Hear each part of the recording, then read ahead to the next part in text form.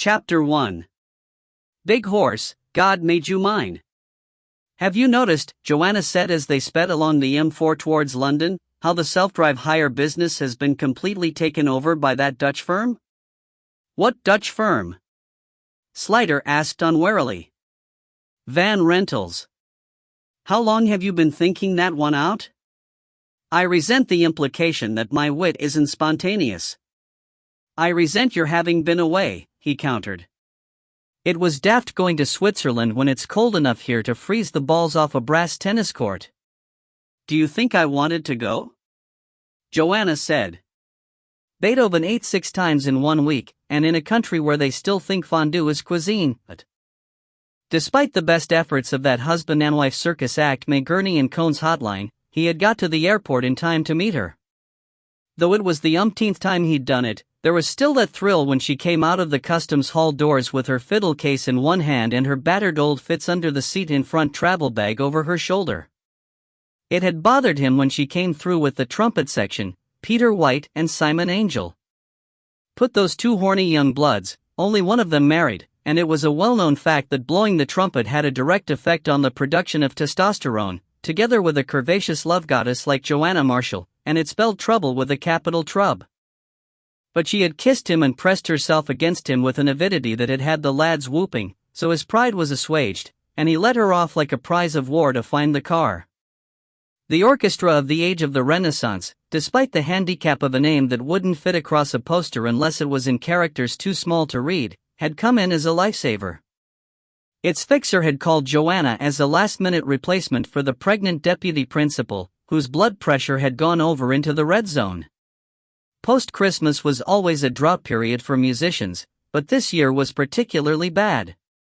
Her own orchestra had nothing for 2 months and freelance work was as rare as elephant's eggs.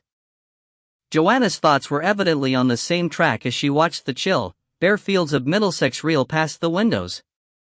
Do you know what's in my diary between now and March? Yes, he said, but she told him again anyway. 2 Milton Keynes dates and 1 pro arte of Oxford, and I'm lucky to get those. Why are things so bad? He ventured. They're just getting worse every year, she said. Fewer people going to concerts or buying records, and more musicians pouring out of the colleges.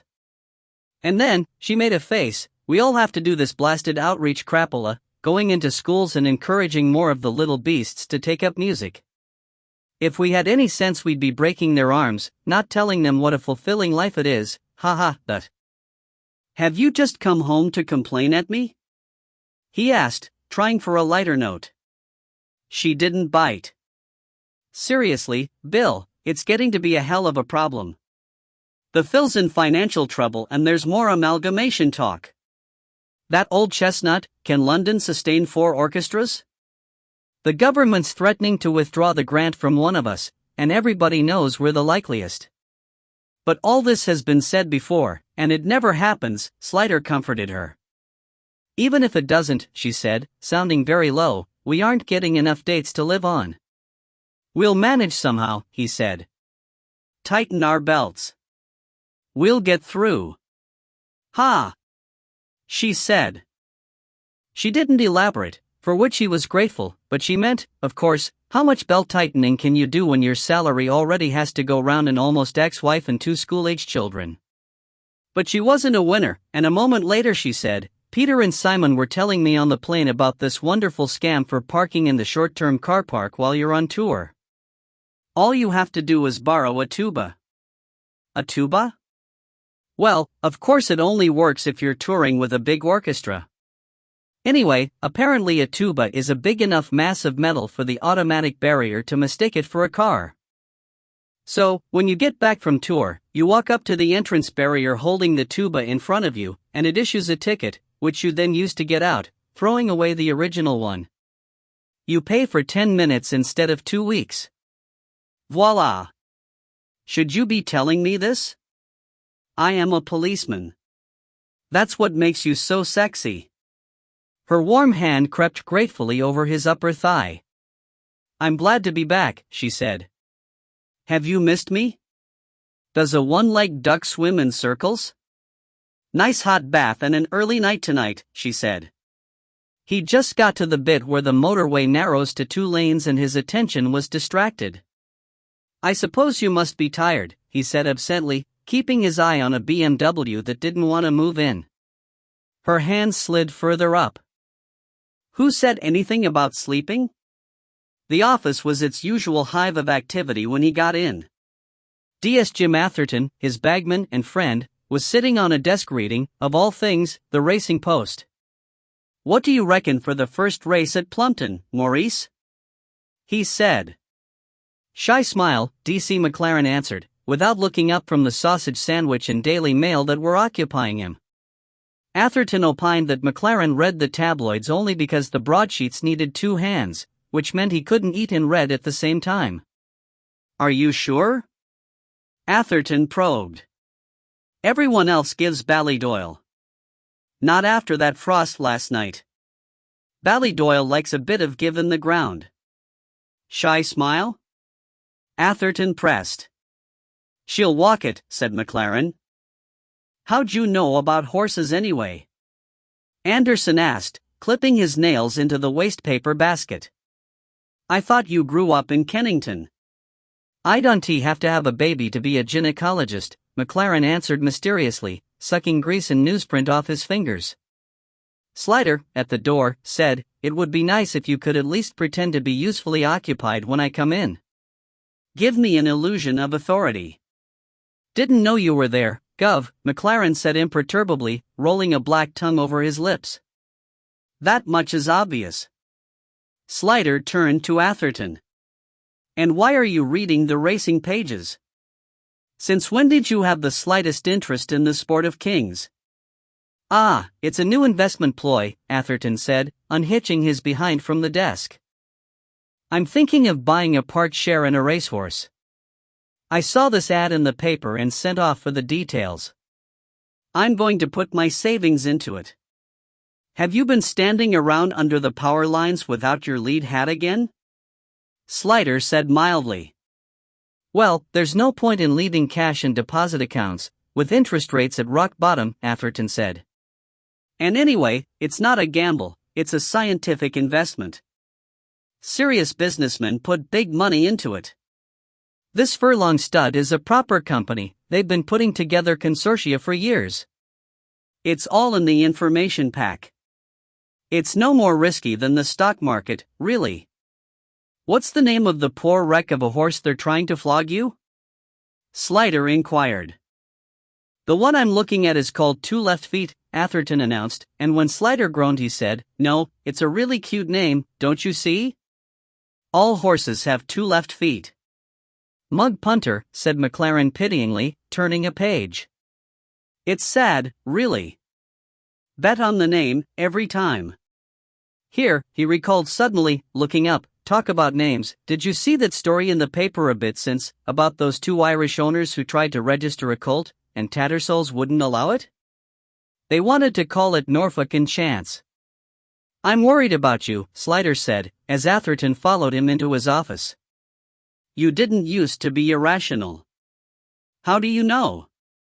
Atherton said cheerfully. "Anyway, I need a bit of excitement in my life. I used to get it chasing women, but now I'm settled down in cozy domesticity, I have to look elsewhere for that thrill of danger." "I wish I thought you were joking," Slider said, going round his desk. He shoved fretfully at the piles of files that burdened it. They bred during the night, he was sure of it. "What's this steaming pile of Tottenham?" "Case files. Ongoing. Mr. Carver's firm passed them over, Mr. Porson's orders. They're down 4 men again, with the flu. Carver's firm are always catching things," Slider complained. "What do they do, sleep together?" "I wouldn't be a bit surprised," Atherton said. "It's worse than it looks, anyway. Most of it's to do with that suspected fags and booze smuggling ring." "Take 'em away," Slider decreed. "I'm too frail for gang warfare at this stage of the week." WDC Swilly, who had answered the phone out in the office, came to the door now, her posture suddenly galvanized, which, since Swilly was built like a young lad's secret dream, was hardly fair on the 2 within. "We've got a murder, boss." she announced happily. Gordon Bennett, what next? Slider said. It shouldn't be allowed on a Friday. Phoebe Agnew. Atherton enthused as he drove, with an air of doing it one-handed, through the end of the rush hour traffic. How come so many people went to work so late? I mean, I know she's a bit of a thorn in the coppa's side. In spades, Slider agreed. Yeah, but what a journalist. Took the Palgabria Prize in 1990, and winner of the John Perkins Award for 97 and 98, the only person ever to win it 2 years running, incidentally. And she really can write, gov. Awesomely chilling prose. Well, don't get so excited. You're not going to have a conversation with her, Slider pointed out. Atherton's face fell a fraction. No, you're right. What a wicked waste. As they turned off the main road, they found their way blocked by a dust cart. It had a selection of grubby teddy bears and dolls tied to the radiator grill. Why did Scathies do that, Slider wondered.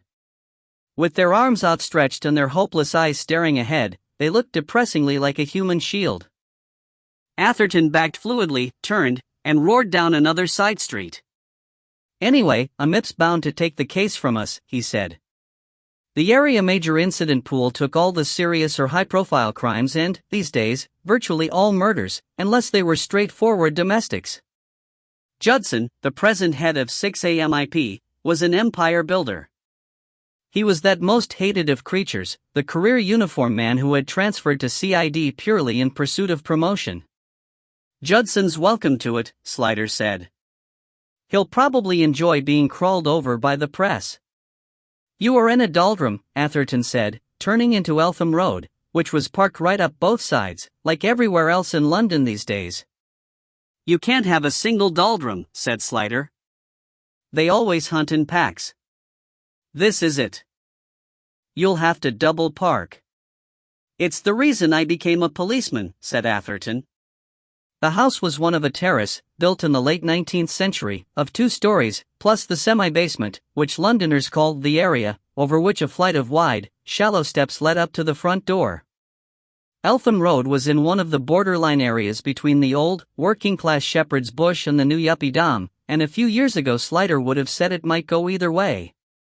But rising incomes and outward pressure from the center of London were making his familiar ground more and more desirable in real estate terms, and there was no doubt in his mind now that the unimproved properties in this street soon wouldn't recognize themselves.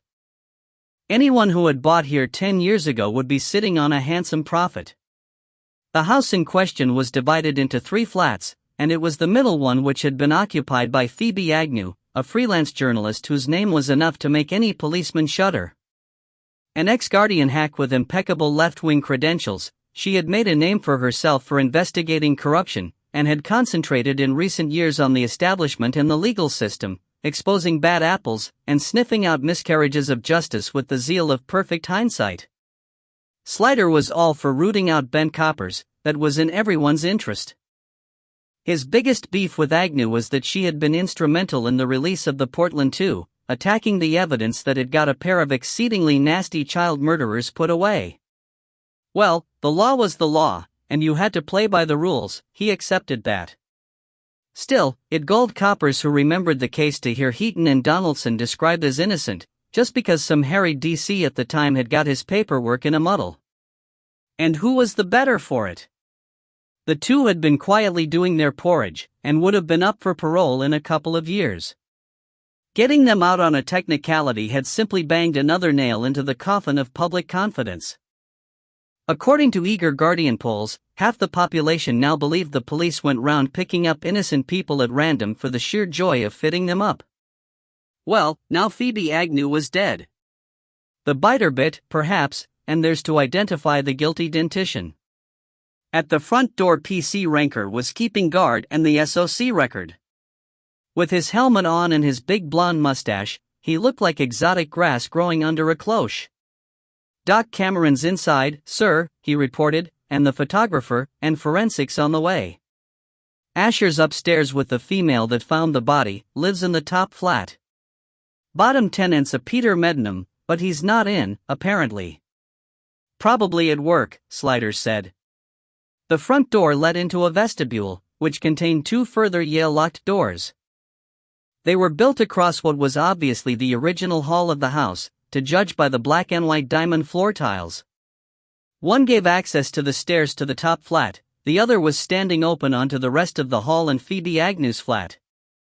It had been the main part of the original family house, and had the advantage of the fine cornices and ceiling roses, elaborate architraves and paneled doors, but it had been converted long enough ago to have had the fireplaces ripped out and plastered over. There was a small kitchen at the front of the house, a tiny windowless bathroom next to it, and 2 other rooms. The smaller was furnished as an office, with a desk, filing cabinets, cupboards, bookshelves, personal computer and fax machine, and on every surface a mountain range of papers and files that made Sliders fade into foothills. "Oh, what fun we'll have sorting through that lot!" Atherton enthused, clasping his hands. "We?" Sliders said cruelly. The other room, which stretched right across the back of the house, was furnished as a bed-sitting room. "Odd decision," said Atherton. "Why not have the separate bedroom and the office in here?" "Maybe she liked to get away from work once in a while," Sliders said. "I suppose it saves time on seduction techniques," Atherton said, always willing to learn something new. "Shorter step from sofa to bed. I wonder what she spent all her money on. It wasn't home comforts, that's for sure. The furnishings were evidently old and didn't look as if they'd ever been expensive. There was a large and shabby high-backed sofa covered with cushions and a fringed crimson plush throw, which looked like an old-fashioned chenille tablecloth. In front of it was a massive coffee table, of dark wood with a glass inset top, on the other side of which were 2 elderly and unmatching armchairs. One had a dented cushion, and a bottle of White Horse in a glass stood on the floor by its right foreleg. The other was a Real Museum piece with metal hoop arms in 1950s contemporary patterned fabric. There was a folded blanket concealing something on its seat. Slider lifted the edge and saw that it was a heap of papers, correspondence and files, topped off with some clean but Uniron laundry. The quickest way to tidy up, perhaps. Along one wall was a low unit of imitation light oak veneer, early MFI by the look of it, on top of which stood a television and video, a hi-fi stack, a fruit bowl containing some rather wrinkled apples and 2 black bananas, a liter bottle of Courvoisier and a 2-liter bottle of Gordon's, part empty, some used coffee cups and glasses, and a derelict spider plant in a white plastic pot. The hi-fi was still switched on, and several CDs were lying about, Vivaldi, Mozart and Bach, while the open case of the CD presumably still in the machine was lying on the top of the stack, Schubert, Quintet in C. Along another wall were bookshelves with cupboards below, the shelves tightly packed, mostly with paperbacks, but with a fair sprinkling of hardback political biographies. "Review copies," Atherton said. "The great journalistic freebie." Slider looked at a title or 2. Hattersley, Enoch Powell, Dennis Healy. But Woodrow Wyatt? Wasn't he a builder? The window was large and looked over the small, sooty garden, to which there was no access from up here. It was the original sash with the lever lock, which was, he noted, in the locked position. Of course, someone breaking in that way could have locked it before departing by the door. But then, why should they? Said Atherton. The Yale on that door's so old and loose a child could slip it. You'd have thought someone in her position would have been a bit more security-minded. Slider shook his head. Obviously she was unworldly. Otherworldly now, if you want to be precise. The right-hand end of the room was furnished with a wardrobe, a tallboy, a low chest of drawers doubling as bedside table, and a double bed, pushed up into the back corner and covered with a black cotton counterpane. The wardrobe was decorated with a variety of old stickers, CND, nuclear power, no thanks, stop the bloody wailing, troops out of Vietnam, and, fondly familiar to Slider, the round, yellow Keep Music Life sticker. Instead of pictures there were posters stuck up on the magnolia-painted walls, amongst them a very old one of Che, a couple of vintage film posters, some political flyers and rally leaflets, and some cartoon originals which were probably pretty valuable.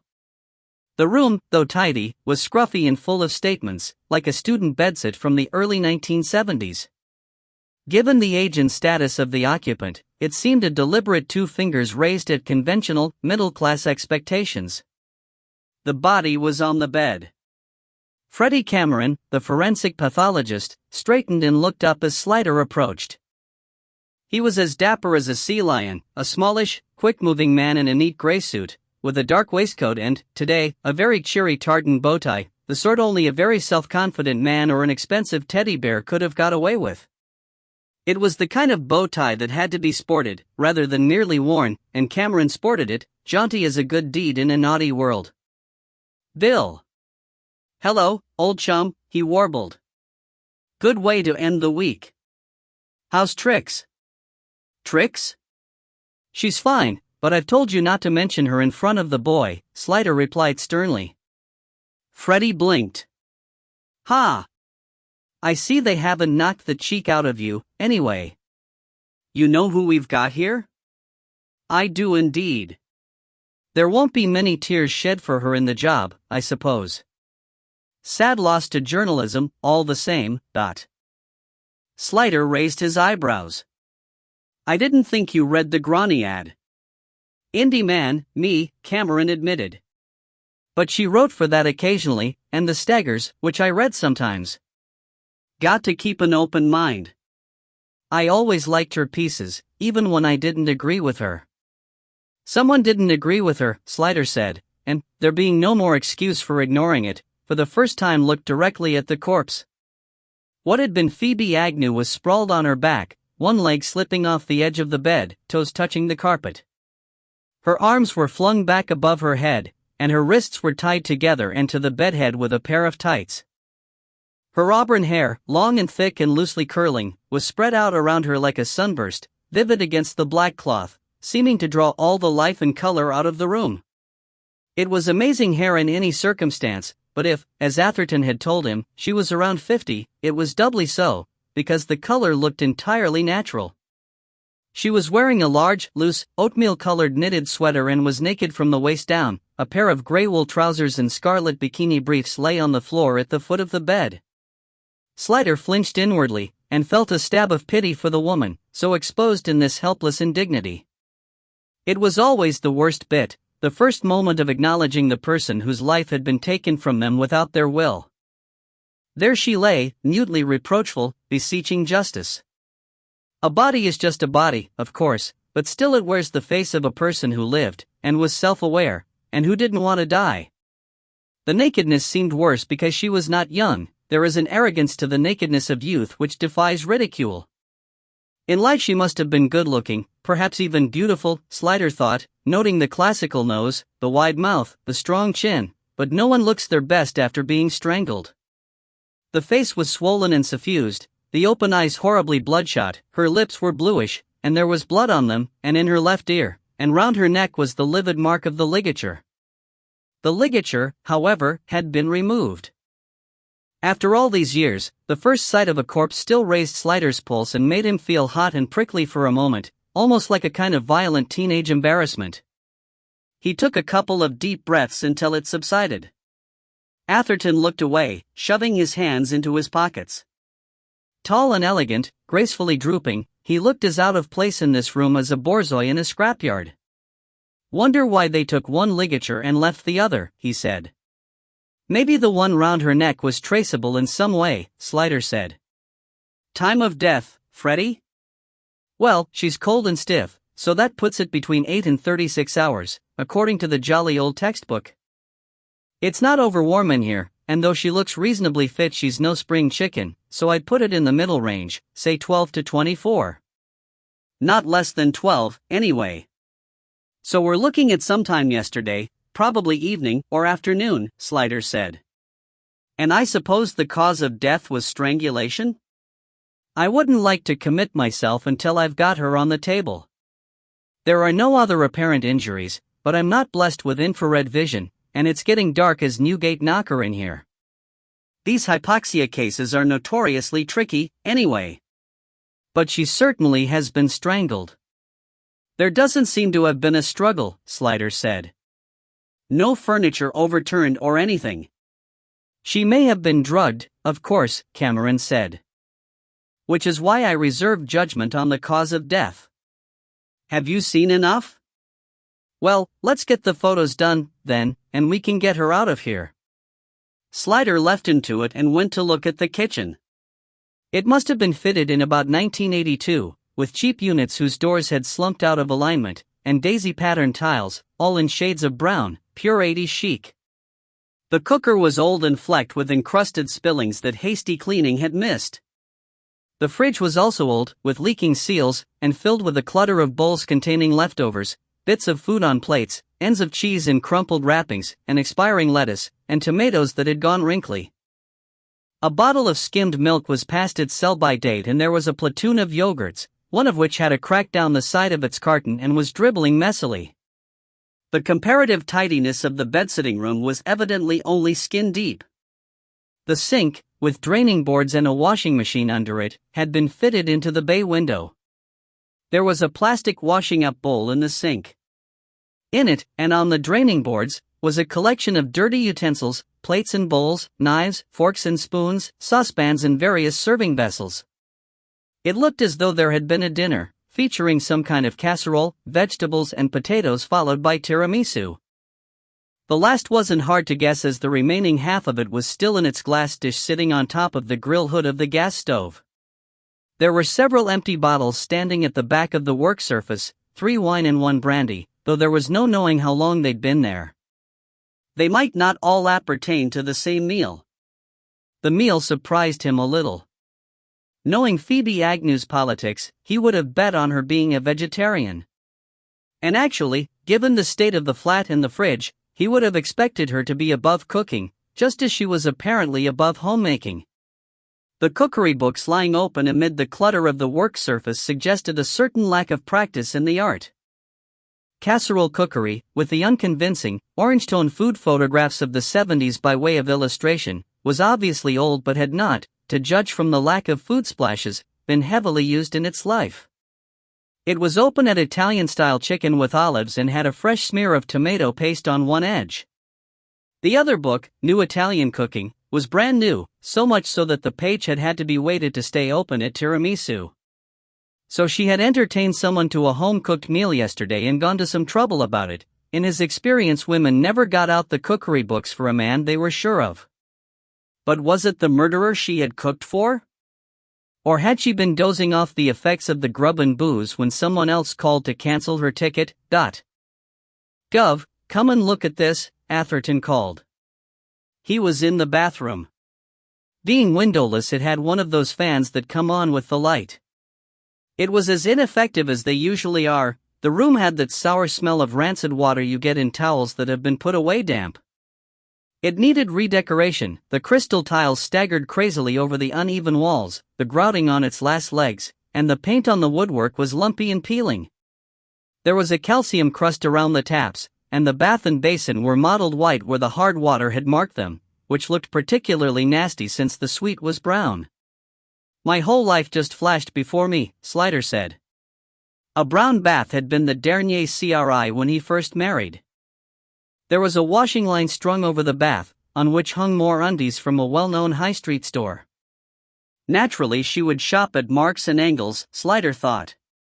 He counted 6 used towels, on the rail, over the edge of the bath, stretched over the radiator, and hung up on the floor, as his mother used to say. And the plug holes clogged with soapy hair, he commented, looking, though not too closely, into the sink. Never mind that, see here, Atherton said, and drew back for Slider to look into the lavatory bowl. The sad little rubber O of a condom looked back at them. She definitely had company, Atherton said. We already knew that, said Slider. Better fish it out. Me? Don't whine. You've got gloves on, Dot. It's the principle of the thing, Atherton grumbled. I was fashioned for love, not labor. As he reached fastidiously into the bowl, he was reminded of an anecdote. The plumber I use now and then told me about how this woman called him out one time because she wanted a new lift fitted. He asked her if she wanted a P-trap or an S-trap, and she went bright red with embarrassment and said, "Oh, well, it's for both, really." "Get on with it," Slider said. Outside there was the sound of reinforcements arriving, and a voice he hadn't expected. "Is that the super? What the chuck's he doing here?" "The voice of the turtle was heard in our land," said Atherton. He secured the floating evidence and followed Slider out. It seemed to have got even colder, and the sky was now featureless, low and gray, like the underside of a submarine. Detective Superintendent Fred the Syrup Porson was on the doorstep, draped in a wonderful old Douglas-fir coat of military green, voluminous and floor-length. What you might call army surplus, Slider thought. Behind Porson stood 3 of his DCs, presumably brought in the same car. The department was short of wheels, as always. "Ah, Bill," Porson said. The cold air had given his skin a grayish tinge. With his big-nosed, granite face he looked remarkably like one of the Easter Island heads. The preposterous toupee was like a crop of vegetation growing on the top. "What's the current situation, vis-a-vis deceased? Let's have a stasis report, Dot." Porson used language with the delicate touch of a man in boxing gloves playing the harpsichord. It was one of the endearing things about him, as long as you didn't suffer from perfect literary pitch. "It looks as though it wasn't suicide, sir," Slider said. He recapped briefly, while Porson tramped restlessly on the spot like a horse, using his hands thrust into his pockets to wrap the strange coat about him. "H.M. Yes. Well. I see," he said. He seemed in travail of a decision. "You are aware, of course," he said at last, "that this flu epidemic has precipitated a crisis situation, area-wide, with regard to personnel? It's a problem right across the Broad, and as such, AMIP has asked if we'd be prepared to keep the case." Slider raised his eyebrows. "It'll be high profile, sir, Dot." "The highest of the high, to coin a phrase," Porson agreed. A few tiny pinpoints of snow were drifting down, settling on the eponymous rug. It looked as though it was developing dandruff. Slider dragged his eyes away. Porson didn't like the wig to be noticed. "The papers will be full of it," Porson went on. "Our every movement will be scrutinized with a tooth comb. I'm well aware it'll be no picnic, believe you me. But the fly in the argument is," he explained, "that AMIP's even worse hit, absentee-wise, than we are. Half their manpower's been decimated, plus they've got 3 other major investigations on the go as well. So the upshot is, they've asked if we'll do the preliminary work, at least to begin with." Slider shrugged. Upshot or offshot, his was not to reason why.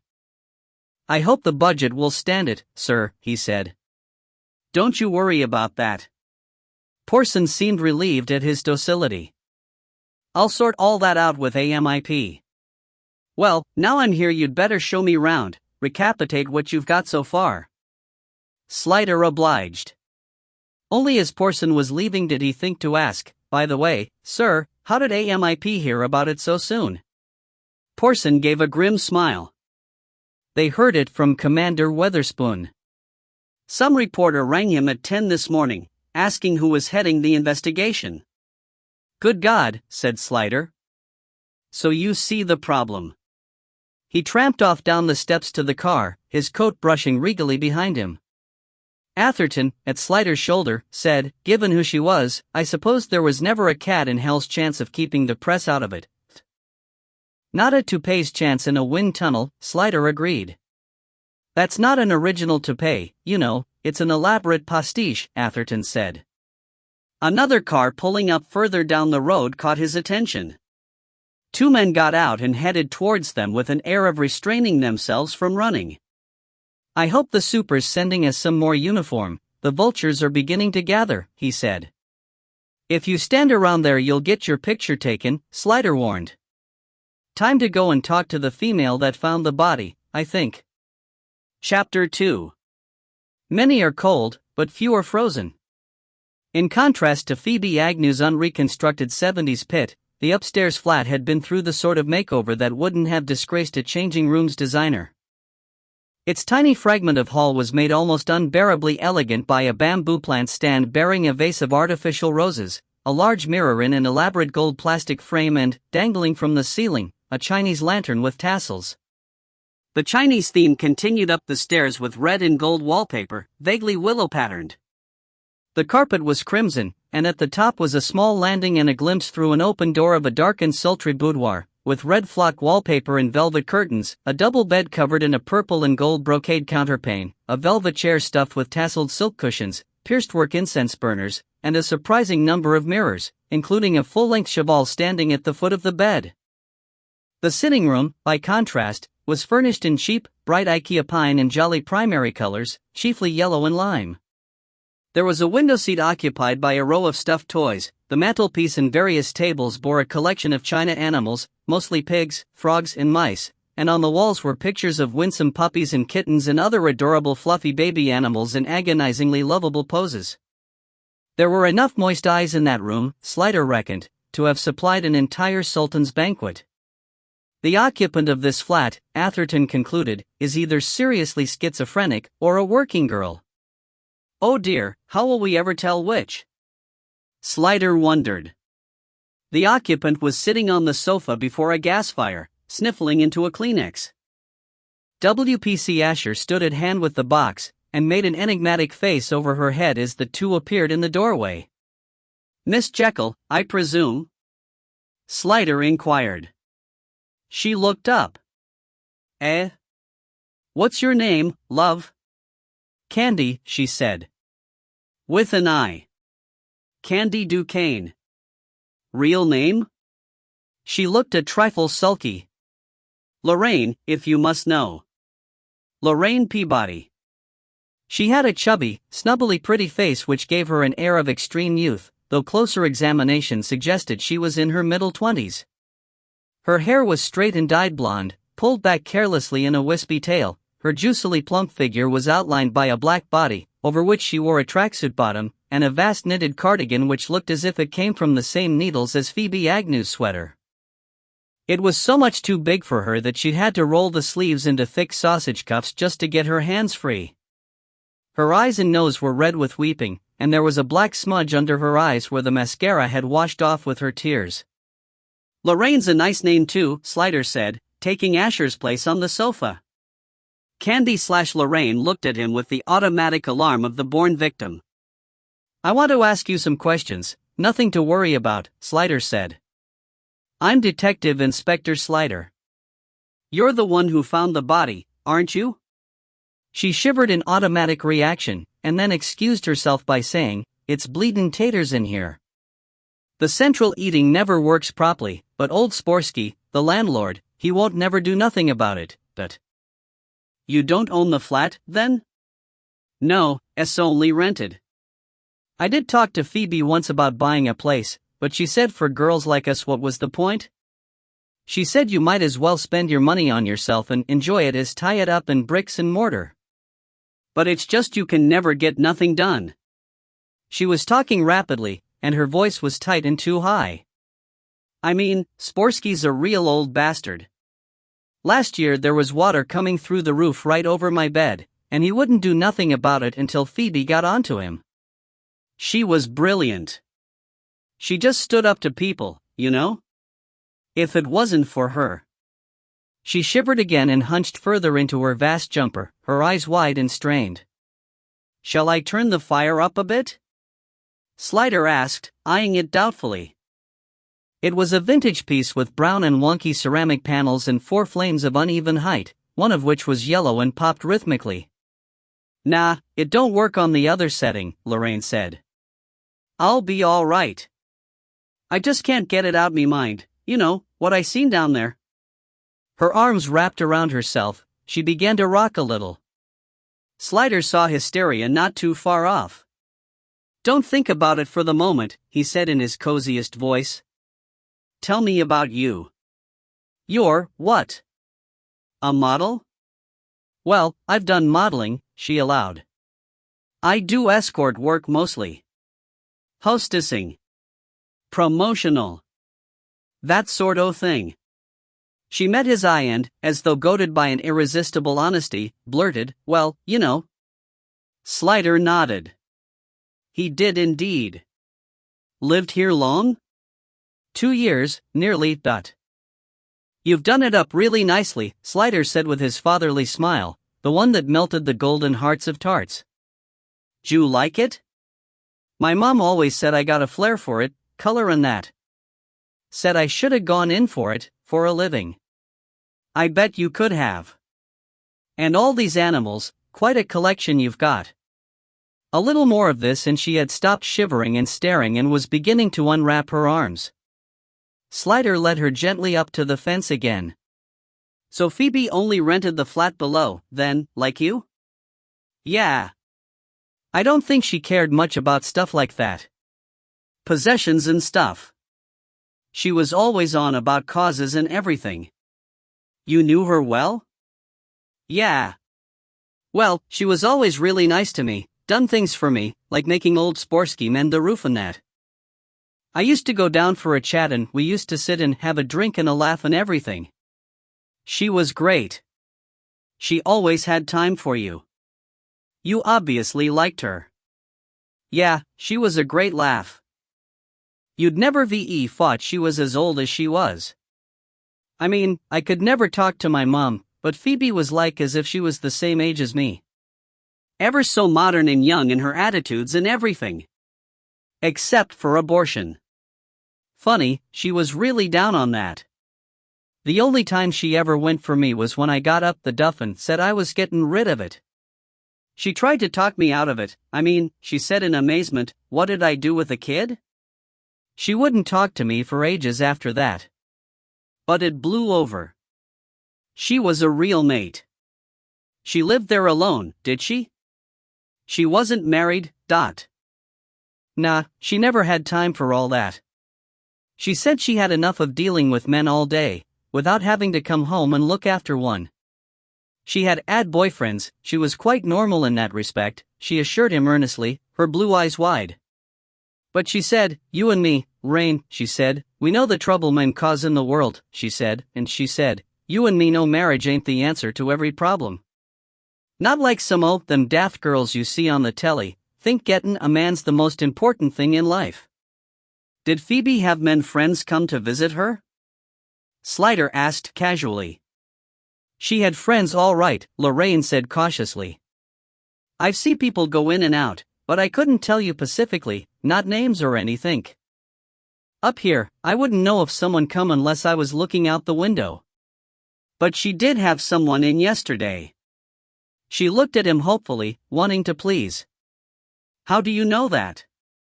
Well, I went down to the hall about 12 o'clock time to see if there was any letters. I just got up. And as I open me door, Phoebe comes in with her arms full of shopping. She came in from the street? Yeah, with all bags of food and that. So I says, how about a cup of coffee and that, because we hadn't had a good old chat for ages, not since before Christmas, really. But she says no, she can't stop because she's got someone coming to dinner and she's got to get the place tidied up. Did she say who was coming? No, but she seemed sort of excited, so I reckon it was a man. I mean, she wouldn't tidy up for a girlfriend, would she? I made a joke about it, because she never normally tidied anything. Me, I like things nice, but her place was always a tip. Tell the truth, I couldn't see her cooking for a girlfriend either. I mean, she mostly eats out, or buys a Marks and Sparks thing, from what I've seen. Did she say what time this person was coming? Nah, but when I was going back up I asked if she fancied coming down the pub later, and she said no, she couldn't, because of this person coming, and she said she didn't want to be disturbed and not to knock on her door or ring her up for any reason whatever. So I just said pardon me for living, and I went. And that was the last time I see her. She sniffed. If I'd have knew it was the last time, I'd have never have said that. But she got up my nose. Why did she? Was she bad-tempered about it? Oh no, not really. Like I said, she seemed kind of pleased and excited when she said about someone coming, but then when she said that, about not disturbing her, she went all strict and teachery, and I just thought, excuse me. I know when I'm not wanted. Slider was accustomed to the habit of the ignorant of taking offense for no reason. She must have been a trying neighbor for the intellectual Agnew, probably forever popping down for a coffee. A person who worked from home was always vulnerable to the dropper in with an empty schedule and a vacant mind. "I suppose you didn't see the visitor arrive?" he asked without hope. "Not as such," she admitted reluctantly, "but I think I heard music playing down there later, so I reckon he must have come all right." "What time would that have been?" "I dunno, really." She thought for a moment. "It must have been about 6:30, some mink like that, 'cause I had the radio on before that, but I turned it off when I went to have me bath, and then I heard the music downstairs, that classical shite she likes." She made a face. "No votes here for Vivaldi and Bach, then." "What about during the evening? Did you hear any other noises from downstairs?" "Well, I wasn't in, was I? I went out about 7, down the club." "Which club?" "The Shangri-La," she said. "You know it?" He did indeed. It was a well-known pickup place for prostitutes, and he had always wondered whether it was by design or accident that the illuminated sign over the door had lost its N. He was about to ask the next question when she evidently thought of something. "Oh, wait. I dunno if it matters, but I did hear the door downstairs bang. That'd be about 7ish. I was just pulling the curtains in here, 'cause I was going out. So that could have been him going. And now I come to think of it, when I went past her door just after, there was no music playing inside, in her flat. So he must have went. Didn't you look down and see, when you heard the door bang? You were standing at the window." "Well, no, 'cause I'd just pulled the curtains closed. And I wasn't that interested, tell you the truth. Slider sighed inwardly. "And what time did you come back from the club?" "It was about, I dunno, going on 10 o'clock. "Alone?" She looked away. "Maybe, maybe not. What's it matter?" "Of course it matters.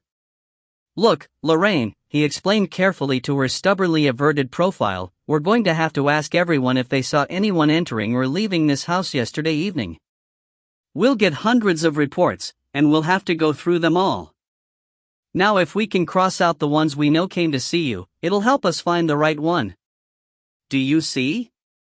She didn't answer. "Don't you want to help find out who killed Phoebe?" She wavered, but said, "I ain't gettin' myself into trouble." "I ain't getting no one into trouble." "There's no trouble in it, not for you or your visitors. I just want to eliminate them."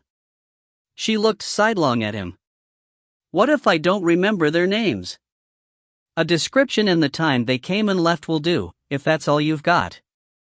"You'll have to write it all out for me." She still looked far from convinced, and he left the subject for now and went on, "Tell me what happened this morning." "Well," she said cautiously, "I just come down this morning to bum a bit of coffee off of her, 'cause I'd run out. I rung her bell and, shouted out through the door, 'It's only me, Phoebe,' but there was no answer." "What time was that?" "'Bout 9:45, 10 to 10 maybe." "Go on." "Well," she said, and paused. "The thing is," she went on, and paused again. He thought he saw her difficulty. "If the door was closed, how did you get in? Have you got a key?" "Well, not as such," she said reluctantly, "although she has give me a key from time to time, when she wanted someone letting in, a workman or something, you know." "But you didn't, in fact, have a key this morning?" Slider pressed. Now she looked defiant. "All right, if you must know, I slipped the lock." "Well, I knew Phoebe wouldn't mind. She never minded me lending a bit o' coffee or whatever. And it was me what pointed it out to her in the first place, how rotten that lock was and how anybody could get in. I told her she ought to make Sporsky get a new one fixed, but she never got round to it. I don't think she was that bothered. She trusted people too much, that was her problem." Slider nodded patiently. "So you went in?" "I called out, 'Are you there, Phoebe?' 'cause the front room door was open and I could see the curtains was still shut, so I thought she might be sleeping in." By the front room she meant, of course, the living room. Slider was accustomed to this Londonism and was not confused. Was the light on or off? He asked. Off. That's what I mean, it was dark in there, so she might have been still in bed. Well, so I went up to the door and just stuck me head round, and I see her laying there. I could see right away something was wrong, the way she was laying.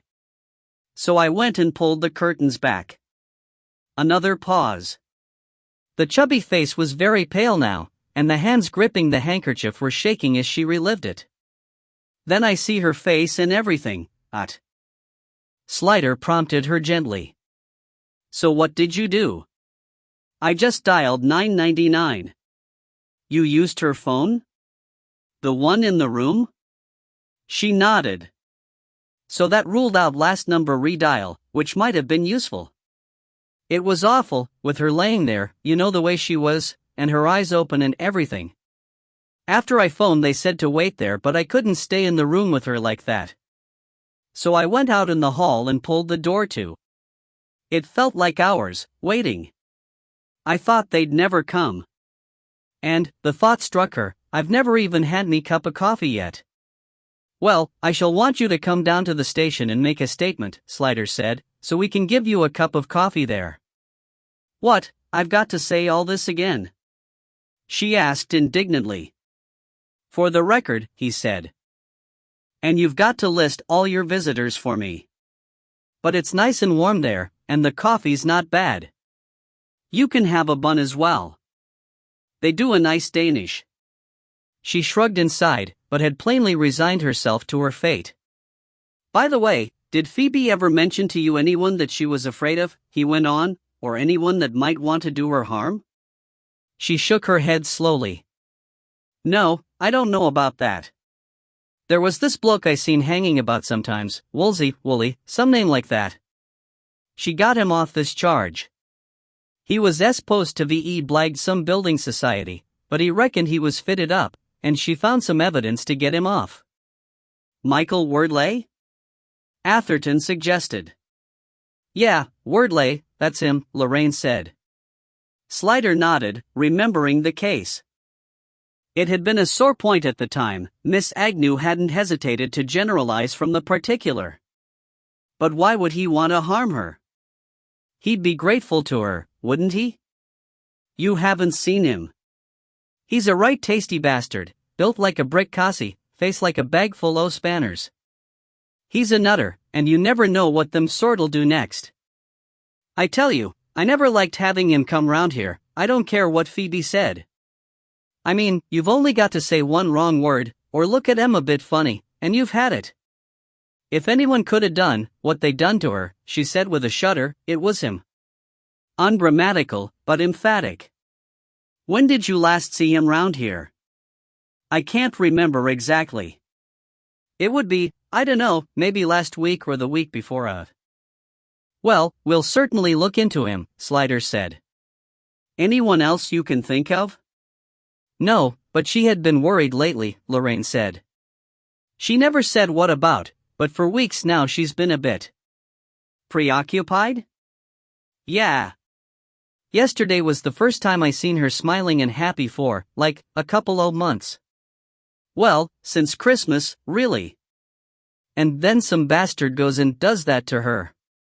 It's not fair, she mourned. I bet it was that nutter. One more thing, Slider said, do you know who her next of kin was? Are her parents still alive? I dunno. She never said. Any brothers or sisters?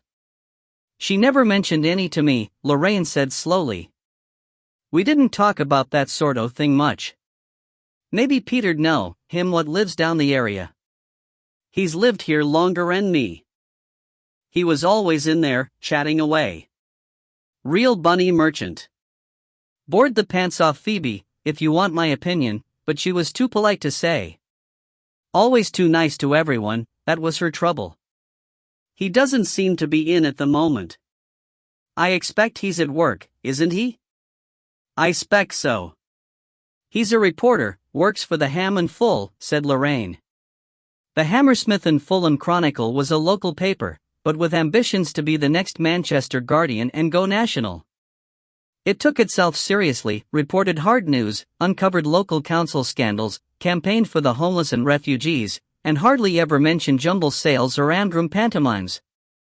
So, said Atherton as they went downstairs again, another newshound. Maybe that accounts for the rapid response.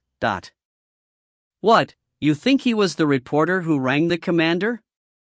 But how could he have known about it? Maybe he did it. Down, boy, said Slider. Back in the Agnew flat, the body had been taken away. The room was strangely lifeless, all color gone with her. The tattiness was now merely depressing rather than defiant. There's a mess of stuff to be sorted through, Atherton said gloomily. Why did she live in a place like this, anyway? I'd have thought she'd earned plenty. You heard from Lorraine what a saint she was. Maybe she gave it all away to charity. And leapt tall buildings in a single bound, Atherton said. No, I see her as one of those pathetic pseudo-intellectuals who leech on dimwits to give themselves a sense of superiority. Better to reign in hell, etc., etc. I don't know, Slider said. With Candy up atop and Peter the Bunny down under, I'd have thought Phoebe Agnew was the one being leeched on. Precisely my point, Atherton groused. Why didn't she stop slumming it and move somewhere else? Did you get a package of hostility through the post this morning? I thought you thought she was a brilliant writer. She was obviously a slob, Atherton said, watching the forensic team opening cupboards and drawers. The tidying had evidently been done student-style, by bundling up everything visible and stuffing it into hiding. Why can't we ever investigate someone with a minimalist lifestyle? Slider had left his side and was talking to Bob Lamont, who had come in person to lift the fingerprints. What's it look like? Dabs everywhere. A real mess. She wasn't house-proud, said Lamont. I've done all the usual places, door, light switch, and so on. Do the cutlery, wineglasses and bottles in the kitchen, will you? Slider said. Working on the assumption it was the killer she cooked for. You don't want much, do you? Lamont complained. Have you done the CD covers? Just about to. Good. Maybe he put music on to kill by. Oh, he added, and what about the flush handle on the loo? That's one they often forget. Shall be done. Slider's own troops were already starting to sort and bag papers from the areas that had been finished with. Atherton turned as he came back to him. I suppose we've got to sort through all this lot to find the next of kin. No, you can ring one of the papers, Slider said. They're bound to have a morgue piece on her. Brilliant, boss. That's me. Try the Independent first.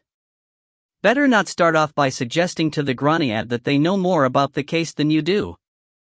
And when you've done that, ring the Hammond full and find out where the downstairs tenant is. He's probably somewhere giving himself an interview, Atherton said. Just as Slider was leaving, Lamont came back to him. I think we may have something, he said. The cutlery and glasses and so on in the kitchen, and the coffee cups and brandy glasses over there, he nodded towards the unit, have all been wiped clean on the outside. But the whiskey glasses have both got lip and finger marks on them. Now, assuming one set belongs to the deceased. Nice, Slider said, brightening. They always make one mistake. Chapter 3. 3 coins on a fontaine. WDC Swilly burst into Slider's office. Boss? Don't you believe in knocking? He said sternly. No, only constructive criticism, she said. Don't you start.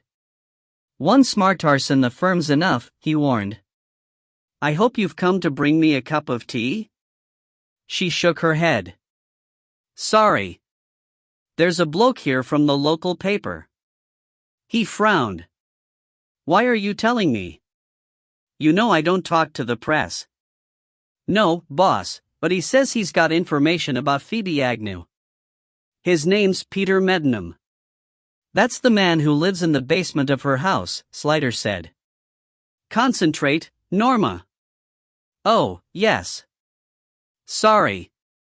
She'd been distracted lately. Her long-standing engagement to the mysterious Tony was at last nearing fruition. At the Christmas party, which, typically, Tony did not attend, she had announced the date for the wedding. The announcement had set the department seething, because nobody had ever met Tony, and the uncharitable had claimed he didn't exist. Norma was tall, leggy, blonde and glamorous, so the idea that she was a sado who had to invent a love interest ought to have been ludicrous, but policewomen who reject the advances of their colleagues have to take what gets dished out. Those she had scorned most cruelly had labeled her a lesbian, and probably fantasized about her in studded leather wielding a whip. Now the same thickheads were saying she was getting married because she was in pod. Spite and wounded pride took no account of logic, of course. But even Slider had to admit to a curiosity about what sort of magnificent demigod Tony must be to have captured his firm's own warrior princess. So, d'you want to see him? Norma asked. He's downstairs, in interview room 1. Eh? Slider said, startled. This meddling ham bloke. Oh. Yes, I suppose I'd better. Is he alone? He hasn't got a photographer with him? She grinned. You're safe. He's not even sporting a notepad. Peter Mednam was not at all what Slider had expected. A reporter for a local paper, he would have expected to be young and poor, and the name somehow suggested tall and handsome, in the manner of a model in a men's knitwear catalog. But what he found in the interview room was a short, plump person of indeterminate age, wearing cord trousers and a silvery olive shade with a Lovat green lamb's wool sweater. A tweed overcoat, of the venerable wonderfulness that put it in the loved family retainer class, hung from his shoulders. His soft face sported a tan which, in the unforgiving fluorescent light, looked fake, and his pale blue eyes were rimmed with lashes so dark they must surely have been helped, especially as the sparse, carefully tended hair was white, or, to be absolutely frank, pale blue. As Slider paused in the doorway, Mednam opened his eyes wide and made a little theatrical movement of his hands, first out and then to his chest. Oh, don't! He cried in a surprisingly deep, cigarette-husky voice.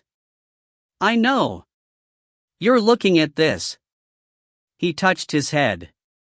It's a disaster.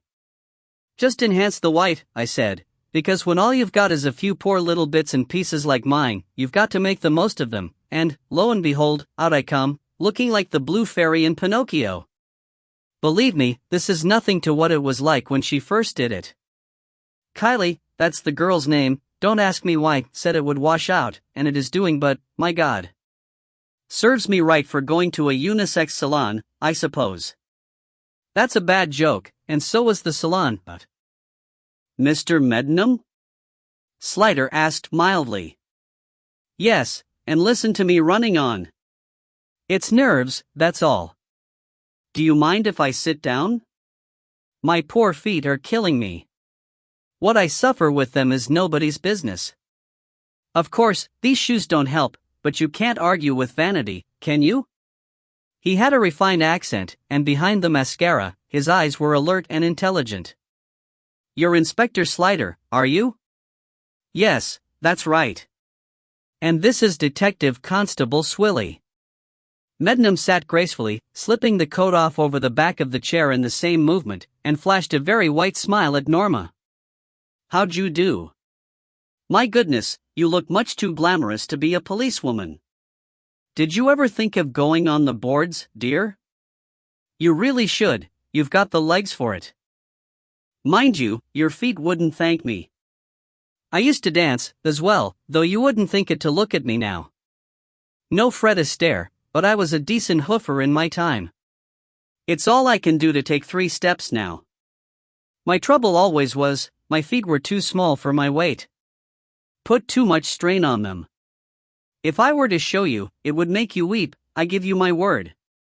Slider sat opposite him and tried to fix his attention. I understand you've got something to tell me about Phoebe Agnew. Well, not exactly, but I thought you'd be sure to want to speak to me, as we were so close, so I came straight here as soon as I heard about it. The blue eyes wavered swimmingly. I suppose it is true? There's no mistake? I'm afraid not. How did you hear about it? Slider asked. I picked up a Standard at the station, and there it was, just a paragraph at the bottom of the front page. It didn't give her name, just said a well-known journalist had been found dead in a flat in West London, but, call me Mystic Meg, I just had an awful premonition about it. So I went straight to the nearest telephone and called the Ham and Full news desk, and of course they knew all about it. One of our own had been first on the scene. My God, what a way to find out. I thought I was going to faint, right there in the railway station. I'm still not feeling quite myself. It must have been a shock, Slider said kindly. The unnatural-looking tan, he had discovered, was makeup after all. Meddenham might well be pale under it, he certainly had a look of strain. It was, he said. To tell you the truth, that's another reason I came straight here. I didn't want to go home. Is that silly of me? He gave a little nervous laugh. Understandable, Slider said. I'm not sure if I'll ever want to go back there again. She isn't still there, is she? No. The body's been removed. The body. Oh dear.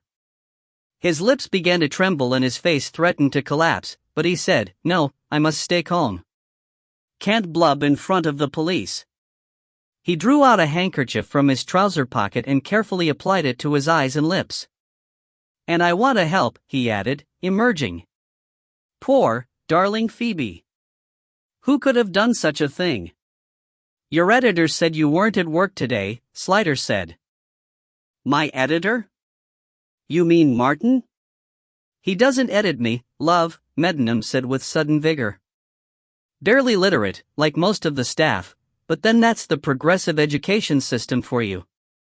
Gender awareness and finger painting, oh yes, but reading and writing, Ubley's Lou. And as for grammar. But I understood you were a reporter for the Ham and Full? He looked shocked. Oh, not a reporter. I do the reviews. Books, theater, TV.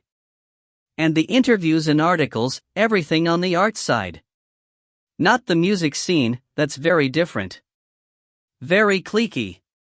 I don't have the in. But I'm virtually the arts editor, otherwise. I used to be on the stage, of course, so I've got the contacts.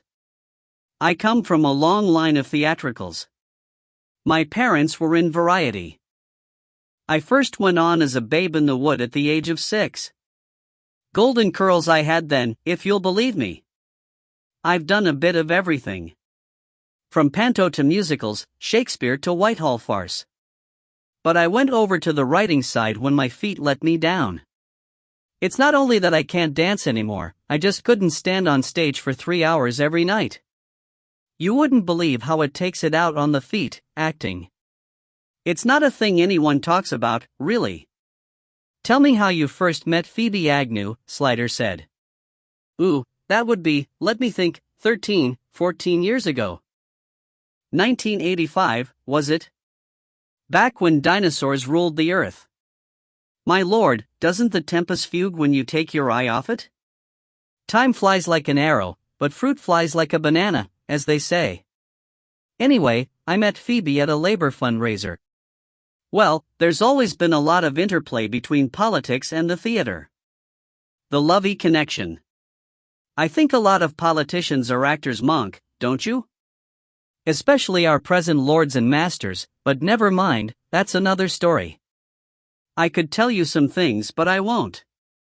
And the other way round, of course, a lot of actors fancy themselves politicians.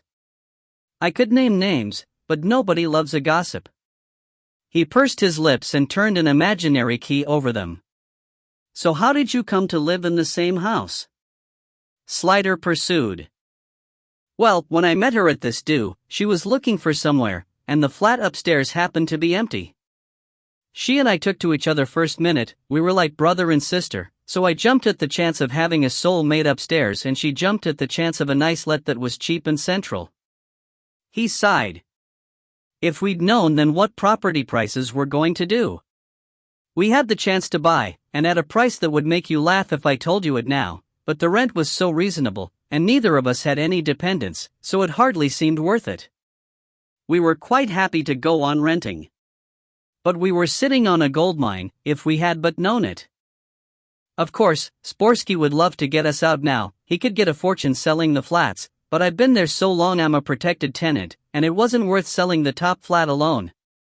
I suppose, he added starkly, his verve dissipating for a moment, now Phoebe's gone, he might sell the rest of the house and just leave me all alone in my basement. Oh, poor me. You're not married? No, I always look like this. Joquette, he explained, looking round with a pleased smile. No, seriously, I should have thought it was obvious I'm not the marrying kind. I don't like to assume anything, Slider said solemnly. So you and Phoebe were close, were you? She was my best friend. She was a wonderful person. She lived her principles, and there's not many you can say that about. Most people just talk about issues, but she got up and did something about it. Mind you, we didn't always agree. I mean, there is such a thing as being too liberal. Everything's so upfront and in your face these days. I've never made any secret about what I am, where'd be the point? You've only got to look at me, but my generation didn't make a song and dance about it. We kept ourselves to ourselves, and the Brigade of Guards. No, naughty. I didn't say that. He twinkled. But nowadays everybody seems to want to tell everybody everything, whether they want to know it or not. And then, some of Phoebe's lame ducks weren't as lame as they made out, if you ask me. I know a thing or two about persecution, believe you me, and if they were victims I'm the Queen of Sheba's left titty. Those two awful men she got let off, who murdered those kiddies. Oh, there might have been some doubt about the evidence, but they did it all right, and as far as I was concerned they were in the right place. Well, we argued about that a few times, I can tell you. But you couldn't fault her in the intentions department. She was all heart, Phoebe. When they made her they broke the mold. His eyes swam again, and he reapplied the handkerchief, sniffing delicately. Slider nodded sympathetically. Have you any idea who might have wanted to hurt her? He shook his head gravely. No, not at all. She didn't have any personal enemies. She was too good and kind. I suppose some people in authority mightn't have liked her, she did rather stir up things that some might have preferred unstirred, but you don't murder someone for that, do you? Well, not in this country. No, I can only think it was one of those random attacks. I mean, there are so many drug addicts and nutters on the loose nowadays, aren't there? Why they ever shut the bins and threw the poor things out on the street I'll never know. Call me an old softy, but they were much better off locked up inside, being looked after. Slider thought Mednam had got into his stride and was playing to his audience, hearing himself and enjoying the flow of words. It was time to bring him down a bit. So, tell me, why weren't you at work today? Oh, he said, almost as if he'd been slapped. Well, that's a straight question if ever I heard one. I had the day off, as it happens. I went to see my mother. She's not been very well recently. And where does she live? In Danbury. It's near Chelmsford. Yes, I know where it is, Slider said. You do? Peter Mednam seemed very interested in that. Slider said merely, I'm an Essex boy myself. You went down this morning? There was a very slight hesitation. No, last night. By car? You drove down? No, I don't drive, actually. Never got round to learning, well, I've always lived in London, so there didn't seem much point. I took the train. Stayed overnight. Took the aged mum out to lunch today, bless her, she loves eating out, and got the train back straight afterwards. I had to hurry to catch it, so I didn't see a paper until I got to Liverpool Street. That's when I saw the bit about Phoebe, and I came straight here. What time did you go out last night? Slider asked. He seemed put out by the question. Me? Last night? Why do you want to know? Have you some reason not to tell me? Slider countered pleasantly. No, of course not. Why should I? Well, if it's important to you, I left at 8. I wanted to catch the 9.02 from Liverpool Street, and I always leave myself plenty of time to catch trains. With my blessed feet, I can't afford to have to run for one. He looked inquiringly at Slider as if for a quid pro quo. Slider said, "It seems that Phoebe Agnew had a visitor yesterday. I don't suppose you saw them arrive or leave, did you, Dot?" Meddenham chose to take that as the reason for the previous question, and his face cleared.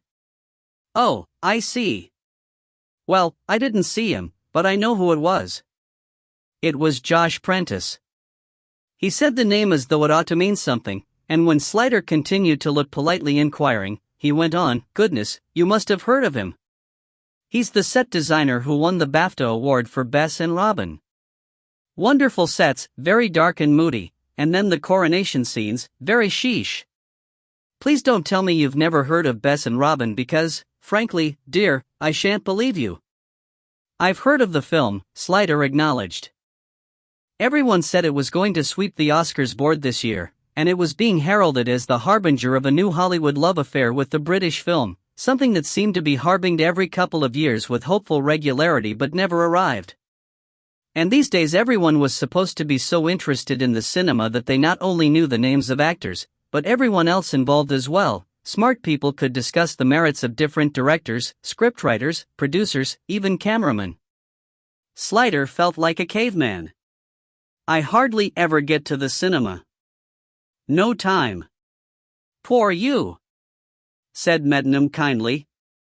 "Well, Josh is an architect by training and has his own company, very successful, makes oodles of money, but he's famous for his sets.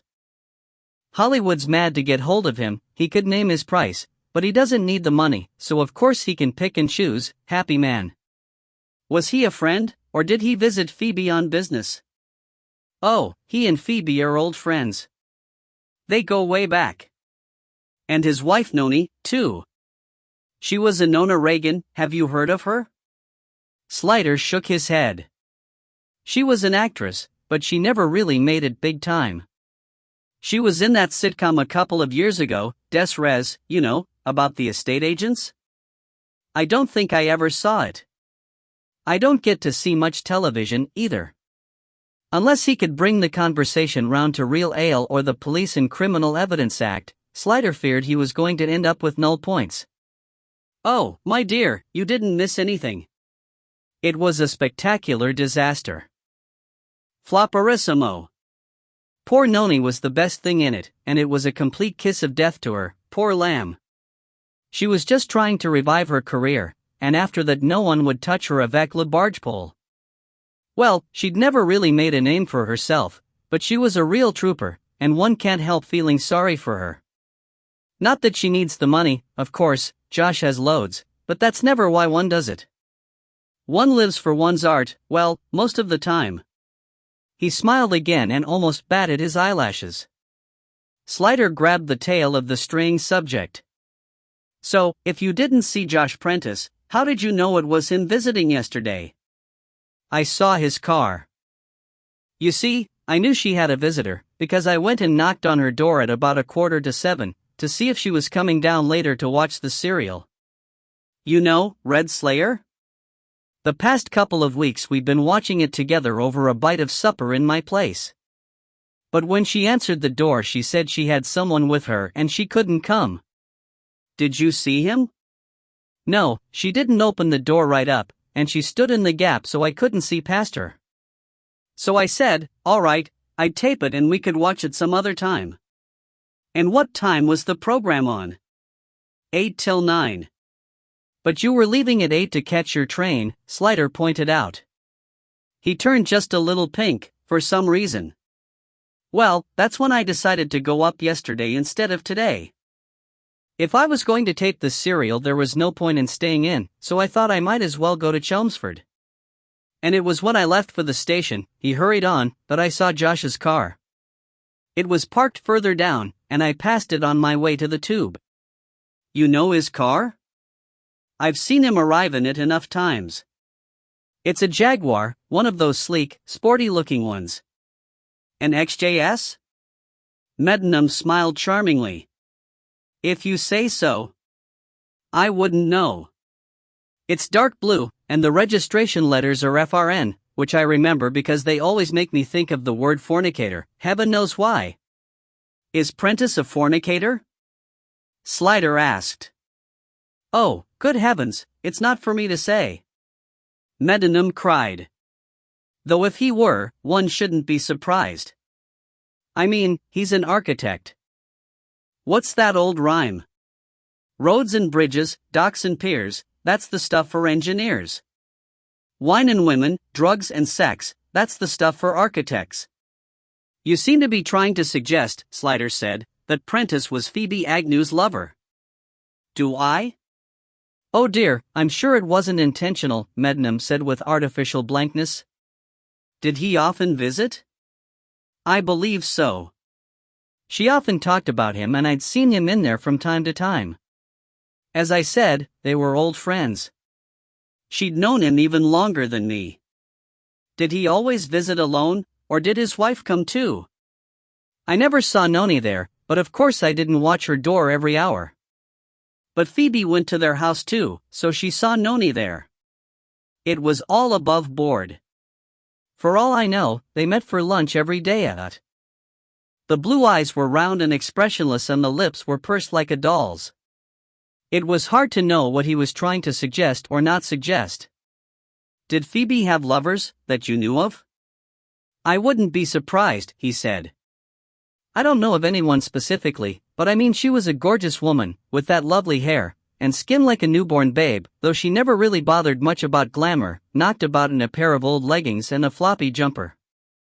I said to her many a time, you've got legs most women would die for, darling, yet you never, ever show them, and between you and me, he added confidentially to Swilly, she was one of those lucky creatures who never even had to shave them.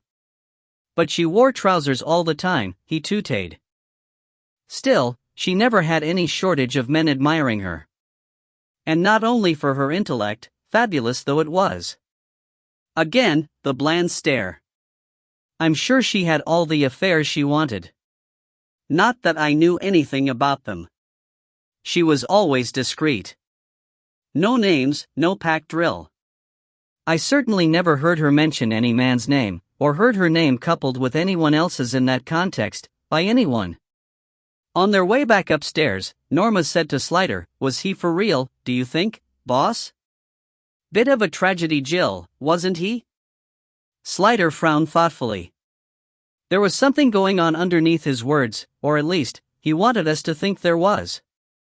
That's the trouble with actors, I suppose, you can never tell when they're acting. He's only an ex-actor, Norma pointed out. That might very well be the worst kind. What did you make of him? He struck me as possessive. Phoebe was his best friend, and she oughtn't to be anyone else's. What a life she led, with Lorraine upstairs and Meddenham downstairs, both knocking at her door at all hours, yearning to unbosom themselves. It was her choice, Norma said unkindly. What was she doing living there anyway? I see her as leeching off them as much as vice versa, surrounding herself with sad acts who made her feel important. He dropped behind her as they met people coming down. But surely she was a big enough name already, without that? No one's ever important enough in their own eyes, Norma said. We're all insecure. It's only a matter of degree. She climbed faster than him, and her wonderful athletic bottom bounced just ahead at eye level, leading him ever upwards. Better than a banner with a strange device. She stopped on the landing and waited for him. I couldn't get my head round his kit. Those trousers and that sweater were smart and expensive, but then he tops it off with that whiskery old weasel. Harris tweed, said Slider, glad for once to be sartorially better informed than one of his minions. It lasts forever, but it costs a small mortgage in the beginning. So it's of a piece with the rest. Oh, said Swilly. They pushed through the swing doors. Maybe that's what he spends his money on, then. If he's a protected tenant, he won't be paying much rent. He'd be a fool to move out of that flat. It makes you feel quite sorry for the Sporsky character. You know, there's something not quite right about Meddenham. Something he's not being straight about. Norma raised her eyebrows. I should have thought almost everything. Seriously. There's something wrong about his story. Yes, he didn't seem convinced by it, Norma agreed. And if he was going to see his dear old mom, why not wait till the weekend, instead of taking a day off for it? Why indeed? Slider said. I think I could bear to know whether he did go and see her last night. He's hiding something. Or, he added with frustration, he wants us to think he is. Don't start that, Norma warned, or you'll drive yourself nuts. But even if he is hiding something, Slider continued, pausing at his door, I can't really see him as the murderer. I mean, why would he? And even if he did it, he'd hardly tie her up and rape her, would he? Norma looked thoughtful. I don't know about that bit. But if it's a motive you want, there's always jealousy. Jealousy? Well, he obviously adored her. She was just the type, a big redhead, a faded star, just the sort they go for. And if she preferred butch men to the sort of sensitive love he could offer, well, that type of jealousy can be worse than the other sort. Interesting, Slider said. Chapter 4. De mortuis nihil nisi bunkum. Phoebe Agnew's parents, it seemed, were both dead, and her next of kin was her only sister, Chloe, married to a Nigel Cosworth and living in a village in Rutland. Atherton was impressed. It's quite hard to live in Rutland.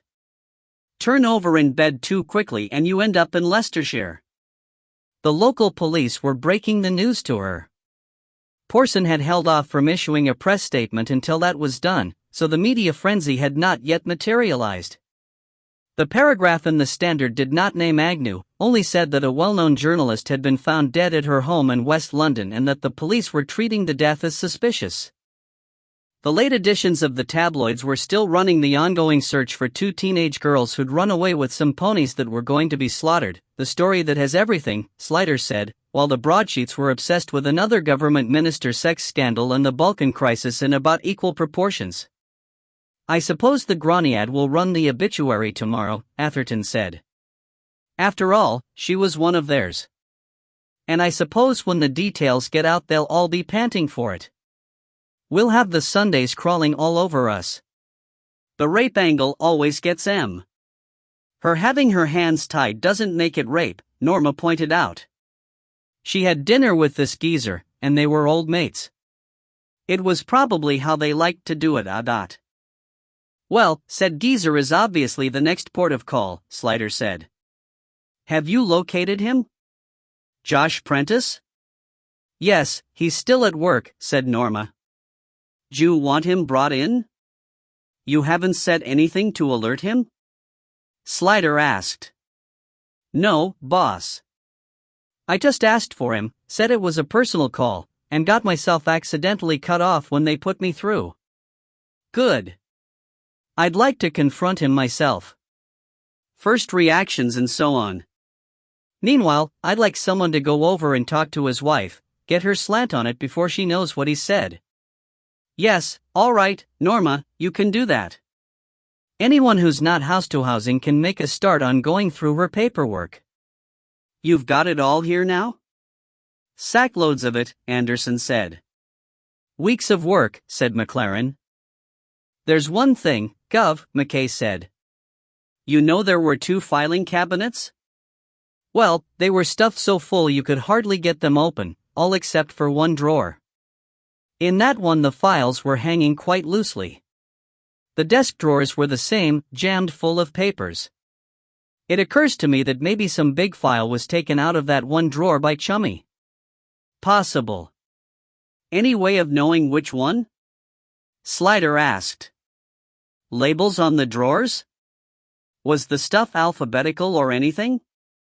You kidding? McKay said economically. Okay, said Slider, keep that in mind as you go through. Try to classify the stuff and see if there's anything obviously missing. It may not mean anything, though. There were a lot of papers loose on the desk, as I remember, and they might have been what made the space. Anyway, Anderson said, if it was a sex thing, he's not going to go looking through her files, is he? Probably not, Slider said, but it's as well to keep an open mind. It hadn't snowed, but the sky had remained lowering, and its unnatural twilight had blended seamlessly with the normal onset of winter dusk. It seemed to have been dark all day, with the lights in shop and office windows making it darker by contrast. It's like living in Finland, said Slider gloomily. Atherton glanced at him. Sad syndrome, he said. Sorry, aging detective. Oh, thank you. Rush hour was winding itself up. Illuminated buses glided past like mobile fish tanks, the wet road hissed under commuter tires, so that, with your eyes closed and a certain amount of goodwill, you could imagine you were on the piste. Prentice's office was in a new block in Kensington Church Street, prime real estate these days, especially as it had a car park. Somewhere to leave a car in central London was becoming more valuable than somewhere to lay your weary head. The time would come when it would be cheaper to hire someone to drive your car round and round all day and jump in when it passed you. When they were finally ushered into Prentice's large and expensively furnished room, he was standing behind his desk and talking on the phone while he looked out of the large window onto the ribbon of lights, gold and ruby, that wound down to Ken High Street and up to Notting Hill. He gestured them to seats while continuing with his conversation, behavior that Slider, perhaps unfairly, couldn't help feeling was an executive ploy for impressing them with how busy and important he was. At last Prentice slammed the phone down in its cradle and said, "Sorry about that, gentlemen. What can I do for you?" He didn't sit down, suggesting that whatever they wanted, it wouldn't take him very long to sort it out and be rid of them. He was a tall man in his 50s, and broad under his pale gray suit, which even Slider could tell was fashionable and expensive. He was not fat, but heavily built and with a certain softness around the jowls and thickness in the lines of his face that was not unattractive, given his age, merely adding to his authority. His beautifully cut hair was fair, turning gray, and brushed back all round to give him a leonine look, which went with his straight, broad nose and wide, lazy hazel eyes. Altogether he seemed a commanding and handsome man, the sort women would fall for badly. A man who could kill. Perhaps, Slider thought, if the reason and circumstances were right. He looked as though he would be single-minded in pursuit of his own ends, and whatever he did, he would prove a formidable opponent. Or at least, Slider amended to himself, wondering if there wasn't a trace of self-indulgence about the mouth and the softness, he'd always make you think he was. Slider introduced himself in Atherton, and proffered his ID, which Prentice waved away magnanimously. "I'd like to speak to you about Phoebe Agnew," he said. The gaze sharpened. "What about her?" "You are a friend of hers, I understand." "Phoebe and I are very old friends," he said, a faint frown developing between his brows. "There's no secret about that. I've known her since college days. We've worked on many a fundraiser together." "Why do you ask?" Defensive, thought Slider. "Would you mind telling me when you saw her last?" "I certainly would," Prentice said. Slider raised his eyebrows in his mildest way. "You have some reason for not telling me?" "I am not going to answer any of your questions until you tell me why you're asking," Prentice said impatiently. "So either come out with it, or I shall have to ask you to leave. I'm a busy man." "You haven't heard, then," said Slider, "that Miss Agnew is dead?"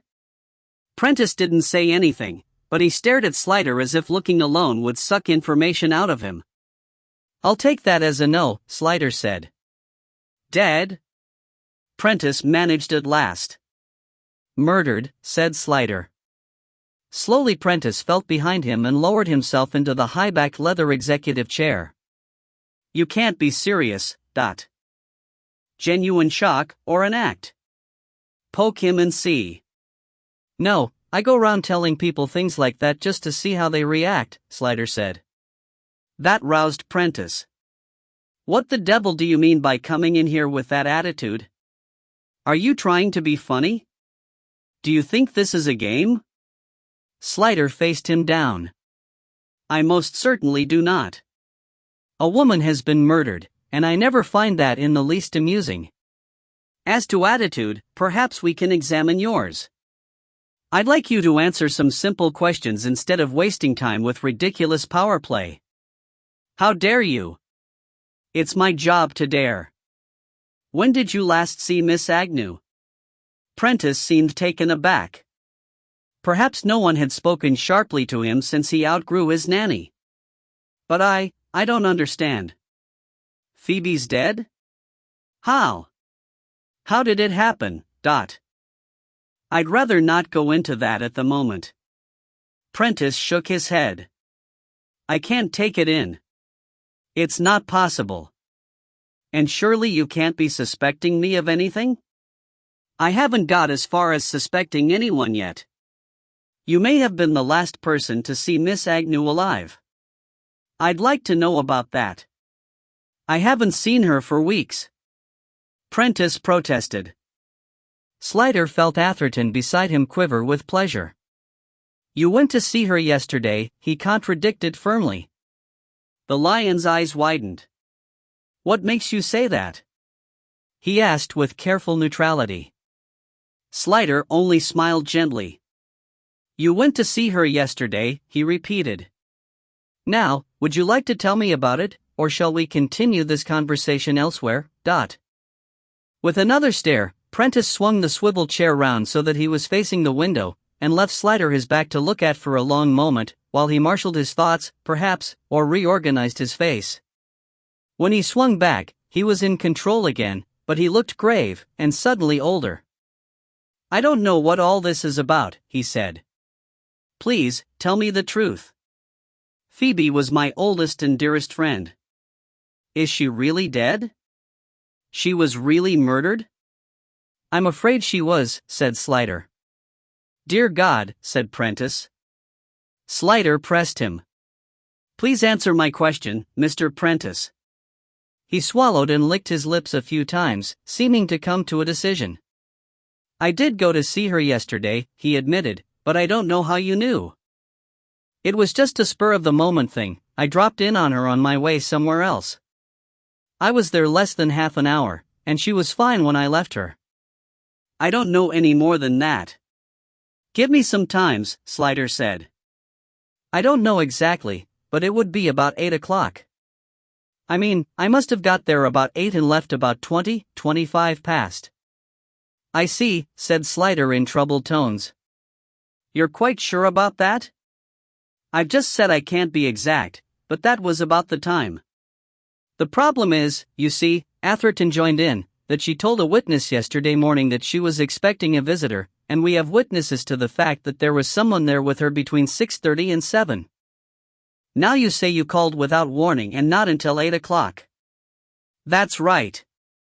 He paused, frowning with thought. It must have been someone else, he concluded. She must have had another visitor. Did she say, when you saw her, that she'd had a visitor? No, but, well, if it wasn't me, it must have been someone else, mustn't it? Where were you for the rest of the day, at work? No, as it happened I was working from home yesterday. I do that sometimes to get away from the phones. How did Miss Agnew seem to you? Slider asked. Was she in her normal spirits? I don't know, yes, I suppose so. What did you do? Do? We chatted about this and that. I had something seem to strike him. You had what? I had a drink, he said slowly. Slider smiled inwardly. He's remembered the whiskey glass, he thought. Anything else? Phoebe had one as well, he said in that same distant tone. And then he snapped back to normal. Anyway, that's all I can tell you. She was perfectly all right when I left her. Where were you on your way to, when you called in? He hesitated. I was going to a meeting. At that time of night? Atherton asked. He looked lofty. A ministerial meeting. The business of government is not 9 to 5. As you probably know, I am the government's special advisor in inner city development. Yes, I did know that, Atherton said. Slider was glad at least one of them read the newspapers. And who were you going to see? Is it any of your damn business? Prentice snapped, getting some spine back. Slider took it up. Well, yes, I'm afraid it is. You must see that, as you were with the deceased at such a crucial time, we have to check your story. I'm sure you wouldn't expect us to do otherwise, given that Miss Agnew was your friend. A pause. I went to see Giles Freeman, he said at last. Does that satisfy you? I'm sure, he added with heavy irony, you'll accept the word of a Secretary of State, won't you? The words not on a bet jumped to mind, but Slider went on, what was your relationship with Miss Agnew? I've told you, we were old friends. Were you lovers? Prentice burst to his feet. Look, I'm tired of your damned impertinent questions. My best friend is dead, don't you understand that? Can't you imagine how I must feel? Slider was unmoved. Nevertheless, I have to ask you, were you lovers? No, we were not. You were just good friends? Perhaps your imagination is so limited that you can't conceive of a man and a woman being friends, but that's not my problem. Slider stood up. Thank you for your frankness, Mr. Prentice. I do have to ask you if you will come to the station and let us take your fingerprints and a blood sample for comparison. For comparison with what? He snapped. We need to eliminate any traces you may have left around the flat, Slider said evenly. He looked shaken. And if I refuse? Then I should wonder whether you had something to hide. I know that if my dearest friend had been murdered, I'd want to do everything I could to help bring the murderer to justice. But I don't need you to lecture me on the duties of friendship, Prentice said, but after a moment he added, when do you want me to come? As soon as possible. Now, if you can. We can give you a lift back with us. No, I'll go in my own car, thank you, Prentice said. Is that the XJS? Atherton asked with car-spotting eagerness. Dark blue? Reg number something FRN? Yes, Prentice said, slightly puzzled. You like Jags? I like all cars, Atherton said. So, Mr. Prentice, are you coming now? Slider asked. I'll follow in 5 or 10 minutes. I've some things to clear up here first. When they were out in the car park, Atherton gave a soundless whistle. Quite a setup. The rent of that place must really hurt. Then there's the Jag, and he was wearing some serious cash. His suit looked like a Paul Smith. Paul Smith? Slider queried. Atherton smiled kindly. Like Armani, only more so. Cutting-edge stuff. Thank you, Slider said humbly. So, bank account left aside, what did you think of him? Guilty, Atherton said. Lied straight off about having seen her. Nervous, evasive, falling back on the old lofty arrogance to try and get out of answering awkward questions. He's an architect.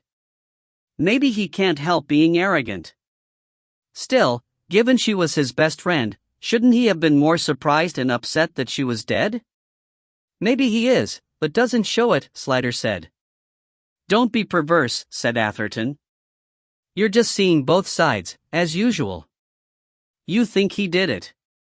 His story may be true. Why shouldn't she have had 2 visitors, It'll be true just as soon as he's phoned his old friend Giles Freeman to give him the script, which is what he's doing right this minute, by the way. Perhaps. But I can't stop him without arresting him. Ah, yes, and he's not a person to arrest unless you're sure. Too many friends in high places. What is he, a dustman? Laugh it up, Gov, Atherton warned. It doesn't stop at Giles Freeman, you know, though that'd be bad enough. Freeman's one of the coming men and doesn't like anyone to get in his way. But more than that, the Freeman set has the key to number 10. In and out like lamb's tails. You terrify me, Slider said. You're a political ignoramus, Atherton told him affectionately. How do you manage not to know all these things, ? I don't get time to read the papers. That's dedication. Apparently Prentice didn't either, or not the Standard, since that's the only place it appeared. Her name wasn't mentioned in that anyway, Atherton pointed out. True. But wouldn't you have thought someone would have phoned him and told him? He must know plenty of journalists, and the word must have got round by now. Maybe they don't like him. All right, what now? Back to the factory. With any luck, Norma will have got something from his wife that we can work with. In the car, Atherton said, what about the tying up, Gov? Do you think it was a sex game that went wrong? Do you see him as the bondage, S&M type? There's no point in wondering until we find out if the finger marks and semen were his. How much do you want to bet? Atherton said. I'm not a betting man, Slider said. He glanced at his colleague sidelong, wanting to ask him about the horse racing thing, and then deciding it was none of his business. Lots of people gambled. It wasn't a crime.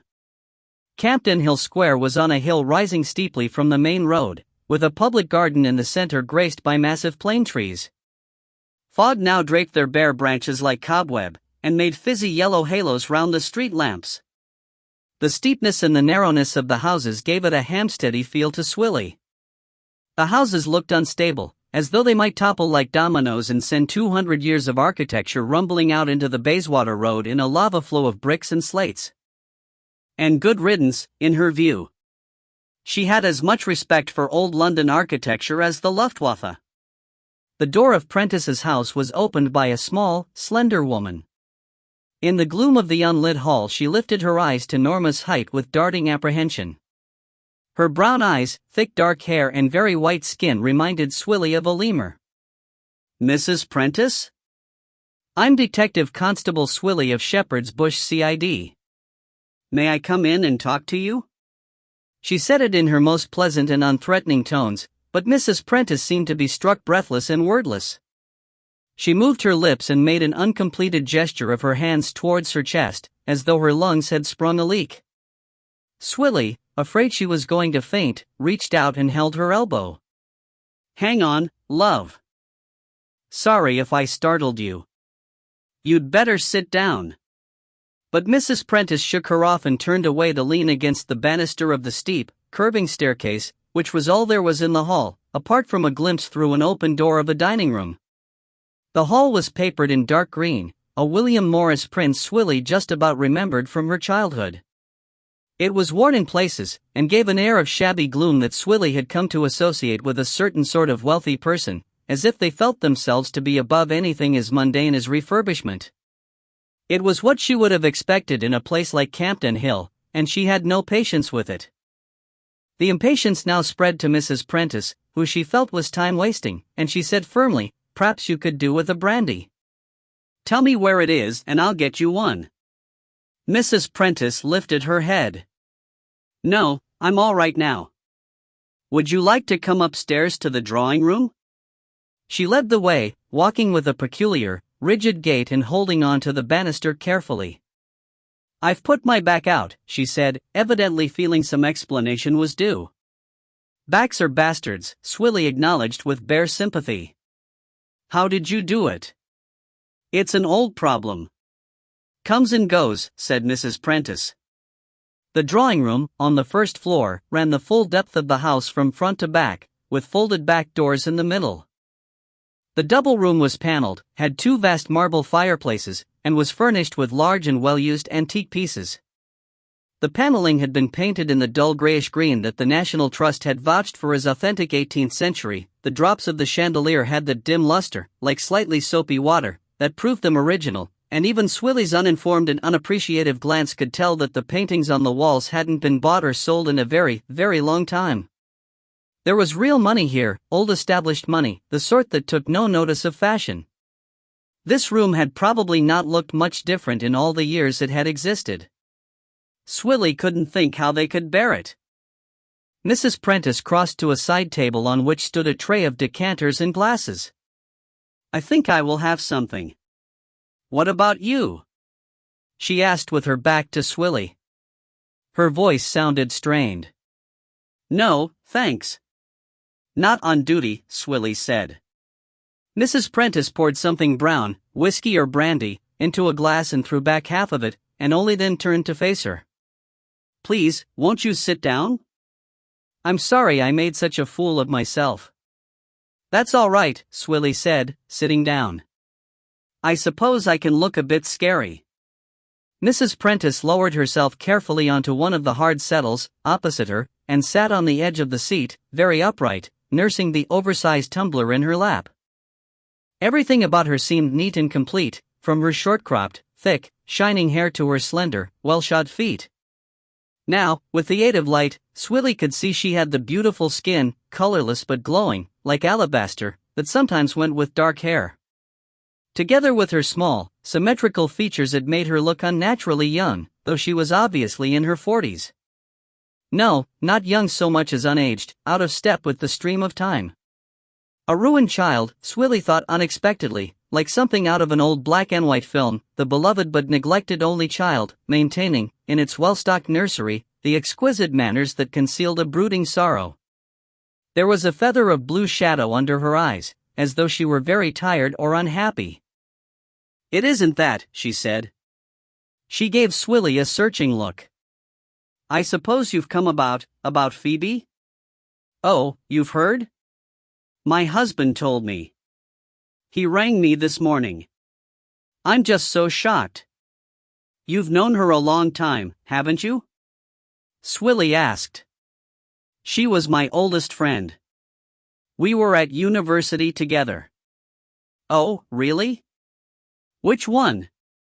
"University College, London. We were both reading English," Mrs. Prentice said. "We took a liking to each other the first day, when we were all milling about wondering where to go and what to do. You know what it's like, if you're lost, you always want to latch onto someone, so that at least there are two of you in the wrong place. Not that Phoebe was, for long. She always knew exactly what she should be doing. I tagged along with her, and after that we always hung around together." She smiled with an effort. "We used to sit on the sofa in the corner of the English common room in Foster Court all day, and make terrible critical comments about the other students. Phoebe was frightfully left-wing and radical, and they all seemed so conventional, tweedy sixth formers, young conservative types. We thought we were being witty, but it got us a reputation. Some of the others called us les tricoteuses." She glanced at Swilly to see if she understood the French. "We didn't mean any harm. To tell the truth, I barely understood half the comments. But Phoebe led and I followed."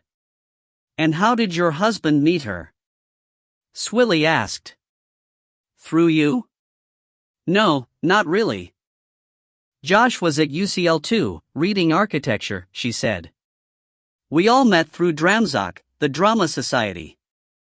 I wanted to act, I'd been to stage school, so I joined it straight away, and Phoebe came along just for fun. Josh joined because, well, anyone who was anyone at UCL had to be in Dramzoc." She smiled with faint self-mockery. It was a hotbed of preening student poseurs, though of course one only realizes that with hindsight. "But anyway, that's how we all met. We liked the look of him. He seemed much more sophisticated than the other male students. He had an air about him, of belonging to a larger world. What he saw in us," she shrugged. Phoebe was stunning, of course, that gorgeous red hair and those eyes. Intelligent, too, she was a brilliant student. And so witty, that fabulous stream of words. Everyone was in love with her. I don't know what she saw in me. I was dull and plain beside her. If she wanted contradiction, Swilly thought roughly, she'd come to the wrong shop. Who knows what friends see in each other? It just happens, doesn't it, friendship?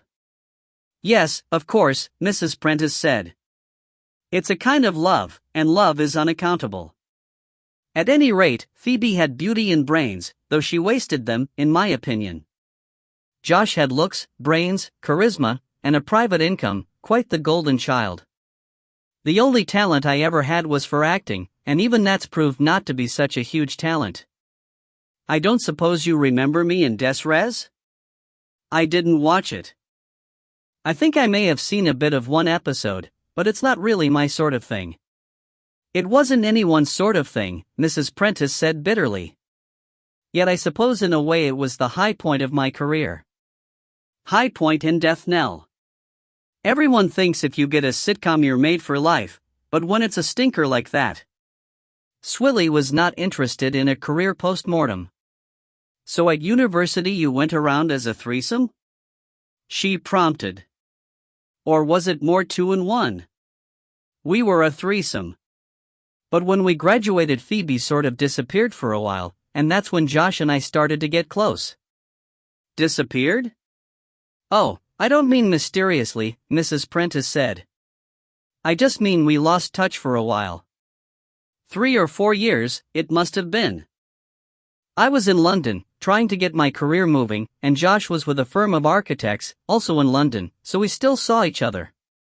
And in the end, of course, it was us who got married. When Phoebe reappeared, we became a threesome again, but with Josh and me the couple within it. Do you know where she was or what she was doing in that time?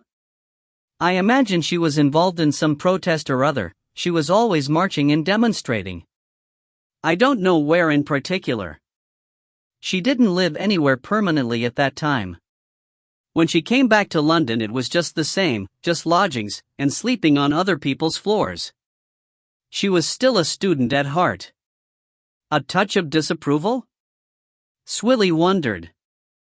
The materialist's contempt for the idealist? You didn't agree with her ideas? She asked. Oh, I don't want you to think that, Mrs. Prentice said hastily.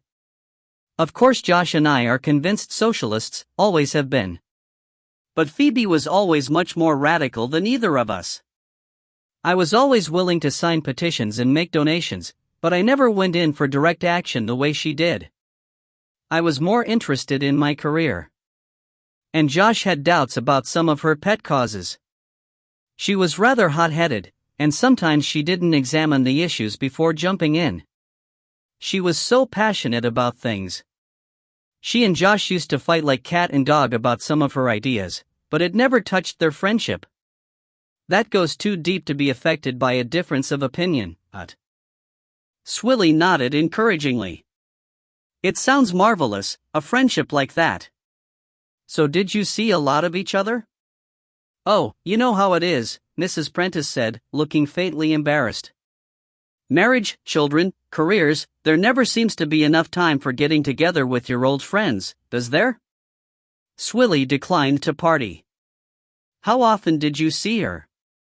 I suppose, about 6 times a year. But we talked on the phone a lot, she added hastily, as though her dedication had been questioned. There was never any sense of being apart, however long it was. When did you last see her, can you remember? She saw the new year in with us. We had a little dinner party, just family. Our children both made it home, for a wonder. Josh and me, Toby and Emma, Josh's brother Piers, and Phoebe. She looked at Swilly. We counted her as family. The children used to call her Auntie Phoebe when they were little. Toby's 22 now and Emma's 20. They have their own lives, of course, so we don't see so much of them. He's a company analyst for an investment firm.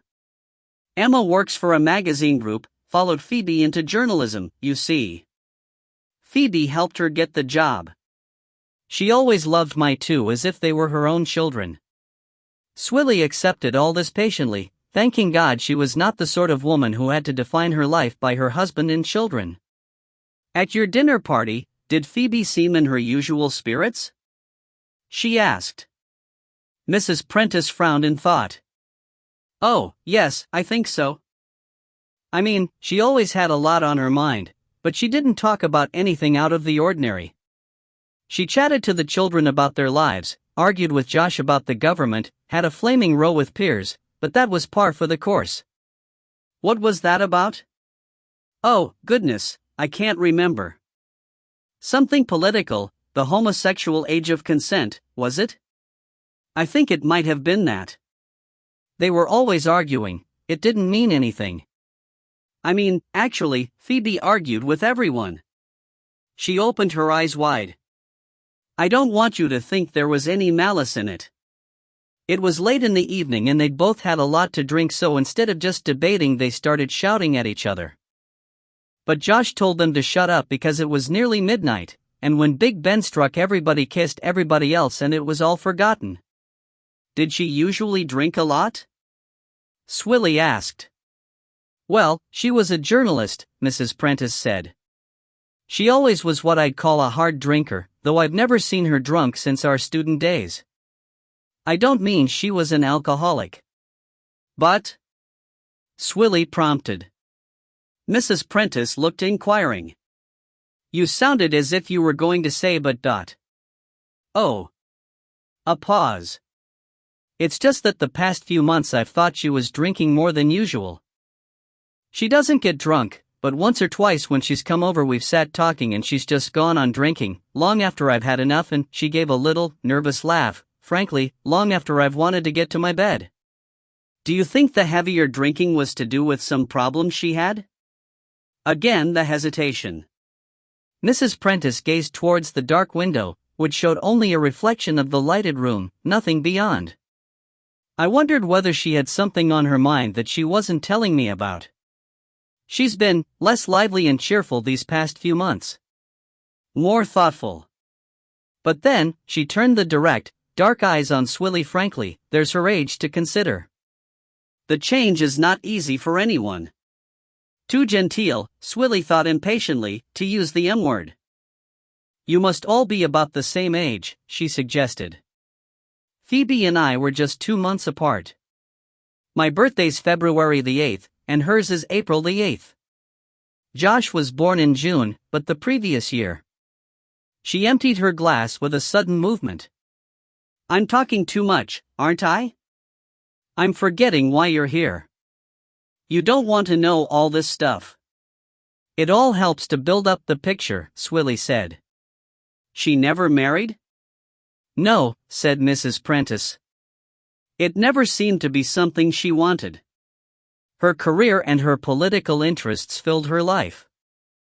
I asked her once, when we were in our 30s, if she wasn't worried about the biological clock ticking away, if she didn't want children before it was too late, and she said, I can't think of anything I want less than a husband and family. But she had boyfriends, presumably? Mrs. Prentice shrugged. Men always wanted her, she was so beautiful and exciting.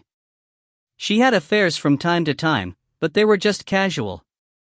Even when we were younger, men were just an add-on in her life. Her career was everything.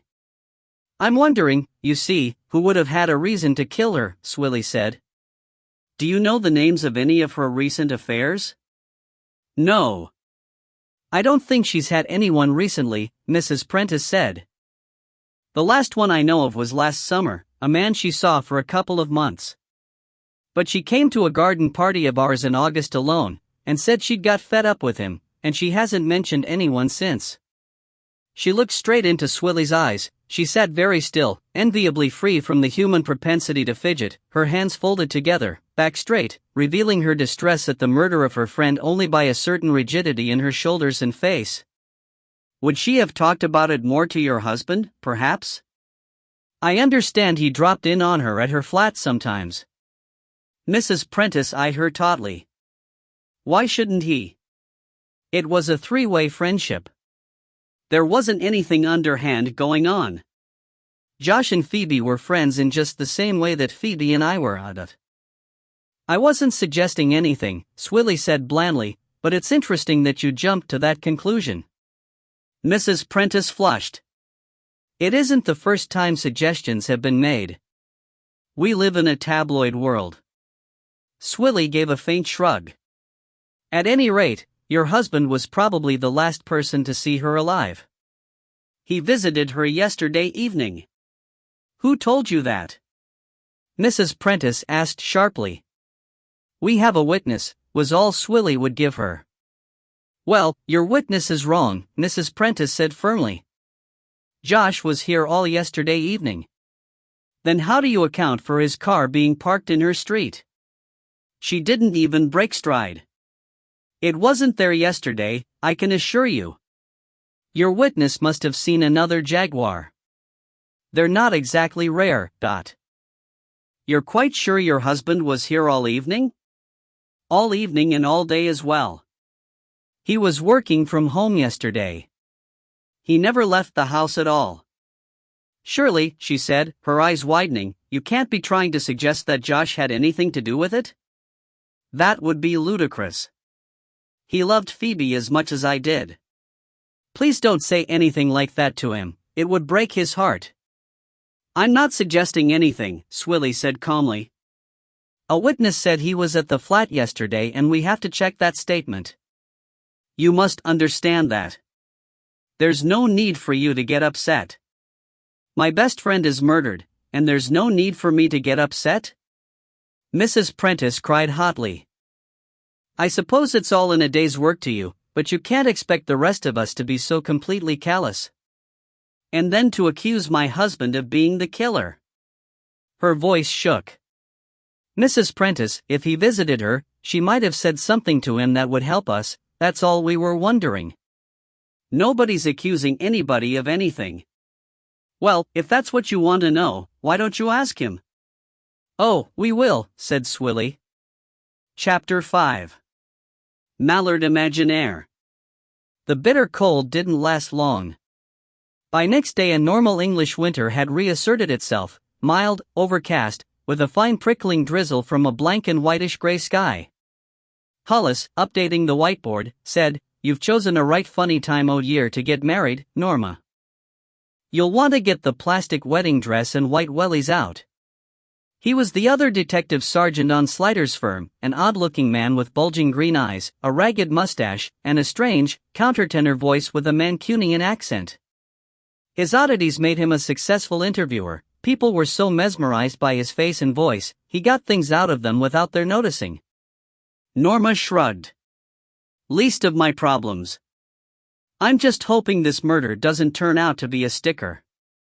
I've got enough on my plate without that.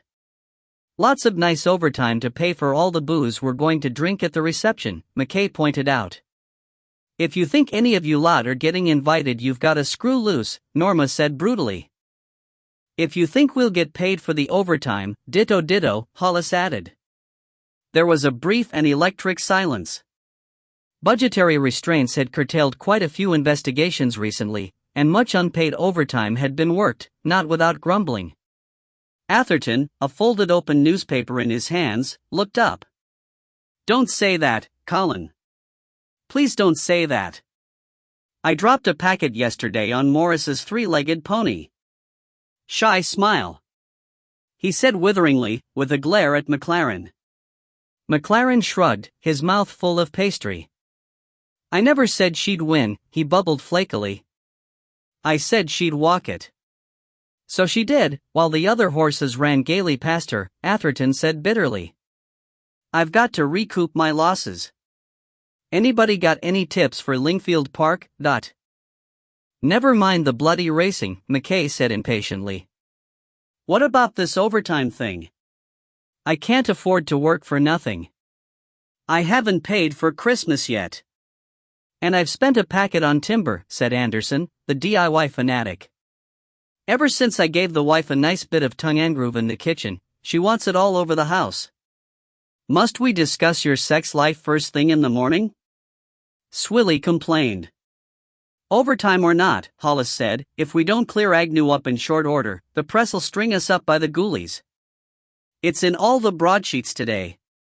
She wasn't just one of theirs, remember, she was anti-US, so they'll be watching us. Talk about feeding the hand that bites you, said Atherton. We shouldn't have to investigate it at all, McLaren said resentfully. She spent her life slinging mud at us and chumming it up with the slags we put away, serves the cow right if one of 'em turns round and offs her. Why should we care? Good riddance to bad rubbish, I say. Norma made fierce shushing gestures at him. Porson had come in, with Slider behind him, and was standing just inside the door, his vast eyebrows drawn down in a frown like hairy Venetian blinds. Irregardless of who she was, he announced into the sudden silence, "I expect my officers to give of their best at all times. Whether the victim is male or female, black, white or tangerine, straight or as crooked as a bottle opener, it's irrelevant to me.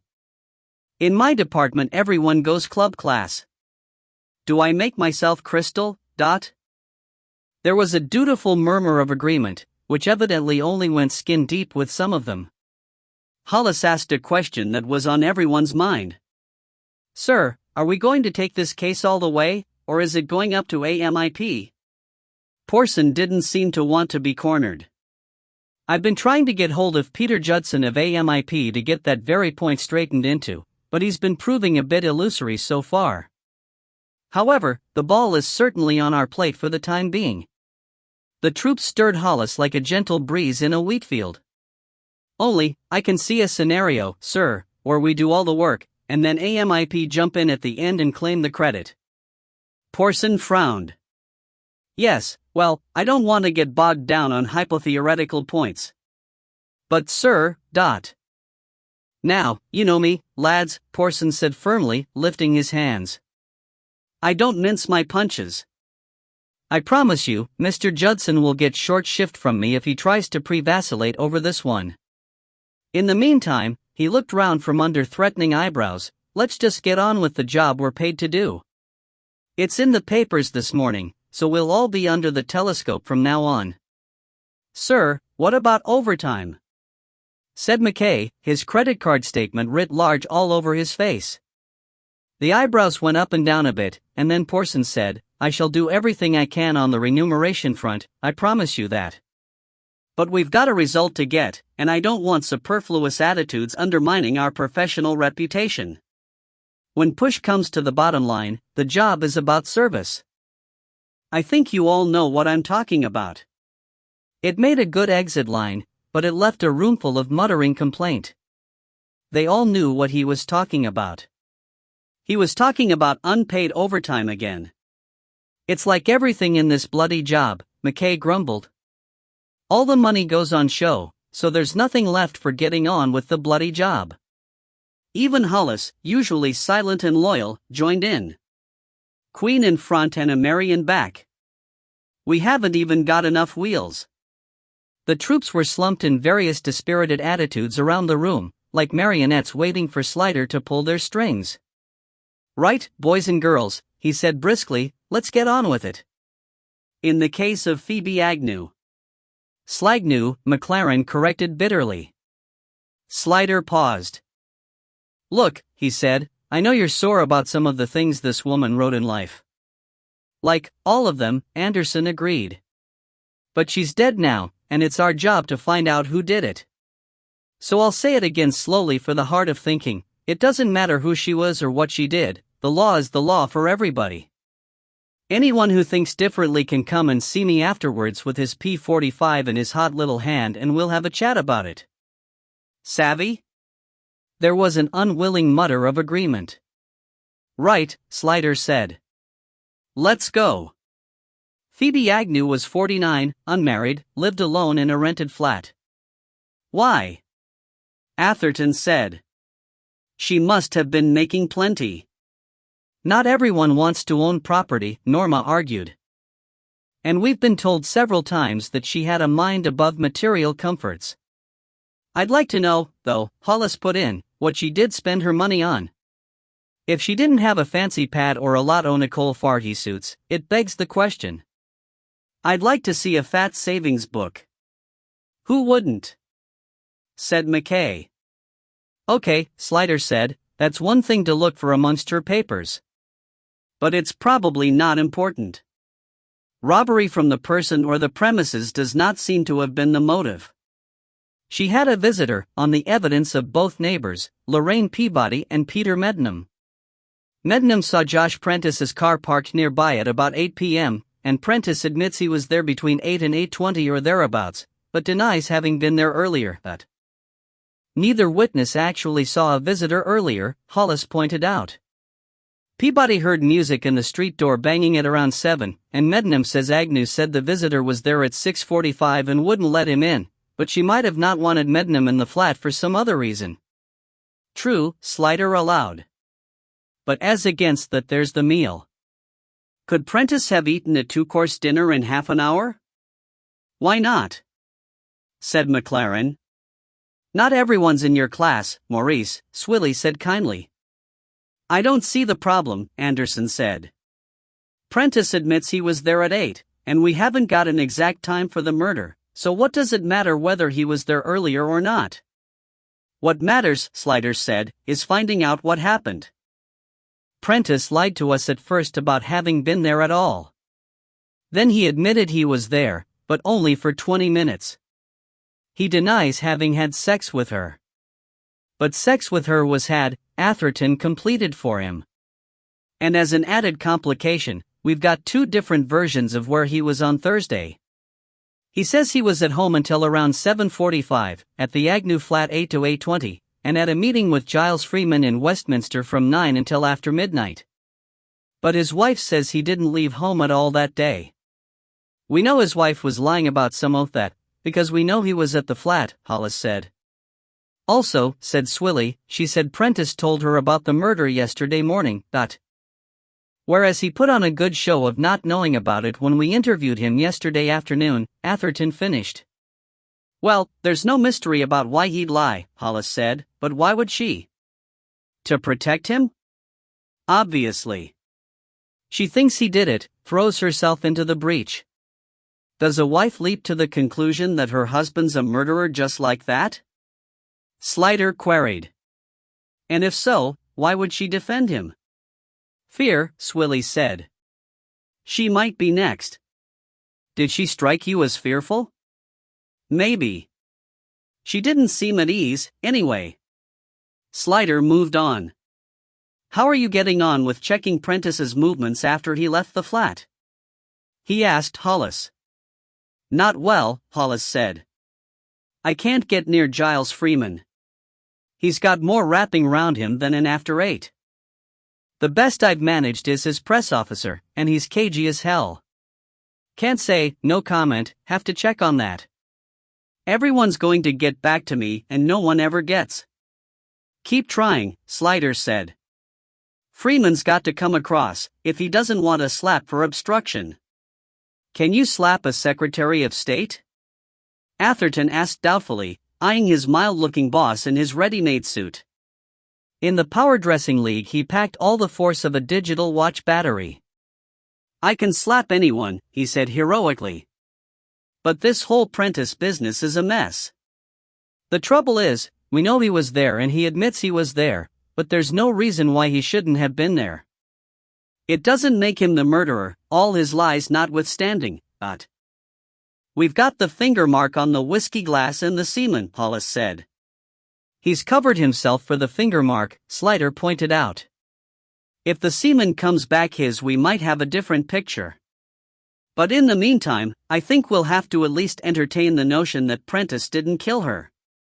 Give it tea and biscuits, if not a bed for the night. So what else have we got? I'd go for Wordley, McLaren said.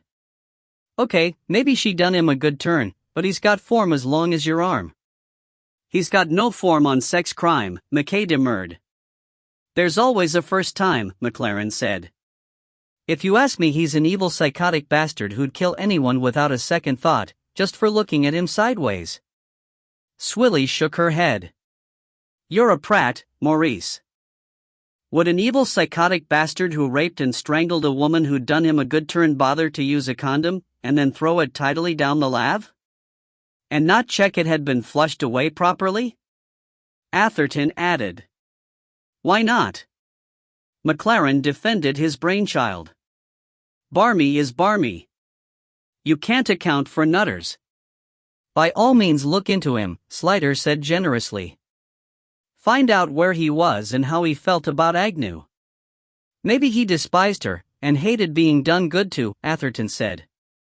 I know I would. But would she have cooked him a nice supper? We don't know the diner was the killer, Swilly said, and sighed. In fact, if Prentice is telling the truth about seeing her alive at 8, he couldn't have been. Unless the supper was eaten after Prentice left, said Atherton. People do eat later in the evening in some strata of society, he informed her kindly. She stuck her tongue out at him. Or Prentice it, said McLaren. Or there was another visitor we don't know about. The meal is a blasted nuisance, Hollis said. And probably not even important, Atherton concluded. Can chicken be a red herring? Thank you, we won't go down that byway, Slider said hastily. What else? Boss, I'm still not happy about Peter Mednam, Swilly said. There's something not right about his story. I think there's something he's not telling us. There's probably a lot he's not telling us. What the average citizen doesn't tell us would make the internet sag. But follow him up, Slider said. Until we get confirmation on Prentice one way or the other, there's no need to stop at him. In fact, it seems to me the only way forward is to find out exactly what was going on that day at the flat and in Agnew's life in general. Let's get some street witness, find out if anyone was seen entering or leaving. Talk to her work colleagues, find out what she was involved in recently. Go through her papers, see if anything shows up missing. And, of course, check the pedigree of everything we've been told so far. Test every statement, follow every lead. You sound like a chorus from The Sound of Music, Atherton complained. It's still Prentice for me. Even if it is, Slider said, I'd like at least to know why he did it. Slider came out of the washroom and bumped into Norma. Oh, I was just looking for you, boss. Haven't you gone home? Apparently not, she said gravely. She turned and fell in with him as he walked back towards the office. I've managed to get hold of Mednam's dear old white-haired mom, and guess what? He didn't go down there on Thursday night? In one. And she hasn't been ill, fit as a fiddle, she said. Sounded quite indignant about it. Must have made a mistake, she said. Never had a day's illness in my life, young woman, all that sort of thing. And she wasn't expecting him, either. He turned up about 11 on Friday morning and said he wanted to take her out to lunch.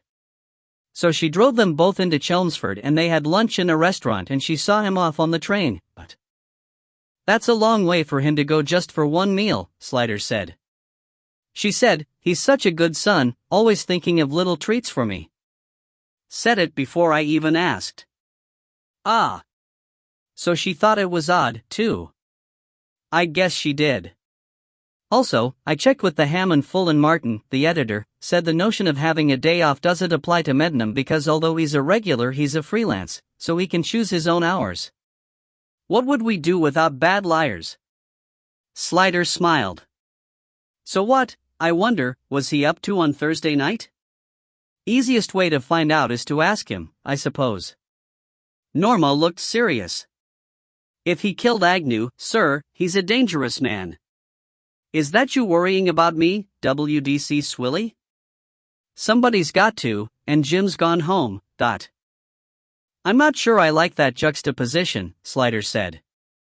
He walked with her through the CID room, passing her desk on the way to his office. There was a thick file on it. What's this? She blushed. Oh, I was passing the time between phone calls looking at menus. I still haven't sorted the caterers out. The file, he saw, was neatly labeled wedding in Swilly's firm black capitals, and reading no unwillingness in her posture, he opened it and found it full of orderly paperwork, everything from correspondence with the organist over the choice of music to comparative quotations for marquees. You're going about it like a military campaign, he said. For some reason he found that unbearably touching. I don't know any other way, she said, and for a moment her voice was uncertain, and her look as she met Slider's was horribly vulnerable. Tony laughs at me, but you have to be organized about things, don't you? Absolutely, he said, feeling like Steve Martin. It's going to be the end of an era, you know, you getting married. Expect earthquakes, comets, two-headed calves, he thought, the very globe would gape in wonder, but it didn't seem quite polite to say so.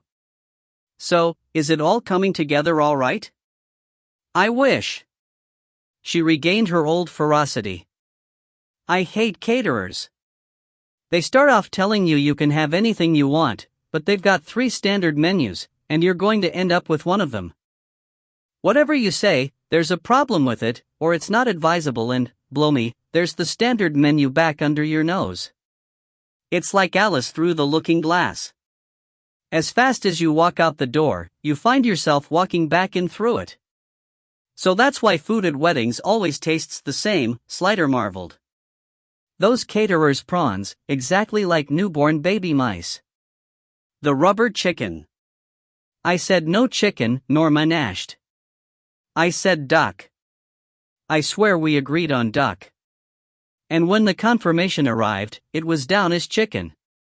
What do you do? Keep fighting, Slider said. It's your wedding, not theirs. But shouldn't your parents be doing all this? Don't be silly, at my age. Anyway, my parents are dead. What about Tony's? She made a face. Don't you like them, Dot? Oh, they're very nice. All his family are terribly nice, but... Doll? Doll? It burst from her. They're like dead people without the rouge. Boss, do you think I'm doing the right thing? Slider spread his hands. How can I answer that? Look, you love Tony, don't you? Well, that's the only important thing. Weddings are something you do for the sake of other people. Weddings are hell, but it doesn't mean the marriage isn't right. She opened her eyes wide. Gosh, that sounded so brill. Did you just think of it? It was pretty good, wasn't it? Slider said modestly. Just hang in there, Norma. We're all behind you. Some of you are more help than others, Norma said, closing the file with a sigh. I asked Jim if he'd help me choose the wines, seeing he's such a wine buff. He said I'd need a Macon with the chicken. I was writing it down when he said, yeah, I've watched you, you're a messy eater. Atherton's a pain in the Khyber sometimes, Slider agreed. He patted her shoulder and headed for his office, but she called him back. Boss? He turned, to encounter the unfamiliar vulnerable Norma again, lurking in those usually marble eyes. I don't suppose, are you doing anything on the 6th? He turned fully, surprised. Are you inviting me to your wedding? I thought you didn't want any of us there? I don't want the others. They laugh at me. They don't. All right, not laugh, exactly, but she frowned, searching for the words. They don't think of me as a real person at all. I'm just old Norma Stitz, like a cartoon character. Slider knew, uncomfortably, how far this was true. They're a bit scared of you, that's all. I didn't ask them to be scared of me, she said fiercely. Why can't they just accept me? I accept them, I don't judge them by their revolting bodies and nasty habits. But to them I'm a freak. Well, I won't have them at my wedding, sneering and sniggering. Slider couldn't think of anything to say, and in his silence her ferocity drained away. She became diffident. Anyway, I know it's short notice and everything, but I wondered if you'd give me away? He was so surprised he didn't answer at once, and she hurried on, blushing painfully. Say no if you think it's a cheek to ask, but my dad's dead and the nearest thing I've got is a cousin I've never liked, who's got dandruff and BO and terrible teeth. I don't want him. Tony's dad's offered, but that doesn't seem right to me. It ought to be someone of mine. And you, well, you're practically like family. In a sort of way. He had to say something to check this painful embarrassment. I always knew there was some reason you never made a pass at me, he said, smiling slowly. I assumed it was respect for my rank, but now I see it's because you thought of me as a different generation. Now she smiled too, shyly. I'd be honored to do it. Thank you for asking me. Thank you, boss, she said, and, hugely daring, darted a kiss at his cheek. And now you'd better go home, he said, mock sternly, because someone had to get them out of this before they both burst into tears. Right, boss. She sat abruptly at her desk and bent her head, shuffling her papers together in a terminal sort of way. Slider marched himself off into his office. Macon, indeed. Chapter 6. Things can only get better.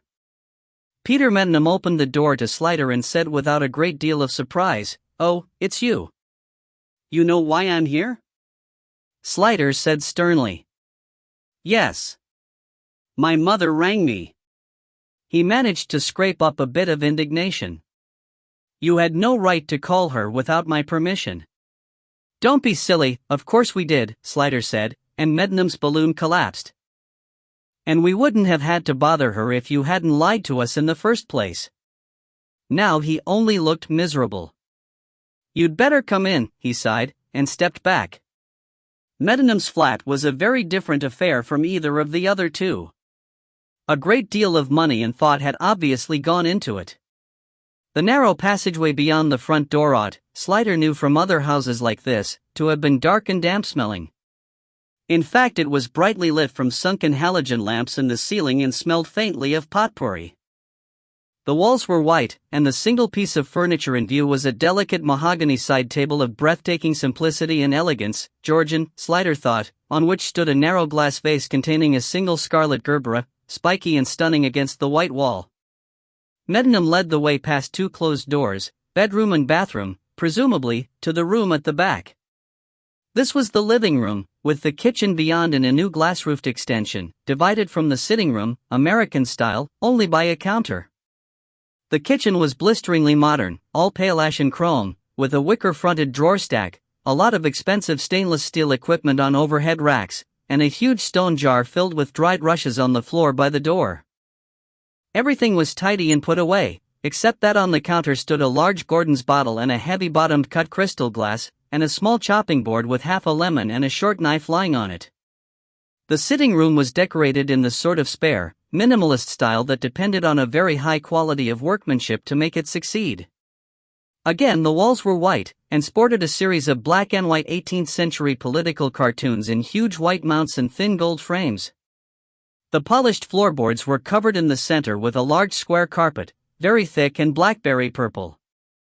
There was an enormous sofa covered in coarse white material, with lavender-colored scatter cushions, and a heavy glass coffee table on which stood a single purple orchid in another tall skinny glass.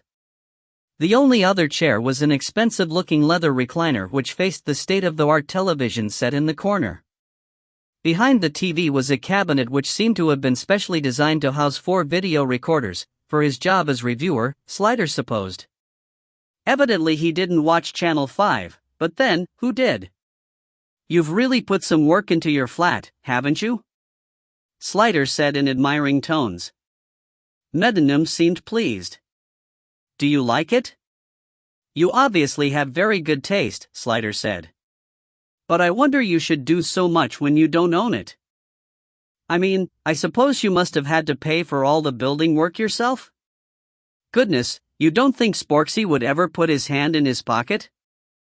"I know," he said, looking round, "it's probably a bit foolish of me, but the rent is so low, and I'm comfortable here, and my surroundings are so important to me.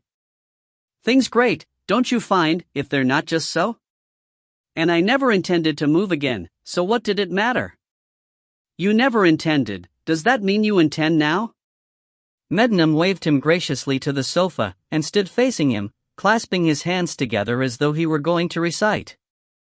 "I don't know. All this business, poor Phoebe, it's so unsettling.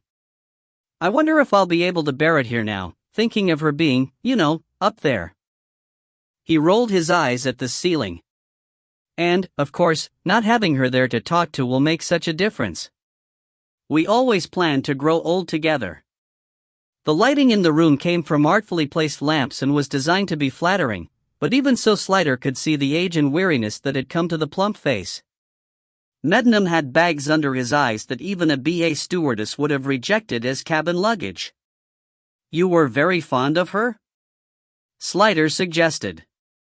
"I thought I'd made that clear," said Mednam. "I thought you'd made a lot of things clear, until it turned out you'd been lying," Slider said sternly. He made a fluttery movement of his hands. "Oh, Lord, don't make a big thing of it. I'm not up to it. I can't tell you what a state I've been in these last few days. Look, would you like a snort? Frankly, I'm not going to get through the next half hour without a drinkette." "Gin and ton?" Slider accepted, and having handed him a gin and tonic very nearly large enough to wash in, Meddenham took his own replenished glass and retired to the leather recliner, where he tucked one foot under him girlishly, took a good mouthful, swallowed, and shuddered. "That's better. Not," he added firmly, "that I want you to think I'm a boozer. Normally it's moderation in all things, but things aren't normal, are they? And frankly, dear, it's ruinous to the complexion. Oh, I know, don't look. I must look shocking. I've been weeping like a waterfall, and no sleep, but I just haven't had the heart to put any slap on. I've said to Phoebe many a time, you and I just can't go on drinking at our age the way we used to. Well, you know what journalists are like, first cousin to a bottomless pit as far as alcohol's concerned, but when you're young you burn it off, don't you? And just lately darling Phoebe's been hitting the white horse a bit hard. I mean, I said, you're not Lester Piggott, darling. But the past few weeks it's been sip, sip, sip like a dowager. So depressing. Not that she can't hold it. Always a perfect gentleman. But you can't punish yourself like that and get away with it forever." This was a promising vein, but Slider had other scenes to mind first. "Let's get back to what you were doing on Thursday evening," he said. Meddenham raised his glass to his lips defensively. "Oh, must we? Look, I know I told a teensy little porky-pie, but, honestly, it's nothing to do with all this, nothing to do with poor darling Phoebe. It's purely my personal life, which is so utterly ghastly at the moment I wouldn't trouble anyone with it. I promise you I know nothing about what happened upstairs, other than what I've told you. You have to understand, Mr. Meddenham, that I have to verify every statement that's made to me. When people tell me lies I have to assume they've got something to hide. Especially when they can't be accounted for at the time of the crime, but... Well, you can't suspect me of murder," he said, almost gaily, and then, looking shocked. "You don't? No, really, look at me. I'm the human equivalent of a cozy eiderdown. Born a duvet and I'll die a duvet. Even on stage I'd never cut it as first murderer. Please tell me you don't think I'm capable of such a horrible thing." "I think you capable of anything you put your mind to," Slider said seriously, and he sought his words give Meddenham pause. He drank, put his glass down on the countertop and folded his hands together in his lap. "What do you want to know?" he asked without affectation. "How much of what you told me yesterday was true? Did you see Miss Agnew at 6:45? Did she say she had a visitor?" "Oh, yes, all that was true, but..." "But you didn't see the visitor? Or hear his voice?" "No. There was music playing in the background. Quietly. Vivaldi, I think. So she might have been alone. But then why wouldn't she have asked me in?" Meddenham looked suddenly shrewd. "Oh, you think I'm a chattering nuisance and she might just want to be rid of me? But I assure you, she was quite capable of telling me she wanted to be alone, and often did. We had a very frank relationship. Sorry, Peter darling, things to do. Bog off, sweetheart." "No, it wasn't that. There was someone else in there, you can feel, can't you, when a house is empty? You just know. And the way she opened the door only a little bit and stood there in the gap, she didn't want me to see who it was, dot. Why do you suppose she would do that? Was she usually secretive about her visitors?" Well, he thought. Not secretive. She didn't go into graphic detail about her sex life, and I didn't ask. But she didn't go out of her way to hide the fact when she had visitors. So if it was Josh Prentice, for instance. Well, why should she try and hide Josh from me? He said. I've known Josh for yanks. It was you who told me that's who was visiting her, Slider said patiently. Meddenham put a hand to his cheek. You're right. I did say that. Because I saw his car outside. It doesn't make sense, does it? That's what I was thinking. He looked at Slider and went a bit pink. You think I'm lying? But I'm not. It all happened exactly as I told you, up to that point, and I did see his car in the street. It's only about where I went afterwards that I didn't tell the truth. Well, suppose you tell me the truth now, and we'll see how we get on, Slider suggested kindly. Oh, we can be sarcastic when we try. Meddenham complained. Well, look, I'll tell you, since you make such a thing about it, but it's very painful for me, and I hope you won't repeat it to anyone. Can I trust you to be discreet? If it has nothing to do with the case, I will do my very best, Slider said. Meddenham sighed. And I suppose that's all I'll get out of you. You're very hard, you know. Well, after I'd been up to see Phoebe and she said she wasn't coming down, I came back down here and thought I'd just hole in for the night and watch some television. I'd put the tape in for Red Slayer, but I thought I ought to watch that new thing on the Beeb, Windermere, though frankly, love, it sounded like the usual old drivel, S&V lightly wrapped in panoramic views. So predictable. It would never have got made at all if it hadn't been set in the Lake District. Dear old Auntie's regional promotion plan. I don't know why they don't just give them a tourist board grant and be done with it. Well, long story short, he responded to Slider's look. I was just about to change into my kimono and slippers when the phone rang. He stopped. Please, Slider said, the suspense is killing me. Meddenham sighed. I suppose I've got to tell you. All right, it was Piers. Piers? With all the government connections of Josh Prentice in the background, Slider's mind offered him a section of the House of Lords. My friend. He gave it an emphasis to show he was talking about more than friendship. And, to be perfectly frank and honest, Josh's brother. Slider got the spelling at last. Oh, I see. Piers Prentice? Do you know him? Never met him. I wish I never had. The heartache that little wrecker's given me. How did you know him? Oh, I met him through Phoebe and Josh, of course. I've been to the Prentice's house to parties and things. Sometimes escorted Phoebe when they wanted the numbers kept even. Always fancied him, but we didn't get together until a couple of months had gone by. Then it was a case of why didn't we do this before? We were made for each other, or at least I thought so. Not that it's been a bed of roses. He's not the easiest man to get on with, let me tell you. But I thought we were settled for life. Then about 2 months ago, or a bit more, he started acting strangely. Blowing hot and cold. Not phoning. Breaking dates. I thought, because we've been there before, dear, believe you me. Our life has not been a garden path, by any means. No, I thought, it's got a little something on the side, that's what's going on here. Well, I let it go, because these things happen, and least said, soonest back under the duvet. I thought it would burn itself out and we'd be all right again. That's usually the best way. But then came this phone call. Out of the blue. Not so much as a brace yourself, love. He was breaking it off? Slider asked, hoping to move the story on. Breaking it off? I'd like to break his off. Meddenham cried with tiny rage.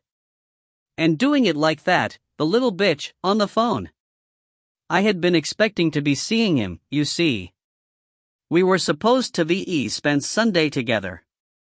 But then he phoned me on Wednesday to say he had to go on a collecting trip up north somewhere, a country house sale on Monday, with the viewing on Sunday. He's in the antiques trade, you see. Well, that rang true. Sunday and Monday are the days most antique shops shut. But he said he was going up on the Saturday night so as to get to the viewing early and leave some bids, and that made me a bit suspicious, because he'd never done that before. Still, I didn't say anything.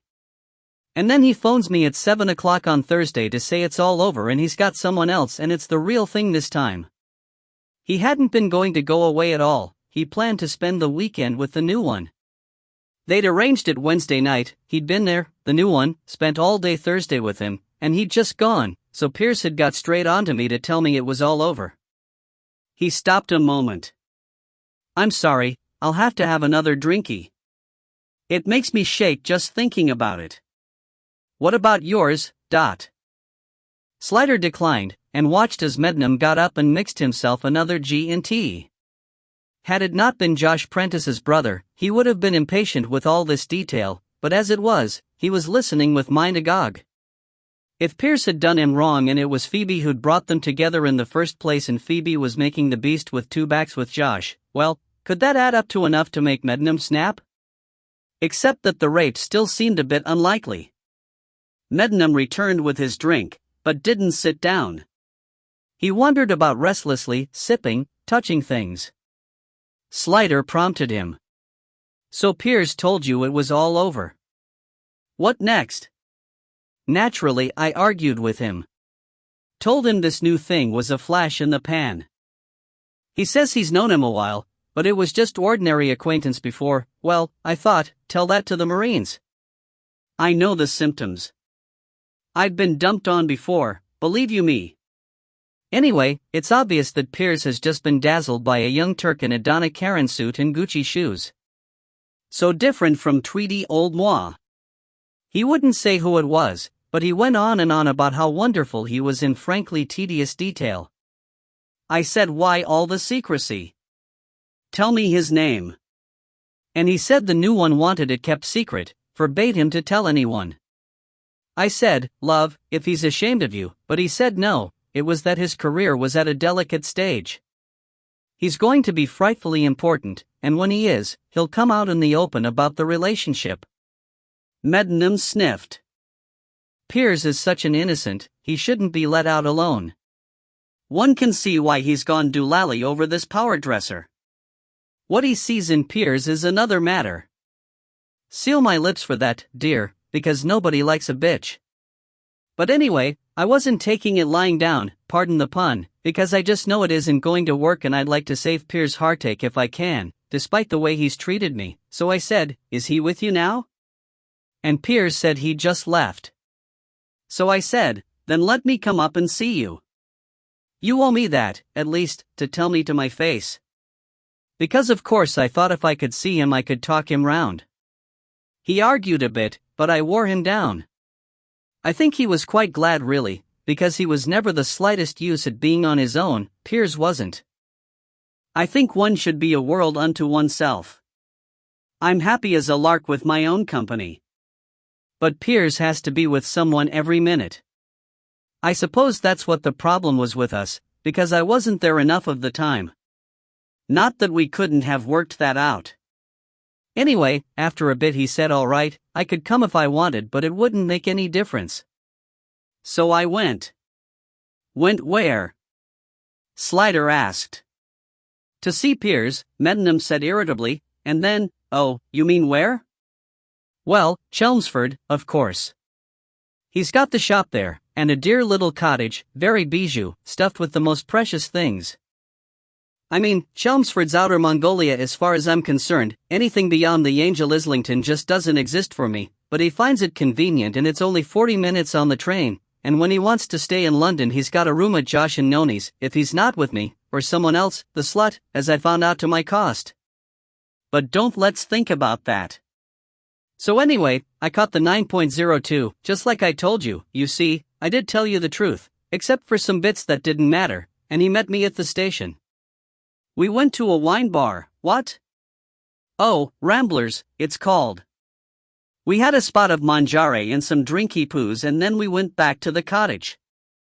I thought everything was all right again, but in the morning, just when I was squeezing the oranges for breakfast, he said as calm as you like that it was still over and that now he'd told me to my face there'd be no call for us to meet again. That must have been upsetting for you, Slider said mildly.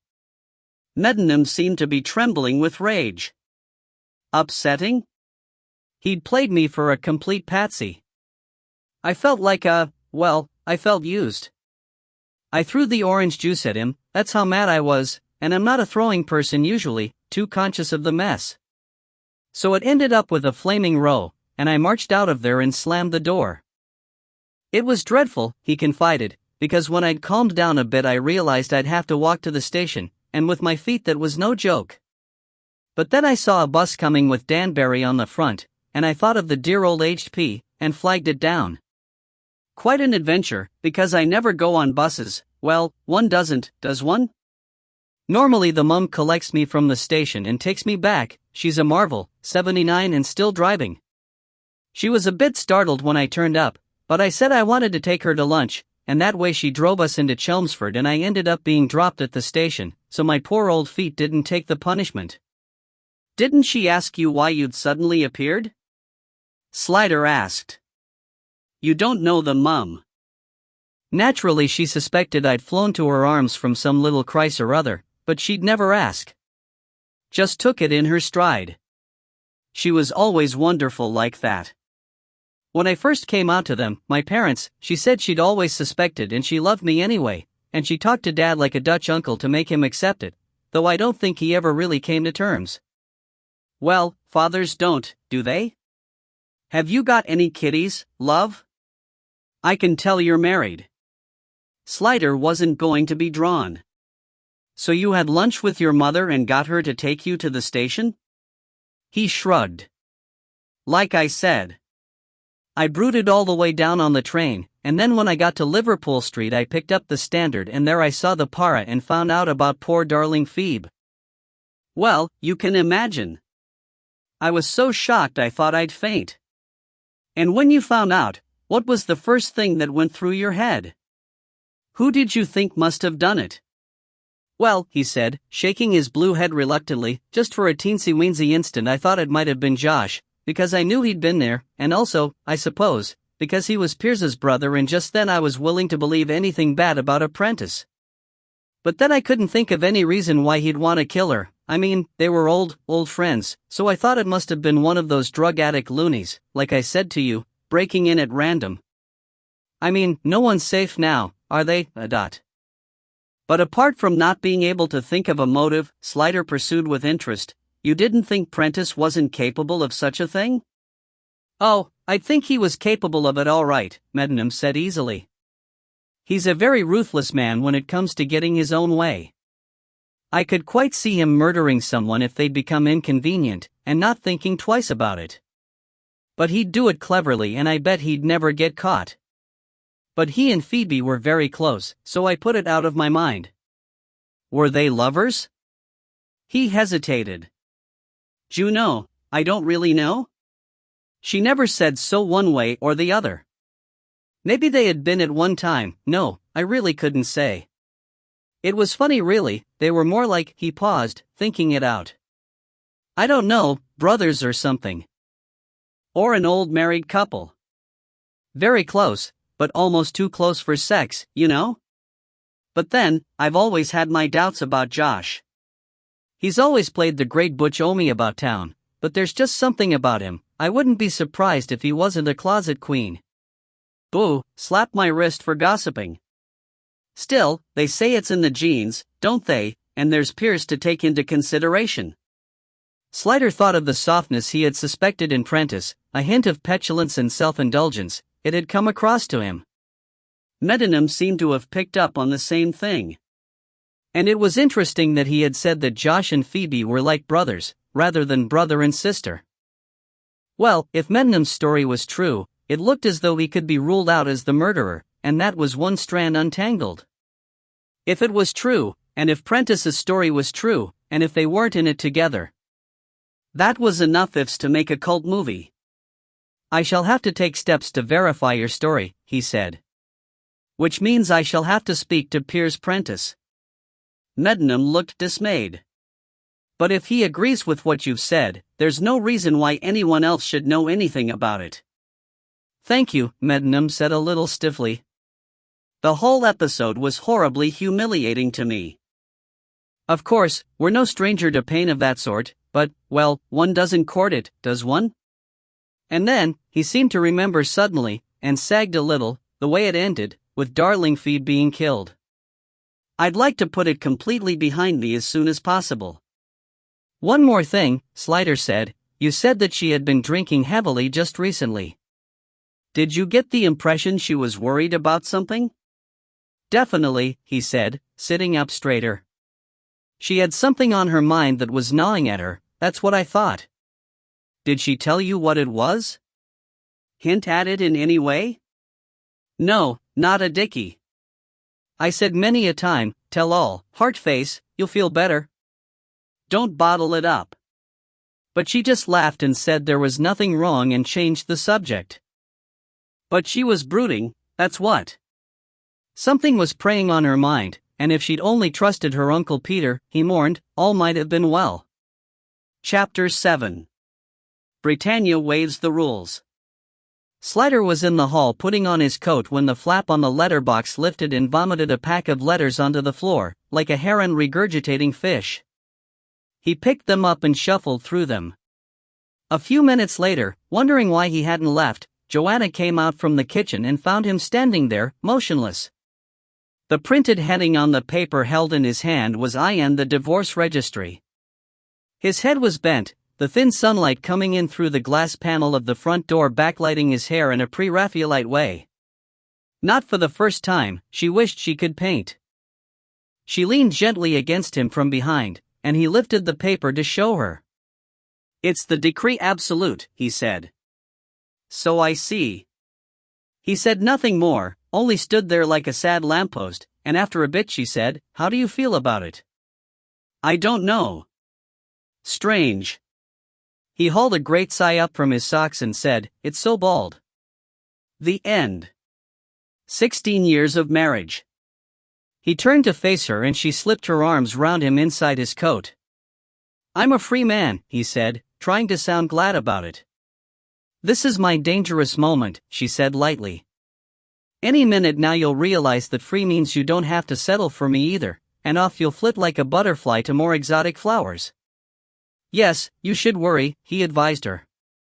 I'm such a fickle man, . It's all right to be upset, she mentioned. I won't be offended.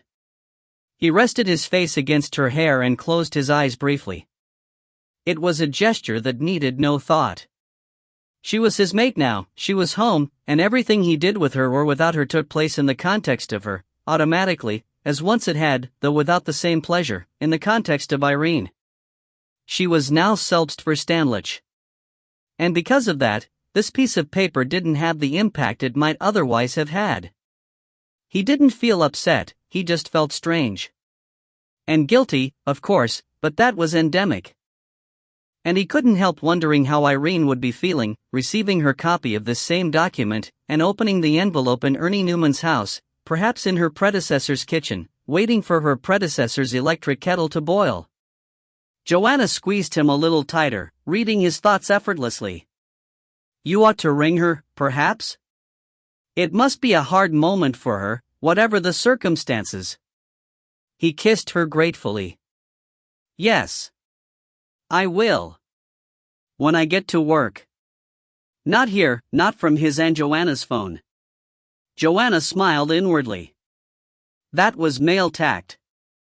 There were so many things he thought she minded, out of some elderly and elaborate code of chivalry he had learned young and never forgotten, and they were hardly ever the things that she really did mind, she who had been breadwinner and decision-maker to herself all her adult life, husband in her own household, without the luxury of a Norman Rockwell-aproned wife's sensibilities. Yes, do that, she said in benison. I'll see you tonight. At the door he turned. Have lunch with me? He knew she was not working. And she knew he had a murder case. Will you have time? For you, always. All right. I'll ring you later and check, she said, hedging his bets. The phone was ringing as he reached his desk. It was Freddie Cameron. You're up early, Slider said, switching the receiver from hand to hand as he shed his coat. It was good navy wool, but so old it had gone almost white along the seams. There were men who cared about overcoats and men who didn't, and that was just the way it was. I've done your post, old dear. What, this morning? Don't you ever sleep? No, yesterday. Servissimo. I'm up to my ears in bodies and I'm going to be in court for the next couple of days, so I thought I'd better put in a bit of overtime. Martha was not amused. I should think not. That way lies divorce and madness. Anyway, I put your report in the mail last night, Freddie said, with a shrug in the intonation, and I've called to give you the edited highlights. Talking of which, I see you've been getting big coverage in the papers. Not me personally. All the broadsheets have had fulsome obits on the Agnew, Freddie said. Career appraisals. Highlights of her campaigns as a mercenary in the Justice War. Farewells from journalists and editors. Personal tributes from showbiz personalities in Queen's Councils, which are much the same thing, of course. An endorsement from Ronnie Biggs. Just testing if you were listening. They don't seem to have published the fine details of the murder, though, which shows extraordinary restraint. An appeal was made to keep them out, Slider said, but I think they're showing solidarity because she was one of their own, rather than for Mr. Porson's sweet sake. But if we don't get home sharpish with the streaky rashers, they'll forget their promises soon enough. Is the case still with you or is AMIP taking it? All AMIP's taking at the moment is aspirin. Ah, the flu epidemic. They flew, they have flown. It's down to me and my little chums. So, tell me, was it strangulation? It was indeed. Strangulation with some force. The hyoid was fractured, and there was considerable damage to the thyroid and cricoid cartilages with severe localized bruising and extensive petechiae above the ligature. Any idea what that was? A narrow band of material. Probably a tie, possibly a folded scarf, something of that sort.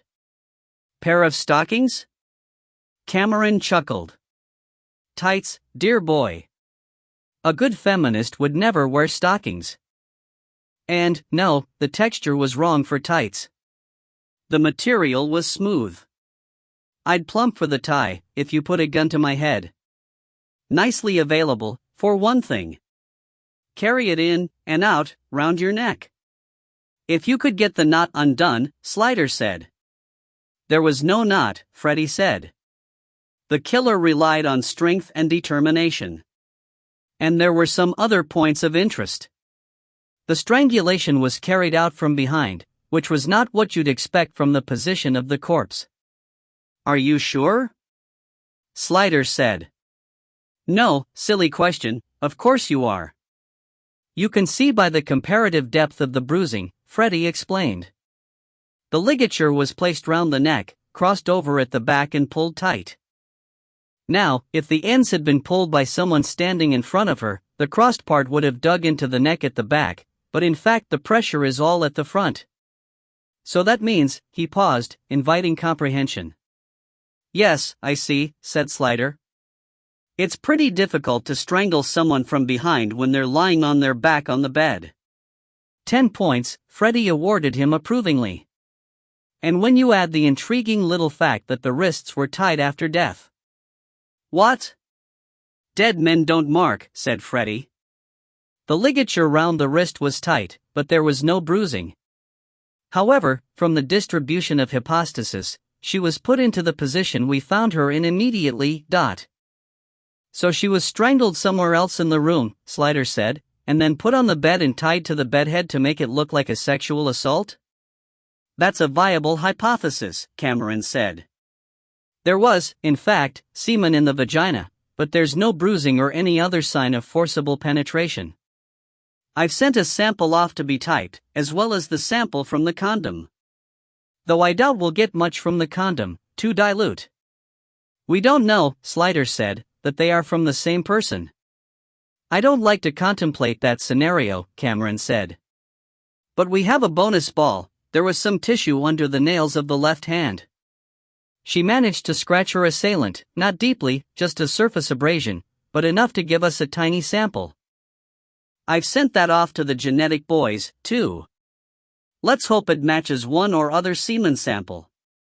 Let's definitely hope that, and further that it matches Prentice, Slider said, otherwise it starts getting complicated.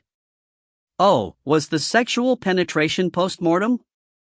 No way of telling, Freddie said. Not a nice thought, that.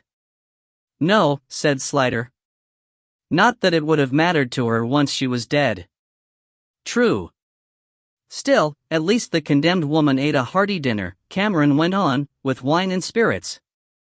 I've secured the stomach with contents, in case you want it analyzed. I can pretty well tell from the kitchen what she ate, Slider said. There's no reason to think she was poisoned or drugged, but nothing in the pathology, though there are plenty of things that don't show up unless you look for them. So unless you want me to go through the whole pharmacopoeia from Astra to Zeneca. No, not at this point. She seems to have ingested a large quantity of alcohol, which might have made her easier to strangle. Do you want a blood test for the volume? Hold off on that for the moment. I need the semen and tissue typed, and we've got to think about budget. Sooner you than me, Cameron said. Well, I must away. I've two to do it, guys, before the Old Bailey. Complicated case? That fire in Hendon. Arson/murder. For bodies and a dispute over identity. A pathologist's life is not a nappy one. Let me know if there's anything else you want, but. A holiday in the sun, said Slider promptly.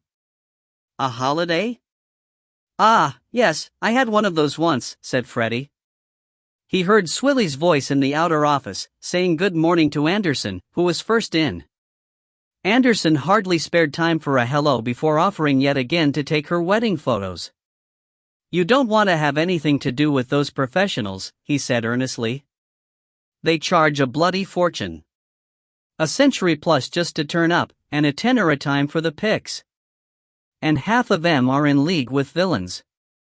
They give the tip-off about when the house'll be empty, and a gang goes in and cleans out all your wedding presents. Yeah, thanks, Tony, but I really think not. Straight up. There's this snout of mine, he used to be in on a Shutter scam before he went straight, told me all the wrinkles. He was the fence. Made a fortune. Toasters, microwaves, food mixers. An electric fence, then? You gotta use your loaf, Norm, Anderson urged. I'll do you a real nice job. Did I ever show you my sister's wedding pics? I did this thing off the top of a ladder, with her on the grass and her dress spread out all round her. She looked just like a flower. Slider had had enough. He went out to rescue Swilly, and, basking in her look of gratitude, told her about his visit to Medmenham. Well, that sounds a bit more like it, she said. Yes, plenty of free-flowing detail to comfort a policeman's doubts. I would still like some confirmation from someone outside the triangle, though. This wine bar they went to, Ramblers. It would be nice if anyone there remembered our couple and could put an approximate time on it. It would be nice to have someone in the case whose word we could trust. Okay, boss, I'll get on to it. Do you want me to chase up Piers Prentice? No, leave him be. I want Medmenham's story checked first. If it's okay, there's probably no need to touch Prentice Jr. Back in his office, he took a moment before he plunged into the rest of the day's work to call Irene. The phone was picked up at the first ring. What were you doing, crouching over it? He asked. I was just passing when it rang, she said. She sounded defensive. Are you all right? I got something in the post today. Yes. So did I. A silence. How do you feel about it? Slider asked awkwardly. How do you think I feel? Something in her voice warned him. Have you been crying? What if I have? It's a big thing, after all these years. Someone ought to feel something. I'm sorry too, he said. It was never what he couldn't say wanted. Anticipated. When I married you, I really thought it was for good. But things change. People change, she said, as though that were something else. Yes. We're both different now, he said carefully. I just phoned to see if you were all right. That was nice of you. He couldn't tell if she was being ironic or not. I do care about you, you know, he said. I want you to be happy. And also, this was more delicate territory. Well, I phoned because I wanted to say thanks. That I appreciate all you did for me all those years. I wanted to say, I'm not sorry that we married. Yes, she said, and the line vibrated with perilous emotions. Me, too. Thanks for saying that. We had some good times, didn't we, Bill? We did, he said, though for the moment he couldn't think what they were. Except the children. They were definitely a good thing.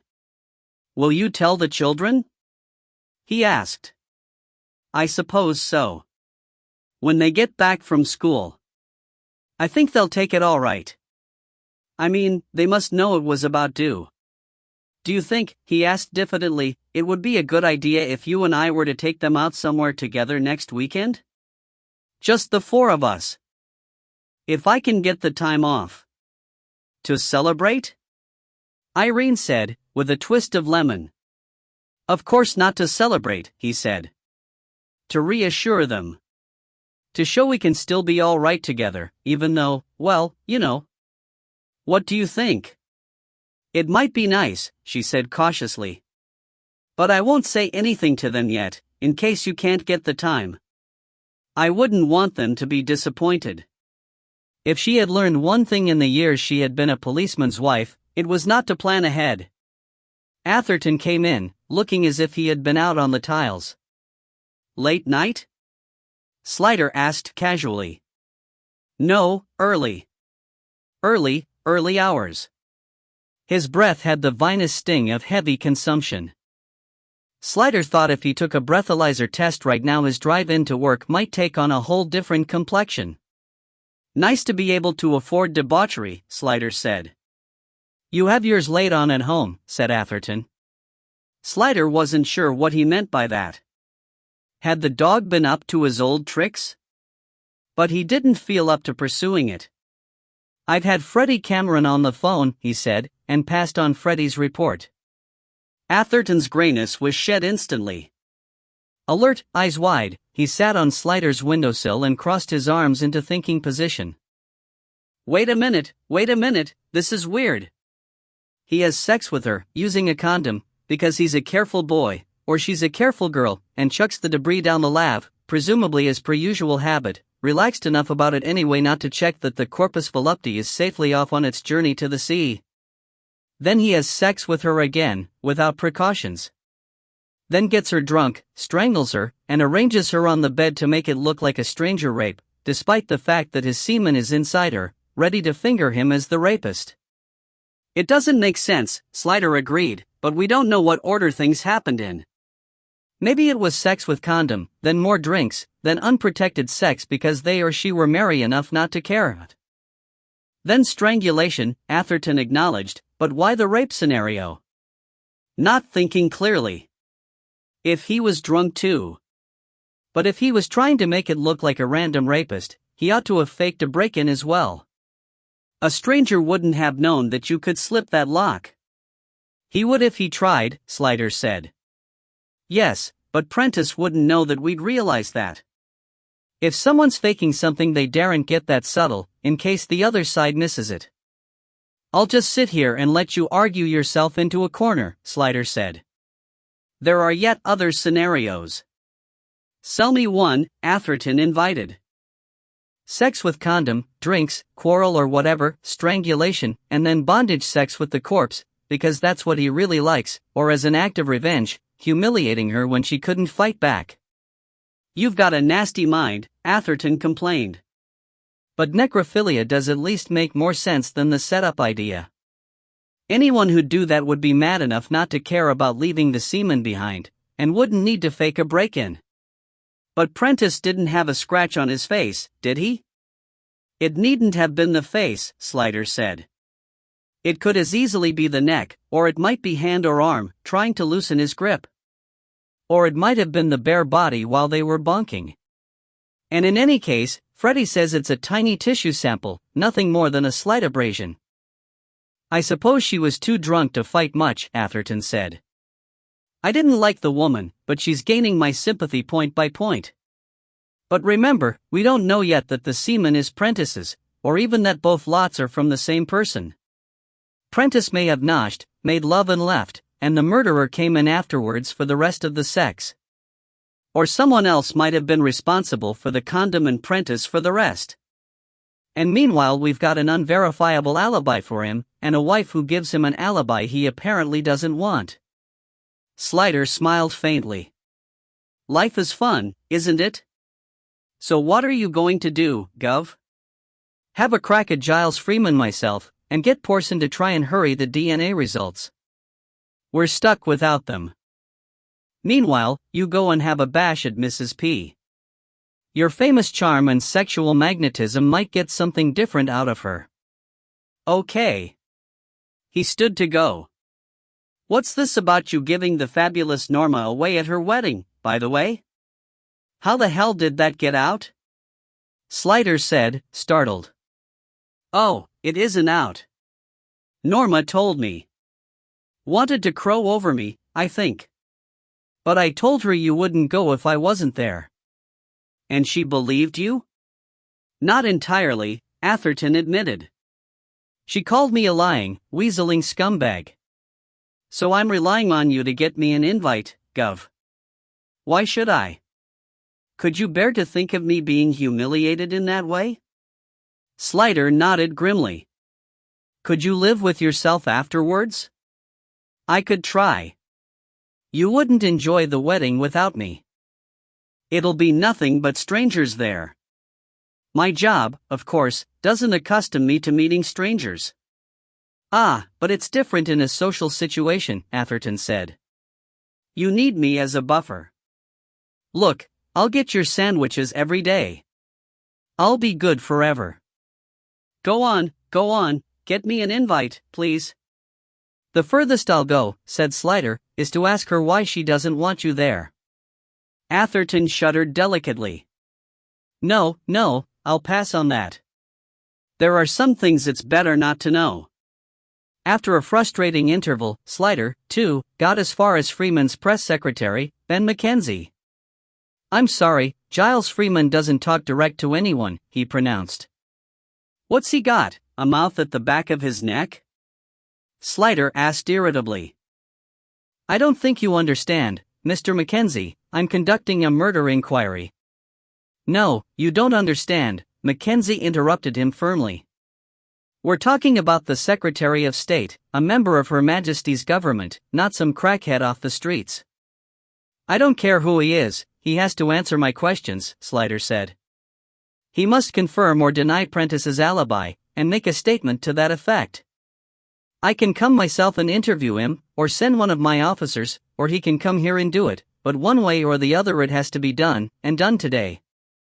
Today? Absolutely out of the question. Giles has got a completely full diary. Even if he were to grant you an interview, which I stress is highly unlikely, I couldn't fit you into his schedule anywhere, not any day this week. Do you want a writ for obstruction slapped on him? Mackenzie's voice grew rich with irony. Perhaps you don't know that Giles Freeman is a close personal friend of the Home Secretary. Now are you really telling me you want to blackmail the personal friend of the man who ultimately controls your career? Slider smiled happily. Are you really telling me that you want the papers to know that the Home Secretary interfered in a high-profile murder case so that his friend could avoid his clear legal and moral duty to help the police? There was a beat of silence. You'd sink so low as to go to the press? You can always try me and see, Slider said pleasantly. I'll get back to you, Mackenzie said tersely, and then added, as if driven to it, I hope you don't live to regret this conversation, Inspector. We don't take kindly to underhand tactics. The line went dead. McLaren came to the door. Gov, you got a minute? If I had one of those I'd be a rich man, said Slider sternly. McLaren was used to his style, and took it as an invitation to come in. Slider looked up. What's that on your shirt? Chocolate, McLaren said, after due consideration. You're a health hazard, Slider said. Why can't you eat without spreading devastation in all directions? What you want, anyway? It's about Mickey Wordley. I've been round his gaff. On your own? It was just a friendly visit, McLaren protested. I wasn't looking for trouble, but you might have got it just the same. For Chris Sake, McLaren, you're not in this job to get your head blown off. McLaren spread his hands. Wordley's not that much of a headbanger. He's not going to blow me away just for asking questions, is he? Anyway, he hurried on before Slider could answer. I didn't get to see him. He's done a runner. Gone? Had it away beautiful. Kelly, his girlfriend, says she's not seen him since Wednesday night. Oh? Yeah, some bloke come round about 9:30 on Wednesday night and they went off together, and he's not been back since. Some bloke? She says she doesn't know him, but I'm working on that, McLaren said. You could see she was scared stiff.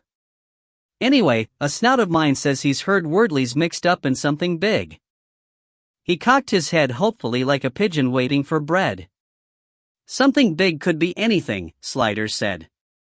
That's right, McLaren said, taking it for confirmation. Kelly knows he's up to something with this other geezer, and I reckon if I work on her I can get it out of her. She's got a soft spot for me. Slider blinked.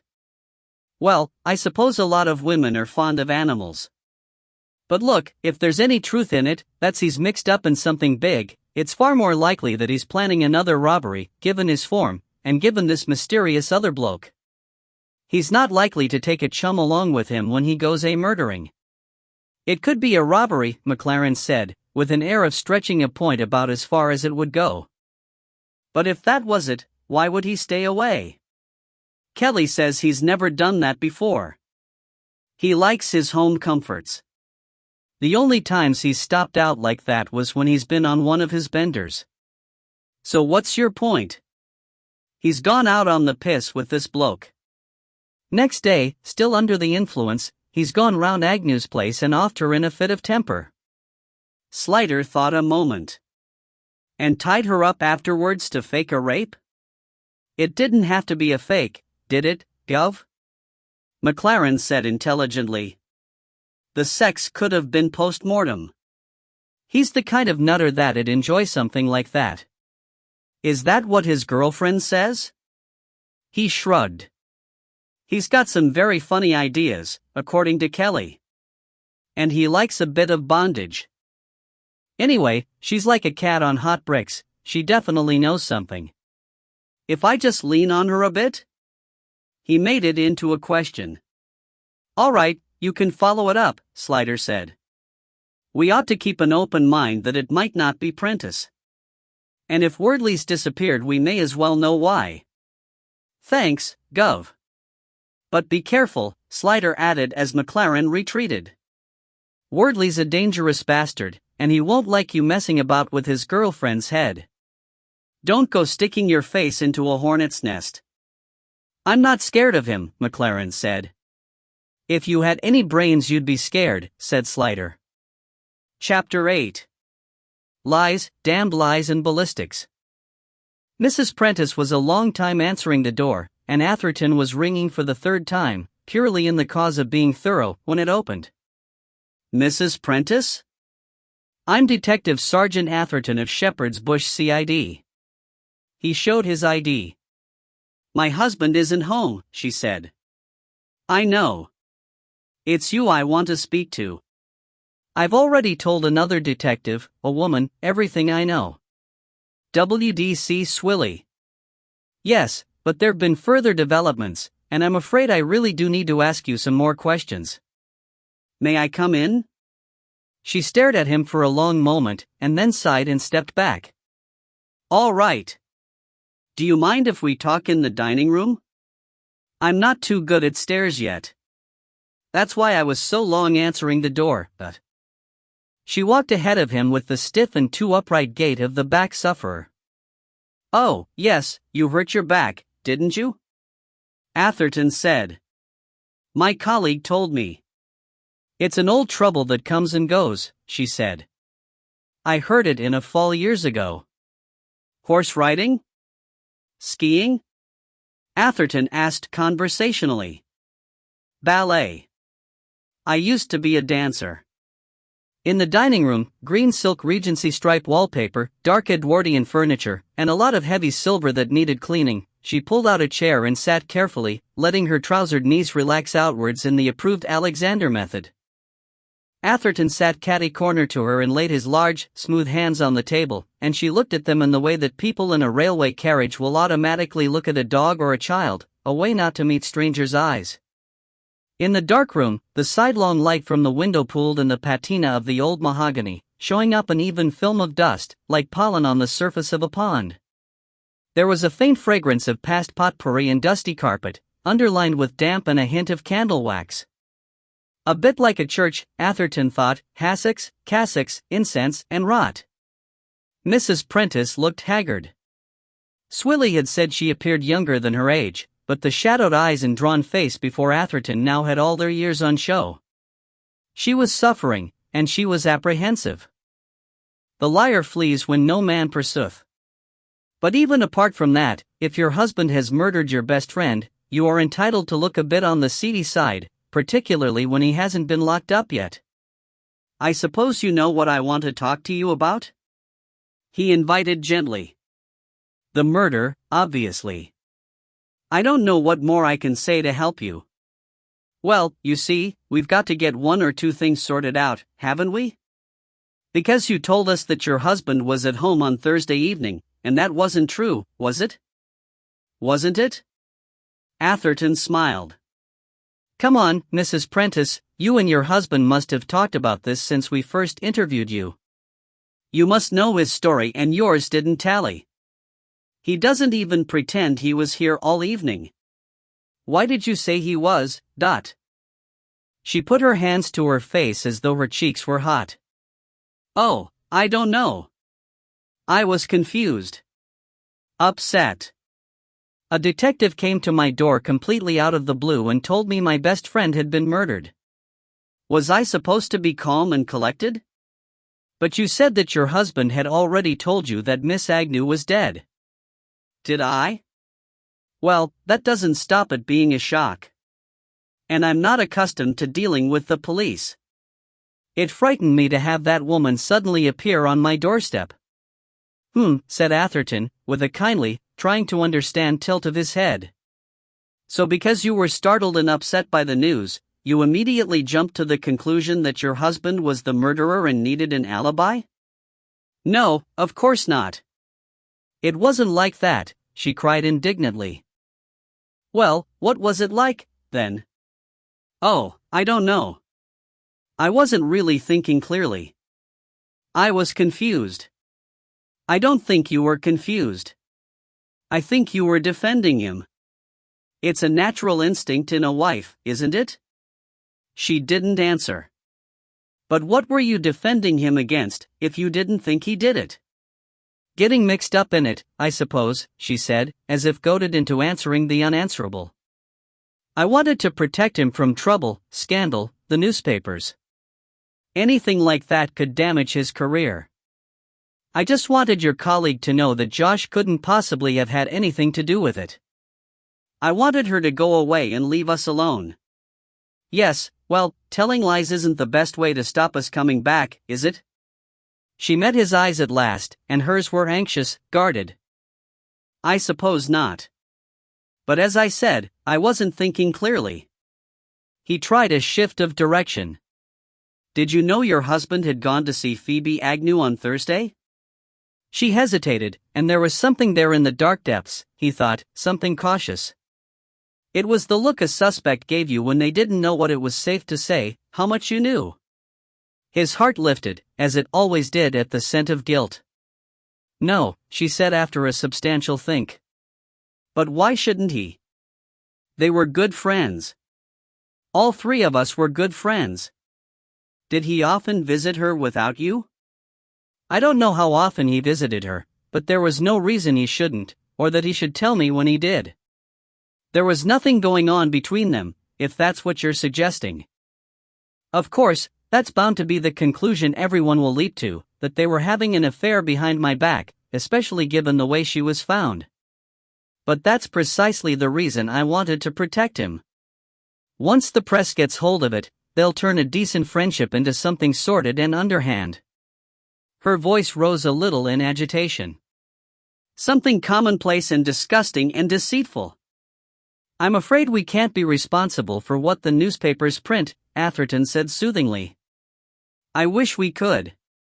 Do you know where your husband went afterwards, when he left her flat? To see Giles Freeman, on government business, she said promptly. He told you that, did he?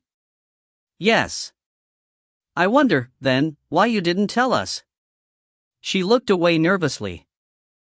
I didn't know at the time that that's where he'd gone. He told me on Friday night, after he'd spoken to you. So what you're saying is that he went out on Thursday evening without giving you any indication of where he was going? Was that usual? I'm not his jailer, she snapped. Quite so. But married couples usually say, I'm off to such and such a place, darling, when they get up and leave, don't they? I don't know what other married couples do, she said stubbornly. But weren't you a bit curious? Husband gets up and leaves the house without a word? And when you hear later that your best friend has been murdered, you assume that's where he went and tell a lie to protect him? She didn't answer. Mrs. Prentice, I have to press you on this point. Can't you see how odd your behavior looks? I must know the truth. Did your husband say on Thursday night where he was going?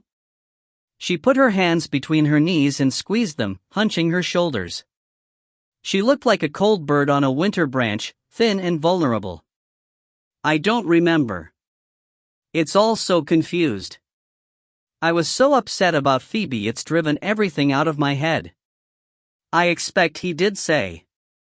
He probably said he was going out on business, or going to a meeting. In fact, yes, I'm sure that's what he did say. He said he was going to a meeting at the ministry, and that he might call in on Phoebe on the way. Yes, and I remember now, he said had I any message for her, and I said just give her my love, but... All this was less than convincing, Atherton thought, and why was she so nervous? Had Prentice threatened her? Well, perhaps he wouldn't need to. Just being married to a man who had murdered your best friend must make you eager to please him. And what time did he go out? He asked. I don't know. About 7:30, 7:15 maybe. I didn't notice particularly. He was with you all morning and afternoon, was he? Did he go out anywhere else before that? No, he was here. What did he do all day? He read some papers, did some writing. We had a late lunch. I don't remember in detail. Where did he do those things? Was he in the same room as you all the time? I don't understand. If he wasn't actually in the same room as you all the time, he might have left the house without your knowing. Of course he didn't leave the house, she said robustly. I'd have known. Anyway, he didn't leave the room for long enough to go anywhere. And what time did he come home on Thursday night? I don't know exactly. It was very late, after I'd gone to bed. After midnight, nearer 1 o'clock I think. But that was usual, when he was on government business.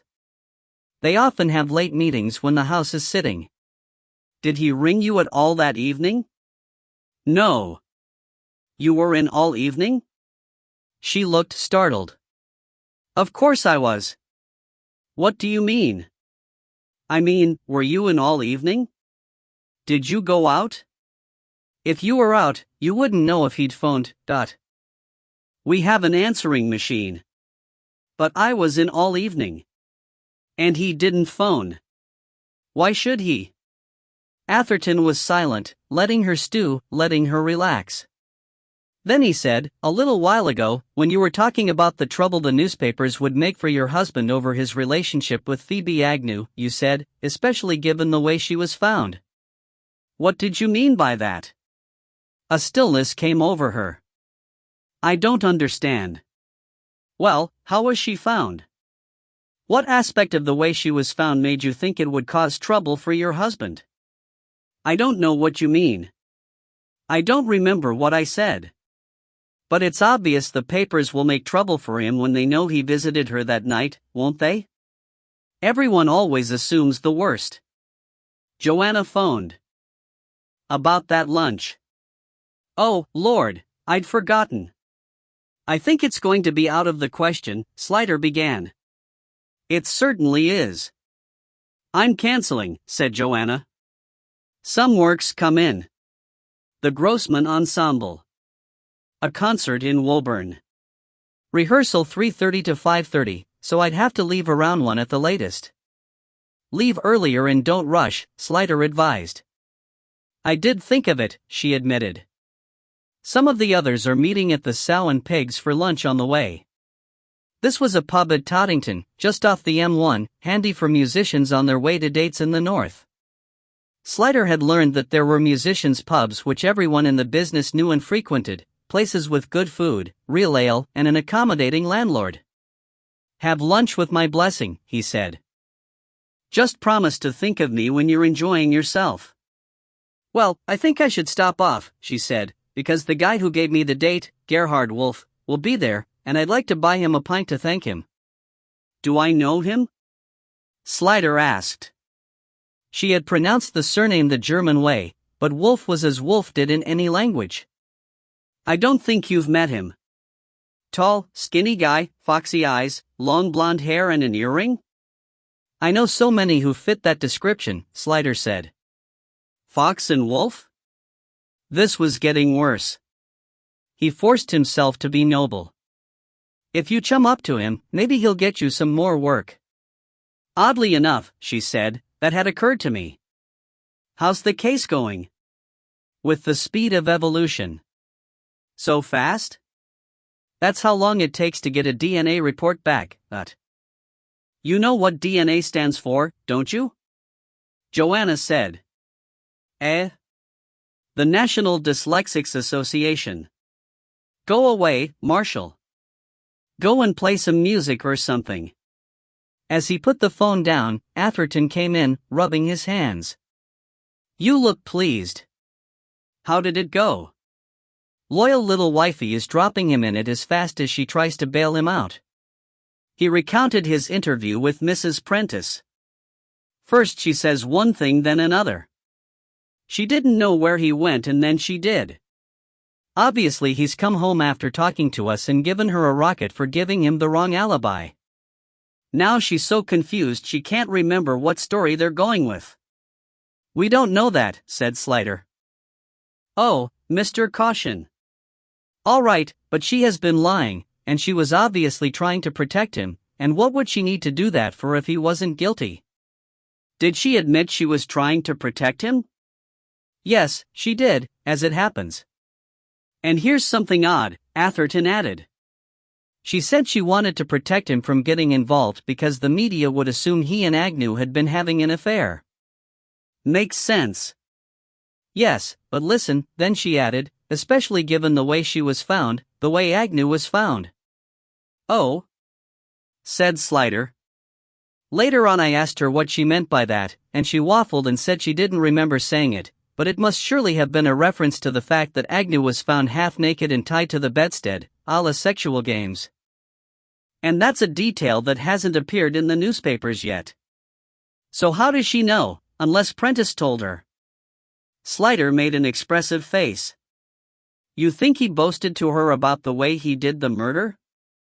The two women were friends, remember. Would you put it past him?" "She might not have meant anything in particular by it," Slider demurred. "It's amazing how little people manage to mean by anything for 90% of their lives.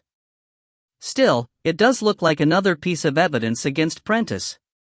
Together with the fact that he told her on Friday morning about Agnew's death and pretended to us that he didn't know. Have you managed to penetrate the Freeman barrier yet? Not yet, said Slider. They stick together, these types, said Atherton. That'll be why Prentice has got the missus to go with the Freeman alibi. He's betting we won't be able to check it one way or the other. But what puzzles me most is why Prentice should think a meeting with Freeman constitutes an alibi anyway, said Slider. He could just as easily have killed Agnew first. We don't have an exact time of death. He probably doesn't know that. The general public mostly think we can pinpoint the time of death to within minutes, Atherton pointed out. Still, he'd have done better from the beginning to say he was at home all evening. I wonder why he didn't. He didn't know we were interviewing his wife at the same moment. In fact, if he'd called her earlier on Friday to tell her about Agnew's death, as she says he did, he could have fixed the alibi then. If he'd been anything of a gentleman, he'd have left her out of it altogether. Atherton looked amused. I should have thought, my dear old governor, that murdering Phoebe Agnew pretty well ruled him out of the gentleman's stakes. I'm sure they said something about that on my first day at Eton. You were never at Eton, Slider objected. Josh Prentice was, Atherton said soberly. Porson paced back and forth across his room, his face looking older and more ghastly by courtesy of the fluorescent strip light that was needed to augment the thin winter sunlight.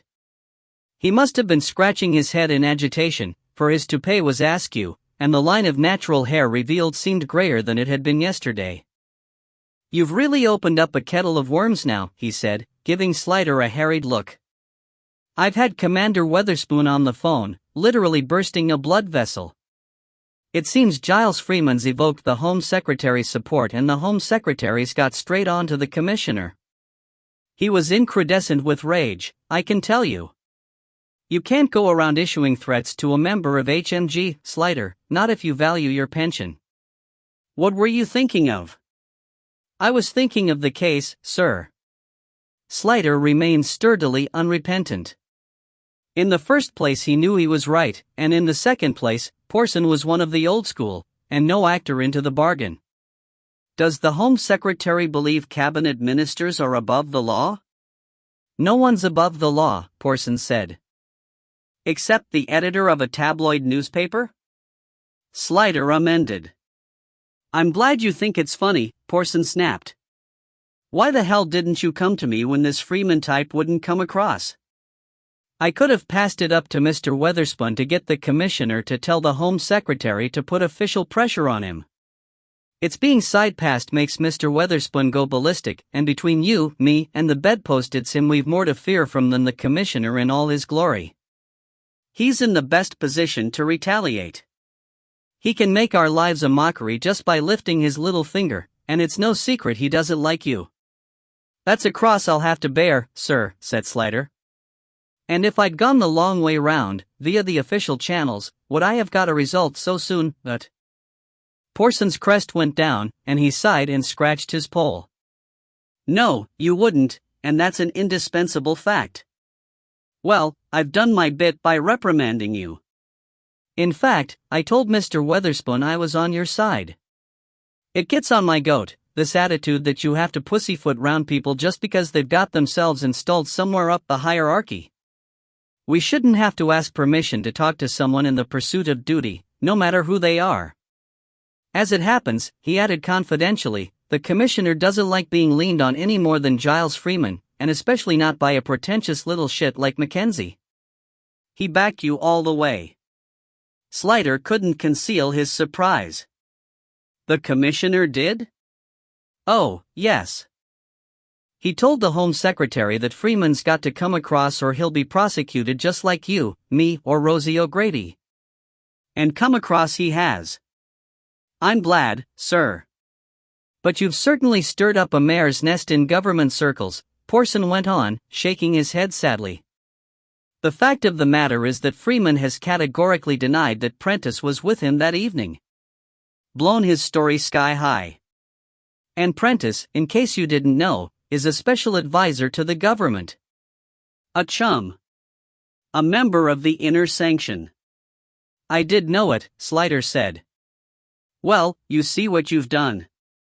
One spoke on the wheel of power has placed another spoke in a very embarrassing position. Involved him in potential scandal. You forced them to decide between Freeman and Prentice, and they don't like it. I've forced them? It's Prentice's fault for lying. In the real world, yes, Porson said. But the government likes people to sing from the same hymn sheet. And Prentice is valuable to them and they don't want to lose him. They already had their heads to the grindstone trying to work out a way round the problem, when you shoved your size 9s in and brought it to a crisis. Now too many people know about it, and they'll have to drop Prentice, which pisses them off more than somewhat. You're a marked man, Slider. I'll try hard to care, sir, Slider promised. Yes, well, Porson said. He cleared his throat, looking at Slider reflectively.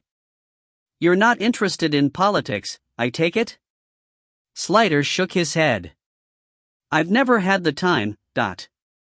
The higher you go, the more it matters, Porson said. But times have changed, and none of us can afford to ignore the political aspect of the job anymore. It affects all of us, right down the line to the coalface. So next time there's a problem of this sort, bring it to me first. Do you savvy? Yes, sir, said Slider. What's happening about Freeman? Is he going to make a statement? It's on its way. You can take it as read that Prentice didn't visit him that evening and proceed on that assumption. Good. I can't say I'm completely surprised. But it gives me some ammunition against Prentice. If we could just get the DNA profile back quickly, he looked hopefully at his boss. I'm on to that, Porson barked, so you needn't give me the Battersea dog's home treatment. Given who Prentice is, and the press interest, I think it's important enough to justify some positive budgetary outlay.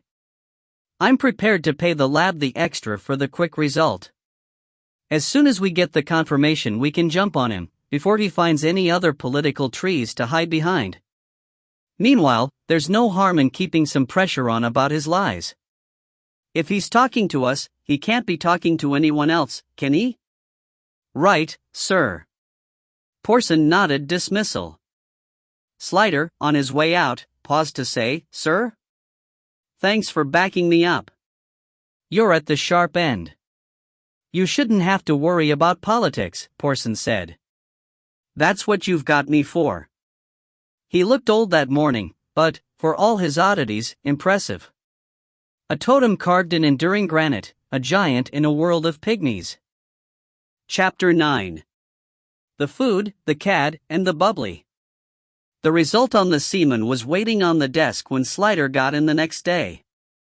He took it through to the office. How'd you do it, boss? Asked Swilly. Only yesterday they were pretending they'd never heard of us. Undue influence and bundles of used fivers, Atherton suggested. Mr. Porson flashed his legs and suddenly we were first in the queue, said Slider. So what's the score? Said McKay. They couldn't get anything from the condom, the sample was too dilute, Slider said. But the semen from the vagina matches Prentice's blood sample. I always knew he was lying, Swilly said with satisfaction. What about the tissue under the nails? Did that come from him too, Dot? The result of that test hasn't come back yet, Slider said. Bit of administrative confusion. Mr. Porson asked for the semen result and they evidently separated that out. Still, if the semen's Prentice's, we've nailed him in that lie, Swilly said. And of course you all know now, don't you, Slider said, looking round and gathering attentions, that Giles Freeman has made a statement that he didn't see Prentice that evening, and that there never was a meeting scheduled. In fact, the House was sitting and there was an important division, so there is no doubt Prentice made it up. Ah, what it is to have friends, said Atherton. But look here, Slider said, the fact that Prentice has been proved lying about these things doesn't make him the murderer. He admitted all along that he had been at the flat. Not quite all along, Atherton said. Only after we told him his car had been seen. All right, almost all along, said Slider. Of course this new evidence makes it look more likely that he did it, he certainly behaves as though he's got something to hide, but let's keep an open mind. I want you all to go on with searching her papers and talking to the neighbors and her colleagues. Anyone got anything to report on those fronts yet? They went through the most useful so far. Early days yet, Gov. Hollis summed it up. Slider looked round, frowning. Where's McLaren? Nobody answered. Has he said anything more about Wordley's whereabouts, Dot? Not to me, said Hollis, but I know he was going to talk to that Kelly again, Wordley's girlfriend, last night. Well, keep me posted. It certainly won't hurt to know what Wordley's up to, even if it isn't anything to do with the case. What are you going to do now, boss? Swilly asked. Talk to Prentice again, said Slider. And this time we'll do it here, on our territory, just to concentrate his mind. Josh Prentice looked every inch a man whose entire life was swirling down the Kermit before his very eyes. Sex, power and charisma had abandoned his fleshy face with the suddenness of seaside bathers at a shark alert. Now the face looked merely baggy, and the eyes were pouched and exhausted. His expensive clothes seemed to sit sadly on him, as if they'd sooner be anywhere else. In the institutional drabness of the interview room, where the smell of guilt, mindless crime and cheap trainers had soaked into the distemper, his designer chic looked as out of place as an orchid in a beer bottle. When they arrived at his office, Prentice was looking sick and a little dazed, but nodded meekly and without hesitation when they asked if he would accompany them to the station to help them with their inquiry. He had not screamed for a solicitor, which was out of character for a man in his various positions, and Atherton had looked sidelong at his boss when Slider gently insisted he ought to have one. Of course, from the police point of view, it was always nicer to conduct an interview without the tortured mind of a legal representative hobbling the progress, but what boots it a policeman if he gains the whole confession and loses his case on procedural quibbles? At the station, Prentice had accepted the offer of a cup of coffee, but when it was placed before him he only looked at it blankly, as if such a thing had never come his way before. Well, perhaps it hadn't, Slider reflected. In Prentice's world, coffee was probably a delicious aromatic stimulant made from freshly ground roasted Arabica beans. Maybe he'd never been presented with a dingy ecru liquid that smelled of rancid laundry and been expected to swallow it. When the brief, Philip Ainscough, arrived, Slider and Atherton took their places and faced him and Prentice across the table that had heard more futile lies and feeble excuses than a regular army sergeant. Prentice looked up from his stunned contemplation of Caterer's revenge and said abruptly, I've been a complete fool. I realize that now. I should have told you the truth from the beginning. It's always a good idea, Slider said mildly. Is it? Always? Prentice said with some bitterness. Is one always believed? I think not. The press and the public believe what they want to, regardless of the truth. We're not the press or the public, Slider said. And we've got ways of testing whether something's true or not. For instance, let's start with where you were on Thursday evening. You told us that you were at a meeting with Giles Freeman, but that was a lie, wasn't it? Yes, it was a lie, Prentice sighed. Look, do you mind if I smoke? The reply in Slider's mind, I don't mind if you burn, was withheld in favor of a go-ahead gesture of one hand. Prentice drew out and lit a cigarette with hands that trembled slightly, but when he spoke, his voice was calm and reasonable. I did lie to you about where I was on Thursday night, but I did it to protect someone who has nothing to do with this business. I hoped you wouldn't check up, given who my alibi was. I mean, if you can't trust a cabinet minister, who can you trust? Atherton made a slight choking noise, and Prentice looked at him and frowned. Well, I suppose I should have known better. Ainscough spoke. You realize that by approaching Giles Freeman in the way you have done, you've ruined Mr. Prentice's career? I should have thought he did that himself when he killed Phoebe Agnew, Slider said. You'd better be careful what you say, Ainscough warned impassively. You could be looking at a civil action. And if you're not going to conduct this interview in a proper fashion, my client will withdraw his cooperation. Slider shrugged slightly and turned to Prentice. Let's clear up this business of where you were first. Prentice took a long suck at his cigarette, blew out a shaky cloud, and then said, I went to see a young woman with whom I'm having an affair. That's why I lied about it.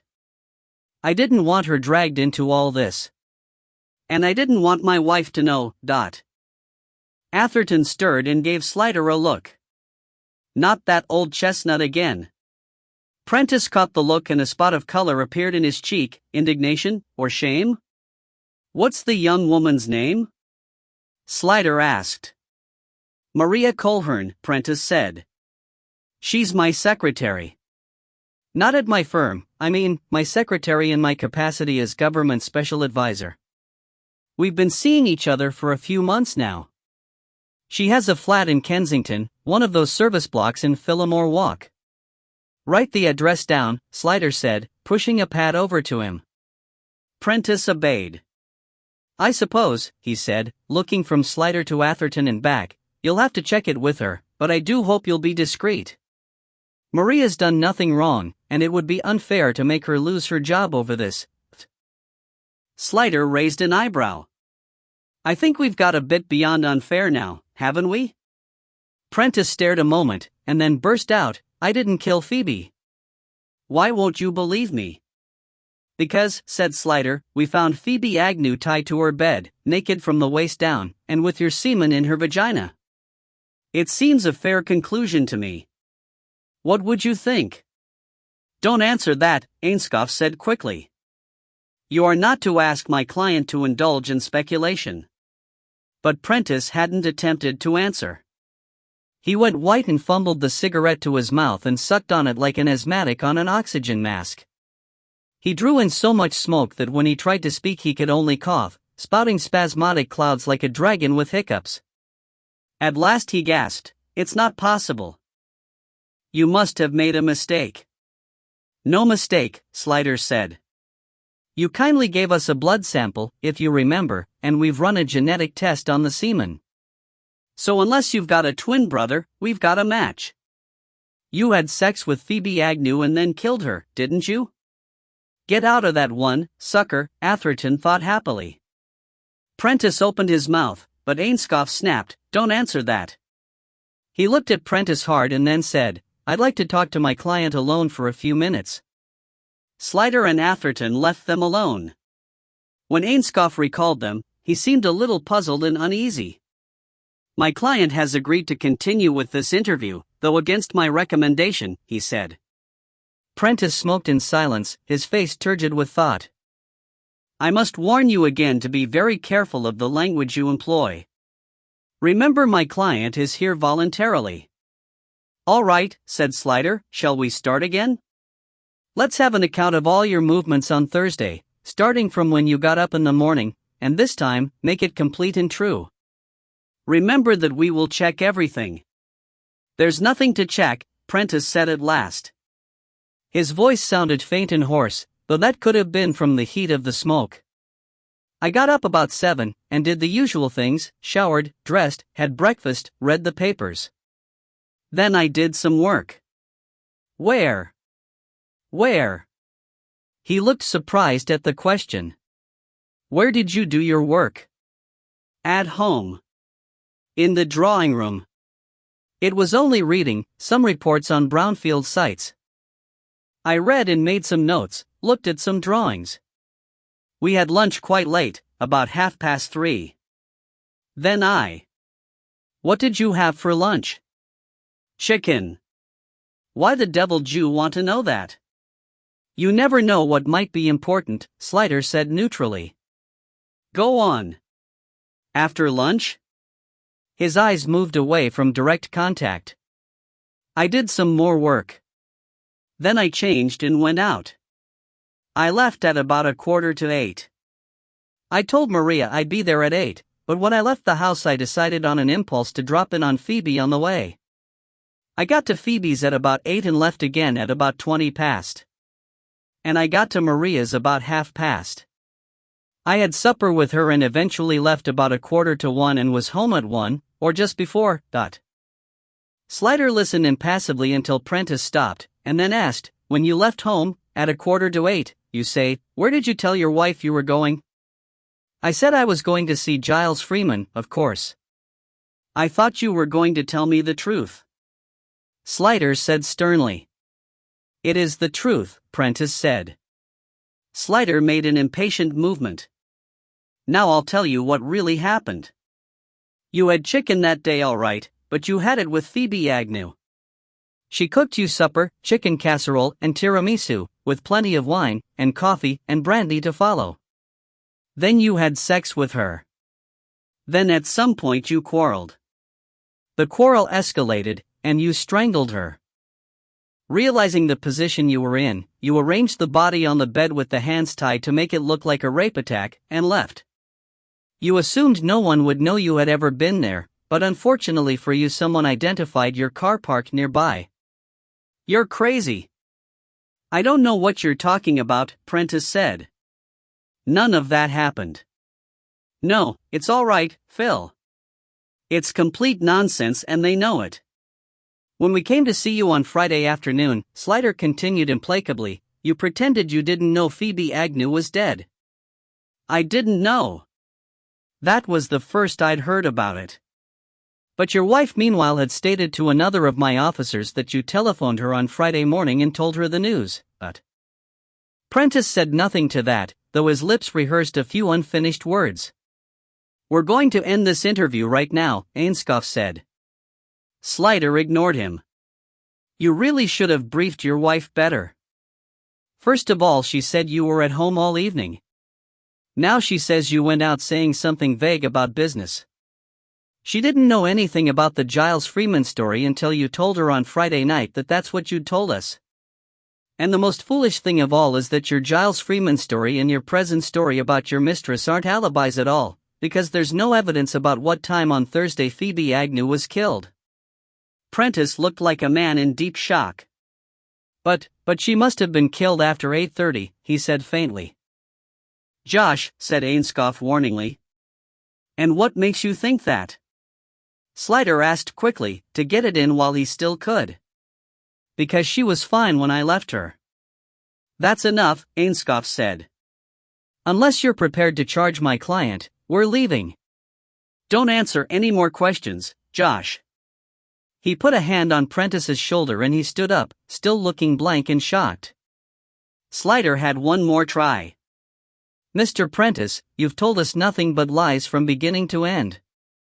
Can't you understand that we check everything, that your lies will always be found out? You're an intelligent man, you must see that nothing but the truth can help you now. Tell me the truth. What have you got to lose? Nothing, he said slowly. My career's already gone, and my marriage, he shrugged, and turned to Ainscough. It's all right, Phil. I've got nothing to hide, and I want to get it straight with them. Otherwise this thing will drag on and on. I know what I'm doing. He sat down again and faced Slider. Look, you're on the wrong track altogether. Phoebe and I didn't have a sexual relationship. We never did. We really were just friends. To tell you the truth, he added, she wasn't my type. She was too hard and masculine, and far too much of a slob. She was a great friend, though, a great mate, if you like.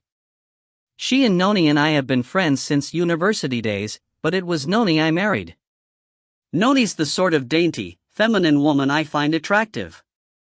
If you knew anything about me you'd know that was the truth. If you're going to check with Maria you'll see what sort of person she is. Slider only nodded expressionlessly. Noni's my type, Prentice went on. She's been a wonderful wife. Smart and pretty. Superb cook. Entertains my friends and business colleagues. An absolute mainstay, the sort of wife and homemaker a man in my position needs. Phoebe's never cared for anything like that. She'd scoff at the idea of taking second place to a man or supporting him in his career. Her own career is all she cares about. And she despises domesticity.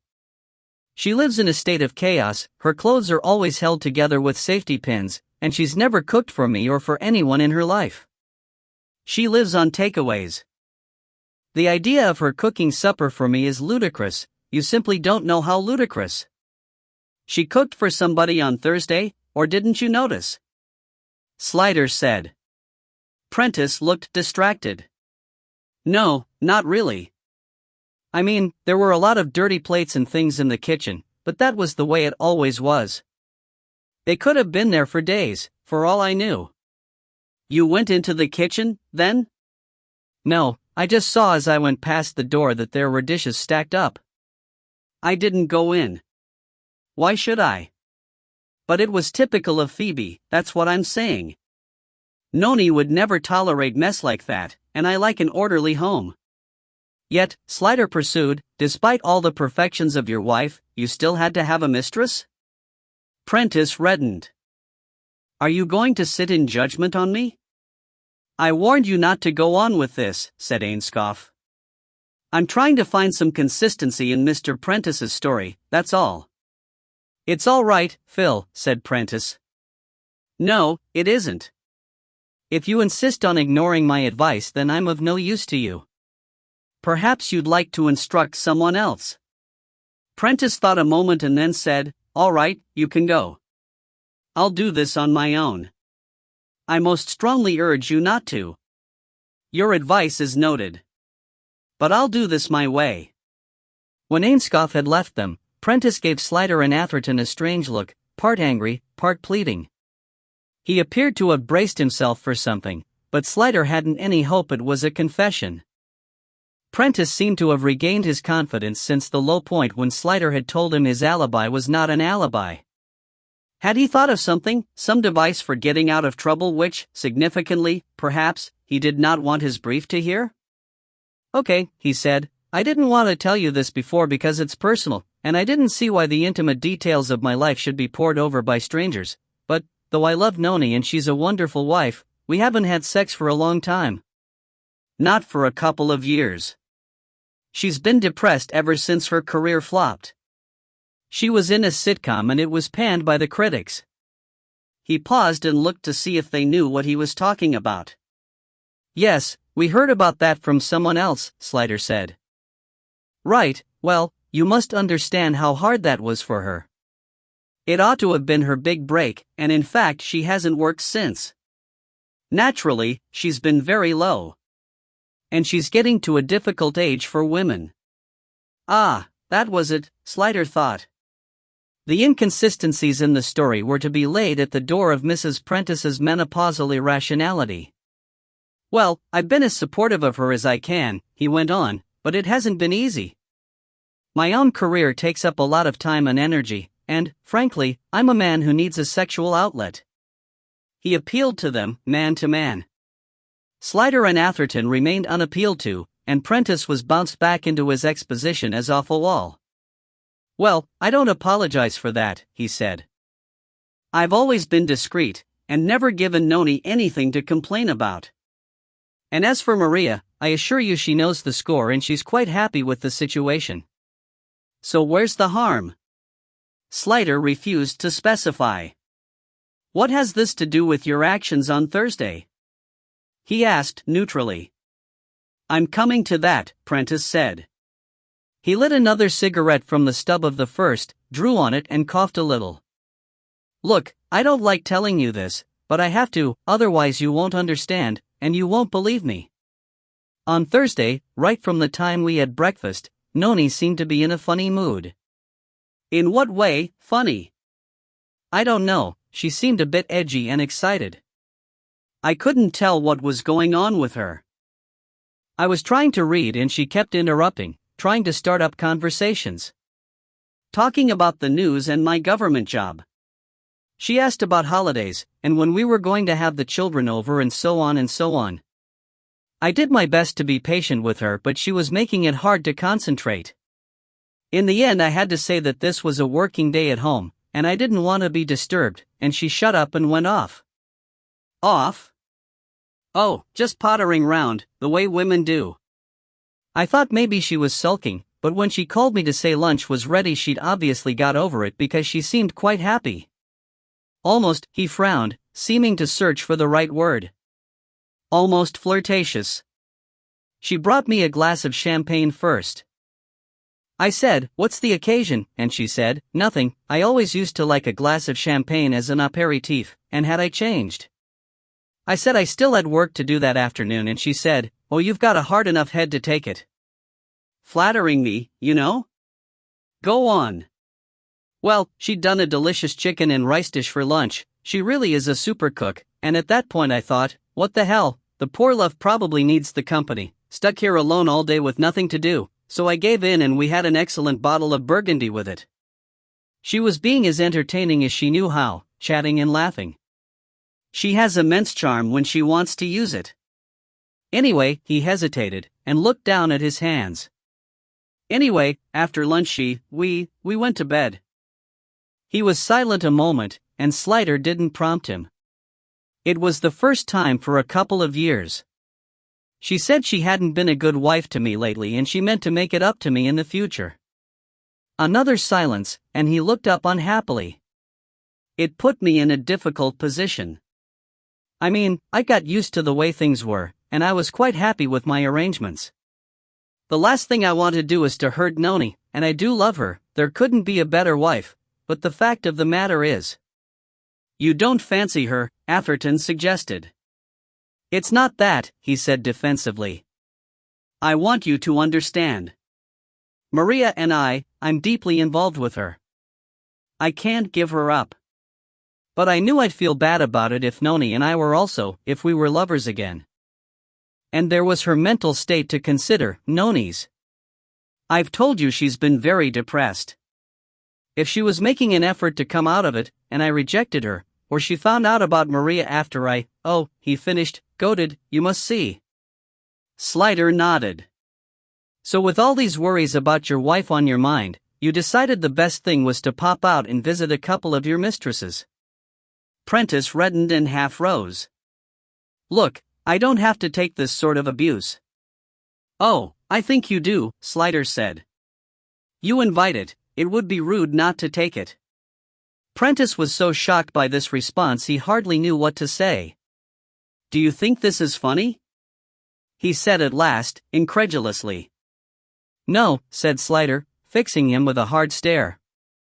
I've seen the body of Phoebe Agnew. I don't think there's anything remotely funny about it. So please sit down and stop blustering. I'm trying to get at the truth. Prentice subsided, but he looked angry and disconcerted. I don't understand you at all. I'm here voluntarily. I'm doing my best to help you, but I can walk out of here right now and leave you to stew in it, and I will do if you don't start showing me a bit of respect and common courtesy. You're a public servant. And you must know I'm a man of influence. Do you want me to make a complaint against you? Don't you value your career? Let's not talk careers, Mr. Prentice, Slider said. Let's remember why we're here, and what I already know. Now, tell me what happened after you made love with your wife. He breathed hard, but answered after a moment. I fell asleep. When I woke up it was 6:30. I was annoyed because I hadn't done all the work I'd planned to do, and I'd told Maria I'd be round at 8. I jumped up to go and shower, and Noni asked where I was going. She said, "You're not going out, are you?" I said I had to, and she got upset. She felt that after what had happened I ought to stay with her. She asked me who I was going to see and said I should cancel it, and I got angry and said it was government business and she ought to know by now what was important, and she said did that mean she wasn't important? Well, you know how women go on. Before I knew what was happening I was in the middle of a row. The last thing I wanted to do was quarrel with her, especially, he hesitated. Especially given where you really were going, Slider suggested. She made you feel guilty and that made you angrier. He shrugged. You know what women are like, he said again. I will say that was one thing about Phoebe. She never behaved that way. She had a mind more like a man's. That's why I went to see her, really. When I was in the car and starting off for Maria's, I decided to call in on Phoebe and ask her advice about the situation. I didn't know what to do about Noni, and I thought Phoebe could give me an impartial view. Did you tell your wife you were going to call on her? Slider asked. No, of course not. I told you, it was spur of the moment. I didn't think of it until I was driving off. Atherton spoke.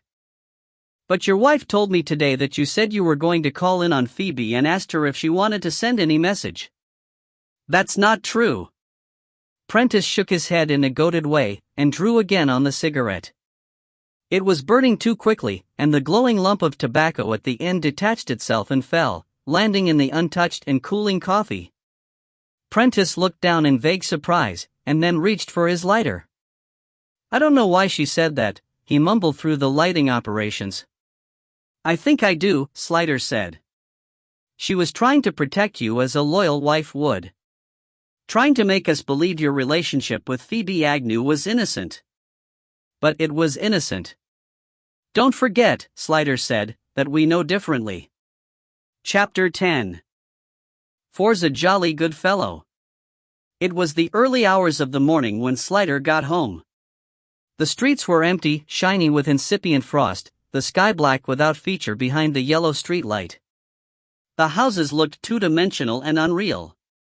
It was a bleak time of day, and winter sunrise was too far off to inject a ray of hope. The streets were parked both sides as far as the eye could see, everyone was at home and accounted for. He had to cruise to find a space several streets away, and then walk back. The parked cars seemed to be sleeping too, tucked in snugly at the curb. He imagined a windscreen eye half opening as he passed and then drooping closed again. He turned a corner, into a better-off street. The security-conscious owners had fitted intruder lights, and because the front gardens were so short, he set them off from the pavement, like a row of bath chair kernels on the promenade waking one after the other. What? What? What? He yawned as he walked, and yawning made him shiver.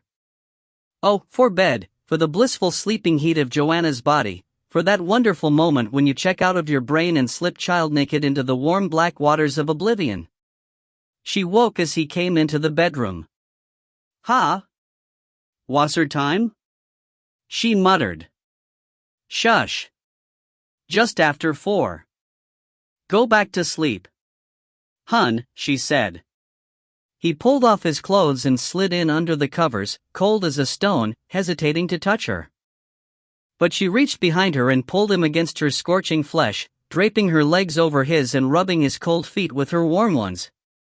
Sighing, he sank into her back, and thought that this was probably the most inexpressibly wonderful sensation life could afford. 5 minutes later she said, Can't sleep? How could you tell? I can hear you thinking. I'm sorry, I didn't mean to disturb you. Go back to sleep. No, it's all right, she said. I'm awake now. She rolled over to face him, and he went onto his back, taking her on his shoulder, their talking position. You're very late. Is it the case or another woman? What would I do with another woman? Remind me in the morning and I'll draw you a diagram. So what's happened, Dot? We brought the prime suspect in for a little chat, Slider said. We've matched the semen in the vagina to his blood type, and his Westminster boss has blown his alibi. Oh, good. You arrested him?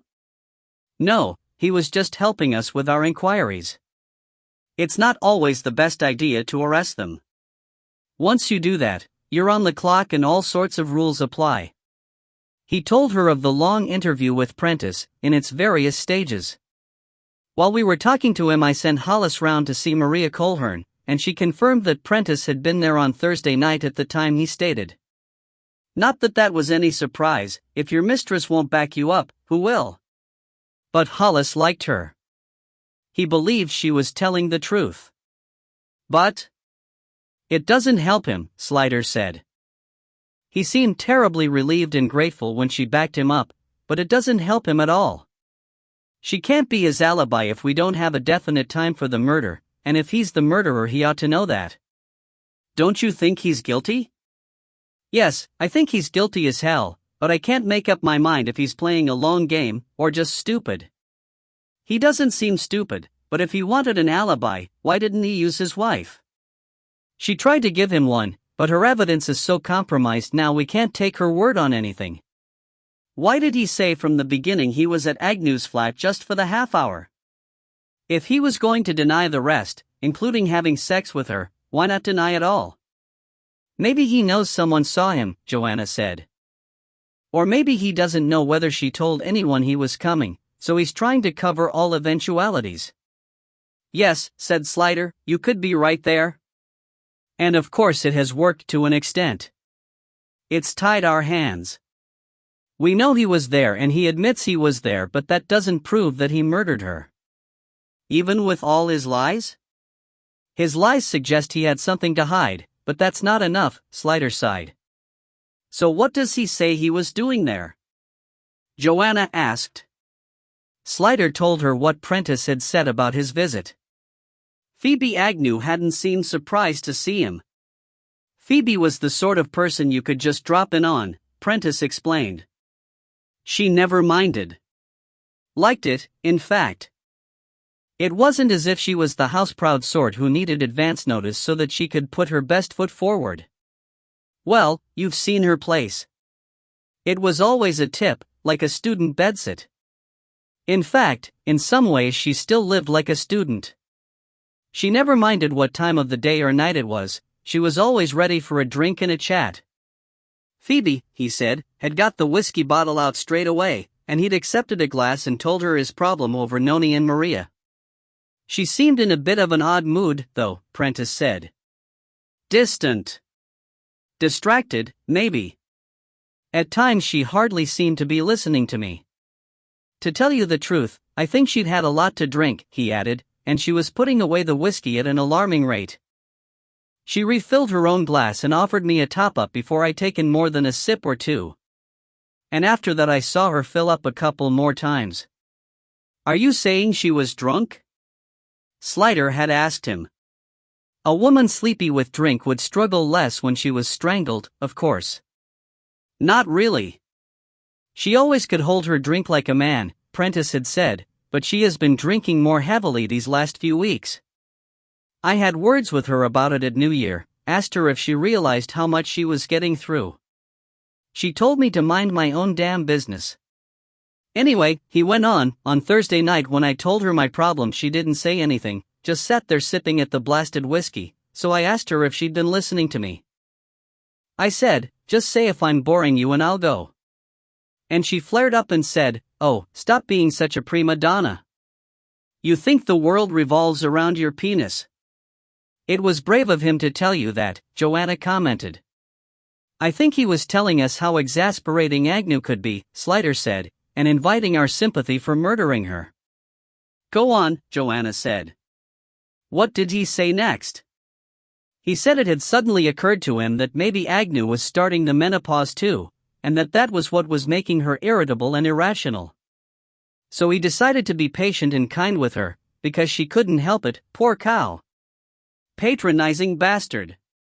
Joanna exclaimed. What you mean, starting the menopause too, ?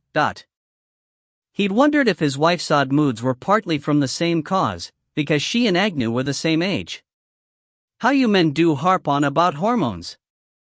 Never mind the you men business, Slider said sternly. Anyway, Prentice said he asked Agnew very kindly and calmly if there was something bothering her, and she said, I've got a problem that makes yours pale into insignificance. So naturally Prentice asked her what it was, and she said, I wish I could tell you, but I can't. Prentice pressed her a bit, said surely she could tell him, he was her oldest friend, and hinted that with all his friends in high places he might be able to help her. Sensitive, Joanna said. Doesn't miss an opportunity for self-aggrandizement, . Well, he said that Agnew just snapped at him, you're the last person who could help me with it. So he shrugged and let it go. And what about his own problem? Did he get her advice? No, he said she seemed to think it was trivial and irrelevant. She said, you get yourself into these things, try thinking how the other people involved feel, which he said annoyed him because that was exactly what he was doing, trying not to hurt either the wife or Maria Colhern. It's a bugger when women don't recognize a compassionate, self-sacrificing man when they see one, Joanna agreed. So did you believe all that? Oh, yes, there was too much detail for him to have made it all up, and his annoyance with Agnes showed through clearly, which is presumably not what he would have wanted. I can see him losing his temper because she didn't understand him and kept claiming her own problems were worse. And I suppose it explains why he persists in denying he had sex with her. He thinks being her lover makes him more likely to kill her than being a detached platonic friend. Well, he's not wrong there, is he? Joanna said. If she were just a platonic friend, he'd shrug off her moods and leave her to it. So where do you go from here? Slider moved restlessly. We've got to find more evidence. We've got the house-to-house still going. If someone saw him coming out in a disheveled or agitated condition, that might help. What did Maria Colhern say about him when he arrived on Thursday night? Joanna asked. That he seemed normal enough. Perhaps a bit subdued and preoccupied, but no more than she would expect from a man with his business and political commitments. Well, he might have enough self-control to fake normality in front of her, given that he was relying on her for an alibi. But it wasn't an alibi, Slider fretted. Maybe you've missed something that was meant to fix the time of death, Joanna said. Think of it, he left some subtle clue that you haven't catoned onto, and he's being driven mad with frustration, not able to point it out to you without dropping himself in it. A pleasing thought, Slider said. Anything that could make that bastard writhe. What else? What else can we do? Find out more about his relationship with Agnew, I suppose. The thing is, I can't quite see him murdering her on what he's told us so far. Getting mad and smacking her, perhaps, but to strangle a big strong woman like that, even if she is drunk, takes enough time for an angry man to think better of it, if he hasn't got a really adequate reason. Especially a man with as much to lose as Prentice. There must be more cause between them than that, and if we can nail the why, and present him with it, we might shock him into confessing. How will you go about that? We've still got all her papers to go through, something might emerge. And meanwhile, there's his and her nearest and dearest to winkle at. Good. You sound better now you've decided what to do. It's relieved my mind to talk, but I'm sorry I've woken you up, he said. Do you want to get a couple of hours now? You're wide awake, aren't you? To tell you the truth, I'm absolutely starving, he confessed. Then it must be breakfast time, she said, starting to get up. But it's only 5 o'clock. What's an hour or two between friends? Anyway, she added, suddenly serious, I want to talk to you. Oh. What have I done? Let's get some food going first. While he made toast and tea, she scrambled eggs and, in deference to his hunger, grilled several rashers of bacon. The smell, surely the best in the world, especially early in the morning, got his juices going so that he was almost frantic by the time they sat in their dressing gowns at the tiny kitchen table. They ate with cheerful daytime clatter, just as if the accumulated sleep of the rest of London wasn't lapping at the walls of the house like a reproachful tide. So, what have you got to tell me? He asked. How was the concert, by the way? I haven't really seen you to talk to since then. It was nice, she said. Four and Schumann. Musicians' music. Isn't it all? Not by any means. Some of the things the public like to listen to, we don't like to play. And vice versa. The best music is both. Brahms, for instance. But I digress. He reached across the table for her hand. I like it when you do that. Stop mucking about, Bill Slider. I've got to talk to you seriously about Gerhard Wolff. Aha! I knew I ought to worry about a man named after a predator. Do you think it's going to lead to more work for you? Nail on head, with a vengeance, she said. The thing is, you know how tough things are at the moment? Yes, you've told me. I haven't told you everything. The orchestra's got virtually nothing until April. Our government grant is being discussed at the highest levels, which means they want to withdraw it, or merge us with one of the other big four orchestras. And worst of all, we may be losing the summer opera tour. You didn't tell me that, said Slider. It's so grim to contemplate I didn't even want to think about it until it was certain one way or the other. But the fact is the opera company's losing money, and the only way they can economize is to cut out the big operas, particularly on tour. They're talking about only taking a chamber orchestra this year. But if they take fewer musicians, you'll still be one of them, surely? Slider pleaded. You're number 5. No, I don't mean they want to cut us down to chamber orchestra size. They want to drop us completely, in favor of a chamber orchestra. The Academy of St. Paul's is the front runner. So you see, she concluded bleakly, if we lose the summer tour, it means we'll only have something like 4 months' work a year. No one can live on that. But you do freelance stuff. When I can get it. There's less and less of that around, too, and more musicians going after every job.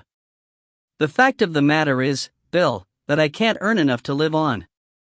He was silent. He ought to be able to say, never mind, darling, I'll keep you, but that just wasn't true.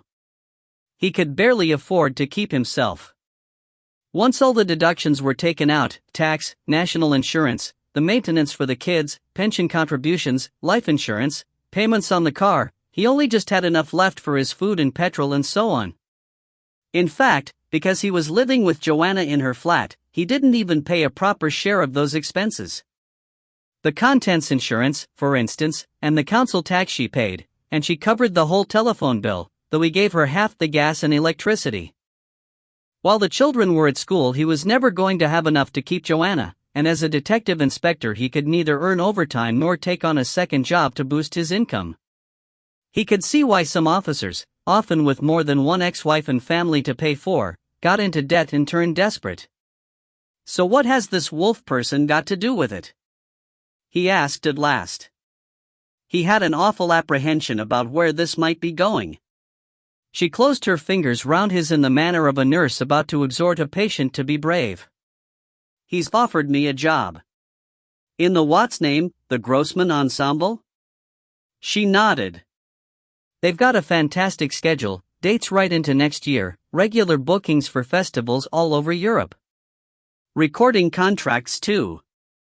Wolfie's brought the musical standard up to a level where all the best conductors want to be associated with them, and Adela Pronk, the general manager, is just a total diva when it comes to publicity and getting bookings. She's had inquiries from all over the world in the last few months. You know what it's like, when you're hot, you're hot. Word goes round and before you know where you are, managements are fighting each other to get you. It's a compliment, then, that they want you? Slider said, trying to sound positive. Yes, it is. And I won't even have to audition. Wolfie's an old mate, he knows my playing. That's why he called me to fill in Leeds. And Adela never interferes with artistic decisions, so if Wolfie says I've got the right sort of sound and flexibility, it's a done deal. She stopped abruptly, as if she had suddenly heard her own voice. Slider felt cold through to his bones, despite the bacon and eggs. You sound as if you've made up your mind, he said. No, I haven't, not yet, she said. She bit her lip. It's an opportunity one can't afford to miss. But it would mean living abroad. They're based in Amsterdam. Most of the concerts are in Amsterdam and Frankfurt.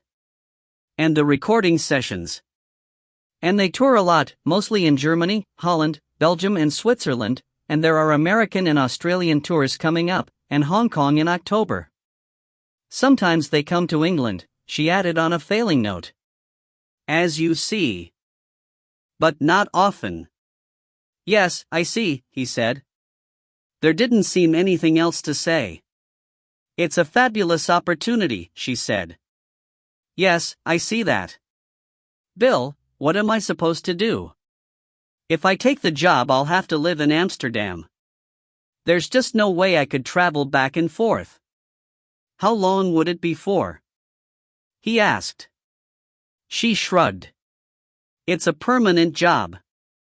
I don't really see myself living in Amsterdam forever, and if the business picks up over here again, of course I'd want to come back. But, well, it'd be a few years. At least. So what happens to us? He asked at last. She took a deep breath. That's the problem I've been trying to think around ever since Monday night. I thought you had something on your mind. The only solution I can come up with is that you come with me, Dot. What? Come with me. Come to Amsterdam. Make a new life with me abroad. She squeezed his hand again, to stop the negative she saw gathering like snow slipping down a roof. You've got nothing in particular to keep you here, have you? Your old house is sold, and now your divorce is through. My children aren't nothing, he said. I didn't mean that, but how often do you see them anyway? Once a month? You could fly back once a month to visit them, once a fortnight if you wanted. But what if anything happened, an emergency? How would Irene get in touch with me? There are telephones, she pointed out. Amsterdam's not the end of the world. You could get back in a few hours. A few hours? You're being unreasonable. Would you refuse to move to Wales because it would take you a few hours to get back in an emergency? Wales would be quite different. Would it? Amsterdam's no further, really. Just because it's a foreign country. That's not the point. Anyway, I wouldn't move to Wales either. Wouldn't you? Not even if it was the only way for us to be together? He was silent. Please, Bill, don't reject it out of hand. At least think about it. I am thinking about it, he said. Amongst other things, I'm thinking, what the hell could I do in Holland? The same as you do here. Don't be silly. Policing is completely different over there. I could be a policeman in Wales if I could get a post, but I could never learn a whole new system of law in a foreign country, and they'd never take me at my age anyway. She saw the truth of that, though reluctantly. Well, you could get some other job, then. I don't speak Dutch. You could learn. I'm not qualified for anything else. The only thing I know how to do is what I do. And anyway, I don't want any other job, he finished on a burst of honesty. I like what I do. She drew back her hand. Why should it be my career that gives way to yours? If a man gets promoted and moves, he expects his wife to go with him. Well, this is a tremendous promotion for me, and it means moving a few 100 miles. Are you going to stand in my way? It's not a matter of that, Dot. Well, what is it a matter of? Joe, he said painfully, I just don't see how it can be done. You mean you're prepared to give me up, just like that? I'm not giving you up. But it's an impossible decision to make. It'll have to be made, one way or another, she said, but not now. She stood up, pulling the empty plates together. This is not the time to discuss it. I can see how it will end if we go on now. I don't see. Please. We'll talk later. Just think about it, will you?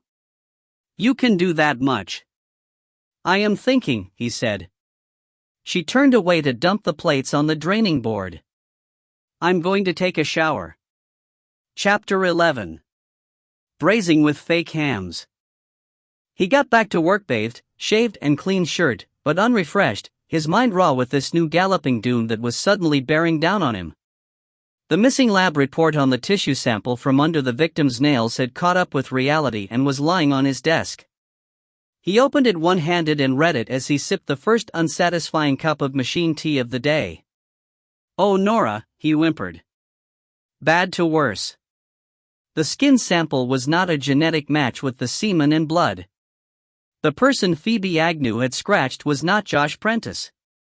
Bloody Nora. Sorry? Said Swilly from the door. Nora, not Norma, he explained.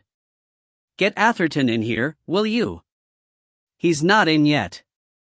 Slider looked at his watch. Where the hell is he? I don't know, boss. He hasn't phoned in that I know of. D'you want me to ring him at home? Yes, do that. He might be ill. She hesitated, and then said, "If he's not at home, I know where he might be." Slider raised his eyebrows. "At least, I know where he was on Sunday night, and he was late in Monday morning." "If you want to say something, say it," Slider suggested. She looked away. "You know I don't gossip. But I know how you feel about Jim and Sue. I like Sue myself. And I happen to know Jim was out with Tony Hart on Sunday night because I saw them together." "Oh," said Slider. Hart was a WDC who had been on loan to his firm a while back, at which time Atherton had seemed to have a thing going with her. He was now in what was supposed to be a steady relationship with Joanna's friend and colleague, Sue Coversham, but Atherton had always been a serial bonker, and nothing had been more surprising than the idea of him settling down with one woman. How Atherton ran his private life was his own concern, of course, but Slider couldn't help knowing that if Sue was made unhappy, it would upset Joanna. Equally, though, he couldn't run his firm on that basis. "Well, that's none of my business," he said. Swilly gave a faint shrug. "If he's not at home, do you want me to ring round for him?" "No, leave it," Slider said. "How are you getting on with checking Mednam's story?" "It's all right," she said. "I sweet-talked the local boys into doing it. That wine bar, Ramblers, they call it Bender's. Heart of the Essex gay scene, but fairly upmarket. They don't have any trouble there. Anyway, Prentice and Mednam are well known, and the staff confirmed they were in there on Thursday from about 10 right through to closing at 11:30. She looked inquiringly at Slider. "It doesn't rule out one of them going back to London in the early hours, but it's unlikely, unless they're involved in a deep plot. At least we can interview Piers Prentice with a bit more confidence." "What's that in your hand?" "First report on the Leightons from Agnew's flat," she said. "The prints on the whiskey glasses belonged to Prentice and Agnew, but the wine glasses and cutlery and the edges of the plates had all been wiped clean." "Yes, Lamont told me that at the flat." "Oh. Well, they're still going through the lifts. There were a hell of a lot, as you know, but they found 2 lots that don't belong to Agnew, Mednam, Prentice, or the girl upstairs. One set was on the edge of the unit the hi-fi stands on, left hand, half a palm and 4 fingers, as if he's leaned on it while he's doing something with his right. Changing the music or pouring coffee?" Slider suggested. "Could be." "Oh, and we've checked with records and it's not Wordley's either." "Well, he's smart enough to wear gloves if he's there for felonious purposes." "What else?" "Fabric smudges on the front door and the lounge door, as if they'd been held by a gloved hand, or through a handkerchief," Norma said promptly. "Someone trying to let himself out without leaving a mark." "But, boss, if whoever ate dinner with her was trying to cover his tracks, doesn't that rule out Prentice? He didn't mind leaving his marks on the whiskey glass. Maybe he just forgot the whiskey glass." "Yes, but I mean, he didn't deny he'd been at the flat, so why should he mind if it was him ate the meal?" Slider frowned and thought. "I don't know. Unless he didn't want it to be known that he was there earlier, something to do with the time of death, maybe. His wife says he didn't leave home until after 7:30. If we can believe anything she says, But if she was telling the truth, Norma persisted, it fits with him saying he left home at 7:15, and if he got to Colehern's at 8:30, the window he could have been at the flat's too small for him to be eaten the meal. He could still have killed her, but he couldn't have got outside a casserole and trifle job as well as all the rest." Slider rubbed his head. "I wish we could have checked his stomach contents on Thursday. If Prentice wasn't the one who ate the supper, then he must have come after the eater, because he said the kitchen was stacked up with dirty plates, and the only ones that were in there were the casserole and tiramisu lot. Which means the eater couldn't have been the murderer, or Agnew would have been already dead when Prentice got there. But if the eater wasn't the murderer, why did he try to get rid of his finger marks?" "God knows," Swilly said. "This is the nuttiest case I ever worked on. But we know someone else was there at some point because of the tissue under the nails and now the rogue fingerprints on the unit. But we don't know that that was the murderer, or even that it was the person who ate the supper," Slider concluded. Someone not connected with the meal could have leaned on the unit for some reason. And she could have slightly scratched someone by accident. Swilly nodded. And also, whose was the condom, if it wasn't Prentice's? And why does Prentice still insist he didn't have sex with Agnew? You identify the questions all right, Slider said. I wish you'd identify some answers as well, but... Well, maybe the murderer had nothing to do with the meal at all.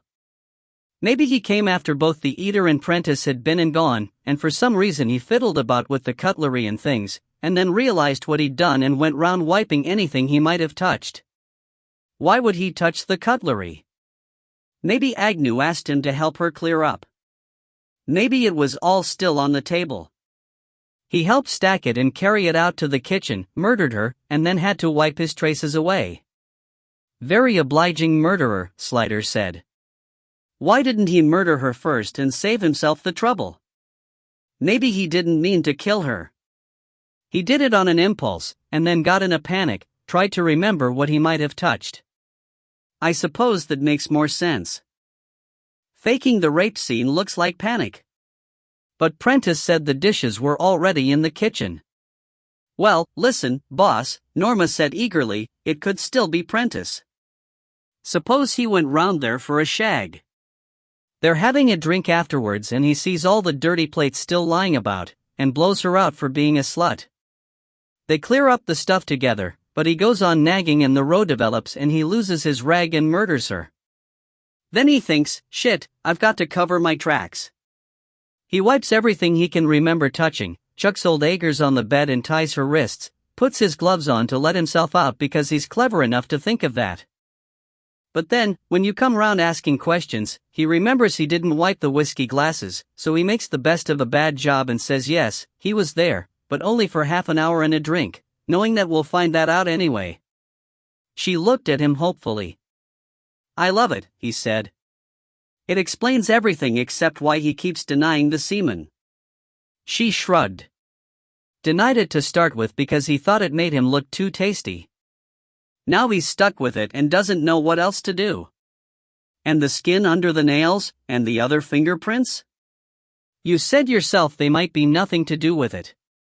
Someone who called earlier, nothing to do with anything. Might not even have been the same day that.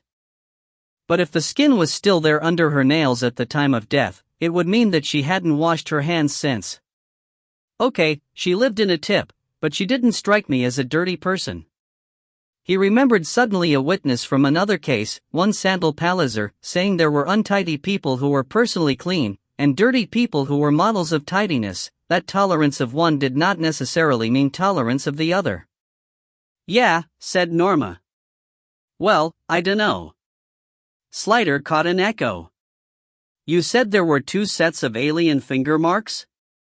Norma roused herself from thought. Oh, yes. The other set was on the flush handle of the loo, points to you, Gov. I have my uses, Slider said modestly.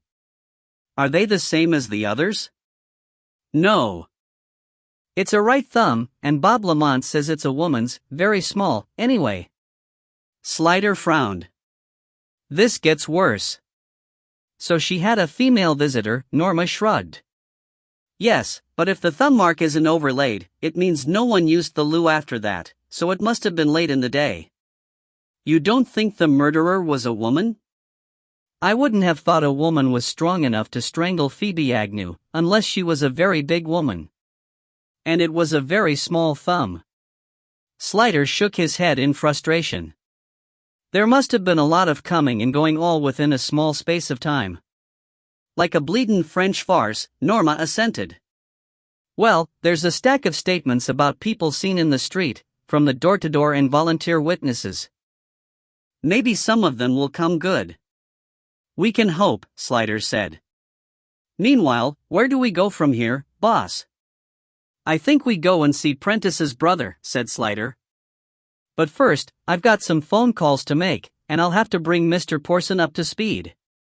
Do me a favor, will you? He pushed the plastic cup away from him in distaste. Get rid of this and bring me some proper tea from the canteen. I can't think with my tannin levels dropping like an express lift. Cuppa Rosie. No problem, said Norma obligingly. Atherton was not at home. Slider hesitated, and then rang Sue. As soon as she answered, he wished he hadn't called, because if Atherton was out on the pull, there was nothing he could say to her that wouldn't drop him in it. But while he was agonizing, she said easily, "If you're looking for Jim, he isn't here." "Oh, right," Slider said. "Hasn't he turned in to work?" "Well, he's a bit late."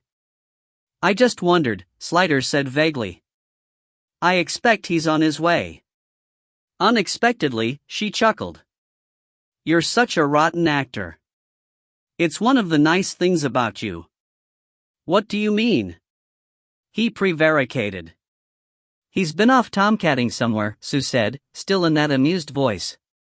"You know it and I know it, and you're wondering whether you've got him into trouble, while at the same time feeling sorry for me. It would be a bold man who felt sorry for you." Well, I suppose you mean that for a compliment. But you might as well know, Jim and I had a big row on Saturday, so he's punishing me. I did the shopping, you see, and I got the wrong sort of ham and ruined his quiche. It was in a packet instead of on the bone, a heinous crime, apparently. "Oh dear," said Slider. "He was mad as fire," Sue said. "It was quite funny, really." Slider worried she wasn't taking her sin seriously enough. We all have our little ways, and a man's vanity can reside in many places. Kick him in it, and you're socking around for a smack in the puss. He said cautiously, "Well, he can be a bit pernickety, but after all, he is a very good cook." "That's praising with faint dams, all right," Sue said, and Slider recognized it as an Atherton phrase. Language mutation was one of the signs of a real relationship, and obscurely he felt better about them. She went on, "Anyway, the bloody old ham was just the surface excuse. Underneath, it was the same old row rehashed.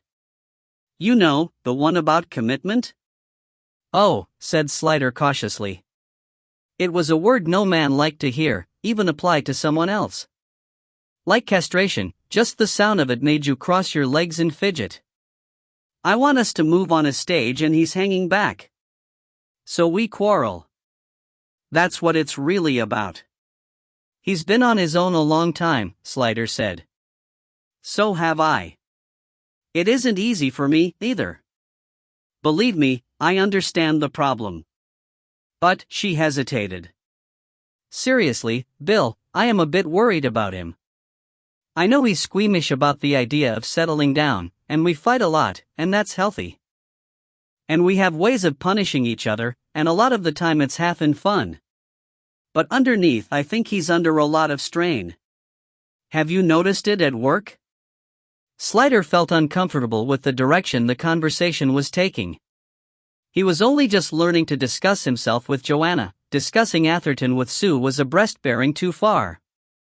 Besides, he was Atherton's boss as well as his friend, and he couldn't discuss his performance at work behind his back. "Well," he said, trying to think of a way not to answer. But Sue answered for him. "This gambling, for instance. You must have noticed. I think it's a sort of lashing out. He likes wine too much to waste it by getting drunk, and I won't let him upset me with the threat of other women. So what's left? I think the gambling is him saying, 'Look, I'm being bad.' He's doing it to spite me. Why should he want to do that?" Slider said robustly. "Why did women think everything a man did was because of them?" "Oh, because I'm there. Like Everest." It was another Atherton expression. "He's wound up tight as a watch spring and it has to come out somewhere, and I'm just handy. But I really am worried," she went on. "He's getting through a lot of money, and now there's this buying a racehorse thing. Had he told you about it?" "He did mention something about it. He's going to put all his spare into it, and I'm sure it's a scam." She sounded quite different now, not amused, but chilled and anxious. "I just know he's going to get really burnt, and I don't know how he'll cope. I wish there was something you could do." "Look, Sue. Bill, he's your friend. I know men don't like to interfere in each other's lives, and I know you being his boss makes it a bit delicate, but I really think he's close to cracking up, and I can't get near enough to help him. I'm a newcomer in his life, and, anyway, he's made me the enemy over this, so anything I say will only make things worse. If he gets caught and made a fool of, it's really going to hurt him, not just financially, though that's bad enough. Can't you please see if you can help him? She paused a beat, and added almost inaudibly, I do love him. That she was shy of saying the words aloud touched him. I'll try, he said. But I don't know, he's a very private person, you know, but. Yes, I know that, she said, and the amusement was back in her voice. He may not like me interfering. If anyone can, you can, she said. Her confidence did not improve his. And you've a right to, if it's affecting his work. At the moment I've no right. I wouldn't say that exactly. He would, Sue said succinctly. Right, said Slider, emerging into the office, let's have the latest so that I can report to Mr. Porson. Still trying to follow up the various sightings in the street, Hollis said, gesturing to a tottering heap of reports. We've got everyone from Lord Lucan to Shergar. A scruffy man in jeans and a state of agitation running away. That'd be all right if it wasn't Prentice. Someone standing watching the house, unfortunately, that was a woman. A smart man doing up his tie as he walked along. I quite like him, because he had something under his arm, a briefcase or a paper or something, and if we are missing a file, that could be it. But he sounds too young to be Prentice. Nothing hotter than that yet. Okay, keep it up. What else? One of the journos from The Guardian got in touch to say that Agnew'd been working on a special project recently, McKay reported. Something of her own, not for the paper. Very secretive about it, wouldn't say what it was, but he says she seemed worried about it. She hinted it was very important stuff and that it would be bad news if it fell into the wrong hands. That's all I could get out of him, he apologized. But if it was that important, maybe there was a missing file and that's what she was killed for, and it was just coincidence that Prentice went round there. Maybe, said Slider. Have another go at this bloke, in case he knows more and just isn't telling. And ask around some of her other contacts. Ah, McLaren, how's your wordlay idea getting on? You've been out of the office a lot. What have you got to show for it? Not much, Gov, McLaren admitted. I had a couple of goes at Kelly, and she's given me a description of the geezer wordlay went off with. She says he was a big bloke, mid-30s, a slaphead with an earring in the top of his ear. She still swears she doesn't know his name, and I believe her now. Says she thinks she's seen him somewhere before but can't place where. But she's obviously shit scared of him and wordlay. I don't want to hang around her too much in case it gets back to him and gets her in stuck. Slider nodded. Nothing on where wordlay is? No, but I've had info he was drinking in that club, Porky's, in the Shepherd's Bush Road Wednesday night. Well, that's only 5 minutes from Agnew's flat.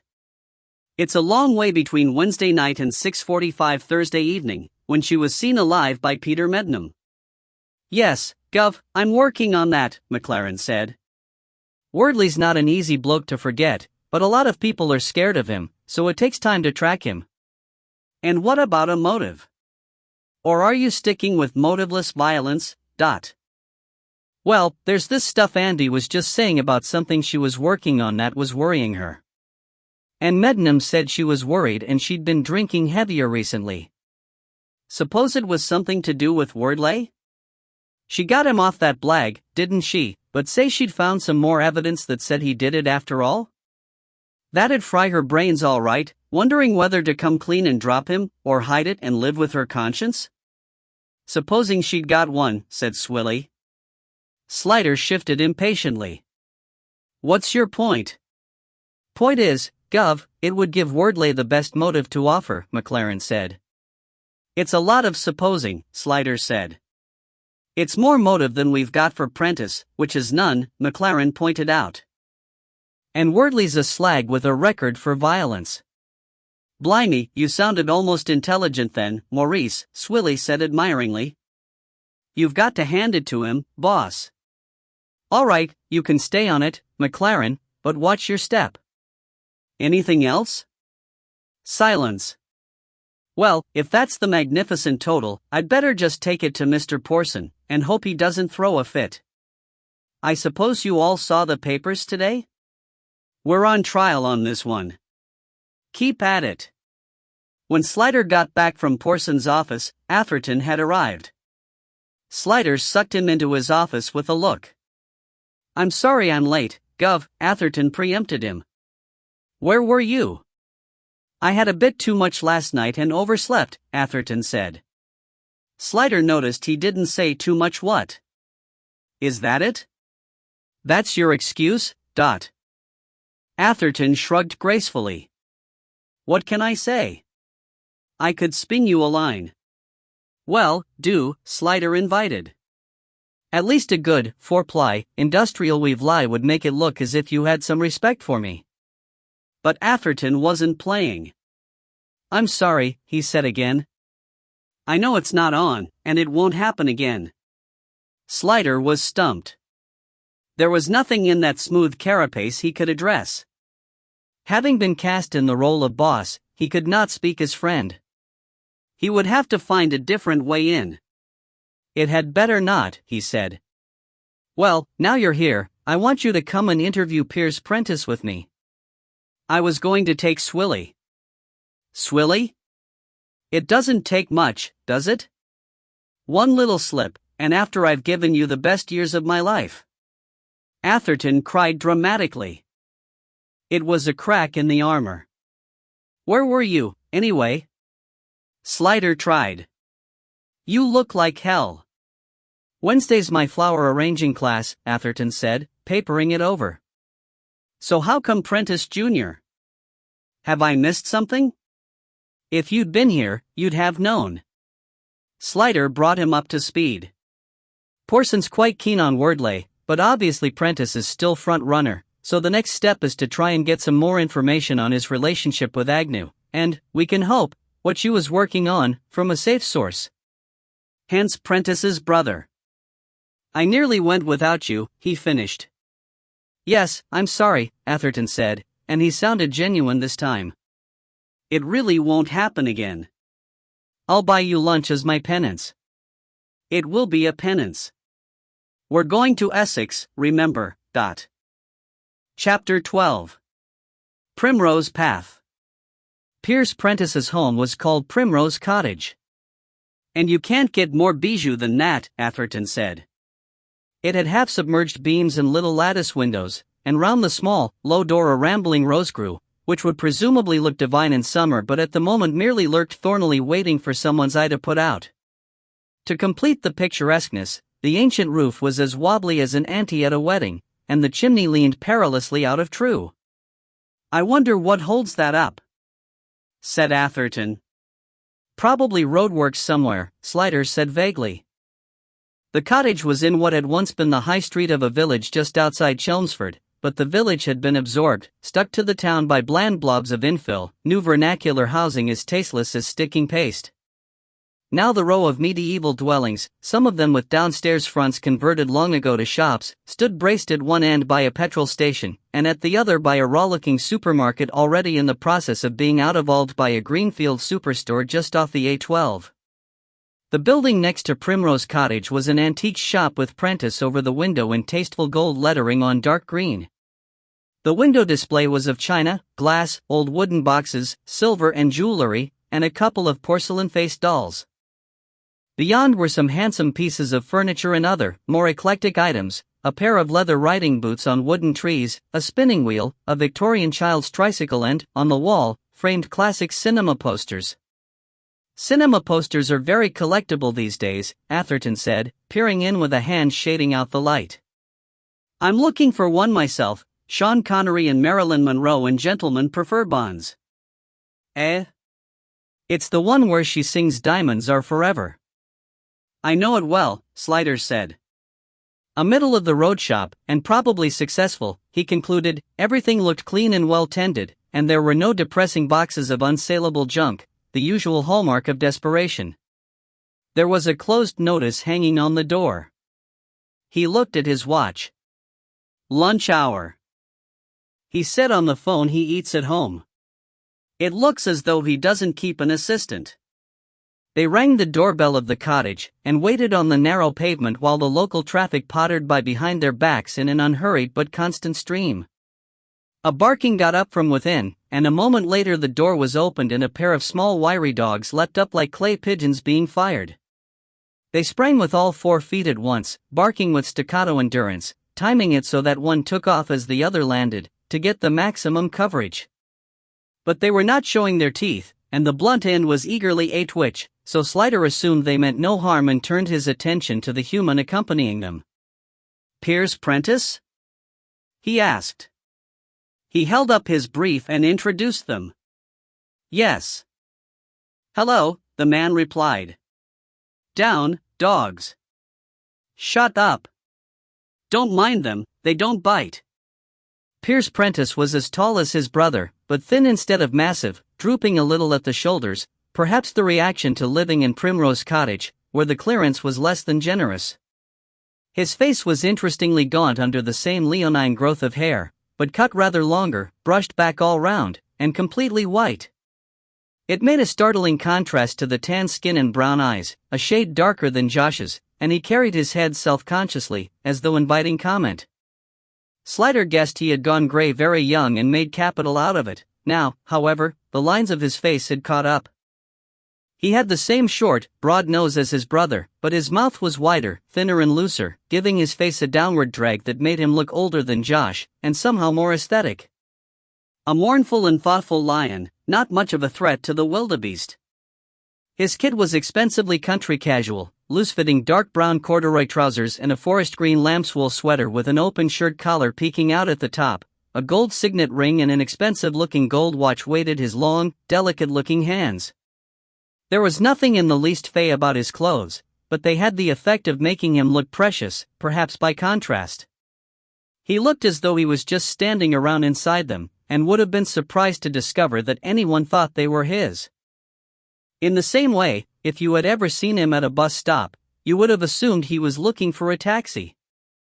This was a man you could not imagine on public transport. Josh would take a bus without a second thought if it suited his purposes. "You want to talk to me about Phoebe," Piers Prentice said. Slider assented. "You'd better come in. I'm just having my lunch, do you mind? I have to open the shop again in half an hour." He led the way down the narrow, flagged passage towards the back, and Slider and Atherton followed, with the dogs' heads appearing regularly at their elbows, like people trampolining behind a wall. It was dark inside the cottage and smelled of damp brick and furniture polish, and Slider caught a glimpse through a door of gleaming wooden old chintz, before being led into the low-ceilinged and dog-smelling kitchen at the back. The reedy sunshine outside bounced off the diamond-paned windows, doing nothing much for the illumination inside. The kitchen looked like an advert from a small bone catalog. No expense had been spared to make it look like the real thing, only better. There was a great deal of exposed brick, interspersed with white painted plaster, dark beams across the ceiling, red-brown quarry tiles on the floor, expensive pine units with black iron hinges and handles, and a huge dresser filling one whole wall floor to ceiling. "Lovely and warm in here," Slider commented. "It's the Aga," Prentice said, gesturing to where it sat fatly under the long, low inglenook. "Sadly the chimney isn't up to much, so it's only electric." "What you'd call 'ome on the range," Atherton murmured. Fortunately Prentice didn't hear him properly. "Yes, there must have been a range there, but the previous owners removed it. But to me, the space just cried out for an Aga, so I heeded the cries. I mean, if you've got an inglenook, flaunt it, I always say." It was plain what Piers had been doing when they arrived. In the middle of the kitchen was an old pine table on which stood a stoneware bowl half full of yellow soup, spoon akimbo, a rustic-looking wholemeal loaf on a breadboard, and butter and cheese crocks, next to which lay the folded open Guardian. It looked like a still life group, or the small bone ad again. "Would you like some?" Piers offered, gesturing vaguely towards it. "Lentil soup, homemade." There's plenty. No, thanks all the same, Slider refused for them both. But please don't let us stop you. All right, I won't, said Piers, resuming his seat. Make yourselves at home. Slider and Atherton pulled out chairs and sat at the table.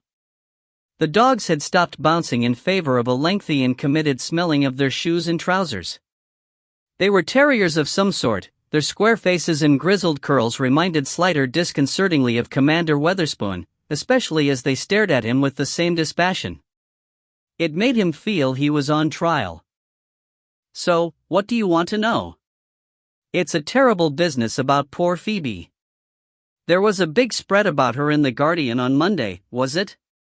Or Tuesday? I hear, he twinkled gravely at them over his spoon, you've been grilling my brother about it. He's thinking of suing you for wrongful arrest. He wasn't arrested. He was. Helping you with your inquiries, yes, Piers finished for him. You can't sue for that, that's what I told him. Poor dear, he was mortified. He was on the phone last night, keening like an Irish peasant for his lost career, his political career, I mean, because the government can't bear anything that looks the least bit like sleaze, so poor Josh will be out on his ear before you can say floxina sinahilla pullification. He paused a beat to see if they appreciated his style, and meeting intelligent interest, he seemed to relax a little and expand. I said, love, you don't want to work for that bunch of crypto-fascist asses anyway. He pronounced it arses. But of course the tragedy is that he does. The architectural stage was never big enough for Josh. The stage wasn't. Well, he took and swallowed a spoonful of soup demurely, I suppose there's always Europe. His voice reminded Slider of dried flowers, a faint, odorless ghost of some great past vigor. He moved his hands as he spoke, as though trying to help the failing voice along, but his gestures had the slow, underwater impotence of the running dream. Still, talking was obviously very much his thing, for which Slider gave inner thanks. All he had to do was to filter out the useful grit from the river of words. He settled himself, exuding ease and not being in a hurry. Atherton, noting the posture, resigned himself to a long session. Your brother was never on the stage, was he? Slider asked, on the back of Prentice's last comment. Not an actor, Piers said, striking an attitude, and yet, surely an actor, Monk? Always wanted to be center stage, always was center stage, let's face it, but without the nuisance of learning lines. He joined the drama society at university, didn't he? However, did you know that? Yes, he did, though of course in any university, joining Dramzoc has everything to do with social popularity and nothing to do with the theater. But Josh could have been a thespian if only he'd had the self-discipline. He has real talent, you know. He dissipates it. He smiled, and his rather lugubrious face was translated. The charm and pulling power of his brother were there, but diluted, like September rather than July sunshine. On the other hand, he went on, if it comes to the parable of the talents, Josh would say I buried mine under a bush. We were both born with every advantage, and look at our relative positions now. You come from a wealthy family? Slider slipped the question in as undisturbingly as an otter slipping into water. Oh, yes. Family pile in leafy Buckinghamshire, not too many acres, though. Grandpa and father were both ambassadors, so they preferred their wealth portable. So you must have spent a lot of time abroad? Oh, no, we stayed at home in good old England. Who looked after you? We had nannies and so forth until we went to school. But we had super holidays with the parents, up until Mummy died. That was when I was 11. After that we didn't go and stay with father because there wouldn't have been anyone to supervise us. But there were always relatives around. And Granny lived in the south of France, we stayed with her quite often. You went to Eton, like your brother? Atherton asked. He nodded. Eton, Oxford and the Guards was the family tradition, until Josh broke it. After Mummy died, he was always getting into rows with father. First he refused to go to university at all, and then instead of PPE at Balliol he chose architecture in UCL. Father dropped down dead with shock, well, almost. He made a deprecating gesture. It was heart, but in fact he died in May 1972, just when I was about to do my finals. Still, I like to think it was Josh's rebellion that brought it on. Makes the story so much more symmetrical, doesn't it? He brooded a moment, crumbling a piece of bread in his fingers. There was some hostility buried here, Slider thought. Simple sibling rivalry? So, Piers said abruptly, coming back, brother and I inherited the family fortune between us. As soon as probate was through, Josh used his to buy his own firm and the house in Campden Hill Square. Such foresight. Everything he now has and is stems from that first sensible investment. I, on the other hand, he went on with an airy gesture, scattering crumbs, used my half to allow me to live comfortably without having to take the antiques business too seriously. It's moot whether the shop keeps me or I keep the shop. Now whose, I ask you, was the wasted talent? I hope that's a rhetorical question, Slider said. Worldly success versus elegant living, was that the issue between the brothers? Piers wanted his comment to sound ironic, wanted his audience to conclude from his denigration of his lifestyle that he thought it superior, but underneath, did he really feel that he was a failure, and that Josh had scored on all fronts? Oh, goodness, I wouldn't force you to take sides, Piers said. He seemed to have been distracted from his lunch. The soup was cooling and congealing around the neglected spoon, and all he had done with the bread was to make a mess on the table. Now he pushed his chair back with a final air. What about some coffee? He stood up, and the dogs, who had gone off trouser duty and were curled together on a beanbag in the corner next to the Aga, lifted their heads hopefully. You'll have some coffee? I'm afraid we've kept you from eating. Oh, no, don't worry. I never eat much at lunchtime, anyway. Besides, he looked down at the bowl with sudden dislike, I loathe lentil soup. One might as well eat cardboard boxes. I thought it was homemade, Atherton said, amused. Piers looked at him. Not by me. Good Lord, I'm nothing of a cook. No, I have an absolute treasure who comes in. My lady who does. She cleans, cooks, soothes the brow when fevered, and looks after the doggies when I'm away traveling, doesn't she, Woofies? Doesn't dear old Auntie Margie look after my waffle buffles, then? The dogs looked adoring and waggled their bottoms ecstatically. The trouble is, he added in a normal voice, that she's frightfully keen on wholemeal nourishment and regular bowel movements. Just like an old-fashioned nanny. So, let me whisk away this abrasive nourishment. He swept the soup bowl up, and put on some nice, evil, caffeine-loaded coffee. How do you take it? Why don't you two chaps go and make yourselves comfortable in the drawing room, and I'll bring it in. Too sordid, sitting in the kitchen with the leftovers. The change of room was not a change for the better, for the drawing room was chill and smelled of mushrooms, but at least it was a chance to have a look round. This bloke's a babbling brook, Atherton complained when they were alone. We'll be lucky to get out of here before Easter.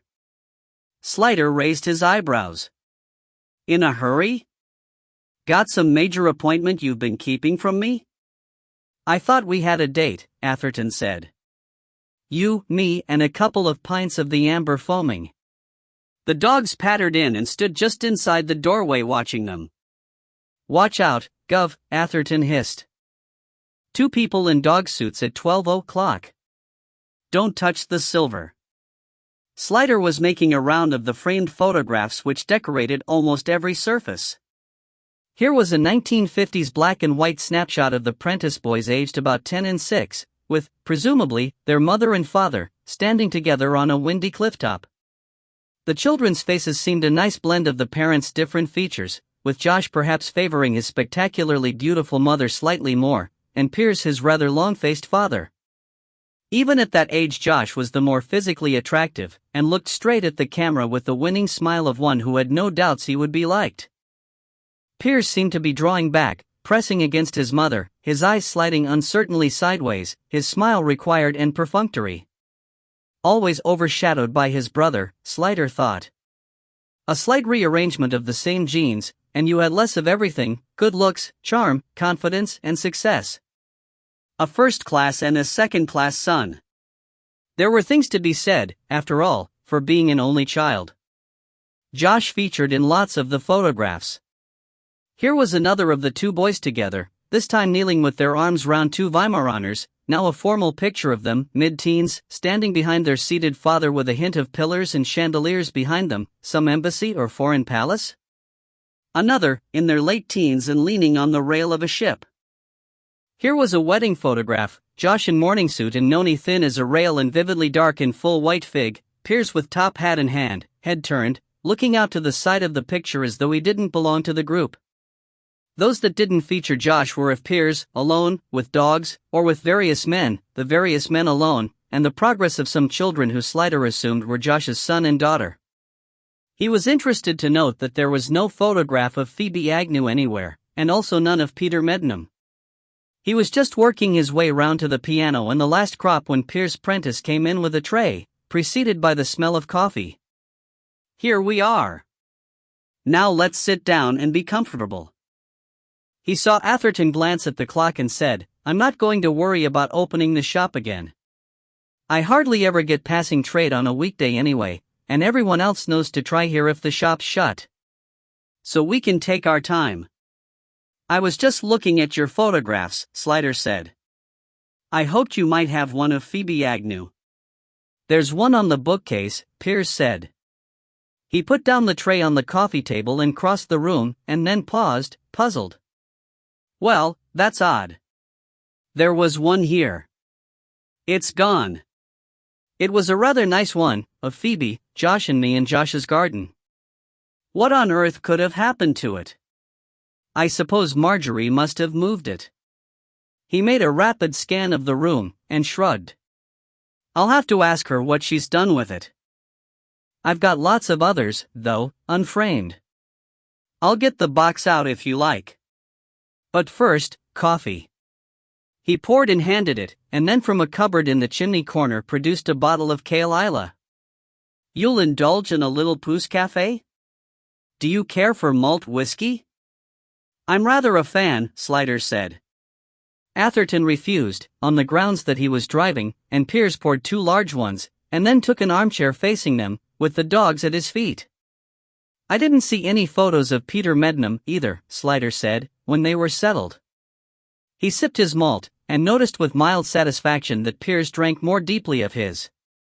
"He told me that you had been friends for many years." "Oh, poor Peter," Piers said, but sounded quite detached about it. "Did he tell you that our ways have parted?" "He seems to hope they haven't really," Slider said. "Yes, that's what Thursday's little visit was all about. I'd spent Wednesday night with Richard, and we'd planned to have the weekend together, and I couldn't risk Peter barging in on us, so I decided it was time to tell him it was over. Then he insisted on coming over on Thursday night to persuade me that my new love was just a fling, a will-o'-the-wisp leading me from the true path." "And it isn't?" "No," he said, quite serious for once. "If you'd seen how sorry Richard was to leave me on Thursday morning, you'd know. I'm sorry about Peter, because we've been together a long time, and I hate to hurt anyone, but the thing with Richard is on a different plane altogether. That's why I took down the photos of Peter. Richard didn't like them being there. I explained it to Peter and tried to be nice about it. I even offered him the photos, frames and all, which was generous because they were solid silver and rather nice, but he just got hysterical and started throwing things." "The orange juice?" Piers raised his eyebrows. "Oh, he told you that, did he? It made an awful mess, orange juice is so sticky." I was furious.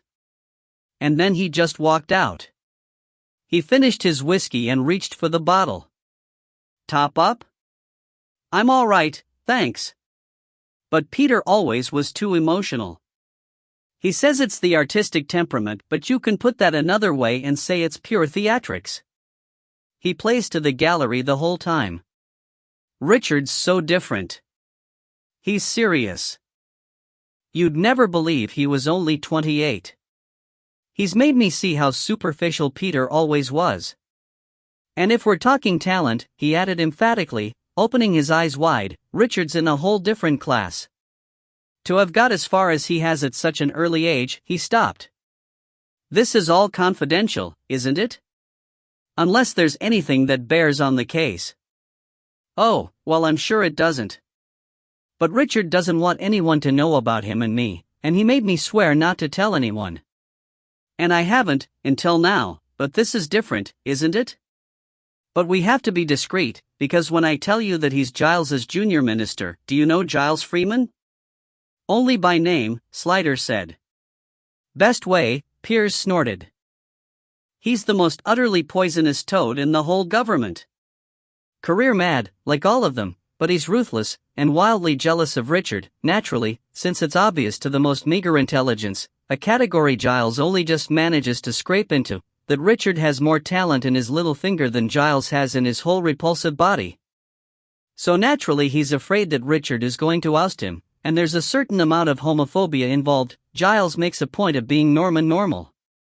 Anyway, he's just longing for Richard to lose his footing. He daren't move against him openly because Richard has the PM's ear, but if there were a scandal, he looked anxiously from one to the other. So we have to be discreet. I hope I can trust you?" Atherton raised an eyebrow. "I wouldn't have thought that sort of thing was a problem anymore," he said.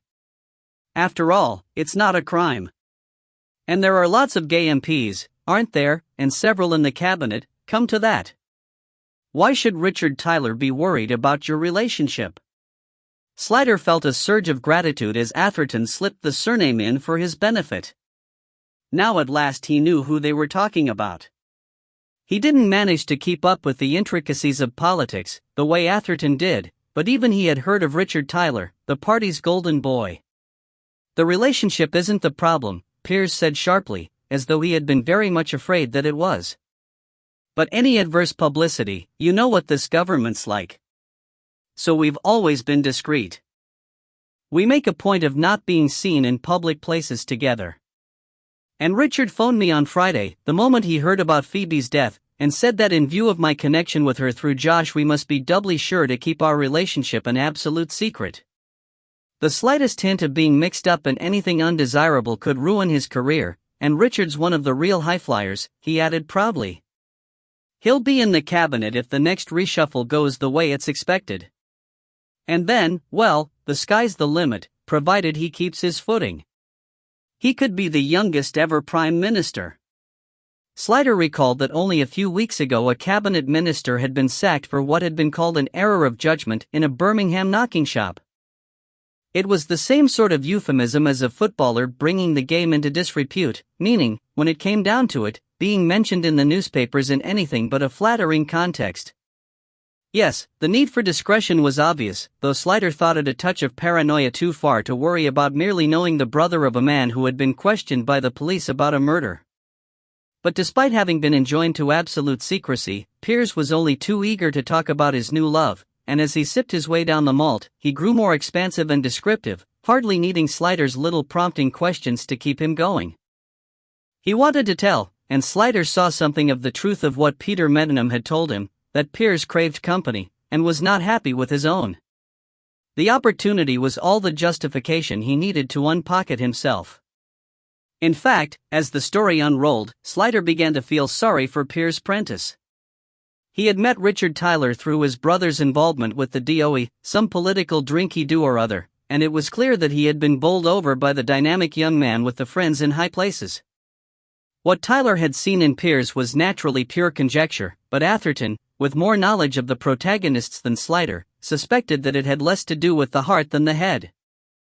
Piers was brother to Josh, who, at the time of first meeting, had been very hot in government circles. Piers knew a great many showbiz personalities, which could be useful to an ambitious politician. Piers was independently wealthy, and political success never came cheaply.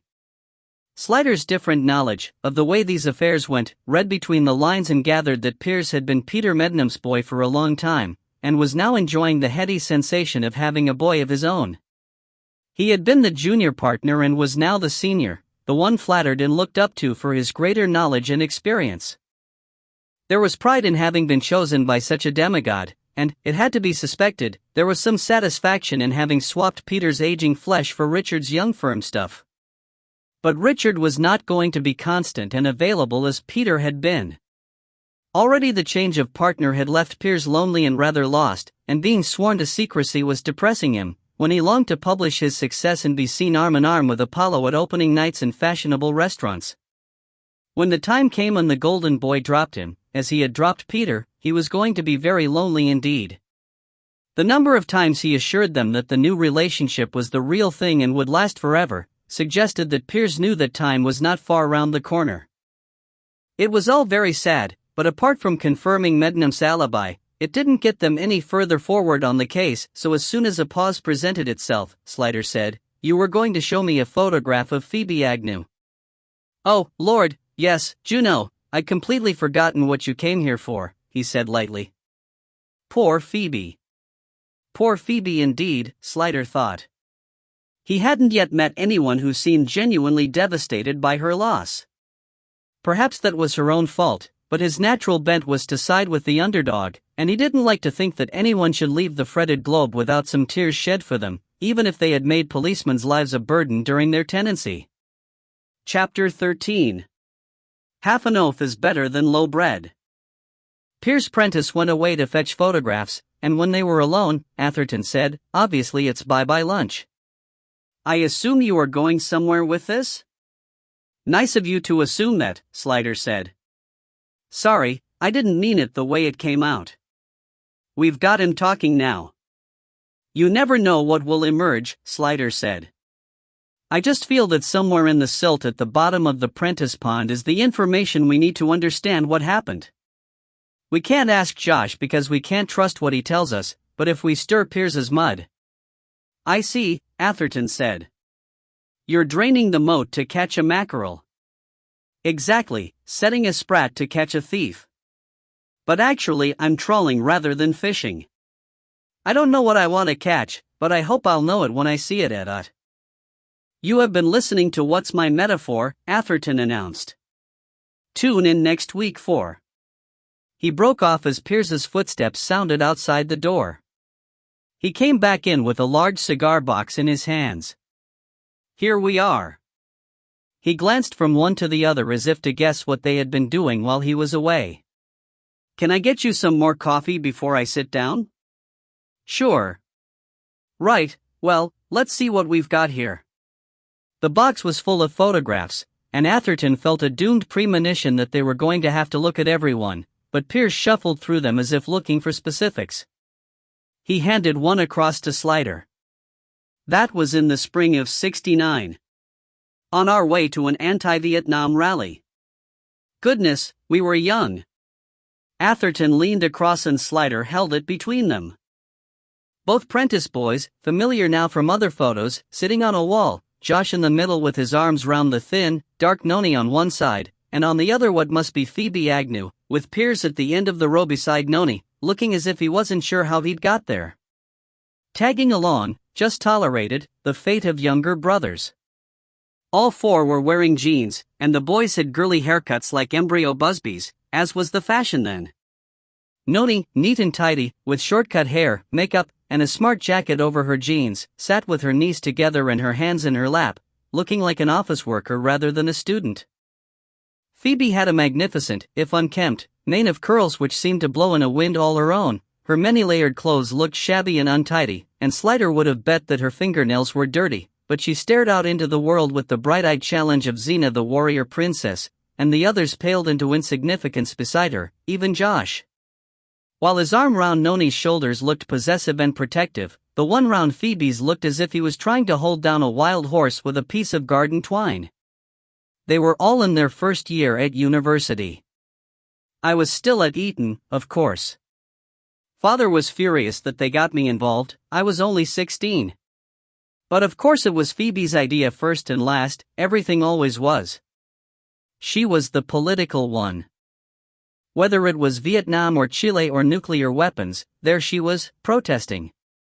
Josh went along for the fun, and because it was the done thing for students, and to annoy Father, which was practically his mission in life in those days.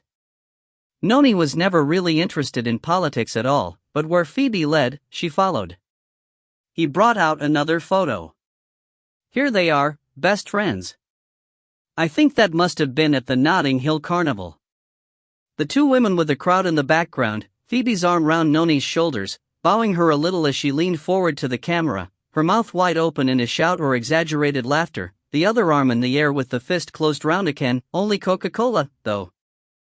The wild corkscrew curls waved around the vivid face in sharp contrast to the neat dark head and reserved expression of her companion. I wonder what brought them together. Slider said. Was it a case of opposites attract, do you think? Yes, poor Noni, she does look a bit overshadowed, doesn't she? Piers said, taking the photo back. And when you look at what's happened since, Phoebe's always outshone her. Her acting career never really took off, in spite of everything Josh could do. When they were first married, he made a point of courting producers and directors, though between ourselves he enjoyed every minute of it, he added archly.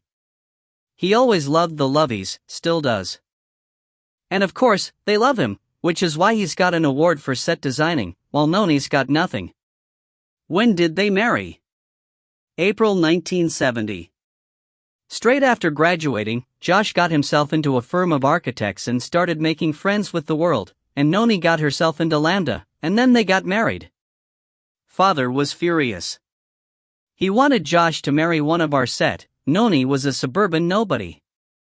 He'd always planned to buy Josh a house when he married, but that was all off when he married Noni. Josh didn't care, he liked showing he could do everything by his own power. So they lived in a dreadful little rented flat in Earl's Court to begin with, not that I thought it dreadful at the time, of course. I just started at Oxford and spent my weekends and every hour I could with them. My dear, the glamour of that pair, to a callow, pimply student. What was Phoebe doing? Heaven knows. She was off somewhere, protesting about something, he said, throwaway. None of us saw her for years. She just dropped out of our lives. Meanwhile, Josh shot up the career ladder and Noni got nowhere. I think that was one of the reasons she got pregnant in the end. Having babies gave her an excuse not to be chasing parts and not getting them. He looked thoughtful, as if something had occurred to him. Slider waited to see if it would come out, and then said, So when did Phoebe reappear in your lives, Nut? That must have been in 1973, the anti-Pinochet protests, was it? She was lobbying MPs when Josh bumped into her and invited her home, and the three of them more or less took up where they left off. Except that Phoebe was still living a sort of nomadic life, going wherever there was a cause, all her belongings in one rucksack, sleeping on people's sofas, just like a student. He seemed not to approve of this behavior. She didn't get herself a flat until 1985, after the miners' strike collapsed and she decided to settle in London. He smiled suddenly. You see how dear Phoebe's entire life has been shaped by political events? I see, Slider confirmed. It was like watching one of those The Way We Were movies. Go on. Not much more to tell. Toby was born in 1976 and Emma in 78. So Noni had the perfect excuse to stay home until 1983 when Emma started school. Then Phoebe persuaded her to try and restart her career. Josh by that time had quite a lot of influence and she got parts all right, but she never really broke through, poor thing. Then in 1990, Phoebe won the Palgabria, and Noni got pregnant again. You think there may have been some connection? Atherton put in. Well, said Piers, perhaps I shouldn't say it, but I did have a very naughty thought. It did occur to me to wonder whether she hadn't been a teensy bit jealous of Phoebe from time to time.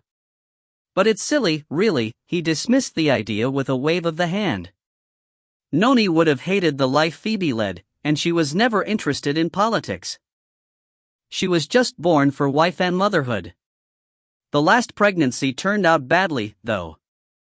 Poor thing, she miscarried, and because she was over 40 by then she blamed herself, though I think the quack said that was nothing to do with it, it was just bad luck.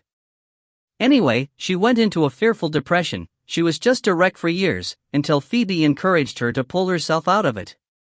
So she tried again with her career, and she seemed to be doing all right in a quiet way, until she did the dreadful sitcom and had a spectacular flop. Then she just gave up, and who can blame her? So, when was she a dancer? Atherton asked. A dancer? She told me she used to be a ballet dancer. Piers shook his head. No, you must be mistaken. She said she had a fall while dancing and injured her back. The trouble recurs from time to time. Never while I've known her, Piers said. If she's ever had a bad back, she's never complained about it. But I think she did ballet lessons when she was a child, he added on the thought. Maybe that's what she meant. She's never danced professionally. Slider picked up the thread again. Tell me about your brother's relationship with Phoebe Agnew, he said. Were they more than friends? Much, much more, Piers said promptly. But if you're asking me if they were lovers, the answer's no. Phoebe wasn't his type. That's what he said. There you are then, Piers said triumphantly, starting on his fourth malt. No, what you have to understand about Josh is that these ferociously butch types really don't like women. They need to have them around as trophies, but at heart they're afraid of them. Noni was just right for him, the sort of fluffy, ineffectual female that he could dominate and protect. If she'd been successful at her career it might have been different, but there was no danger of that, he added with unconscious cruelty. But he could never get the better of Phoebe. She was fully his equal. Of course, once he accepted that, he found her a better friend than any man could ever be to him, because really butch men don't trust other men either, do they? They see them as rivals. Shocking, isn't it? He twinkled again, with half an eye on Atherton. The poor things are so alone. Crushing women and trumpeting at other men, stamping their feet and competing all the time. No wonder they have ulcers and heart attacks. Testosterone is not a happy bedfellow. Perhaps the strain of his career, Slider began, provoked by God knew what consideration into defending Prentice to his own brother. He was never any different, Piers interrupted briskly. Even as a boy his idea of relaxation was to play some madly competitive sport. He was a rugger blue at UCL, did you know? It didn't come up in conversation, Slider said drily. I've often wondered about those rugger buggers. Piers seemed to have outdrunk any natural reserve. I mean, all that sweaty grappling and rolling in the mud, what's in it for them? Aren't they just a teensy bit too fierce in their protestations of manliness? But never mind. I'm talking too much. All I wanted to say was that Prentice, R.J., was always one of life's ball clangers, right from school upwards. R.J. Slider queried. Joshua is his second name. He and father had the same name, so he was called Josh to distinguish him. Anyway, he resumed his plot, that's why Phoebe was so good for him. He could talk to her, tell her anything, discuss things with her without worrying that she'd use anything she learned against him. They fought like mad, but it was a healthy sort of quarreling because it didn't affect their friendship, which it would have if they'd been lovers, and it didn't damage his career, which it would have if she'd been a man.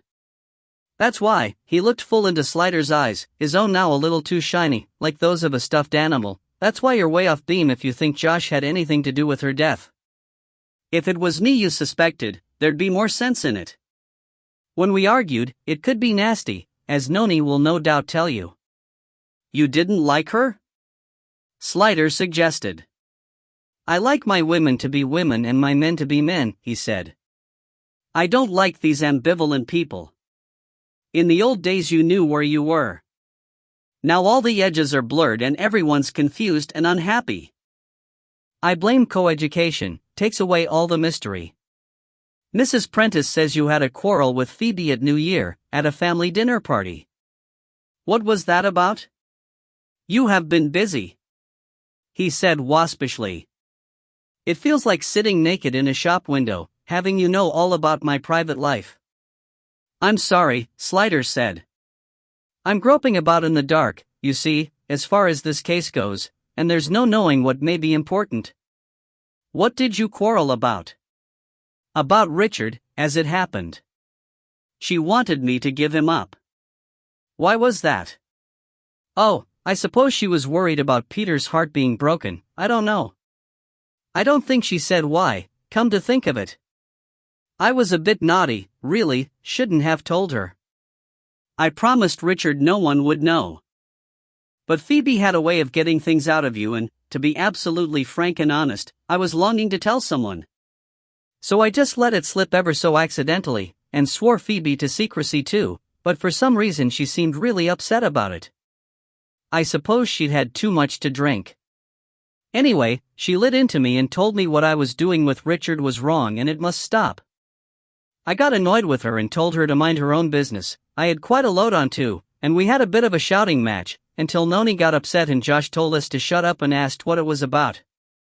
Well, we both felt a bit silly because we couldn't say, could we? So we shut up. Afterwards Phoebe apologized for being a Butinsky, and I said I forgave her, and that was that.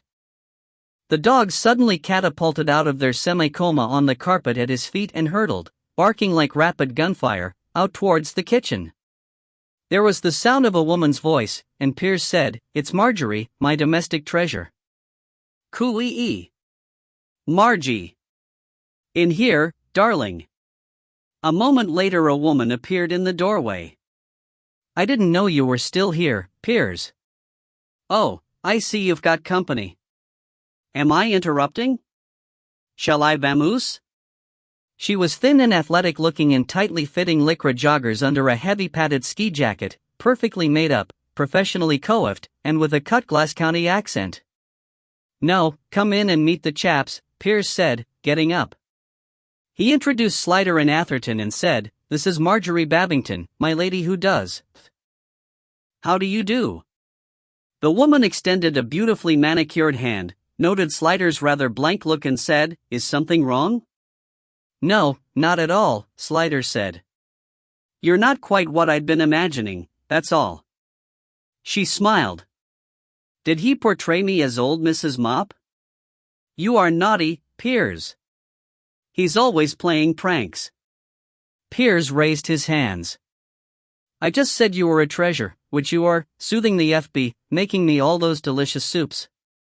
Margie, darling, can you open up the shop for me now, instead of taking the doggy-wogs out? I've got to talk to the chaps about Phoebe." "Of course I can."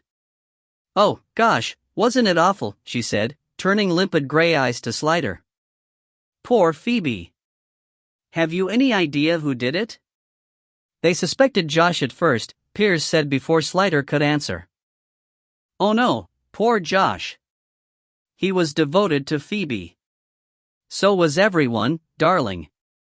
I know. She was so kind. Nothing was too much trouble for her. She helped Clive and me, my husband, when our son got into trouble," she said earnestly. "He got arrested with a lot of others at a rave in a barn, and Phoebe went to a great deal of trouble to see the right people and make sure he wasn't charged, because it could have ruined his chances of Oxford. I mean, he hadn't done anything, you know," she added quickly, "but some of the others had been taking drugs and it was guilt by association. I just don't understand how anyone could hurt someone so very kind." "And you were only talking to her on Thursday, too," she said to Piers. "It's awful to think of, isn't it, Dot?" Slider felt as if he'd been hit on the head with a woolly sock. He turned to Piers. "You spoke to her on Thursday? Why didn't you tell me?" "It didn't occur, that's all," he said. "Is it important?" "I only rang her to talk about Peter coming to see me. I wanted to ask her what sort of mood he was in.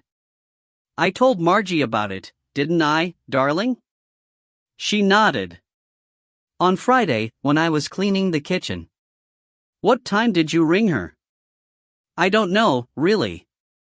About 8, 1:30, I didn't really notice. I'd been pottering about, thinking about Peter coming and wondering if there was going to be a scene, and then I thought he was bound to have talked to Phoebe about it, so I gave her a tinkle.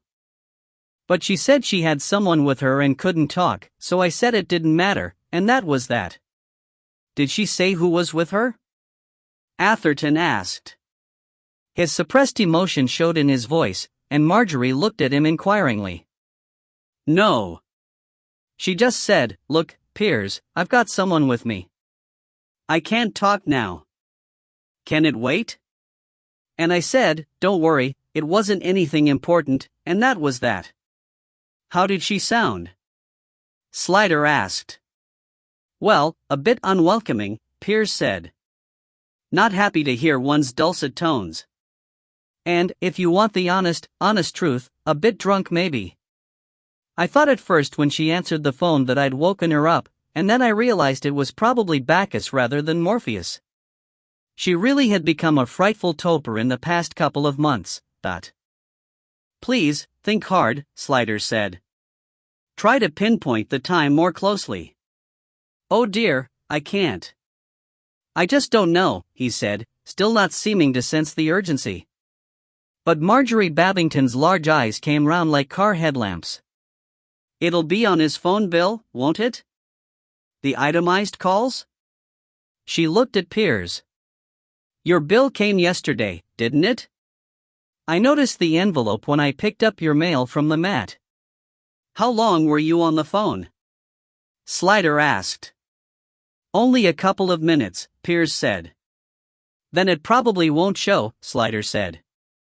But it will have been logged by BT Computer. We can find out. Now at last the penny dropped. But if it had been Josh with her, she'd have said so, Piers said. Oh, my God. His eyes widened. You think it could have been the murderer? Was I actually talking to her while the murderer was there? It's a possibility, said Slider. They drove in silence for a while. Are you thinking what I'm thinking? Slider asked at last. Were you thinking that there's never been a recording of the Dvorak symphonies to equal the Kurdish LSO series of the late 60s? Atherton said. No, said Slider. Neither was I, said Atherton. Slider looked sideways at him. Is it my imagination, or are you getting weirder? What I was thinking was if this phone call puts Agnew alive after, say, 8:30, it puts Josh Prentice in the clear. If you believe Maria Coleherne. And if she really did notice the time he arrived. Hollis believed her. But we'll lean on her a bit and see if she creaks. And try and get some outside confirmation of what time Prentice arrived. Someone may have seen him. There had been no point in wasting manpower on that before, when they had no definite time of death. If only this idiot had told us sooner that he spoke to Agnew on Thursday night, we could have done the asking while memories were fresh. He is an idiot, Atherton agreed. Stupid enough to invent a phone call that never happened, to get his brother out of trouble. Slider shook his head. The Marjorie woman agreed that he told her about the phone call on Friday. If he'd made it up to protect his brother, he'd have told us then. He could have been waiting to see if it was needed. Do you really see him as that cunning, Dot? No, you're right, said Atherton. He's educated, well-bred, but basically a clot. I think the call will prove to be pukka, said Slider. It remains to be seen what time it was. If it lets Josh out, it also clears Piers. I wish his name didn't rhyme with so much, and Peter Mednam, since he couldn't have caught the 9.02 at Liverpool Street if he was murdering Agnew after 8:30, unless he has wings under his posh schmutter. So what does that leave us with? Atherton said restlessly. McLaren's pet theory about Michael Wordley? McLaren is as thick as a whale sandwich, Slider said, but maybe he's got a point. He has, it's his head. Why would Wordley kill Agnew, the only person in the world who's ever loved him? Slider told him about McLaren's missing file motive. Oh, that's why you asked Piers if he knew what Agnew was working on. Yes. Piers hadn't known. Slider sighed. I'm not convinced about Wordley. I'm getting less convinced all the time about Prentice. Despite his indisputable semen? Well, we know he was there, but maybe all the supper scoffing and sex having was nothing to do with the murder. Maybe the murderer slipped in after all the other visitors had left. In that case, we'll be on this until next Christmas, Atherton said. Couldn't we try and pin it to Giles Freeman? I've never liked him, and there is the spare set of finger marks to account for it. I'll let you go and ask for his prints, Slider said. Tell him what you want them for, won't you? Pass, Atherton said with a shudder. No, I think I'm sticking with Josh. Probably the call was while he was still there. Agnew didn't let on to Piers who it was. He anticipated Slider's question, because they'd been bunking and she didn't want anyone to know. And he killed her because? Pick a reason, Atherton shrugged. He's probably always loathed her. Why not? Oh, all right, if you want me to be logical about it, his political career is just taking off and she's going to get in the way. If she's known him all those years, she probably knows something about him he doesn't want to get out. We just have to find out what it was. No, it's still Prentice for me. He's the only one who makes sense of all the rest of it. Well, we'll see, said Slider. And then we'll know. Chapter 14. Dial M for Dilemma. Porson was pacing about, shaving his craggy chin with an elderly electric razor that buzzed feebly, like a fly on its back, as if it was barely up to the challenge. Where have you got with Prentice? I've got to talk to the press and TV for the evening news, and it's going to get a bit hot under the collar if we don't find something positive to tell M. I've had Commander Weatherspoon on the dog again, and he didn't make pleasant listening. He put down the razor and began struggling with the top button of his shirt. Wanted to know why we haven't charged Prentice yet, after all the fuss we've made. He was more or less inferring that heads will roll if we don't come up with a result in short order. Slider hated having to do it to him. I'm afraid it looks as though Prentice is out of the frame, sir. Porson did a creditable double take, and froze in the act of tightening his tie. What? I've had the report from BT about the telephone call Piers Prentice put through to Agnew on Thursday evening. It was time from 8.43 to 8.45. Josh Prentice arrived at Maria Colehern's flat at 8.30. He saw the question in Porson's eye and added quickly, one of her neighbors saw him going in and confirms the time. A good witness. I don't think there's any doubt that when he left Agnew she was still alive. Oh, good grief. Porson cried. I'm not hearing this. I am not hearing this. You mean to tell me that after a week on the case all you've done is clear the prime suspect? You've upset the Home Secretary, and the PM himself, for no reason? What am I going to tell the press conference? What am I going to tell Mr. Weatherspoon? He'll have my balls for garters. And who's going to tell Prentice? He stamped about and raged for a while, and Slider bent his head and bore it patiently. He didn't blame the syrup. He was up at the sharp end when it came to censure, and would have to explain it all to a hostile news media gathering. Slider wouldn't have liked to be in his shoes and under those lights. When he calmed down a bit, Porson sat down, unusually for him, behind his desk, and said, So where does it leave you? What have you got left to follow up, Dot? There's Wordley, sir. McLaren's still looking into him. But we've got nothing on him, except that he's got a record, and that he's been missing since Wednesday night. And there's a massive reports on people seen in the street and going in and out of houses. We've been working our way through them. Most of them will be nothing to do with the case, as always, but we may still turn up something. There are Agnew's papers, still being sorted. Something may turn up there. And we've got the team going over her major articles and campaigns, trying to find if there was a conflict of some kind that may have come back on her. In other words, Porson grunted, you're back at numero uno. There's still the possibility, Slider said, that it was a random killing. Someone just broke in, the lock's easy to slip, and killed her for the hell of it. Porson looked at him sharply. But you don't think so? It doesn't smell like that to me. Nor to me, said Porson. I mean, why would they tie her up like that afterwards, unless it was a joke? The tying up aspect of the scenario is what puzzles me most, Porson admitted. No record of those extra fingerprints anywhere, I suppose? Nothing. Porson sighed. You'll just have to plot it out, then. Yes, sir. You realize, don't you, that Prentice will probably sue us for destroying his career? Slider braved it out. I was just doing my job, sir.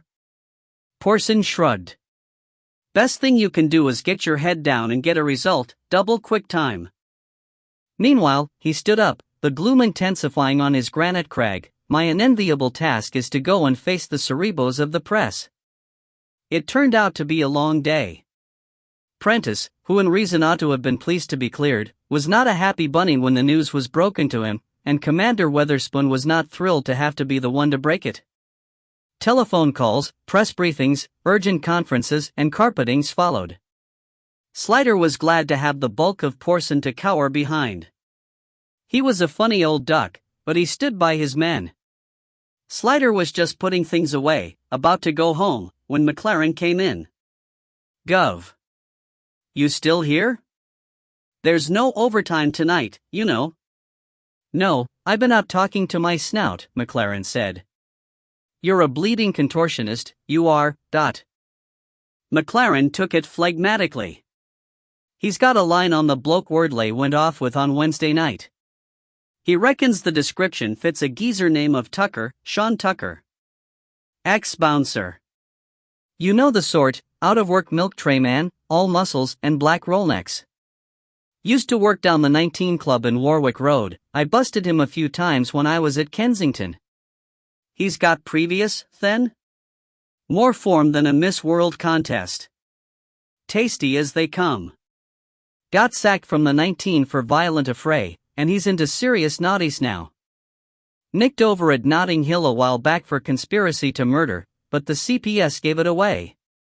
Anyway, word on the street is him and Wordley's mixed up in something big. Planning a robbery? No, Gov, McLaren said with satisfaction. My snout says the word is they've done a murder. Any word on who? No, that's all he said, that Tucker and Wordley are mixed up in a murder. He eyed Slider hopefully. It's a lead, Slider acknowledged, but I've got reservations. Why would Wordley involve Tucker? It wasn't a two-man job. Maybe he didn't know that, McLaren said. She was a strong old Doris, and gutsy. She could have put up a fight. Faking the rape doesn't look right for Wordley. He's thick enough to think it might help. And Tucker's always been a clever bastard. No, I can see him thinking it up, and laughing while Wordley does it. What about going round Tucker's gaff and giving him a tug? He lives over North End Road. Tucker's a torag, he never minds shopping his oppos to clear himself. If we rough him a bit, he might drop us Wordley. Well, it never hurts to rouse them, I suppose, Slider said. And he might at least know where Wordley is. I'll put it to Mr. Porson tomorrow. Tomorrow? It's no good pouting at me, I told you there's no overtime tonight. Anyway, Mr. Porson's gone home, and my voice is the last one he'll want to hear until he's had a good night's sleep. I'll speak to him in the morning, and if he authorizes the manpower we'll see about bringing Tucker in. I was just gonna go on my own, McLaren protested. Have a little chat. Haven't you read the new health and safety guidelines? A trained officer is an expensive piece of equipment and you can't just chuck it into a situation without assessing the risk. More than any mother, the Metropolitan Police doesn't want your face altered. Tucker could be dangerous, and you're not going to roust him alone, and that's final. McLaren subsided into resentful mumbles. I go all out to get this red-hot lead. Tucker will keep, Slider said. If Mr. Porson rolls for it, and the budget'll stand it, we'll have a go at him tomorrow. As a counter-irritant, trying to find a parking space in Chiswick was up there with the greats. Slider's first words as he came through the door were, if I have to park much further away, I might as well leave the car and walk to work. Hello, said Joanna, coming out into the passage. Her woebegone face reminded him of the situation he had left behind, and that living in Chiswick might soon be a thing of the past anyway. They looked at each other for a moment, and then he held out his arms and she walked into them. He rested his weary chin on the top of her head and sought for something tender to say. "What's for supper?" "Sausage and mash," she said, in the tone a farmer's wife might use to say, "The cow's got mastitis, the hens are off laying, the goat's eatin' your trousers." "I like sausage and mash," he said, kissing her ear. "Especially with fried onions." "There are onions," she conceded. He nudged her face round and kissed her mouth. He had only meant to kiss, but he felt that instant arousal at the touch of her that still surprised as much as it delighted him. His love of her was so continuously, satisfyingly physical. He just wanted to be having her all the time. What was it about her, anyway? Why wasn't she followed everywhere by a pack of stumbling, drooling, lust-dazed men? Maybe it wasn't her, maybe it was them. The thought pleased him. There was a nice, kismet symmetry to it, a jigsaw puzzle satisfaction. Slot their two pieces together and, lo, a bit of God's big picture emerged. As he had continued kissing her while having these thoughts, the matter had now become urgent, so he started walking her backwards towards the bedroom, shedding his coat and jacket as he went. Sometime later he had a long, groaning stretch and said, "Ah, that's better than sinking into a hot bath when you get back from work."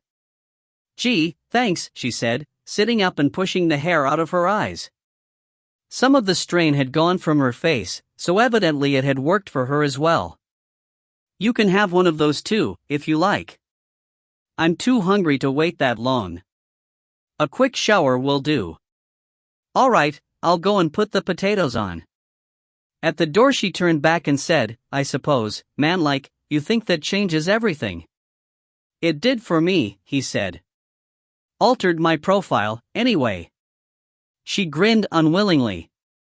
"Rude," she said, and disappeared. When they finally sat at the table in the bay window of her sitting room, a bottle of Côtes du Rhône had joined them, and was making itself agreeable all round. While they ate, he told her about the day's developments, and she listened in silence, not throwing herself into it as she usually did. When food and conversation both came to an end and they were left with only the last half glass of wine, she said, "The problem hasn't gone away." "I know," he said. "I've just been going over and over it all day," she said, "and I can't see a way round."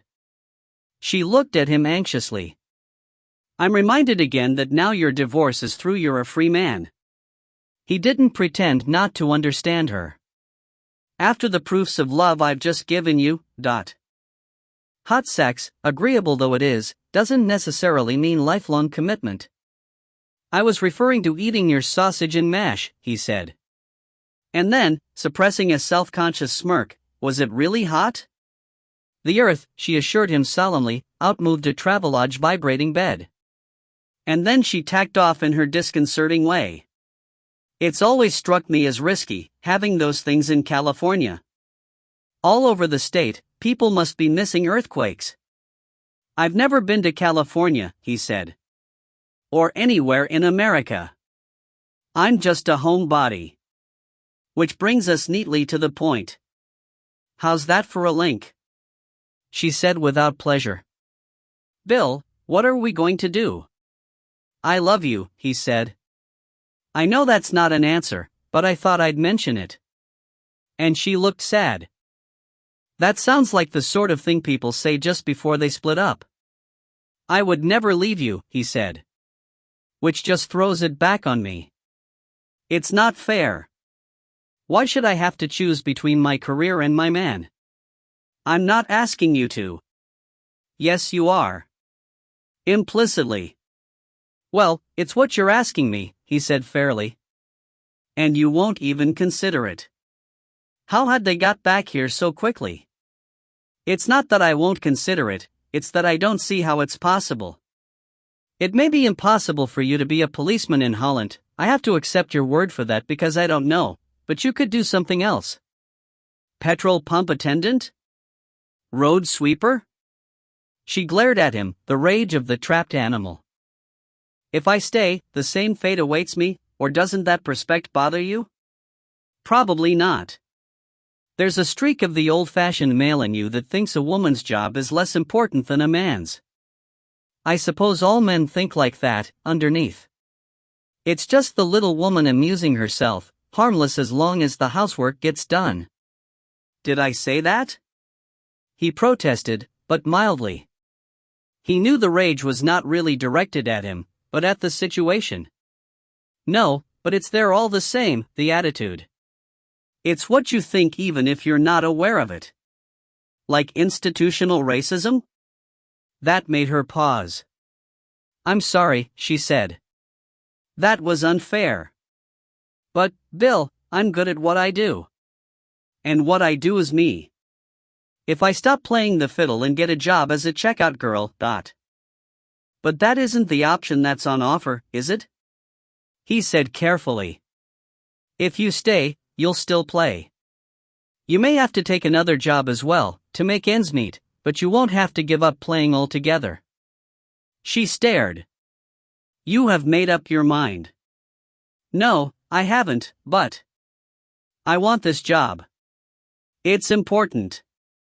It's a fabulous opportunity for me, don't you understand? It's like, oh, I don't know, you being offered assistant commissioner or whatever. But I don't want promotion. I just want to go on doing what I'm doing. I'm good at it. And what I do is me, too. She turned her face away miserably, twiddling the stem of her glass. I just can't see a way out. I don't want us to part, he said after a moment. The thought of being without you is, well, I don't know. I don't want to face it. Inside his head the words flowed, powerful and passionate, but, manlike, all he could get out through his tight lips were crude wooden effigies of meaning.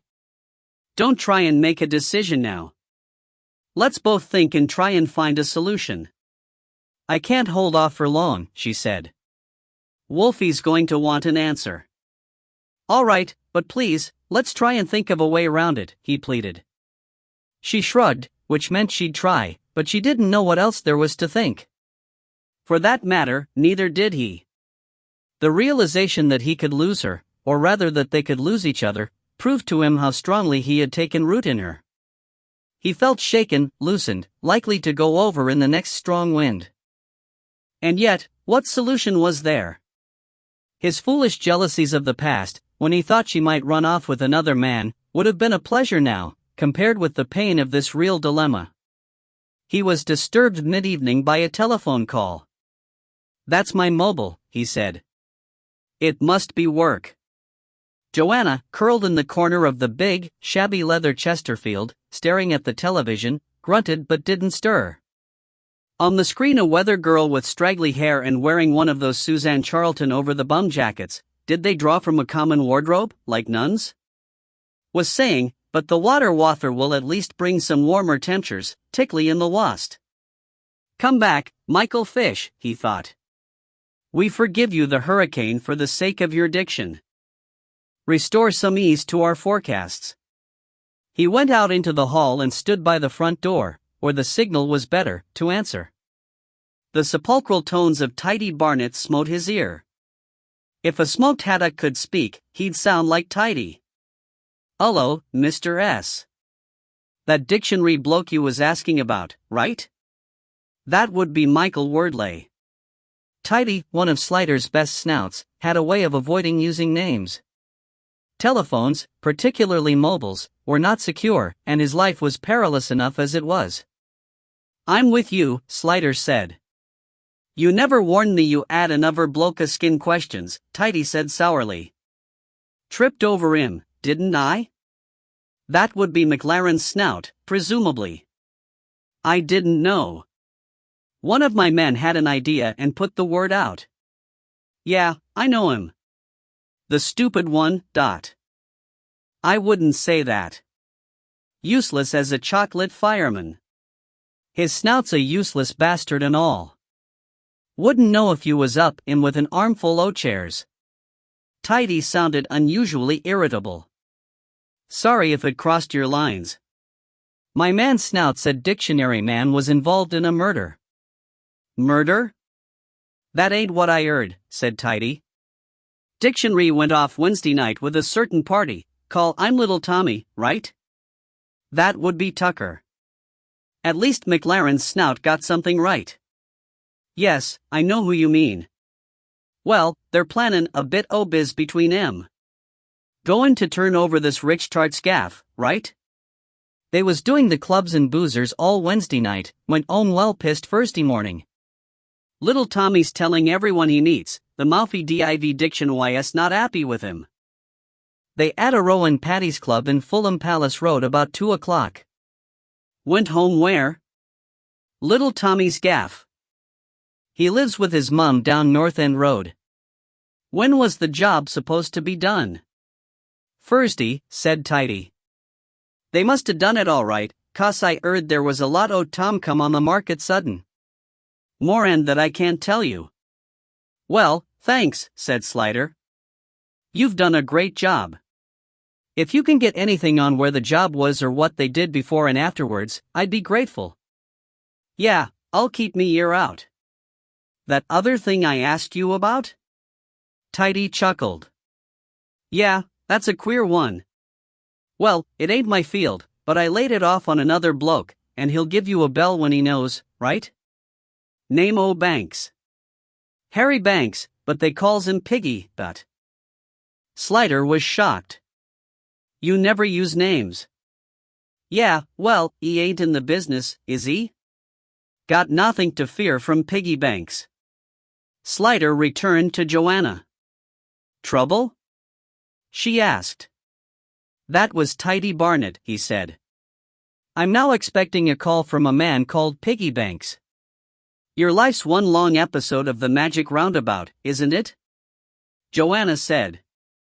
After the disappointment over Josh Prentice, Commander Weatherspoon was only too pleased to jump at Tucker, and being of the generation that loved kicking down doors and shouting, "Go, go, we go." He recommended the syrup to arrange a visit to the Tucker domain on Friday. It proved unfruitful. Mrs. Tucker, a phlegmatic, respectable but deeply stupid woman, was found in sole possession.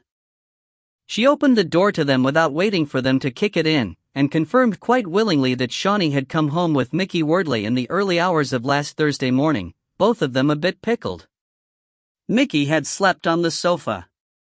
They had got up about 1 o'clock Thursday afternoon and Mrs. Tucker had got them breakfast, a big fry-up, which was what Shawnee liked when he'd been out drinking the night before. They'd sat about afterwards having a smoke and a chat, and they'd gone off about 3 o'clock, saying they were going down the club. No, they hadn't said which club, but Shawnee liked the Shamrock in Hammersmith now he was banned from the 19.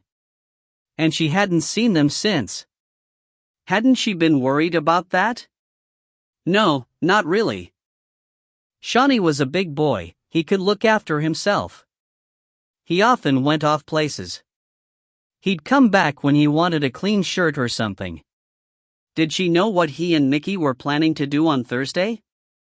No, they never mentioned. She never knew what Shawnee was up to. He was a big boy, he could look after himself. Did she ever wonder where his money came from, given that he didn't have a regular job? Oh, he was in business, her boy. She didn't know what sort. He bought and sold things, she thought. She didn't understand business. She left all that sort of thing to Shawnee.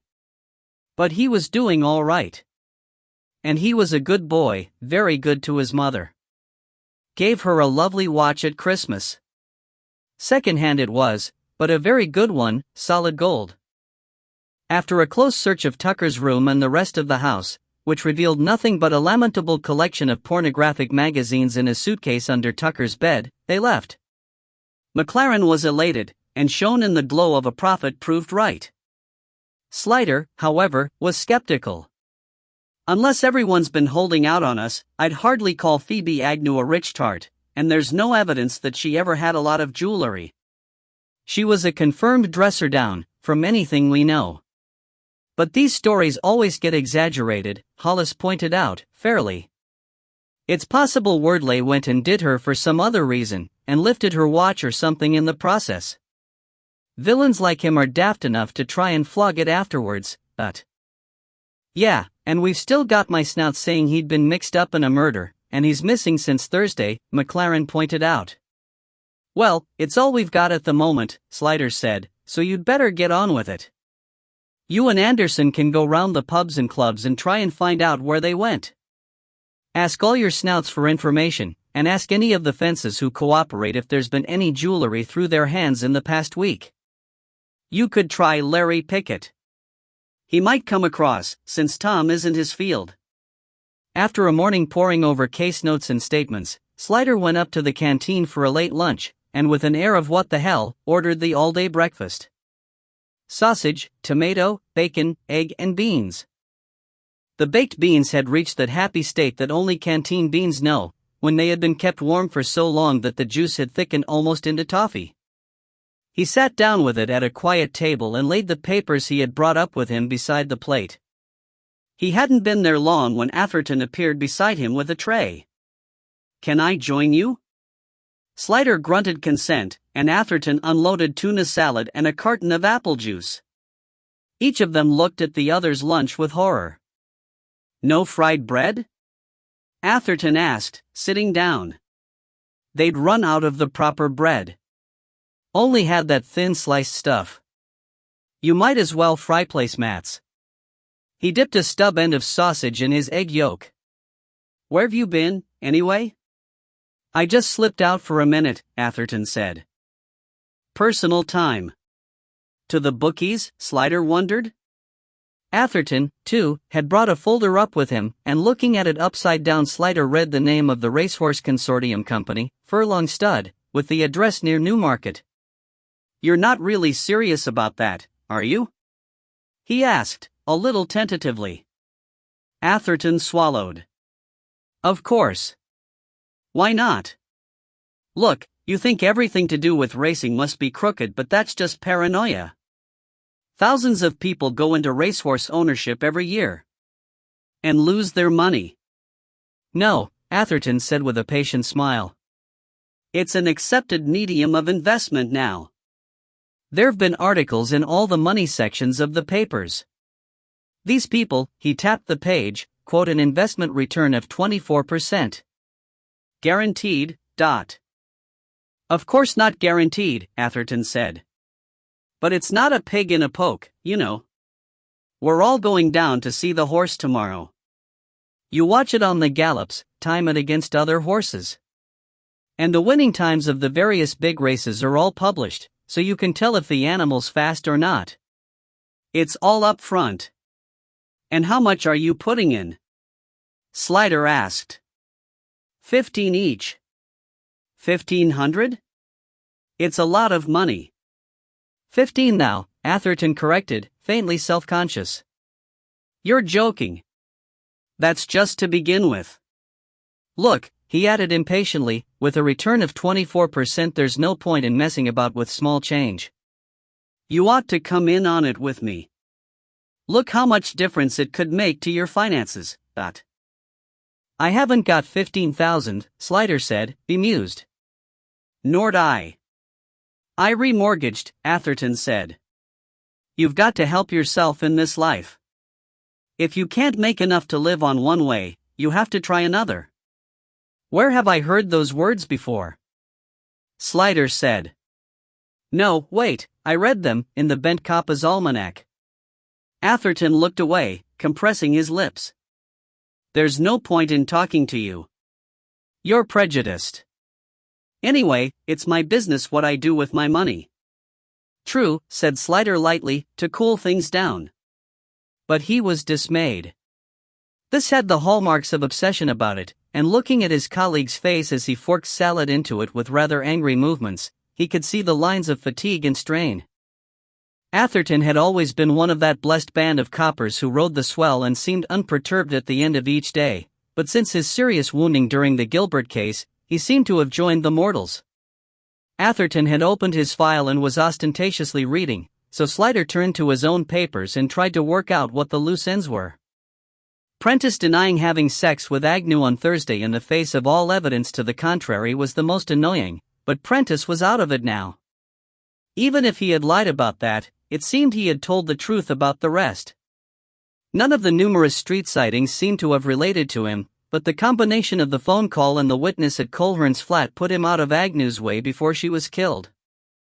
Prentice said it wasn't him that had eaten the meal, and if he wasn't the murderer there was no reason to doubt his word on that, so who had eaten it, and wiped away his finger marks afterwards? The same person who left the marks on the unit? In that case it wasn't Wordley. And then, what about the thumb mark on the flush handle?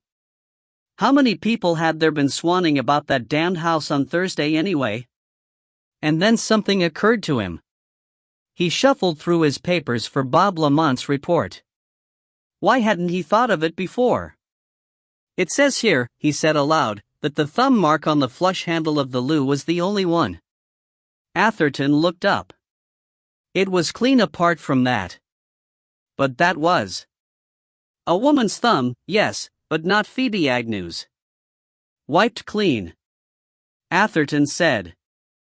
Slider nodded. Who would do that, except for the murderer?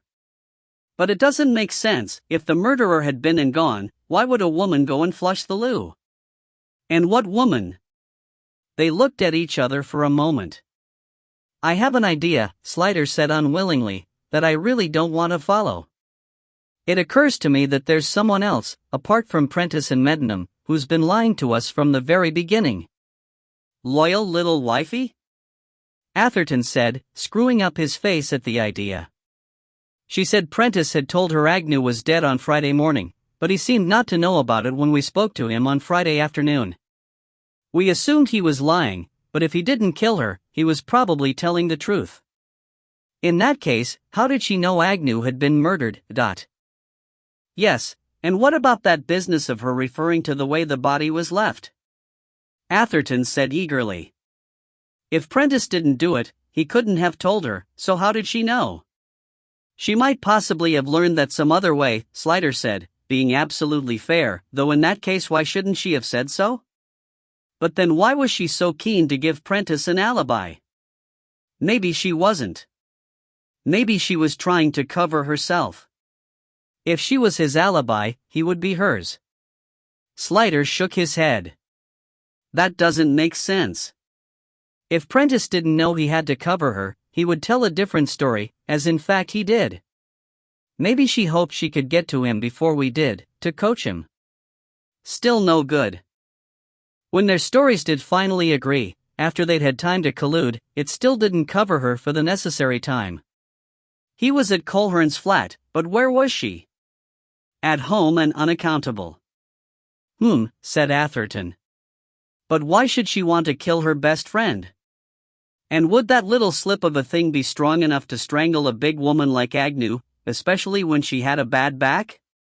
Probably not, unless Agnew was really drunk. I don't know.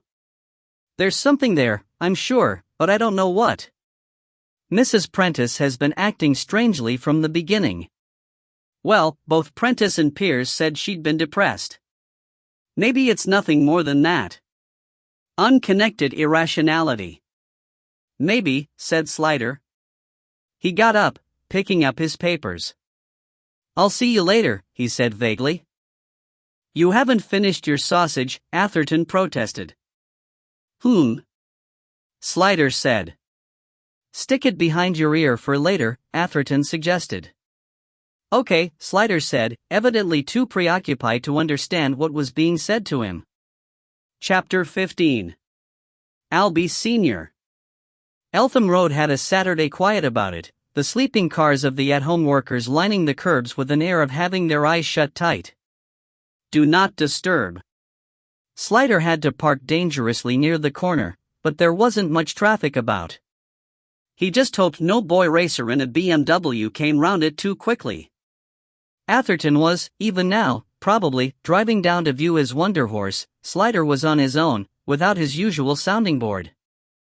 The idea that had been growing on him over the past 18 hours seemed so far out he could have done with a skeptical audience to tell him whether he was cur dog hunting or on a scent.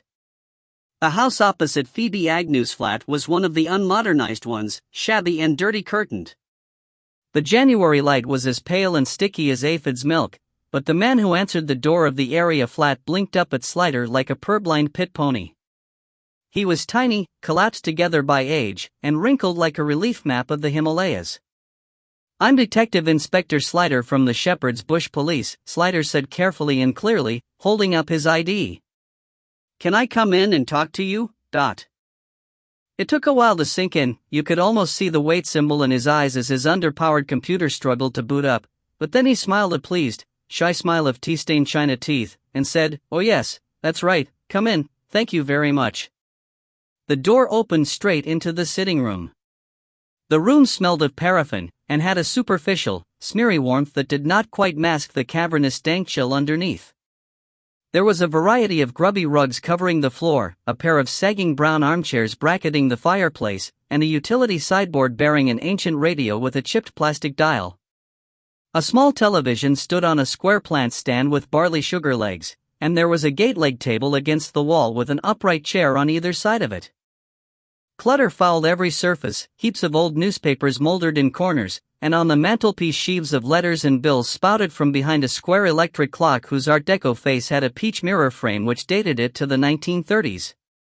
The fabric had worn off its flex, and the bare wires showed through, dangling down the side of the fireplace to the unreconstructed Bakelite plug in the skirting. The paraffin heater was milk bar green, chimney-shaped, and stood on the hearthstone. The old man saw Slider looking at it, and said, "Bit pongy, is it? I don't mind the smell o' paraffin myself. Some do. It's a nice, clean smell, to my mind, like the smell o' tar or queer soap. And he wrote up, it works out cheaper'n the electric. It takes me back," Slider said. "We had them at home when I was a boy." It hadn't been the smell of the paraffin he had been sniffing warily, but of the old man himself. His gray flannel trousers were much stained, and the various layers of clothes on his upper body, vest and shirt and knitted waistcoat and jumper and cardigan, were all grubby and food-spotted. His thin hair, carefully combed back in a Ronald Colman, looked as if it hadn't been washed for weeks. He smelled terrible, but he stood alert as a pre-war pageboy, ready to spring into action, clearly pleased with Slider's presence, as though it were a social visit. "Make you a cup of tea, sir?" he said next. Slider didn't want to think what might lurk in the kitchen regions. "No, thank you." "That's very kind, but no," he said firmly. "I just want to talk to you about that lot opposite," he finished for him smartly. "Anything I can do to help, I'm most willin'. One o' your gentlemen has been here already." "Yes, I know," Slider said. He thought the old boy would enjoy a bit of formality to make him feel important, so he took out a notebook and flipped it open. "It's Mr. Singer, isn't it?" "Singer, that's right, sir, like the sewing machine.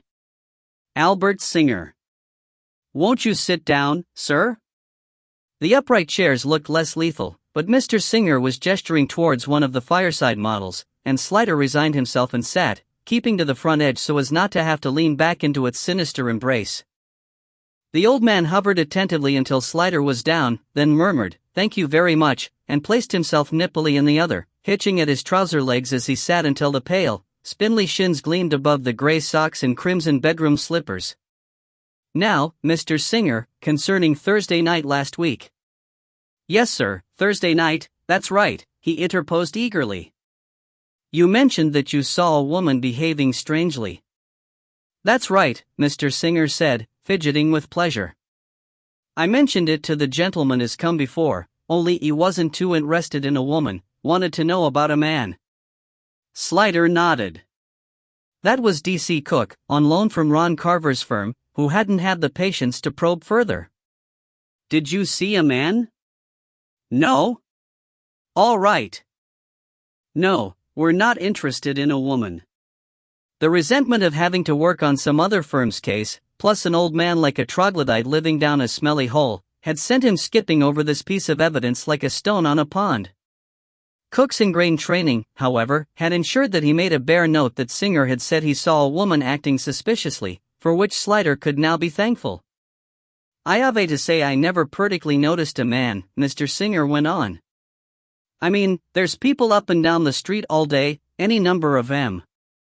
I couldn't say one way or the other about any particular man. But this woman stuck in my mind.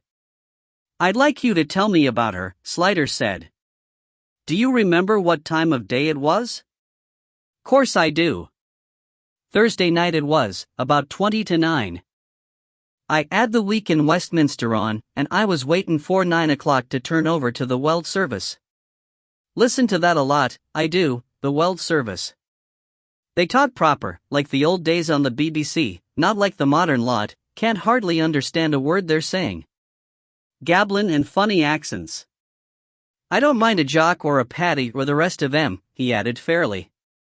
Met a lot of them in the services, in the war. They're all right. But not on the BBC, to my mind. Oughta talk proper on the BBC. He paused, lost. I forget where I was. It was 20 to 9. Oh, yes. Thank you very much. Well, like I said, I'm waitin' to turn over for the NewsHour at 9, see? He looked anxiously at Slider. This is how I know what time it appeared, you understand?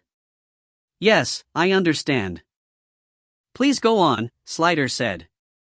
Right, Mr. Singer said, reassured. Well, I'm not really listenin' to the week in Westminster, see, and I'm standin' at the winder lookin' out. It would have been dark outside, Slider said. The old man nodded approvingly at his quickness. That's right, sir. What I do, sometimes, is I ave the curtains closed, and I stand atween them and the winder, see? Cuts off the light. I can see out, but no one else can't see me. Why would you do that? Oh, just lookin'. No arm, is it? Weld goin' by, sorto style. Slider nodded. Anyway, I see this woman. She's standin' by the pillar at the top of my steps, leanin' against it, sort of, looking at the ooze across the road. The house where the murder happened? That's right, Singer nodded. 10 minutes, it must have been she stood there, just lookin'. Ever so still, she stood. Unusual that.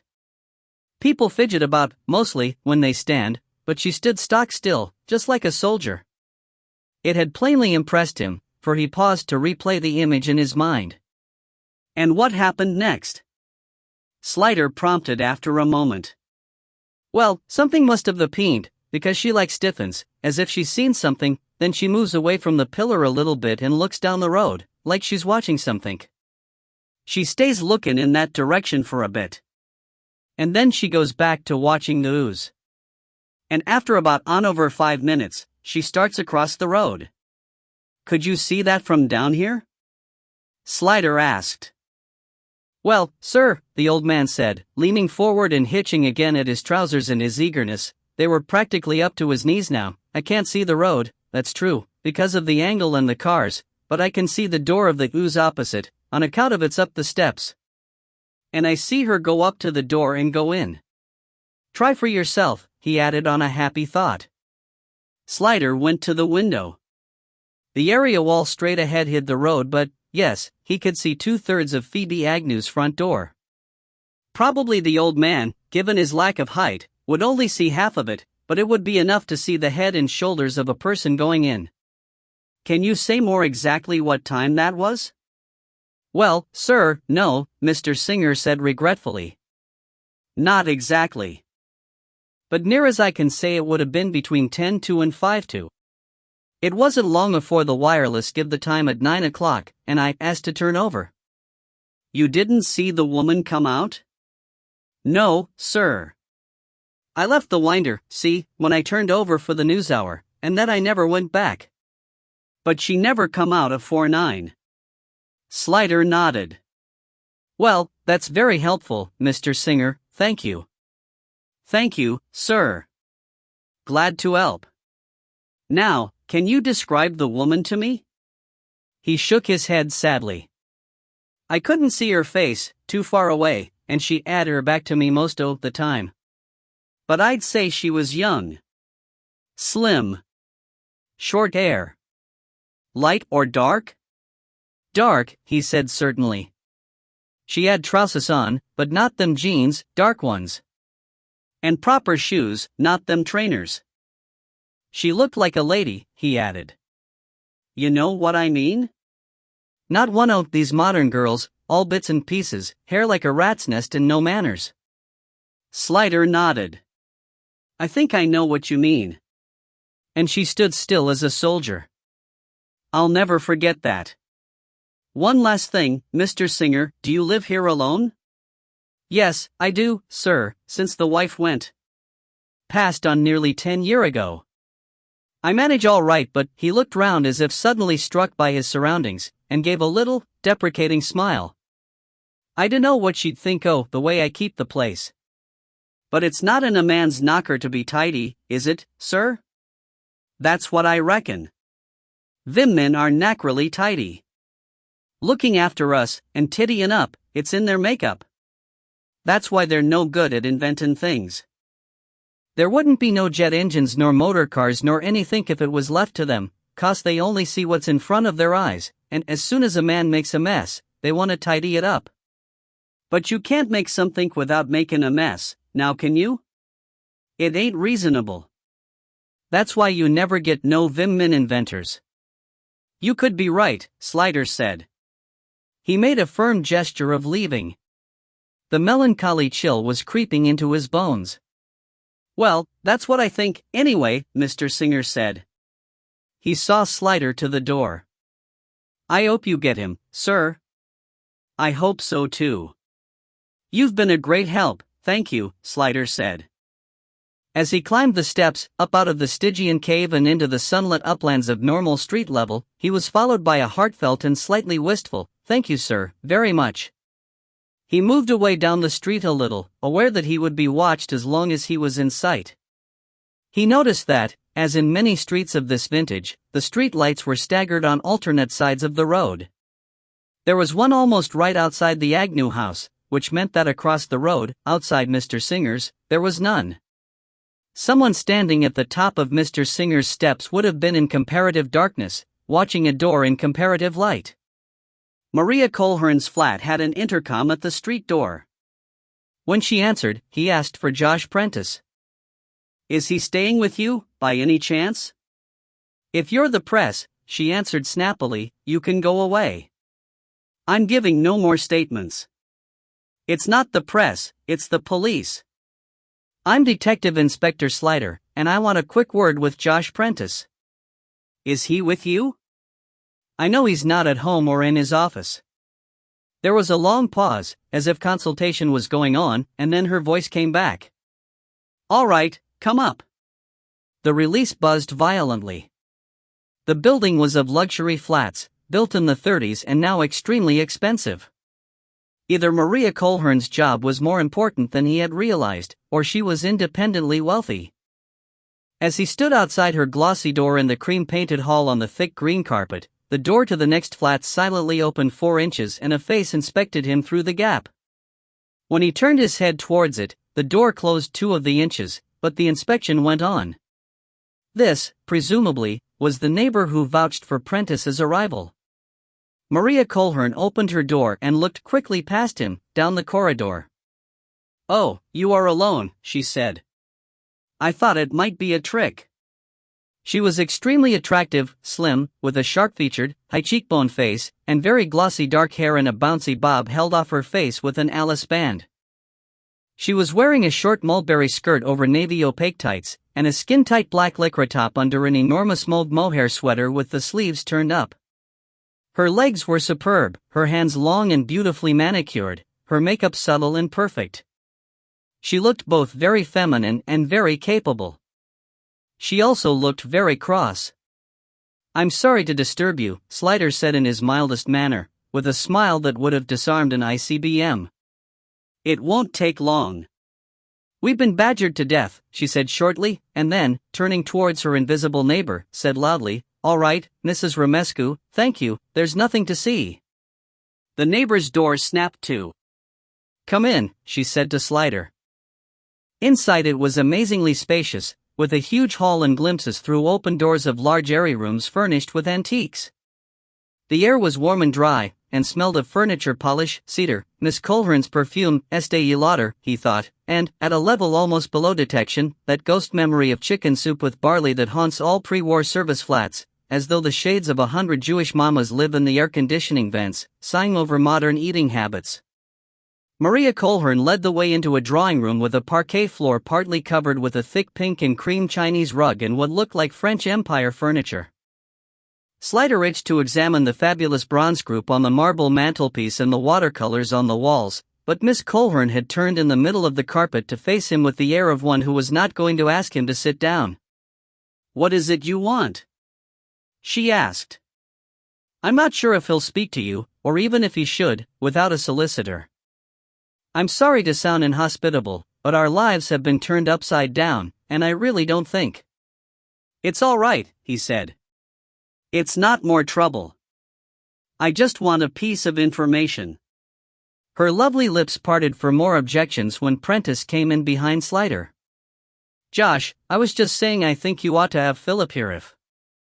"It's all right, I'll talk to him," Prentice said. "It's the quickest way to get rid of him, Slider turned. It was a very different Josh Prentice from the bedchamber ace he had first met. This one had crashed and burned and his propeller was 6 feet into the tarmac. He was unkempt, deeply haggard, and smelled of last night's drink, which he must have taken in plenty. Prentice must have read his own appearance in Slider's eyes because a bitter look came over his face. "I didn't think you'd have the nerve to turn up again," he said. "Haven't you done enough? You've already destroyed my life, what more do you want? My political career's over, my firm's had orders cancelled, my wife's thrown me out, my chances of the Oscar are now zilch, and last night a Hollywood producer turned down a design he was crazy about a week ago. I've become untouchable, and it's all your fault, Your wife's thrown you out?" Slider said, picking the bit that interested him. "She thinks I'm a murderer," he sneered. "I wonder how she got that impression. Did she actually say so, that she thinks you killed Phoebe Agnew?" "Well, let me see." "She looks at me with horror, shrinks away and screams 'Don't touch me,' and says she can't live under the same roof with me anymore." "What do you think that means?" Despite his ironic delivery, Slider could see the genuine distress underneath. "I'm sorry. It's been an upsetting experience for everyone. But there are one or two things I need to confirm with you." He went on quickly before any more objections could be voiced. "You told me that Phoebe Agnew seemed to be worried about something that last day. Are you sure she didn't tell you anything about what was on her mind? What's this, a new line you're pursuing? You've really convinced yourself I didn't do it?" "I don't think you did it," Slider said patiently. "And if you'd been completely frank and honest with me from the beginning, I probably never would have. Now please, will you answer the question?" "No, she didn't tell me. She said she wished she could but she couldn't." "I wonder why she couldn't tell you. Was there any area of her life she had previously kept secret from you? Do you remember coming up against a barrier like that at any point in your past friendship?" "No," he said. "We talked about everything, or at least, I thought we did." She wasn't a reticent person. She had no taboos. Have you any idea what she was working on recently? We've had a hint that she had a big project, something important and possibly dangerous." He frowned. "Apart from her regular stuff for the papers, you mean?" "No, the only thing I knew was that she'd been working on a book." "A novel?" "Of course not. A biography. I don't know whose, but it would be someone political, no doubt. But she'd been writing that for, 6 months at least. I don't think you could call that important, except to her, and I don't see how it could be dangerous." "No," Slider agreed. "I know she was never married, but did she ever have a Slider fished around for the right words? Was there a one great love of her life, do you know? A major romantic entanglement?" "No," Prentice said. "Not that I ever heard about. She was the most unsentimental person I ever met. She liked love affairs, the sex part, but they never seemed to touch her emotionally. I never knew her to be in love in that way. Certainly she never mentioned anyone." "Why do you ask?" It's the meal, you see, Slider said. She cooked a 2-course meal for someone, and you said it was ludicrous to suppose she would have cooked it for you. So who did she do it for? I can't think of anyone she'd cook for, he said blankly. She'd take a bullet for you if you were her friend, but she hated cooking. Do you have a key to her flat? Slider slipped the question in and Prentice seemed about to answer automatically and in the negative, when he thought of something and paused. As a matter of fact, he said reluctantly, I have got one. He was actually blushing, and Maria Colhern looked at him in concern. But I didn't use it that day. Josh, I really think you ought to call Philip, Miss Colhern began urgently. Slider shook his head at her. It's all right. I really don't think he did it. But I can see, he went on, to Prentice, that it might have looked incriminating if you'd mentioned it before. I wasn't hiding the fact, Prentice protested. I'd just forgotten about it. Phoebe gave it to me ages ago, when she was going abroad for a couple of weeks and I thought I might like to use her flat while she was away. His eyes pleaded, and Slider understood that he had wanted to take a woman there, which was not a thing to mention in front of Maria. But I'd completely forgotten I had it. And I didn't use it that day. Where is the key now? At home, I suppose, he said. We've got a key rack in the kitchen behind the door with all the spare keys on it, and I hung it on there. I haven't touched it since.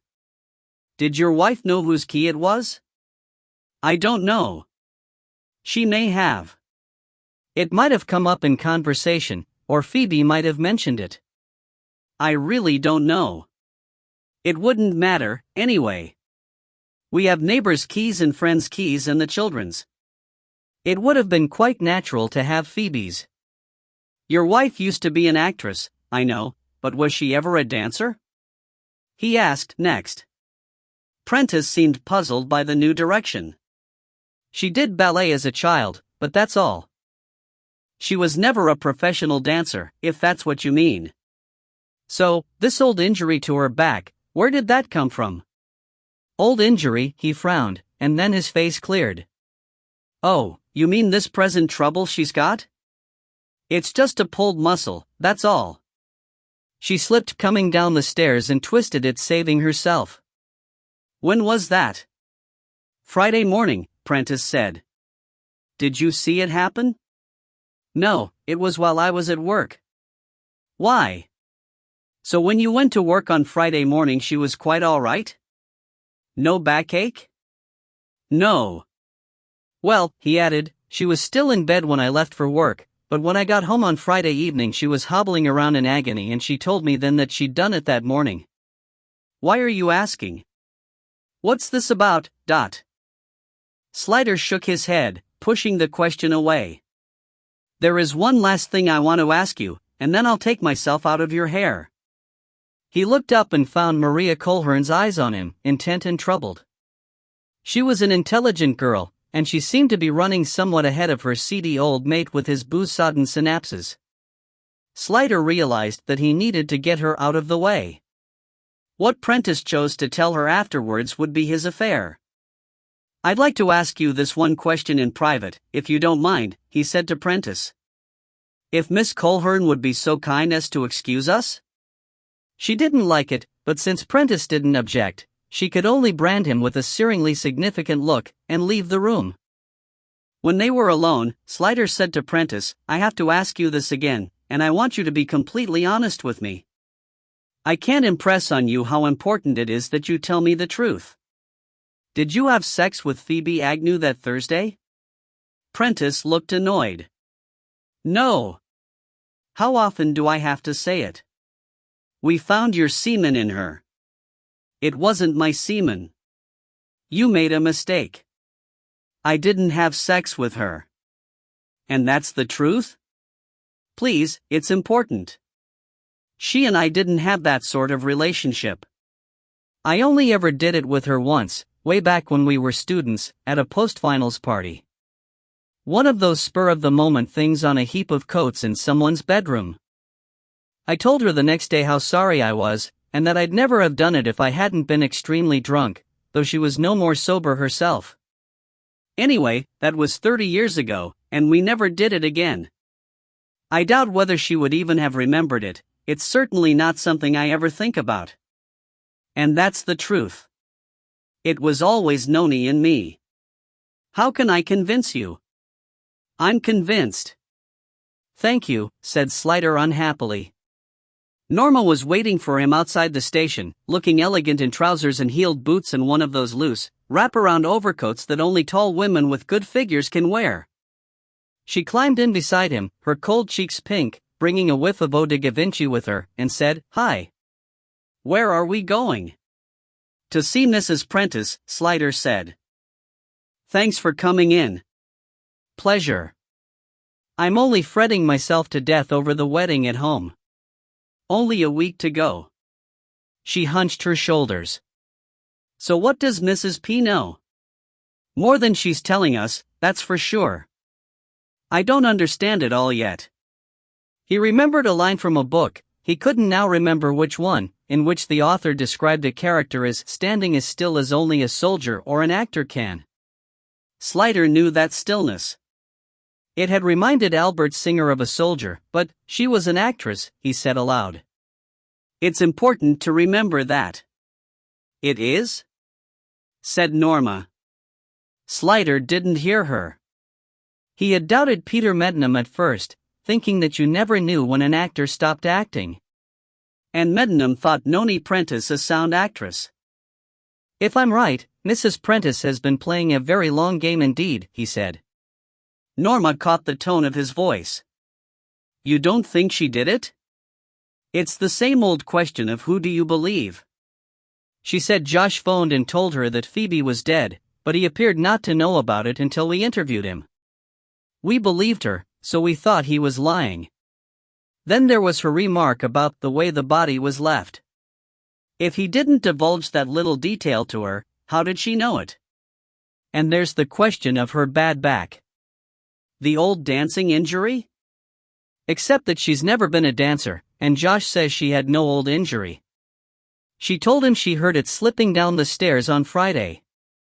But it occurred to me that most people who hurt their backs do it trying to lift something heavy. Swilly was there. Oh. But if she heard it on Friday? She was still in bed when he went to work on Friday morning. So it could have been already hurting, he wouldn't know. And there's the female finger mark inside the flat, she remembered. If she says she's never been there, and it proves to be hers. Yes, said Slider. And Josh says he really didn't have sex with Phoebe Agnew on Thursday. But you have to ask yourself, who else had access to his semen apart from him? Swilly's face curved in distaste. Oh, good God. Slider said nothing more, and she did not break the silence. It was too horrible to discuss. If he was right, it was something close to monstrous. The house was silent. No answer, Swilly said at last, when she had knocked and rung extensively. She must be out. She's in there, Slider said abruptly. Norma glanced at him, and shrugged. There was no arguing with instinct. She looked up at the house. The landing window was partly open. Did you hear that cry of distress, sir? Slider followed her gaze. Could you get up there? He said in surprise. Drainpipe. Easy.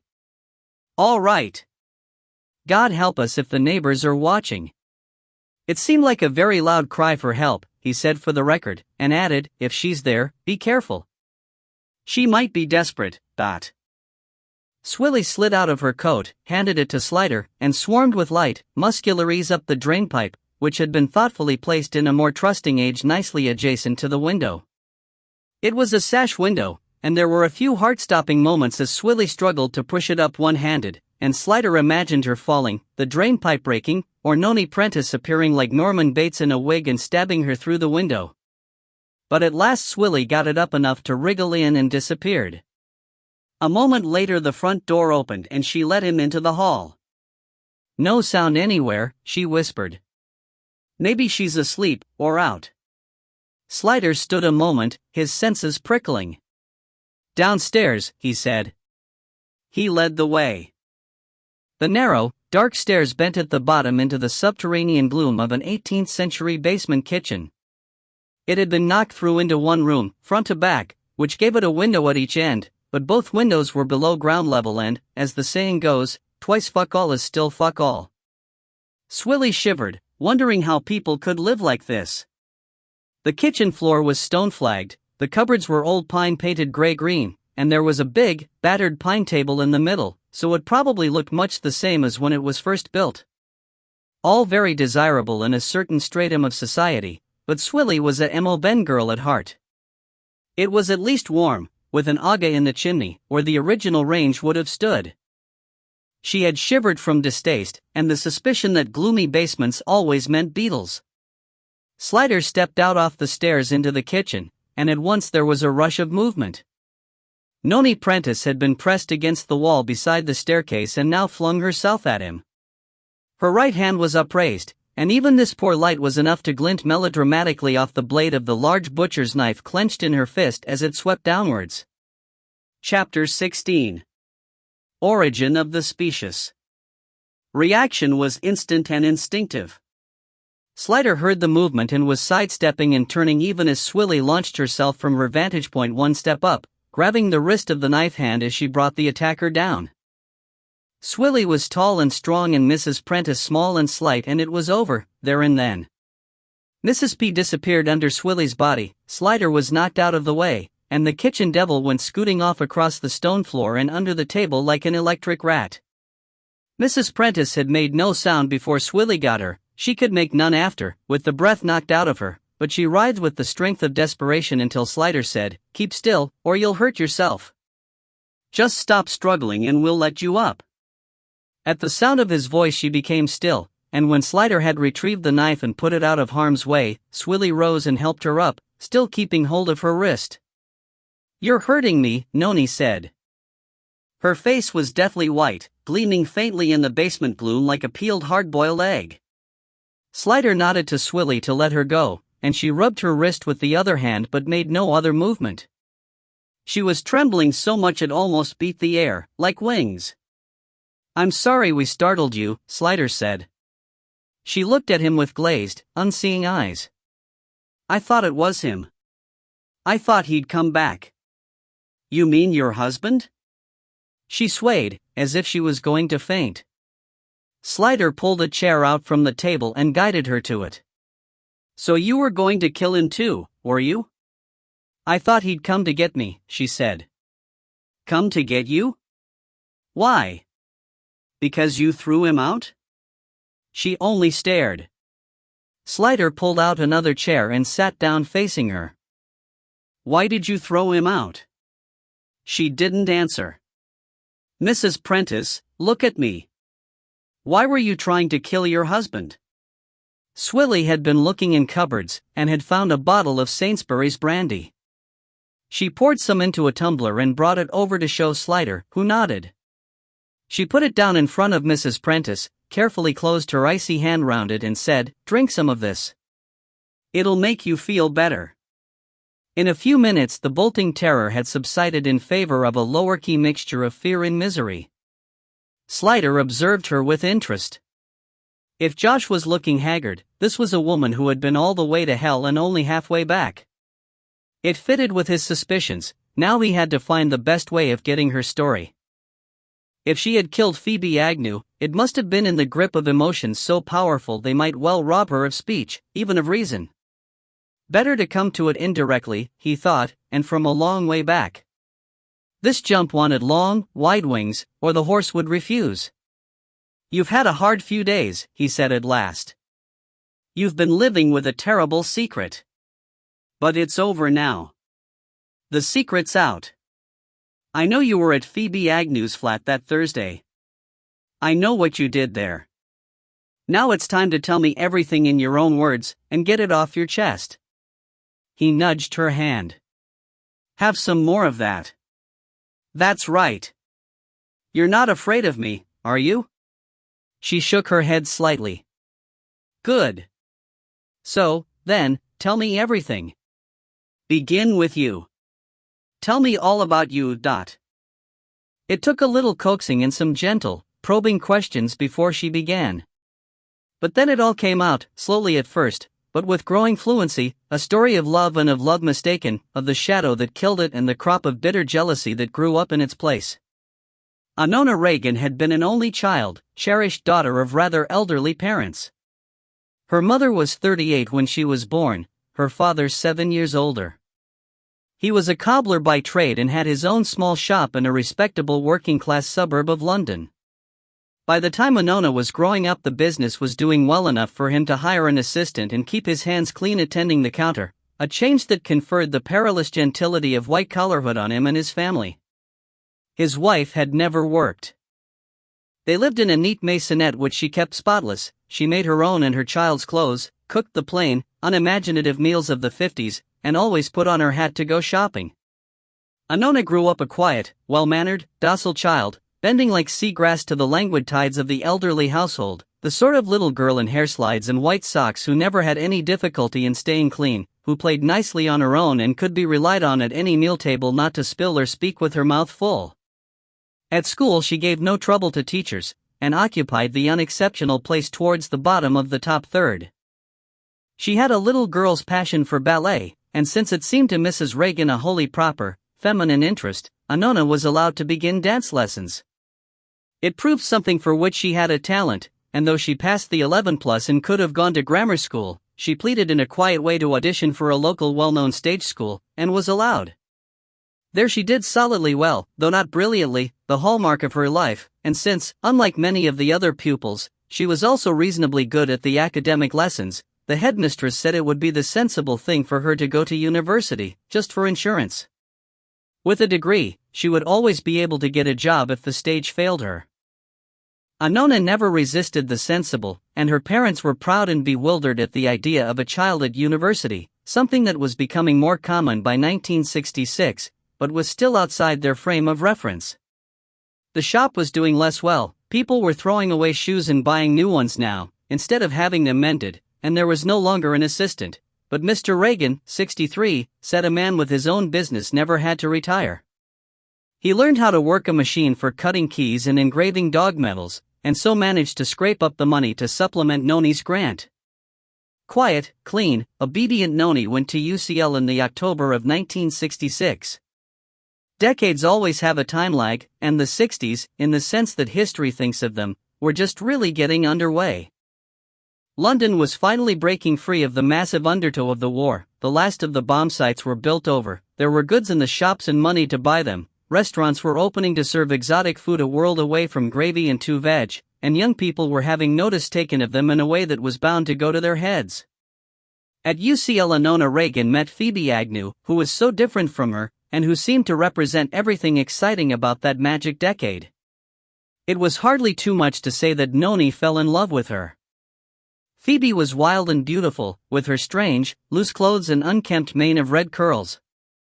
Phoebe smoked, drank, and talked incessantly, said unconventional things, used swear words, understood politics, laughed out loud, spoke to lecturers as if she were their equal, and addressed members of the opposite sex with teasing frankness.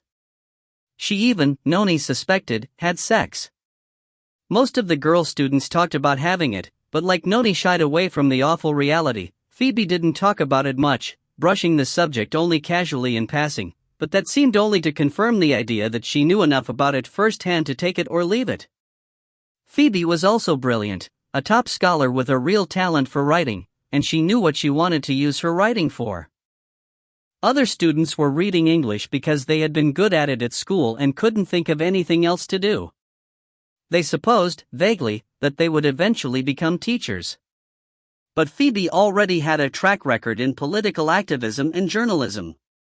Why, that summer of 1966, before even starting at university, she had wangled her way into a trip to Chile, organized by a militant student group, to build a youth center, and while there she had actually managed to get an interview with Allende, the Marxist leader of the Land Reform Party.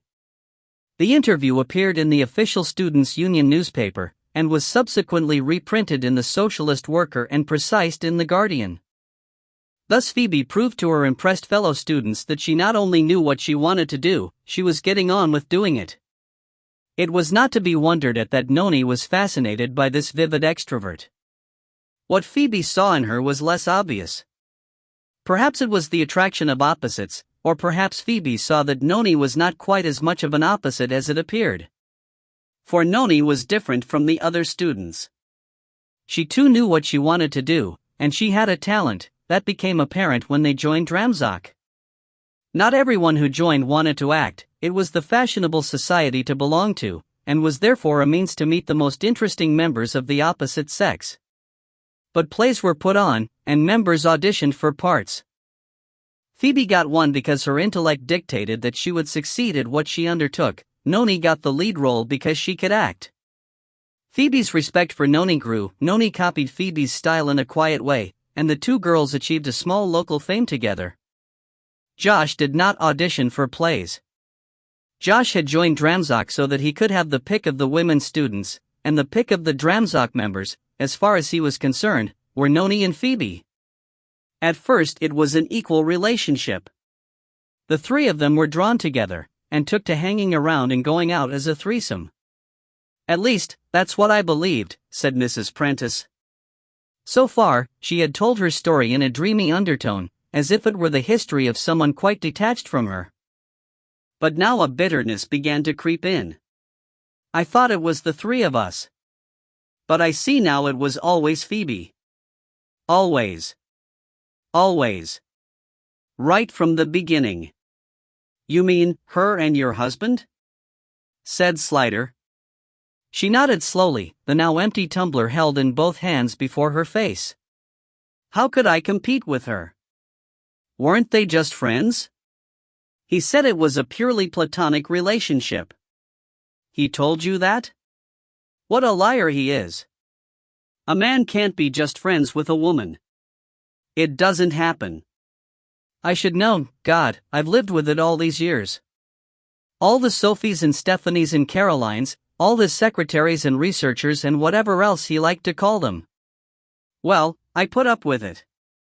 In a way, it didn't matter, because he didn't care a jot about them, the little sluts. But Phoebe, how could I bear that? It was different with her. He loved her.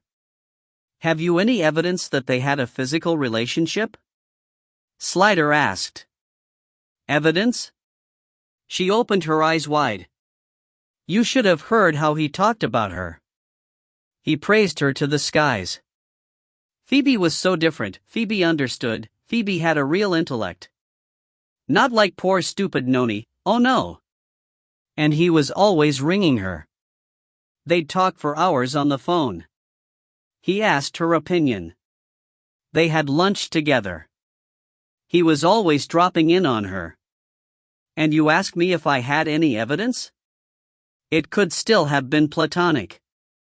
Men and women don't have platonic relationships, she said flatly. Not in the real world. There seemed no way of arguing with that. But she was your friend too, Slider said. We did everything together at college. And afterwards she was always there. She helped me, advised me. I trusted her, she always knew better than me what to do. She had a grasp of things. I've never been clever like Phoebe, but she said I had something more important, that I had talent. She rocked a little, mourning her friend. She did everything for me, sorted out all my troubles. If it wasn't for her, I wouldn't even have had Toby and Emma. Josh never wanted children, he hated his own father too much. But I wanted them so much. She told me just to stop taking the pill. I would never have dared. But she said he'd love the children once they were there, and of course he did. And when he found out what I'd done, she stopped him being angry with me. Took him away and talked to him and wouldn't let him shout at me. She always loved Toby and Emma, and they loved her. They called her Auntie Phoebe. She used to pretend to tell them off about that, but she loved it really. She rocked harder, and the tears began to slip out. Slider kept very still, letting the story come. Then when Emma went to school, it was Phoebe persuaded me to take up my career again, and made Josh use his contacts to get me on. He would never have bothered if she hadn't nagged him. He never thought my career was important. But Phoebe believed in me. She said I could be great, and I was good, I was. She met Slider's eyes in an appeal, and he nodded. I know you were. She seemed appeased, and went on. She always backed me up. When I got pregnant again and Josh wanted me to have an abortion because he said I was too old, she blew him up. She said I must have the baby. She was always dead against abortion. She fought him tooth and nail and made him change his mind, anyway, made him leave me alone about it, she amended. He was never really persuaded. Maybe he was worried about your health, Slider suggested. She shrugged the intervention away. She wanted that baby so much, almost as much as I did. When I lost it, it was her that cried. I couldn't cry, it was all locked up inside me. But I couldn't have got through if it wasn't for her. She paused and wiped the tears from under her eyes with her fingers and, finding her nose was running too, rubbed it on the back of her hand, an unconscious reversion to the childhood state before appearances mattered, showing how far from her normal poise she had fallen in the crash of what had been her life. It sounds as though she really was your friend, Slider said. She must have loved you. Noni stared at him. Yes, that's what I thought. But I see now it was all an act. It's only in the past few years I've started to realize what was really going on. Now I know what a fool I've been. She was playing me along, while she and Josh carried on behind my back. It was them all the time, the two of them, heads together, laughing at me. I was the outsider. But it was you he married, Slider said. Yes, and how he regretted it. She cried bitterly. He only married me because she'd gone away somewhere. The moment she came back he brought her home, and after that they started their game of making a fool of me. That's the real reason she made me have the kids, to keep me out of the way. She was jealous and wanted him to herself. I didn't see it at the time, but I see it now. But you said she really loved the children, and they her. Yes. She did. I suppose she couldn't help it. Oh, I don't know. Leave me alone, can't you? She's dead now, and it's all over. It doesn't matter anymore. Nothing matters anymore. She began to cry in earnest, putting her face into her hands. It was plain she was deeply confused about the situation, that she had loved her friend and even now, having convinced herself that there had been an affair going on, didn't want to believe it. Slider saw how the layers of emotion, of love and admiration, of hurt and jealousy, had been confounded by a basic lack of understanding, an inability really to see what Phoebe Agnew had been about. A woman like her was so different from Noni that her motives must always have been a mystery. What you don't understand, you can only interpret according to your own lights. So, there could be no friendship without sex between a man and a woman, and an unmarried Phoebe could only have been jealous of and therefore hostile towards Josh's wife Noni. Add to that Noni's emotional breakdown following the loss of a child and the failure of her career, and the comparison of that with Phoebe's burgeoning success, and you had a seething cauldron of love and hatred that could easily spill over into action. Probably it went all the way back to university, when Noni had wondered what clever Phoebe saw in her, and the seed of doubt was planted. Perhaps the soil was already fertile. Didn't they say that all actors were insecure? That they became actors to escape from themselves into personae that they could control? And then Phoebe had to go on from strength to strength, winning fame and awards, while Noni never made it to the top, and had only her marriage to comfort herself with. And even in that one poor sphere of achievement, all she had to hug to herself, it seemed Phoebe outshone her. Josh liked Phoebe better, praised her to his wife. Naturally the wife came to think that a philandering stud like Prentice must be having an affair with her. So the stage had been set for the action in which Inona Reagan was sure she could play the leading role with conviction. The tears were subsiding now. Swilly had found a box of tissues on the dresser, which she put down before Mrs. Prentice, and mopping up was now taking place. Tell me what happened on Thursday, Slider said. The story came out painfully. Despite Joanna's caustic comments, Josh Prentice hadn't been wrong about Noni's being at a difficult age. She had started to have menopausal symptoms and was feeling unhappy, unloved, and unattractive, especially as she and Josh had fallen into a pattern of hardly noticing each other. He was busy with his career, and she had nothing much to do, with the children gone, her own career in ruins, and her husband away from home more and more of the time. But on Thursday he had said he would be home all day. He hadn't mentioned his intention to go out in the evening, and following the hallowed advice of women's magazines through the ages, she had decided to try to make herself attractive to him. She began by taking an interest in his work and making bright conversation, but when he dismissed her rather testily, she had turned to plan B and concocted a delicious meal for him. It, or the wine that accompanied it, had done the trick, and she had been able to persuade him into bed, where they had engaged in the first sexual congress in many a long moon.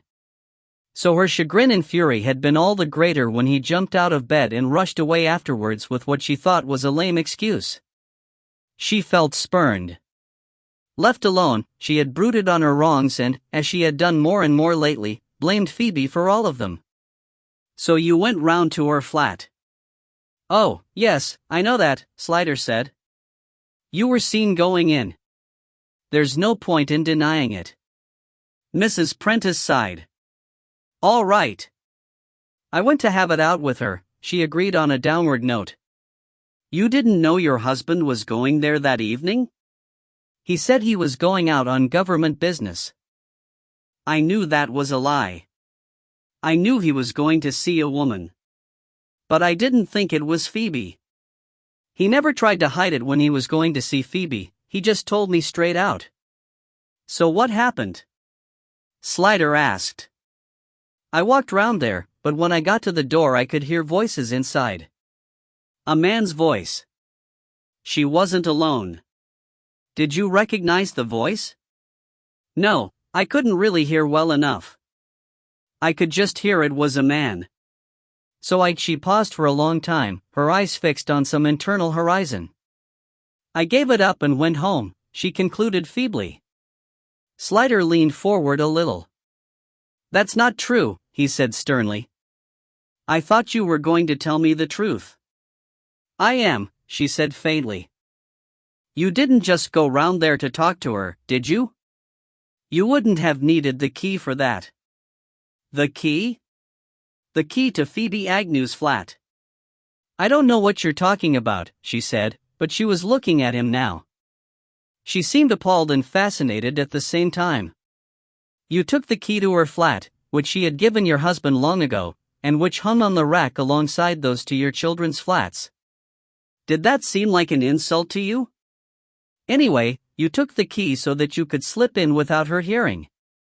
And what else did you take with you? A pair of tights, was it?" Noni's lips moved, but no sound came from them. "Phoebe never wore tights, did she? She always wore trousers, so the odds were she didn't even possess a pair. Anyway, you could hardly have taken time out to search for them when you got there, so you took your own. You knew she'd been drinking heavily recently, and you thought that with luck she'd be pretty well out of it by 8:30, so if you let yourself in you could creep up on her and get something round her throat before she knew you were there."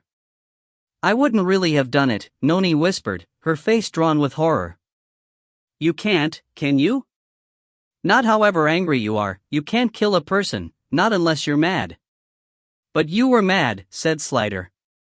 "Mad with jealousy.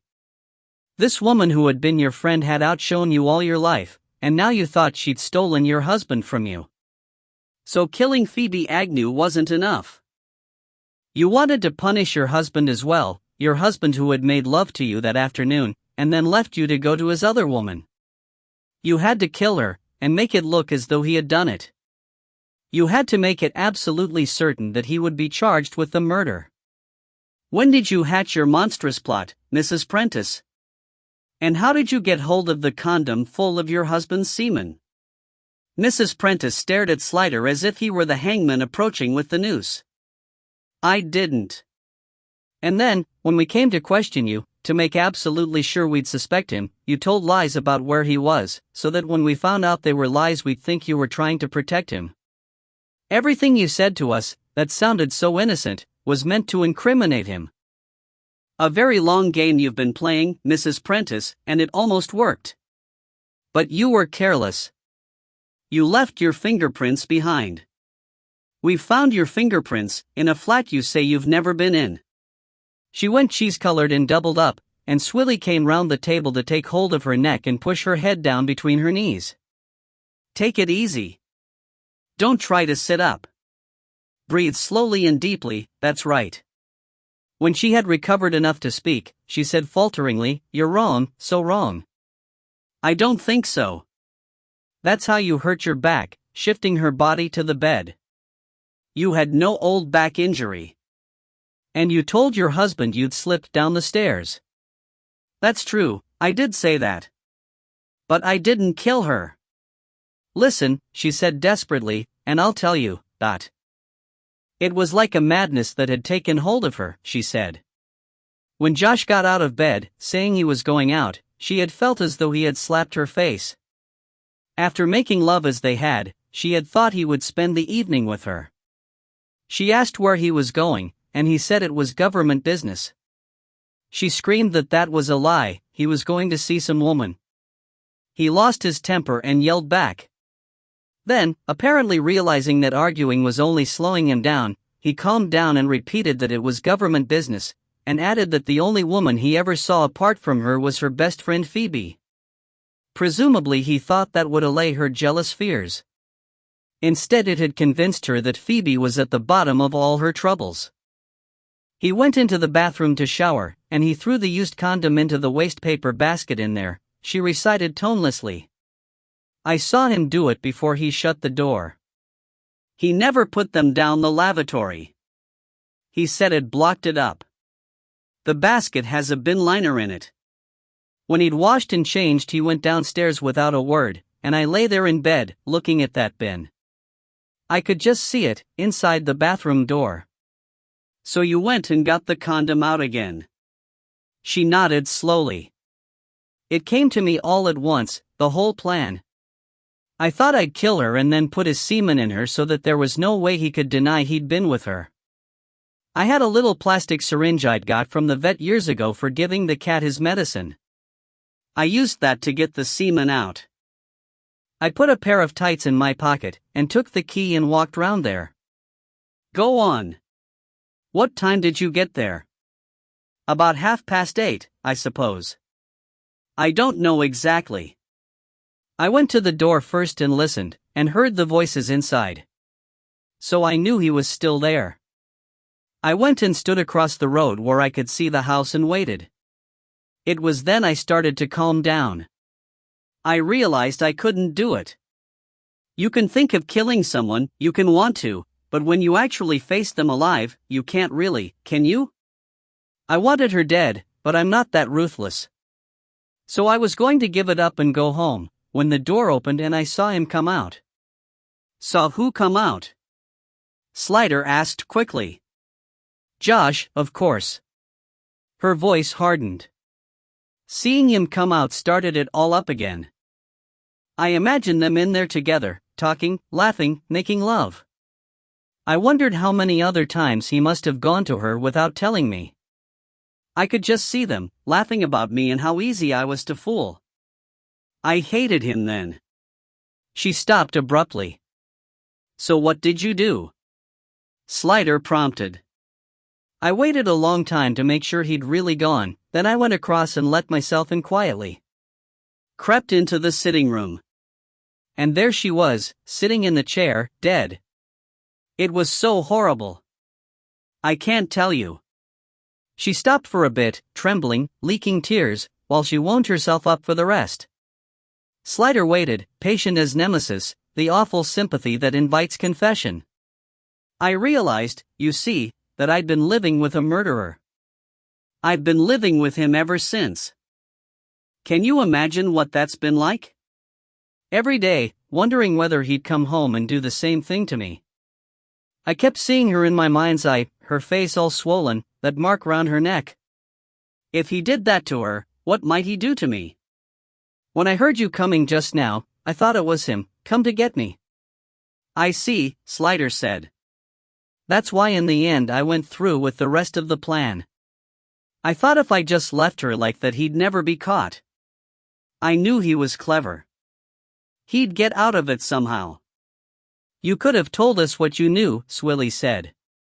Noni had forgotten she was there. She looked at her blankly and then said, "How could I? He'd have found out and killed me. And what if you hadn't believed me? It would be just my word against his. So I did the rest of it, to make sure he got caught. It was horrible, horrible, I can't tell you. And now you've let him go. Why did you arrest him and then let him go?" "Go on with your story," Slider said. "What happened next?"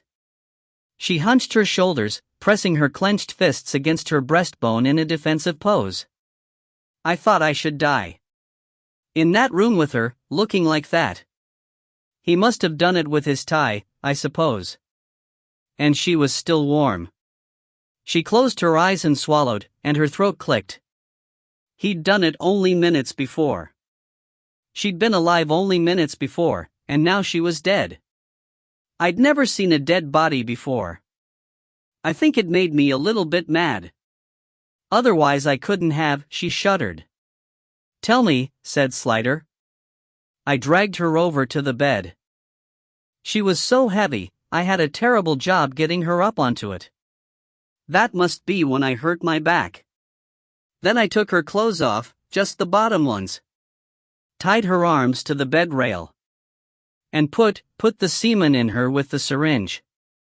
She met Swilly's gaze. I had to make sure he was caught, and it didn't matter to her anymore. And I threw the condom into the loo. No one but me would know he didn't do that. I almost flushed it away, reflex reaction, before I stopped myself. Stupid. She shook her head. Slider's mind was reeling. "That's when you left the finger mark," he said. All the brainache this woman had given them. "But don't you realize, if he had done it using a condom, there wouldn't be any semen in her?" She looked blank. "No," she said faintly. "I never even thought of that. Stupid of me." "I suppose you didn't do badly for a first attempt," said a grim Swilly. "Did you wipe your finger marks off everything else before you left?" "I didn't touch anything else. I was very careful.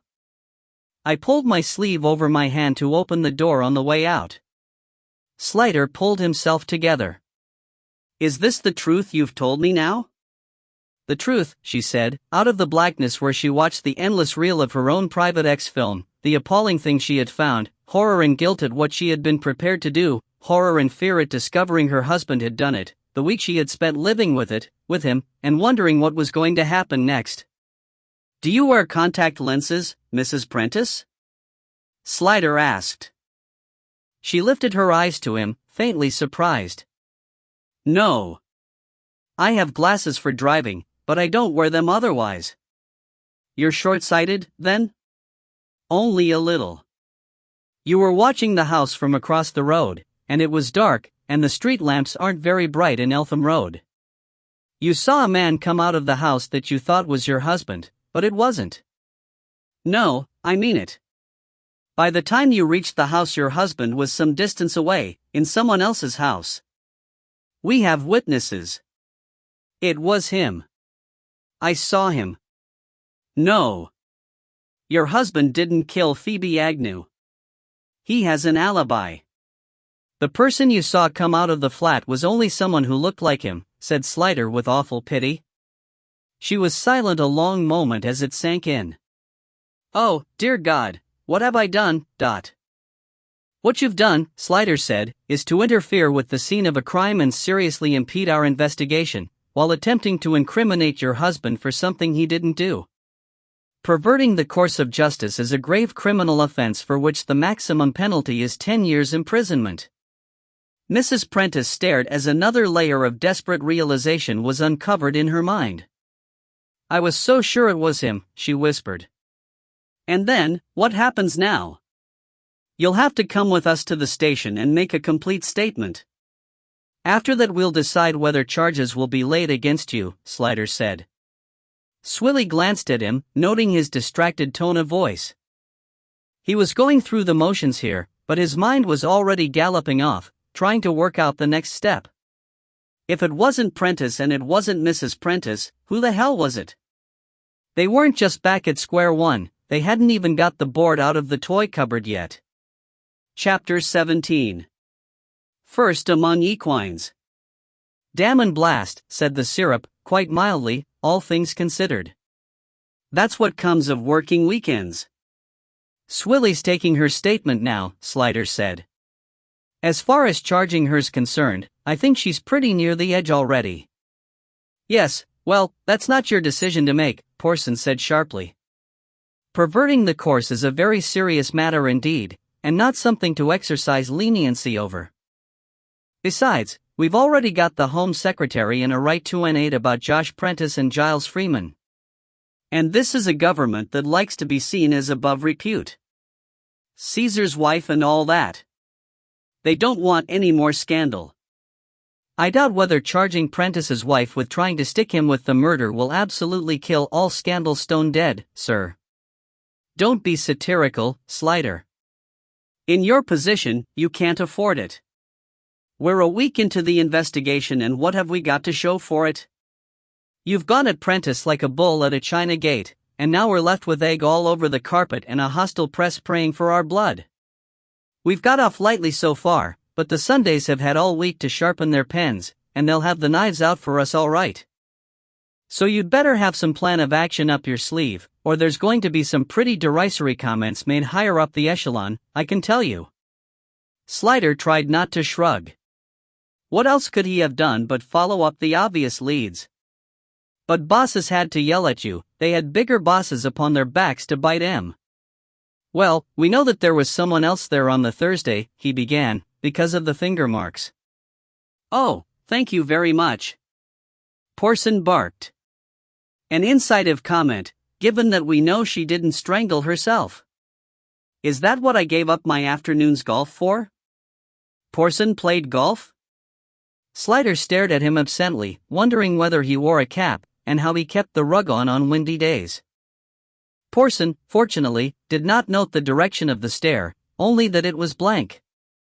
Yes, well, you look as if you could do with a bit of time off yourself, he said more kindly. You're played out, laddie. When you've finished with Mrs. Prentice, you'd better go home. Give the old grey matter a rest. Have a shit, a shave and a shower and come up with some new lines to follow up. His eyes followed Slider to the door, and he added, we can still hope for something on Wordlay. I'd really enjoy nailing that sod. I'll see what I can do, sir, Slider promised. Joanna had a rehearsal and concert at Milton Keynes on the Sunday, which was almost just as well, since he had some heavy-duty thinking to do. He was a long way down when the phone rang, and it took him a while to surface and get out to the hall to answer it. Bill? Cries me, laddie, I thought you weren't going to answer. Asleep over the Sundays, were you? Oh, hello, Nutty. It was Nichols, the uniformed sergeant on duty. No, I was thinking, that's all. Took me a while to realize the phone was ringing. What's up? We just had a phone call from Pierce Prentice. He had a bit of information for you. Didn't sound like much, but he seemed nervous as hell, so I thought I'd pass it on straight away. You never know what might be important, Slider said. What did he have for me? He said he'd just remembered it, though I suspect he'd been away while working out whether or not to pass it on. But he said that while he was on the phone to your murder victim on the evil day itself, is this making sense? Yes, go on. Okay. While he was on the phone to her, he heard something in the background, in her flat, DC? It was a pager going off. Is that it? Slider said after a pause. That's it, chum. Any use? I don't know. You say he sounded nervous? Ahoo. Wet tin himself. Well, then, evidently he thought it was important, though I can't quite see why for the moment. Unless he recognized the particular bleep. Or he heard something else he hasn't coughed up yet, Nichols suggested. Yes. I'll give him a ring and ask. Well, thanks, Nutty. All serene down there? Quiet as a church. Slider rang off, went to look up Piers Prentice's number, and dialed. There was no answer. Slider was a little surprised. He'd have expected an answering machine. He rang Nichols and asked him to get Piers to ring him direct on his mobile, should he be in contact again. As soon as he put the phone down, it rang again. This time it was Irene. Oh, God, I'm sorry. I was supposed to arrange something with you and the kids for the weekend, he remembered.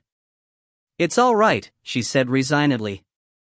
I didn't tell them it might be on because I guessed it wouldn't be. I'm really sorry. It's this case. It's always a case. You're a case, Bill Slider. I sometimes think the job is all there is to you. Take it away and you just wouldn't be there at all. It was too close to home, this comment. He thought of Joanna going to Amsterdam without him. I think you're right. Maybe I should give it up. She wasn't used to him agreeing with her. Even now she didn't want to hurt him. Oh, no, she said. I didn't mean it. You're a good copper, and it's important work. I don't know, he said glumly. The job's not like it used to be. And I start wondering whether there isn't more to life than this. I've always given you and the kids a raw deal. You've always come second to it. No, she said, defending him against himself. Maybe it wasn't always a bed of roses, but your job put food on the table, that's what matters. He smiled to himself. You're a very traditional woman, aren't you? There are things a husband does and things a wife does, that. Well, I happen to think men and women were made that way, that's all, and these hard career women cause more trouble than they know. If they stayed home and cooked for their men and their children, the world might be a better place. There might not be so much crime to keep you working weekends.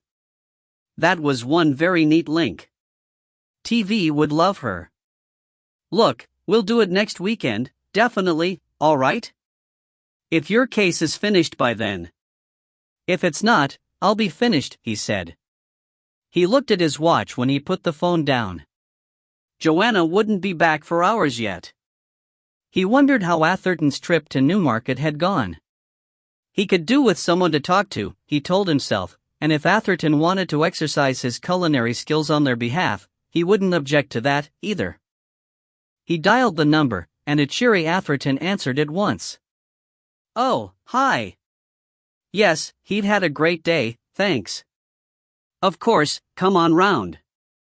Had Slider eaten? He was just going to knock something up. Nothing special, just a store cupboard job. No, it was all right. Well, okay, Slider could bring a bottle, if he liked. Red for preference.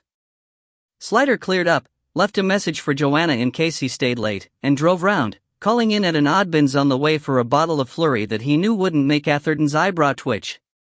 He was very tired and looking forward to a bit of comfort, and not prepared to have the door opened to him by WDC Tony Hart, dressed in tight ginger moleskin trousers and a white ribby sweater that left everything to be desired. "Hullo," she said cheerfully. "Sprees to see me?" "Surprise doesn't begin to cover it," he said. Atherton appeared behind her. "Tony came with me to Newmarket," he said. "She's got a good eye for a horse. Spent me formative years down Betton's shops," she said. "Me dad liked to flutter." "Get him a drink," Atherton commanded her. "I've got to get back to my chopping." Slider was divested of his coat and installed in an armchair with a glass of wine and Oedipus, the black former tomcat, kneading bread on his knees and purring like a DC-10 about to take off. He glanced at the open door to the kitchen and said quietly to Hart, "Well?" "Well what?" She bluffed. He gave her a stern look. "What are you doing here?" She pulled a chair from the dining table, reversed it and sat astride it, facing Slider. "Listen," she said broadly, "I'm offered it on a plate, I'm gonna take it, ain't I? Are we talking about the same thing? You don't like me going out with Jim?" She said. Well, the way I see it, it's up to him, ain't it? He's seeing someone else. All's fair in love and war. This other bint can take care of herself, and so can I. Slider shook his head wearily. It's none of my business. I just don't want him to get hurt. Yeah, well, surprisingly enough, I care about that and all. What you think? I'm chasing him for his money. Slider took the proffered side, turning gratefully. His own emotional life was in enough strife not to want to get mixed up in Atherton's. Talking of which, what do you think of the racehorse scheme? It looks all right. Dead posh stables and everything. Knobs with knobby voices. Nice lookin' GGs. She shrugged.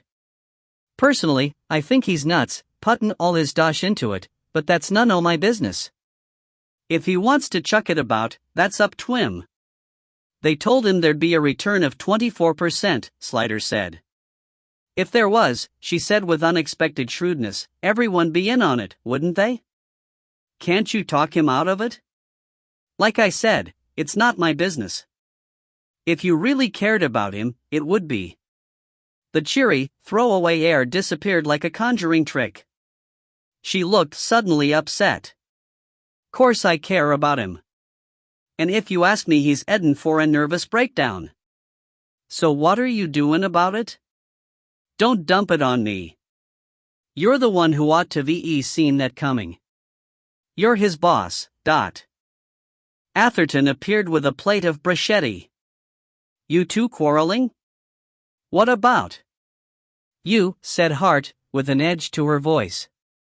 Satisfied? Oh, what it is to be loved, he said, with one of his own. He handed the plate. Everyone wants a little piece of me, but there just isn't enough to go round. Slider gave Hart a hard look, and asked him conversationally, how was your horse? Fantastic, said Atherton. Brilliant. Ran like a hare, well, like a racehorse really.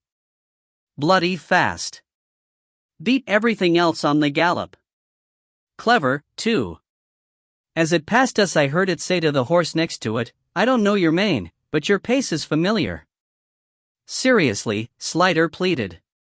I tell you, it's good. Carrington, he's the boss feller there, timed him while we watched, and the time's up there with the best. Everyone was very impressed. What are the others like, in the syndicate? All businessmen. All successful men in their own field. They wouldn't be going into it if it wasn't pucka. Like I told you, these days it's not a mug's gamble, it's a sound investment. I don't see what these days has got to do with it, Slider said, but, anyway, you're going for it? Bloody right I am, Atherton said. Eat all these. I've got mine in the kitchen. He departed. Hart looked at Slider. Pax? She suggested. I think he's a plunker parting with his acres, and no one ever got rich on the ponies, but it's his business, all right? Her look hardened. And so am I, Dot. Slider remembered how when Hart had first joined them, Joanna had believed she fancied him, Slider. How wrong she had been proved. All right, he said, Pax it is. She crossed her arms on the back of the chair, pushing her bosom up under the sweater to sensational effect. Those ribs were never meant to take that sort of strain. So, how's your love life? She asked casually. Married what's her name yet, Joanna? He didn't stay long at Atherton's flat. With Hart there, he couldn't talk much to him about the case, and no other conversation flowed easily between the three of them, despite Hart's efforts to amuse. They ate a soufflé ham and mushroom omelette with a salad and diced sautéed garlic potatoes, Atherton scratch, store-covered meal, and drank the flurry, and then Slider left them to whatever they were going to do together, which to judge by the way Hart wound herself round Atherton in the doorway probably wasn't a game or two of backgammon followed by the late-night movie and a cup of cocoa. While he was driving home, his mobile rang, and he pulled over and stopped at the side of the road to answer it. "Hullo, Mr. S." It was tidy. "I got a bit of gin for you." "Good man. Turns out your two villains was involved in a murder after all." Slider's heart jumped, but Tidy went on, "Trouble is, it wasn't your murder." "What?" "Yeah, well, this is how it was. They done this job Thursday arternoon, right? This old girl lives in Allen Park. Your bloke ad got info she was gonna be at a weddin', so they could just walk in and out easy as pie. Well, Thursday night they was outing the eye spots, right? Celebratin'. Only little Tommy, right, he's a mouthy git, and he was talkin' it up big about the gear they'd got. So your bloke, Dictionary, tells him to shut it. At a right ding-dong in this club down Ulsfield. Ulsfield? Well, they'd been travelin' a bit by then. That's where they'd fetched up.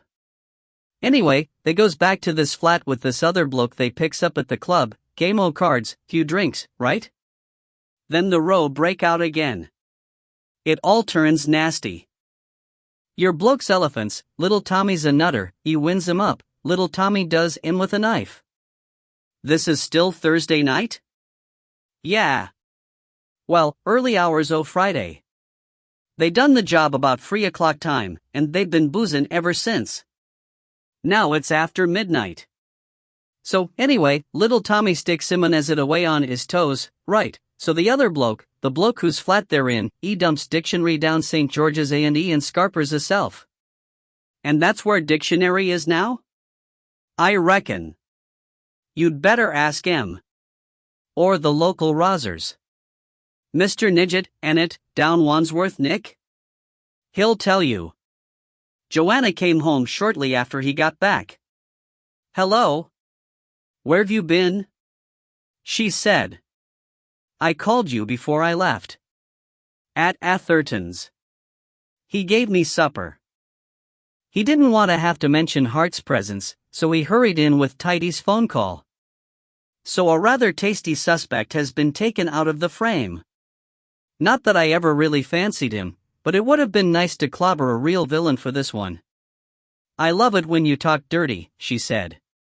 "Wordley's in intensive care in St. George's," Slider said, "and not likely to live, according to Derek Nidget, the DI over at Wandsworth. They didn't know who he was to begin with, had no ID on him, but one of the porters recognized the bloke who brought him in and they eventually traced him back to his flat. So then the other bloke, saw the game was up and started rowing for the shore. Now they're looking for Tucker on an expected murder charge. But the upshot is that Wordley's accounted for from about 6 o'clock onwards, and we know Phoebe Agnew was still alive at 8:45 because that's when Piers Prentice spoke to her. And in fact, that must have been only minutes before she was killed.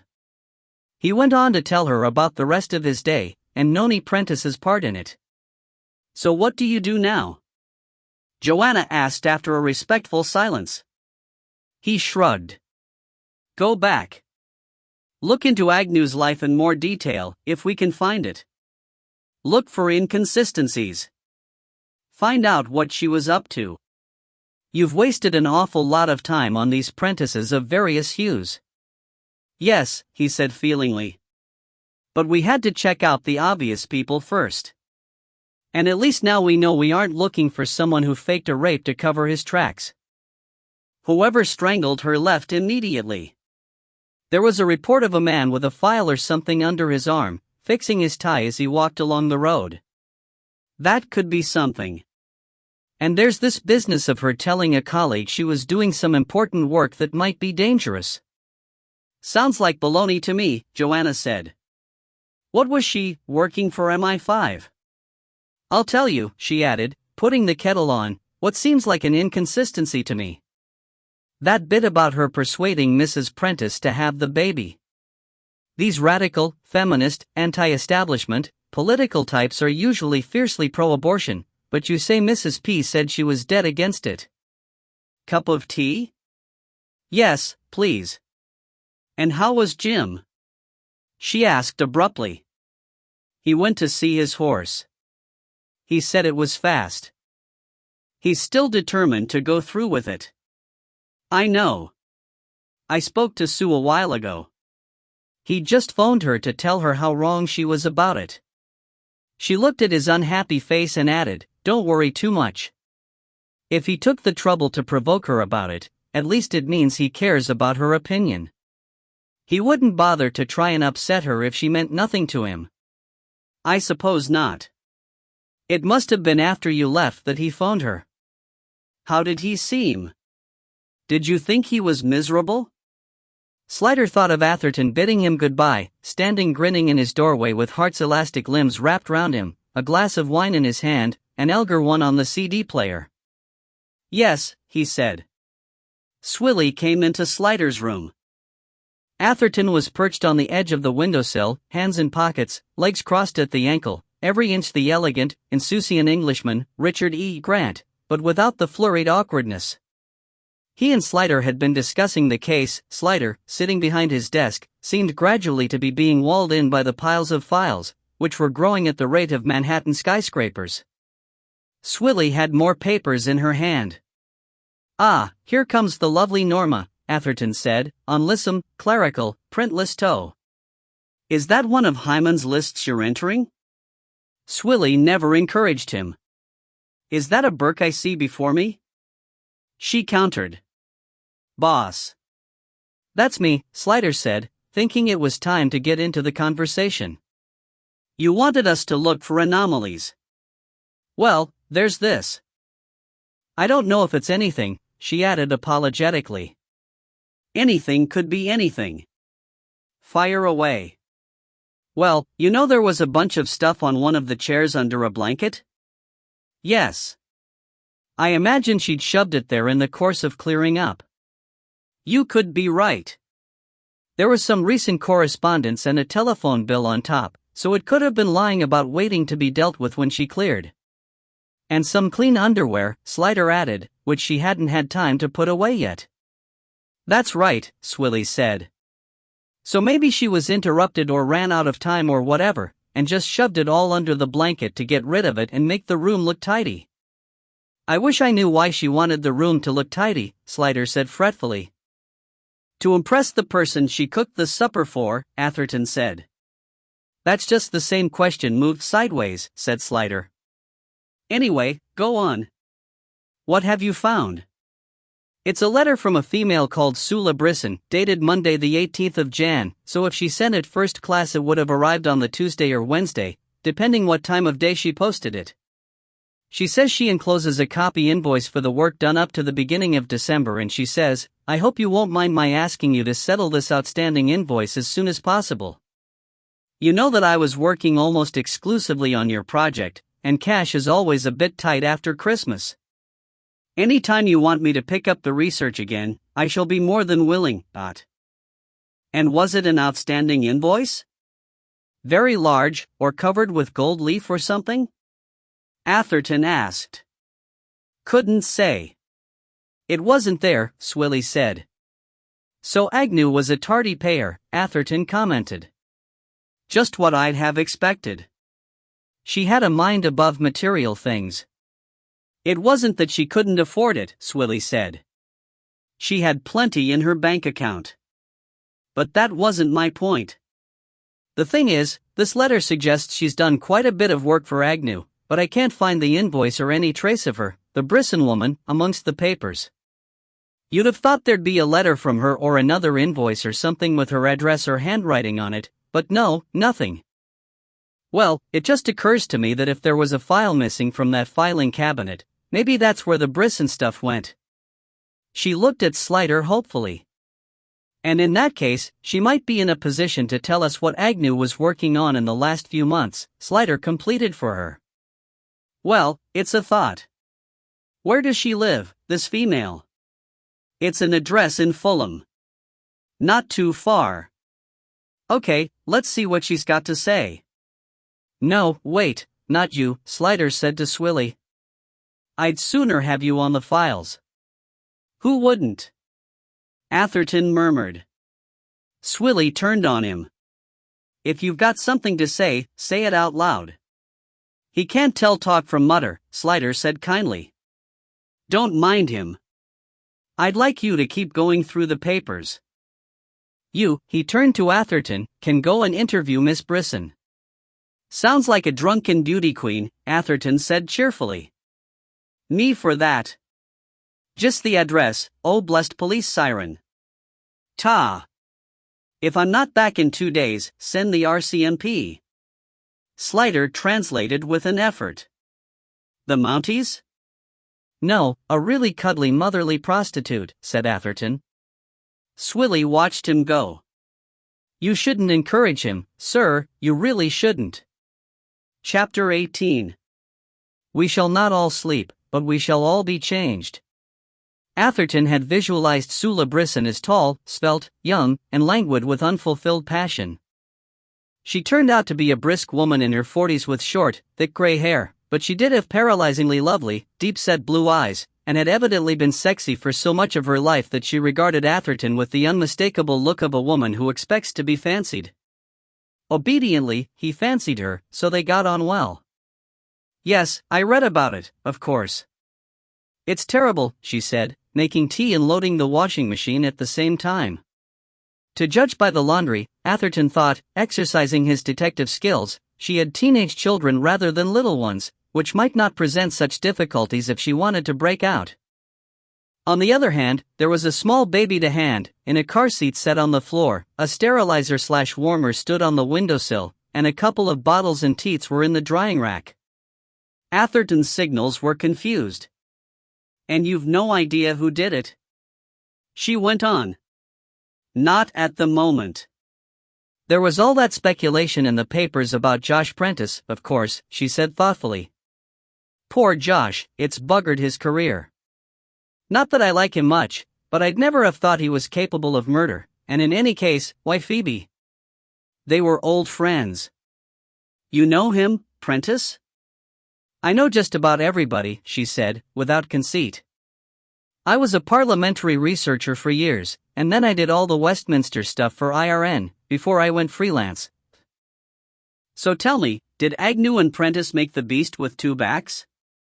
Atherton asked. No, she said with a pitying laugh at his naivety. It wasn't like that.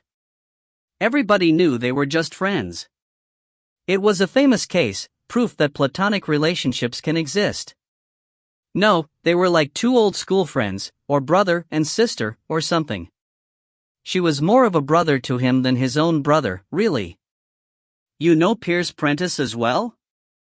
I've met him, she said. I don't know him well. She handed him his tea in a mug. The kitchen was large and extended, untidy in the way of a much-used family room, and full of thin sunshine and the companionable noise of the washing machine and, in the background, the unheated radio tuned to Capital. A fat Cyprian cat sat patiently at the glass-paneled back door, waiting to be let in. Middle-class family life in the 90s. So what did you want to know? She said, leaning against the sink and sipping her tea. What was the research you'd been doing for her? It was background for a political biography she was writing. Biography of whom? She hesitated a moment. Oh well, she's dead now, so I don't suppose it matters. But it was a big secret. Nobody knew except me and her. It was Richard Tyler. Atherton raised an eyebrow. He's a bit young for a biography, isn't he? She smiled. It's not how old you are, but how much you've done. Look at all the biographies of the Beatles that came out as soon as they were famous, and they were even younger. She's been working on Richard for about 6 months now, ever since he became a junior minister. He's a remarkable person, and due to be remarkabler. Do you know about him? That he's a member of the Freeman set and very in at number 10, Atherton said. Oh, you do know your political gossip? I somehow never thought of policemen as being interested in things like that. Most aren't. I'm unusual. So I see. A flirty look passed between them. Then the baby started crying, just like Jiminy Cricket. Well, if you know that much, she said, putting down her mug and picking up the baby with a practiced movement, you'll know that Whitehall is seething with factions. Ambition is rife. Richard's one of the young Turks and the hottest tip for rapid promotion. She slung the baby against her shoulder, supporting its bottom with one hand. He has a fabulous intellect and a photographic memory. He advises at the highest level, promotes the image, and deces the opposition, and I don't mean the official opposition either, but the outs in the party. He's known as a fixer, and he's got a publicity team that spins like Shane Warne on speed. And he's good looking. No wonder the media love him. Well, you've seen all the Sunday supplement guff about him. They've even done his taste in interior decor, the Tyler look, etc., etc. The baby, which had quietened when she picked it up, began wailing again. He needs changing, the little beast. Oh, don't worry, I won't do it in front of you, she added with a laugh at his expression. Grandchild, she explained. I thought I'd done with all this, but nature kindly arranges a second go. My daughter's what the tabloids call a working mum. The baby, expertly jiggled, lowered the gain a notch. Where were we? Tyler. You obviously think the world of him, Atherton said. She made a face. I don't have to like him to know he's hot. My tip is that once the reshuffle's announced, he's going to be the biggest media obsession since Princess Di. That's why it all had to be secret, Phoebe's book on him. Why, had she uncovered some terrible secret? No, nothing like that, she said. For commercial reasons. Phoebe was a very prestigious commentator. If anyone had known she was working on it, they'd have tried to get in first and steal her thunder. It's cutthroat, the world of biographies. I can't tell you. The big political ones sell in the hundreds of thousands.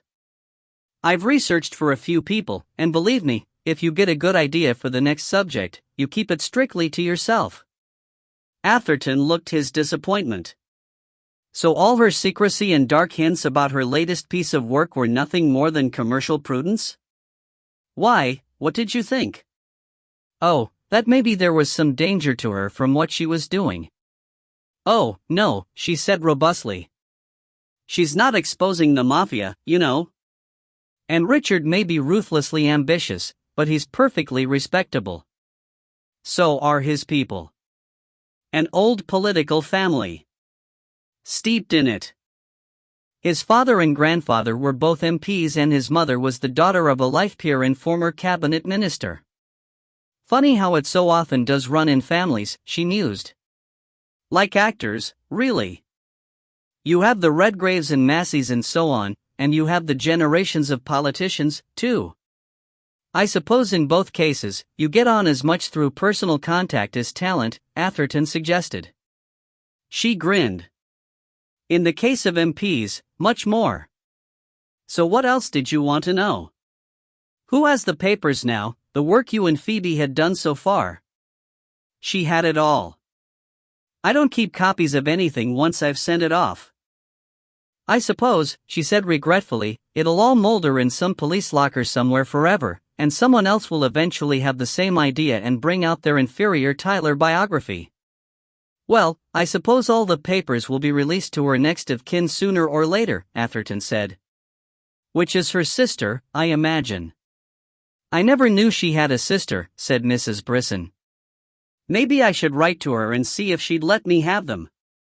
You could try, Atherton said. Tell me, did Richard Tyler know she was doing this biography? I really have no idea. She never said one way or the other. Isn't it usual to get the subject's permission? Depends. There's the authorized biography, if the subject is controversial or powerful, gives it more weight. And if there's any chance of being sued for libel, it's best to get them to read what you've written and okay it. But otherwise you get more punch from launching it on an unsuspecting world, and you can get some brilliant publicity if the subject does object to anything. It's more fun that way if you've got the balls, and Phoebe certainly had them. But she'd have had to have his permission to interview his parents, say, or look at his personal documents. His parents are dead. And the work I did for her only concerned public records. Whether she asked him for anything else, as I say, I've no idea. So you'd been working on this for some months, and then you stopped? Why was that? Well, that was a bit odd, Mrs. Brisson said, frowning. She wrote to me in December to say that she didn't want any more work done. Just like that. No reason given. Naturally, I rang her to ask what was going on, because I'd got quite involved in it. But she was very offhand, not like her usual self. I mean, we'd known each other for years, but she talked to me as if I was a stranger. She wouldn't say why she was stopping, just repeated that she didn't want any more work on it, and asked me to send anything I had outstanding, including any rough notes. She said she didn't want me to keep anything relating to the topic. I was a bit offended. I said, "You don't think I'd pass them to anyone else after you'd paid for them?" And she said she was sorry. She didn't mean to offend me, it was just that she had rather a lot on her mind. So anyway, I sent her everything I still had, plus my invoice for the work, and that's the last I ever heard from her. But she didn't pay the invoice, so I sent it again, just before she died. I suppose that won't get paid now. Not that it matters beside what happened to her, poor thing. Well, thanks, Atherton said, feeling they had come to a dead end. You've been a great help. The baby was quiet again, and so that it should not have been a completely wasted journey, he added, "Would you like to have lunch with me, my way of saying thank you?" She gave him an infinitely knowing look. I'm a married woman. I only offered you lunch, he protested, lifting his hands. No, you didn't, and thanks very much. When you're a mother of 3, and a grandmother of 1, it's nice to know you've still got it. You've got so much you could take on a couple of assistants, Atherton said, yielding. She eyed him thoughtfully, and turned away to put the sleeping babe back in its carrier. Is there a Mrs. Atherton? She asked, her back to him. Not unless you're volunteering. Not for all the tea in Lancashire, she said. She straightened and turned. But you ought to get married. It can be lonely, being an ex-rake. Atherton staggered. Good God, you don't pull your punches, do you? You and I understand each other, she said. I've been there, done it, just 10 years ahead of you. Don't get left behind, that's my advice. Married men live longer, and they're much less likely to commit suicide, but. Richard Tyler? Sliders said. I wonder whether that was why Phoebe Agnew wanted to stop Piers seeing him. That row they had at New Year, you remember? I don't quite see why, Atherton said. I mean, if anything it would be beneficial to her, wouldn't it? Another personal contact with her subject, maybe access to more information. He might tell Piers stuff he wouldn't tell anyone else, and Piers is such a blabbermouth he'd let it all out as soon as she applied the single malt in sufficient quantities. Yes, I suppose you're right. It would make more sense for her to encourage the relationship. Anyway, I don't see that it helps us. Even if there were a file missing, and even if that was it, the only person who knew about it was Mrs. Brisson. According to her. Quite. But Agnew hadn't even told her dear old mate Josh who the subject of her biography was, so it seems likely she did keep it secret. And why should it provoke anyone to murder her anyway? You're right. In any case, it doesn't look as if that's the thing that was worrying her, Sliders said. She said to Josh she had a problem that would make his pale into insignificance, and that he was the last person who could help her with it, and it's hard to see how her research for a biography could fit either of those categories. So what next? Atherton asked. Slider leaned back and put his hands behind his neck to stretch it. God, I don't know. There ought to be something in her papers, or somebody she knew or worked with ought to have known what this problem was. If she'd been worried and drinking more heavily for the last few weeks, you'd think she'd have told someone. Maybe it was just the menopause after all, Atherton said. All in her mind. And she was murdered by telekinesis? By a random lunatic. Thanks. That's helpful. Lunchtime, Gov, Atherton said. Give yourself a break. Feed the brain cells. Yes, you're right. I am hungry, now you come to mention it, Slider said, shoving his chair back and standing up. I fancy a big plateful of. Of what? Atherton was never to know. though he suspected chips, for the phone rang. Slider picked up. It was Detective Inspector Keith Heavysides of the Essex Constabulary. He was sorry to have to tell Slider that Pierce Prentice had been found dead in his shop this morning, and in view of Slider's recent interest in him, Mr. Heavysides wondered if he'd like to come along and pool information, hopefully to their mutual benefit. Pardon? No, it certainly wasn't natural causes, and there didn't seem to have been any robbery, either from the person or the premises. Yes, certainly. Not at all. They were all on the same side, weren't they? Not a problem. His pleasure entirely. Slider liked Heavysides straight away.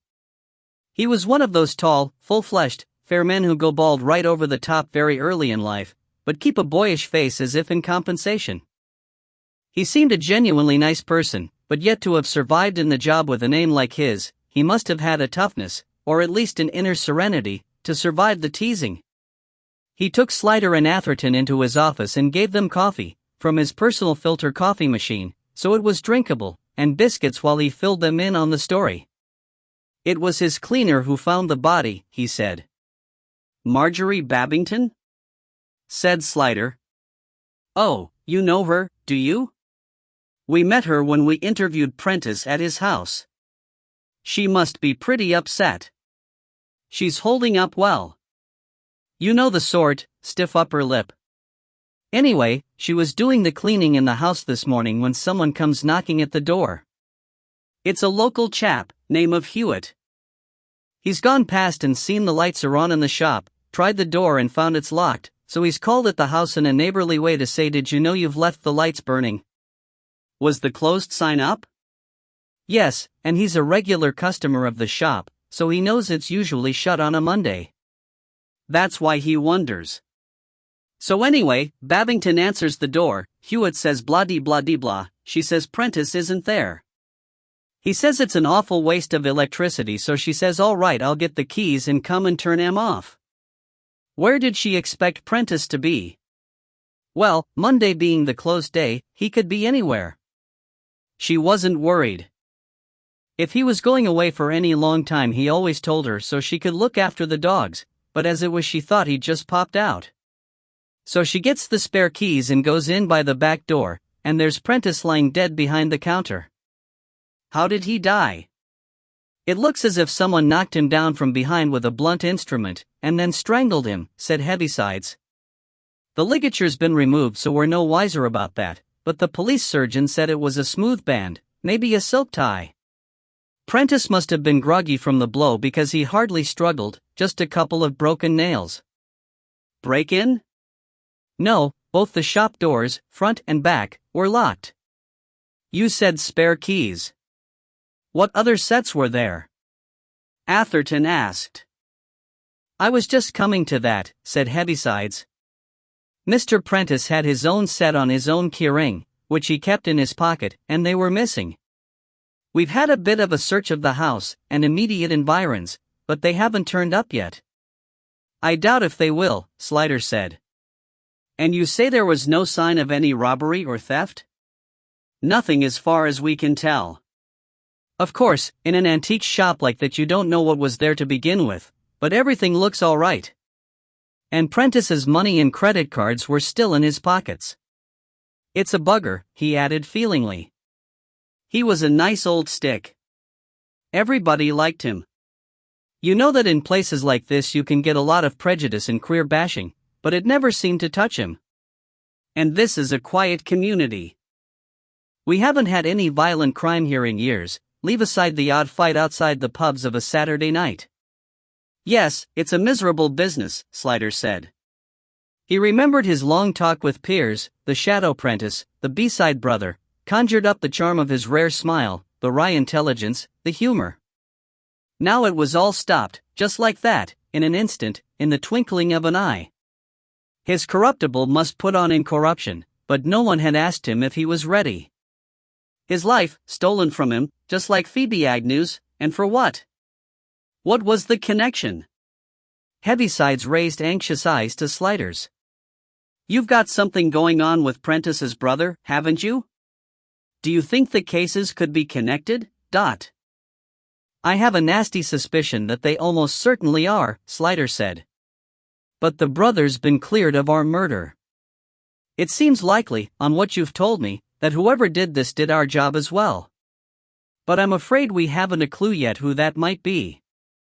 Well, it goes like that sometimes, Heaviside said wisely. Would you like to talk to Babington? Thanks, that would be helpful. I've got to get back to my own lads, but you'll let me know if you get anything that'll help me? Absolutely.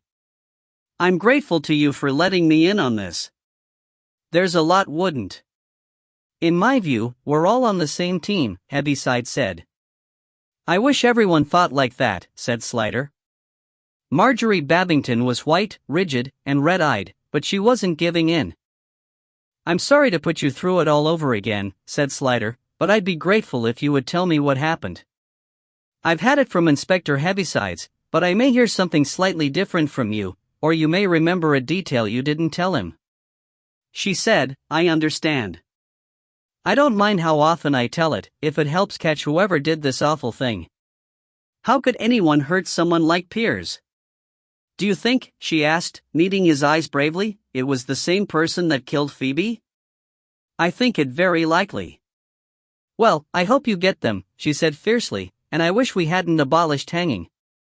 So, tell me, when was the last time you saw Piers? Yesterday afternoon, when he was walking the dogs. He went past along the lane, and I waved to him from the kitchen window. What lane is this? The lane that runs behind our houses. You know I live a few doors down from Piers? I do now. Oh. Well, there's a lane that runs along the back of the whole row. Just a narrow mud track, really, too narrow for a car, but it gives access to our backyards. Anyway, he went by about, 3:30 or thereabouts, walking the dogs. He waved back to me quite cheerfully.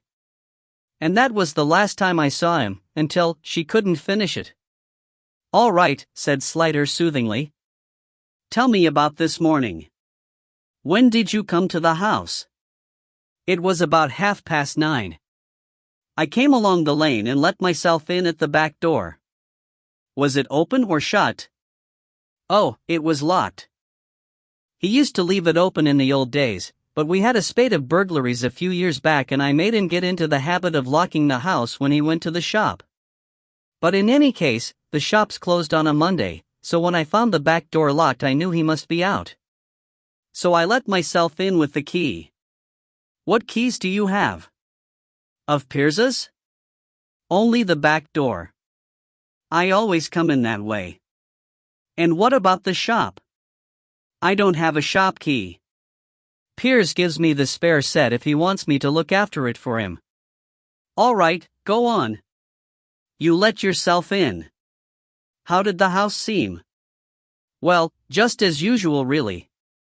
I didn't notice anything out of place. Oh, she remembered, except that the dogs seemed unusually hungry. They were in the kitchen? Yes, on their beanbag. They rushed to me and jumped up and down, just as they always do, but then they went to their bowls and barked like mad and pushed them with their noses, the way they do when they want to be fed. Naturally I assumed Piers had fed them before he went out, so I just gave them each a bonio. It's very wrong to overfeed dogs. Of course, now I think of it, they probably hadn't been fed since last night, poor things, but how was I to know? You weren't, of course. So what happened next? Well, I let them out to do their tiddles, and started my cleaning, as usual. Then Mr. Hewitt came to the door and asked for Piers, and when I said he'd gone out, he said he'd left the lights on in the shop. I thanked him for telling me and said I'd go in and turn them off, but how come you didn't notice when you came past? There are no windows to the shop at the back. The back door lets onto a sort of lobby with coat hooks and fuse boxes in the cloakroom, so you wouldn't see any light walking past at the back. Anyway, I got the spare set of keys. Where are they kept? In the bureau drawer in the drawing room. I took them and went out the back way, to the back door of the shop, let myself in, and there was Piers lying behind the counter. She stopped and drew a shaky breath. Of course, he couldn't be seen from the front door, or Mr. Hewitt would have raised the alarm. I'm sorry to put you through it, but how was he lying? On his front. His face was turned sideways a bit. It was swollen, and she stopped and put her face in her hands. I could see he was dead, she said, muffled by her fingers. How was he dressed? She was a long time answering. At last she lowered her hands, in control again. Fully dressed. In his cord trousers and tweed jacket, she said briskly. Did he look as if he had struggled? Were his clothes disarranged? Was anything knocked over? No. The rug was rucked up a bit under him, but that was all. If anything had been knocked over, it must have been put straight again. And nothing seemed to be missing, except his keys, so they tell me. She stared unhappily at her hands. I hate to think of him lying there all night like that, while the poor doggies waited and waited for him to come back. Why do you think he was there all night, Dot? Well, the police said he'd been dead for about 12 hours. And of course there was a light on in the shop last night. Ah, you didn't mention that before, said Slider. How come you saw that? Oh, I didn't. It was Mr. Hewitt. He said he'd taken his dog for a walk last night, about 10:30, and he'd passed the shop on the way back and saw the light on then. Naturally he didn't think anything about it, why should he? But when he came by this morning and saw it was still on, he thought he'd better tell Piers he'd forgotten it. She looked inquiringly at Slider, who had lapsed into thought. Eventually he roused himself and said, You didn't notice anything in the house missing or disturbed? Not really, she said apologetically. I might have if I'd been looking for it, but of course I wasn't. What keys were on the keyring that Piers kept in his pocket? The shop front and back and the house front and back. So whoever took them could get in and out of the house without leaving a trace. Yes, I suppose so, if the dogs would let them. Are the dogs fierce? Well, quite, she said. If they don't know you. I mean, if Piers is there, or I am, they wouldn't hurt a fly, but if someone broke in, I know they're small, but with two of them they could be a real nuisance to a burglar. And they were in the kitchen, but with the run of the house? Yes, her eyes widened. There, now, you were right, I have remembered something that was different. The kitchen door was closed, the one between the kitchen and the rest of the house. That was always left open, but this morning when I went in it was closed. She looked apologetic. I noticed it and didn't notice it, if you know what I mean. I mean, until you know something's important, you sort of dismiss it from your mind, don't you? Yes, I know exactly what you mean, Slider said. One last thing, that photograph that went missing, the previous time we came to see Piers, did it ever turn up? Her eyes widened. No, it didn't, and that was odd, because he thought I'd moved it, but I certainly hadn't. I thought maybe it had fallen down behind something, but I looked when I was cleaning and didn't find it.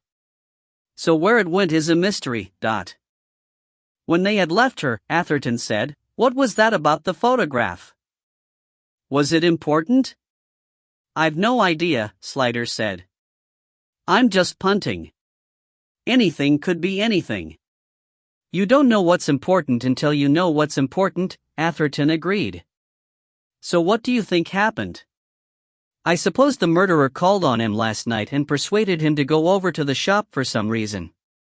Knocked him down, strangled him, and then went back to the house for something, using the keys from his pocket to let himself in and lock everything up after him. And shoved the dogs in the kitchen and shut the door while he looked for whatever it was. Or maybe, Atherton said, he met Piers at the house, and shut the kitchen door before they went to the shop together. That way he could come back in the front without disturbing them. It's possible, Slider said, though he'd run more risk of being seen going in that way. But I wonder why he left the shop lights on. Oversight, probably. Or maybe he'd been careful not to touch anything, and didn't want to leave prints on the light switches. He could have let himself out with the key without having to touch the door, you see. But then if he went to the house to rummage round, he'd have had to have gloves, wouldn't he? Well, we don't know that he did rummage round, Slider said. He might have taken the keys just to let himself out and locked the shop, and the kitchen door being closed was just a fluke and not related to anything. Which way's the incident room, do you suppose? I'd bet that way. Want to thank Mr. Heavysides? That, and to see if they'll let us have a rummage of our own through Pierce's papers. Though I doubt whether it will reveal anything. I wish I knew what was going on, he said sadly. This maniac has killed 2 people now, and it would be nice to know if anyone else is in the firing line before he gets to them. Chapter 19. Probably the best laugher in the world. There was the familiar blue and white barrier tape boxing off the cottage and antique shop and the road and pavement in front of them, and a small crowd of the usual sort, shapeless women in CNA Max and headscarves, slovenly unemployed youths in trainers and scrub-headed 10-year-old truants astride mountain bikes of fabulous expense. As Slider and Atherton were admitted through the barrier and walked towards the front door, Slider was surprised to hear his name called with some urgency. Mr. Slider. Over here. It was Peter Mednam, gripping the tape and staring at him with the urgency of a pointer. He looked out of place against the grimy background in his neat charcoal gray overcoat and yellow wool muffler. His shiny little feet were set in the gutter of the mud-streaked road, and a coating of fine mist droplets made his blue-white hair look dingy gray. Slider went over to him. How did you get here? The police telephoned Josh, and he called me right away, to let me know, he said. I had to come. He hadn't put on any makeup, and the cold had brought out the network of fine thread veins, red over the blue of his cheeks. He looked pinched and old. I should have been with him, he said starkly. He phoned me yesterday. He's hardly seen anything of his new friend. I think he was lonely. But I wouldn't go. Pride, you see. And now he's. I'm sorry, Slider said, and he really was. Mednam shook the sympathy away. My own fault. They're saying it was a break-in. Is that right? His eyes appealed, but for what, Slider didn't know. There was no comfort he could give this man one way or the other. I don't know, he said. Mednam swallowed, reaching for words. I wonder if you can ask for me. I can't get anyone to listen. His things, photographs, for instance. Just something of his to keep. If I could go in, just for a moment? I'm afraid that's not possible. But all his things will be released to his brother eventually. Why don't you ask him? I'm sure he'd let you have something. Mednam shook his head again, as if Slider had said something hopelessly naive. It's awful to be kept out like this. Like a stranger. I should have been with him. It wouldn't have happened if I'd been there. I must go, Slider said. He turned away, and Mednam's voice, lifted a little, followed him like a sibylline pronouncement on the damp air. He'd have left him soon, you know, the new one. Dropped him. It wouldn't have lasted. Slider glanced back from the door, and he was standing there at the barrier, as still as only an actor or a soldier can, small and upright, staring into the distance, the bright dab of pure color at his throat marking him out from the surrounding browns, grays, and sludges. He was as unlike as possible the rest of the crowd, the real natives of this place and this event. Some of them were looking at him, with curiosity and faint hostility, like sparrows just about to start pecking an escaped budgerigar. It was fortunate that Slider was still at the house when the call came through from Shepherd's Bush that a Mr. Henry Banks wanted to meet him in a pub in Sudbury, because it was only about 25 miles from there, straight through on the A131. If he had started off back to London, he'd have been going in the opposite direction. There was Atherton to deal with, but one of the local boys offered to drop him at the railway station, and the trains from Chelmsford were frequent and fast. Atherton gave him a curious look as he left. It wasn't often that Slider did anything Atherton didn't know about. But Slider said it was a meeting with a snout of his, which was almost the truth, and a man's snout was sacrosanct, so he couldn't very well ask any more. It was a slow drive, with the afternoon puddling traffic clogging up the roads, elderly Cambridges in metros driven by old men in hats who could only just see over the wheel, cheap hatchbacks with rusty bumpers and the back door secured with string, driven by red-faced men who looked as if they might well have a pig or a crate of chickens in the passenger seat. They all drove at 45 miles an hour in the exact center of the lane and never looked in their rearview mirrors, so it was impossible to pass them. There was that melancholy feeling of all comfort ending that you only get towards dusk in the countryside in winter. The sky was pinkish along the horizon, the bare trees looked chilly, and here and there a lone rook flapped slowly home, straight as the crow flies. Loneliness breathed up from the brown furrows in the scattered, crouched houses. The oncoming dark seemed a menace to flee. You felt you had to get indoors as quickly as possible. He thought of his own childhood home, the dank cottage with its garden full of cabbages and Brussels sprouts and the drain in the kitchen that smelled of tea leaves. Suddenly he was 10 again, and coming home across the fields, his feet weighted with mud and his cold legs aching so he could hardly get along, and the night mist beginning to be exhaled from the black water in the field drains. But indoors, if he could only get there, would be lights, and the furry, comfortable warmth of paraffin heaters, and Mum in the kitchen, where a mum always ought to be, getting tea. Women and food, how they locked onto your heart, taking it so young that if you had ever been properly loved and nurtured, you could never quite untangle them again. And did you ever get over losing your mum? It seemed absurd after so long, and at his age, to be seized with such a yearning to go home, but she was gone, beyond reach, and a grown man wasn't allowed to feel like this. The bricks and street lights of Sudbury came as a relief. It had been a pretty town, though like everywhere else now it had its rash of ugly little new houses creeping out over the outlying fields like psoriasis. It was years since he had been here, but he remembered his way about all right, as a pub man does, navigating from ensign to ensign. The Rose and Crown was one of those tiny beamed cottages, long and low with diamond pane windows, sunk slightly below the pavement level, that look as if they'd shrunk together with age, like little old women. He pushed open the oak door, probably 500 years old, and how many unthinking hands had pushed it open in that time? And stepped into the parlor. It had a red carpet and red velvet banquettes and beams everywhere, a game machine flashing its lights in a corner like someone humming to himself, and at one end a glorious log fire, just getting into its stride. There were 2 customers sitting on stools at the bar. One was talking to the landlord, who was obviously an old friend, the other was at the far end, near the fire, reading a newspaper. "Afternoon," said the landlord pleasantly. "What can I get you?" His friend looked round as well, and half smiled. The reader didn't look up from his paper. "Afternoon."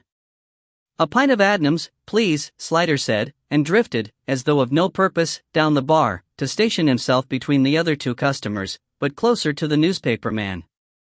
The pint came. The landlord made a remark or two about the weather, looking at Slider keenly with Kappa's eyes, as though assessing where he came from and what he was doing here, and then politely left him and went back to his friend. Slider turned his back on them casually to look at the fire, leaning his right elbow on the bar.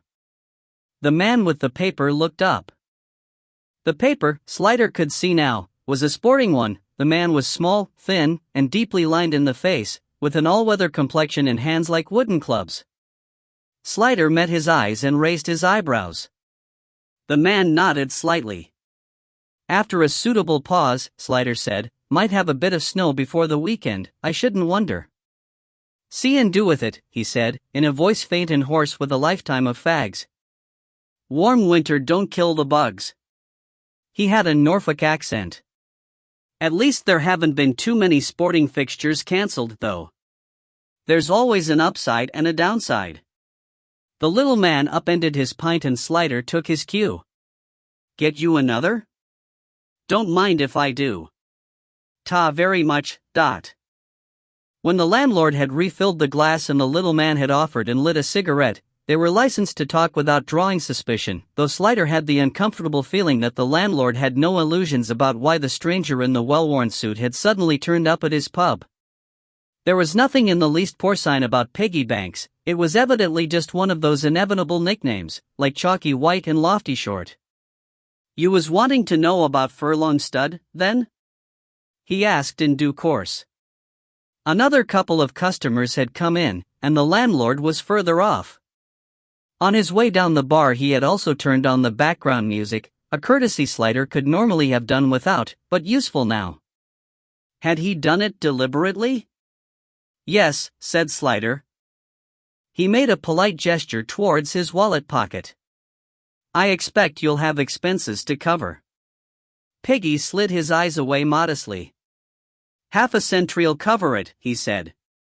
Tidy's a mate of an old mate of mine who wants to do him a favor. Slip it me after so that lot don't see. With a jerk of his head towards the rest of the population. I don't think there's much the governor doesn't see, Slider said, feeling he ought to warn Banks that his cover might not be impenetrable. He used to be one of your lot. Causer from down London. He's all right. I know him and he knows me. Anyway, Furlong. It's a scam, o' course. He looked to see if Slider knew that. I thought it must be. Do you know how? Ever heard of a horse called Hypericum? Slider shook his head. I'm not a racing man, Dot. Banks didn't seem to mind that. Smashing colt. Got everything, blood, bone, and a heart as big as a house. Unbeaten as a 2-year-old, won the Queen in stakes at Ascot and the Prix Morny at 3, and the Canadian International. He was a real engine. Second in the Guineas and would have had the Derby, but they over-raced him and he broke down. After that he was never really sound. When he was fit, he could beat anything, but he'd go all right for a while and then break down again. He took a drag on his fag and had a long, sustaining cough. Anyway, he began again, breathlessly, this codger Bill Carrington used to be Hypericum's trainer. He loved that horse. When they decided to sell it, he couldn't bear to see it go where it might not be well treated, so he bought it himself and left to set up his own place. Where did he get the money? Oh, he had a bit put by. He's not a bad trainer, had a few winners. Bit o' prize money stashed away. And he may have had a backer, I dunno. The new place, I reckon it was all meant to be legit. But it ain't that easy to get on, specially when you're starting up. And Hypericum, they don't call him that now, use his old stable name, Gordon. Anyway, he didn't improve. Couldn't race him. So Carrington hit on this scam. Which is? Just a twist on the old ringer dodge, Banks said, with a shake of the head that it should be so easy. A lot of what they do's legit. Breeding, training, racing. But when they get a horse that don't show, looks all right but ain't gonna get in the money, they set it up for the syndicate. Pull in a lot of daft city types with more money than sense, show 'em the horse in stables, and then on the gallop they bring out Hypericum. Dye his coat to look like the other. The mugs see him run, they think they can't lose. Carrington gets 10 times the value of the horse, plus all the running expenses for a couple of years before they get fed up and jack it in. And the beauty of it is, the paperwork's all right as rain. Nowadays, with lip tattoos and microchips and all, you'd have a job putting a ringer in a race. But the mugs, they bought a certain horse, that's what's in the contract, and that's what gets entered in the races. Beautiful. He sighed over his pint. It'll break Carrington's heart when Hypericum gets too old, or breaks down for good. But he'll have had a good run for his money by then. It sounds too simple to be true, Slider said. Like all the best dodges, Banks said wisely, it works on greed. The punter twists himself. Greed, yes. The brochure said the investors could expect a return of 24%, Slider said. Banks nodded. That's a little joke of Bill Carrington's. A while back, last year I think it was, there was a newspaper article about investing in racehorses. Everyone talked about it around the stables. And it said that on average you could only expect to get back a quarter of what you put in. So it's not 24% on your investment, it's 24% of your investment. Slider didn't know whether to laugh or cry. Banks was looking at him speculatively. You going to do anything about it?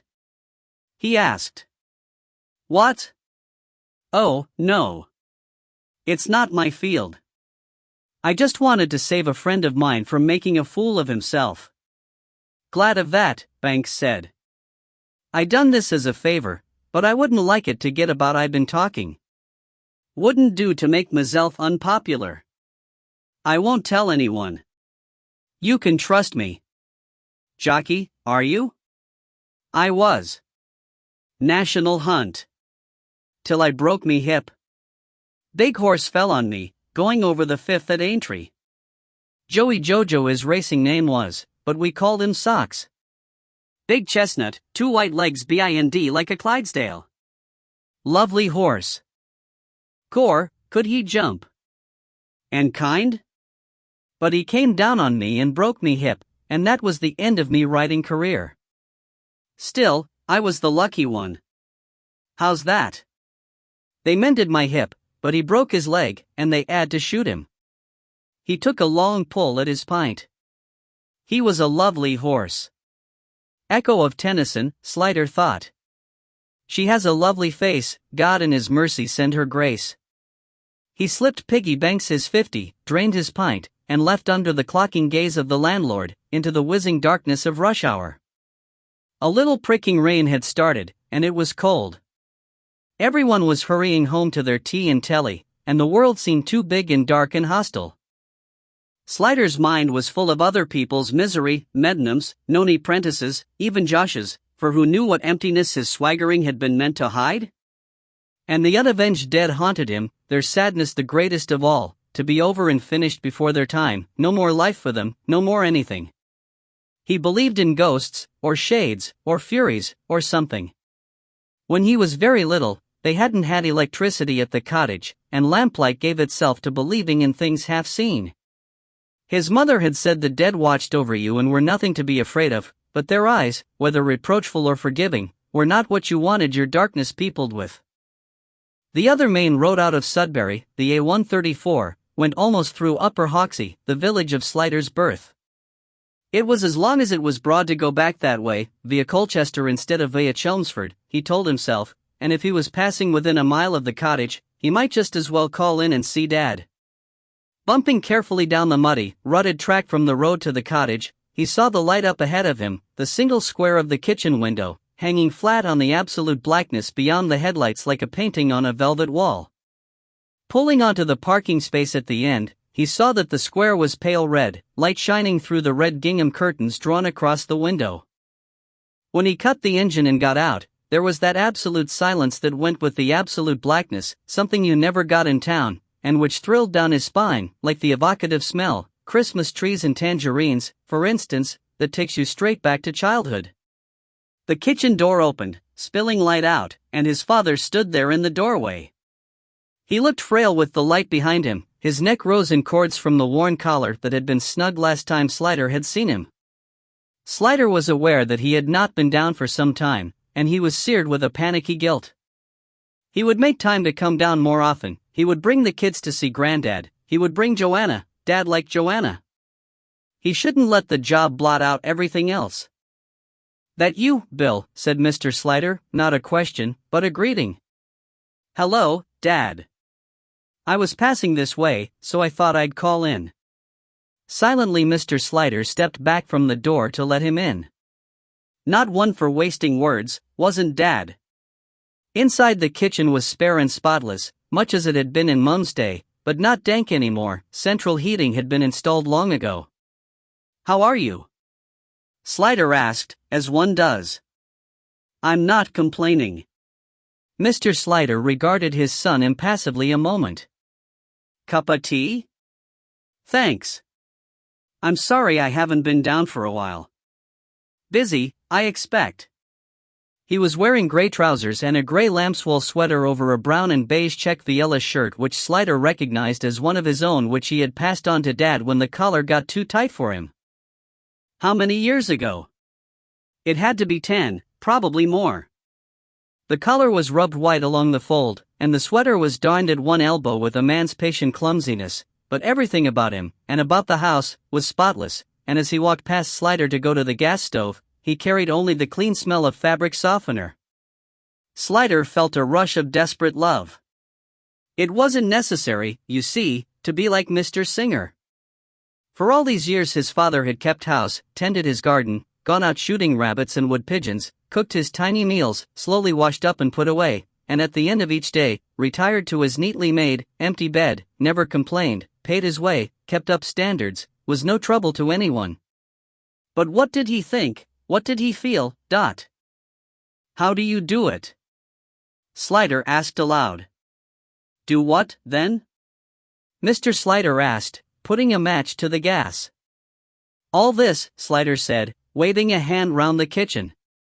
Just keep going on, without her. Doing things. How do you bear it? You just do, Mr. Slider said. He settled the kettle over the flames, and turned to regard his son with steady, faded blue eyes. You have to get on with things, don't you? One day, Slider thought, I'll look like that.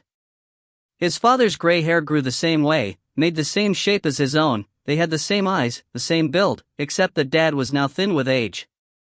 He wondered suddenly, vividly, what Joanna would look like when she was old. Dad, I'm in trouble, he said. Mr. Slider nodded. Thought it must be something, Dot. I'm afraid I'm going to lose Joanna. Ah. Mr. Slider stared thoughtfully a moment longer. Have you eaten? No, Slider discovered. He had been kept from lunch by the phone call, and hadn't eaten since. I'm starving. I haven't had mine yet. Beans on toast, I was going to have. Suit you? Fine. Thanks. Sit down then. No, I'll do it. Can't have two women in one kitchen, your mother used to say. Slider sat and watched as his father pottered about, assembling the meal, knowing he would not be hurried, that the listening must wait until the meal was before them. Dad would always listen, but he liked to have something to occupy him while he did. Eyes must not be met while personal matters were being aired. At last the plates were on the table, the knives and forks, the cruet, the cups of tea. Tuck in, said Mr. Slider. And Slider told him about Joanna's job offer. How long's it for, this job? Mr. Slider asked when he paused. It's a permanent job. Years, anyway. Maybe for good. He watched his father's hand reach out for the sugar caster, a brown, old man's hand, all knuckles, the fingers thickened from a lifetime's hard work. It's a wonderful thing for her career. I just don't know what to do. No, I see that, Mr. Slider said, stirring his tea. Of course, it's her decision, whether she goes or not. But her decision will be affected by mine, whether to go with her or not. That's right. You can't duck it that way, his father said approvingly. But what could I do over there? Get a job, I suppose. Other people manage somehow.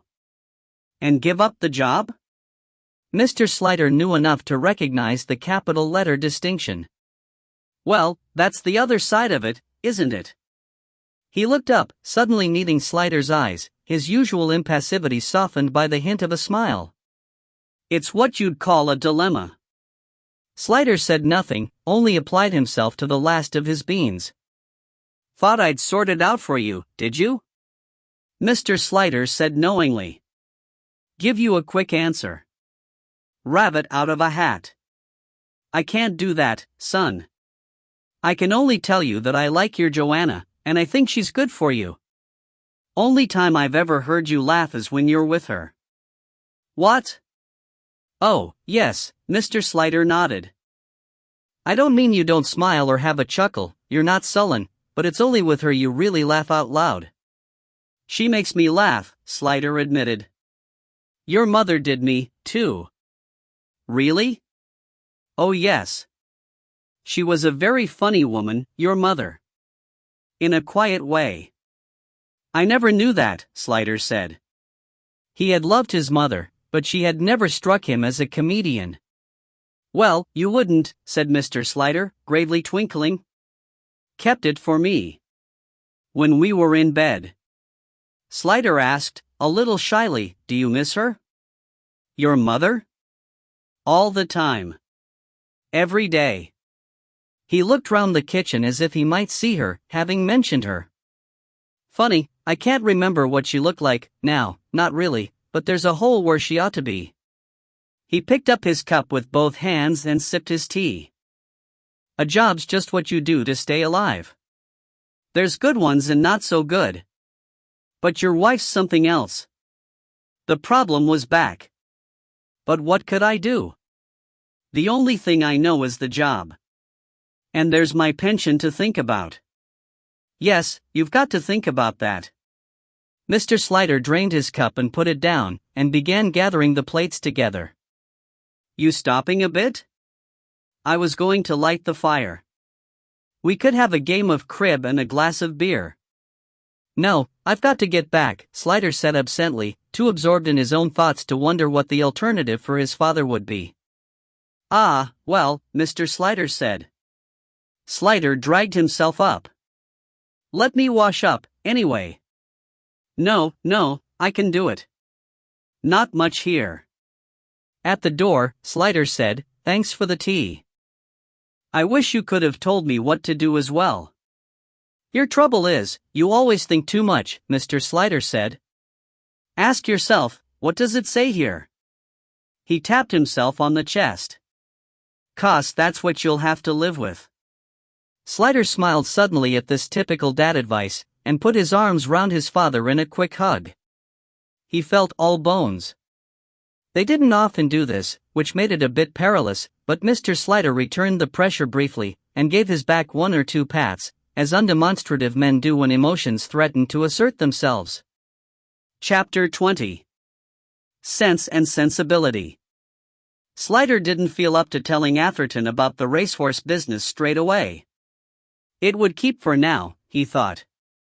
He needed to get home to Joanna. She met him with determined brightness, and he took his lead from her.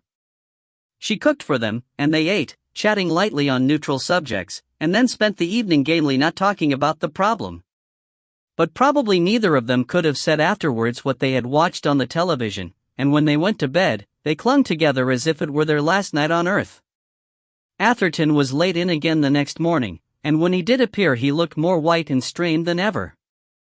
Slider eyed him with scant sympathy. On the slam again last night? Atherton shook his head. I've lost Oedipus. Oh, said Slider. What d'you mean, lost? I let him out last night when I got home and he didn't come back. I went round the streets calling and calling for him, but I couldn't find him. I went out looking again this morning, that's why I'm late. Sorry. I'm sure he's all right. Cats go on the wander sometimes. Not him. And he always comes when I call.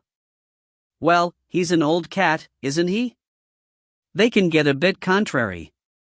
He'll turn up again when he's ready. I expect you'll find him waiting on the doorstep when you get home tonight. Atherton shrugged, rejecting the comfort. It didn't seem the right moment to tell him about Furlong Stud and add to his troubles. Anyway, there was the case to consider. Slider called everyone together in the CID room and brought them up to speed on the Pierce Prentice murder. The MO looks similar, and there was no robbery of any sort, so we have to assume a personal motive. I don't think it's going too far to suppose the two murders are connected. Yes, but what's the connection? Swilly said.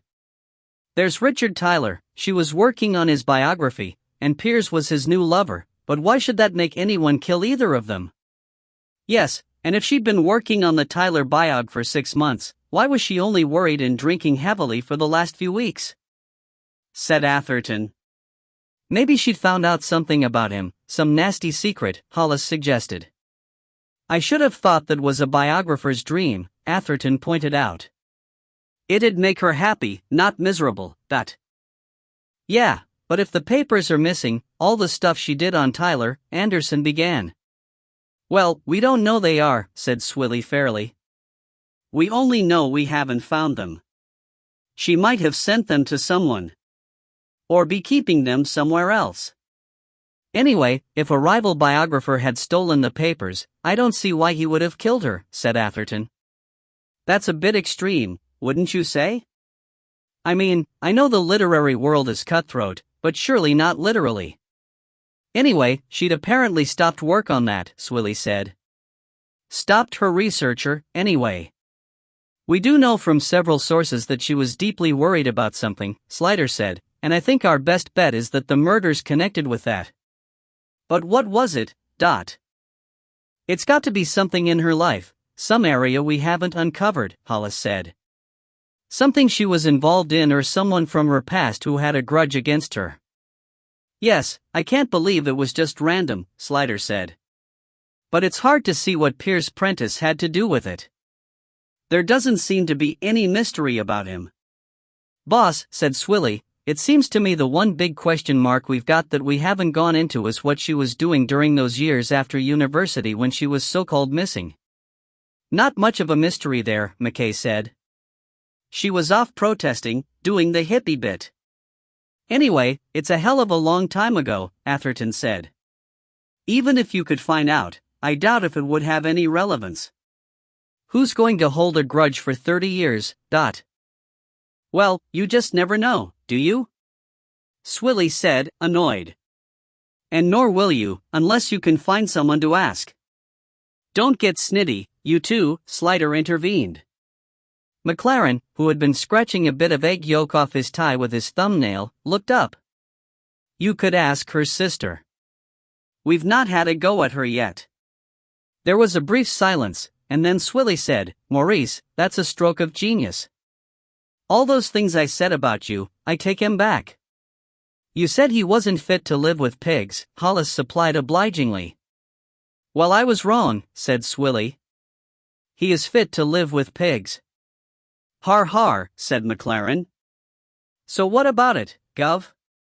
Yes, why not, said Slider. But not you. Swilly, you can go and see her, but why does she get all the trips out, just because she's a bird? McLaren said resentfully. I want you, Slider told him, to re-interview the witness who saw the man tying his tie. Try and get a more detailed description from him, and if he thinks he can, get him in to do an EFIT. Atherton, you're good with women.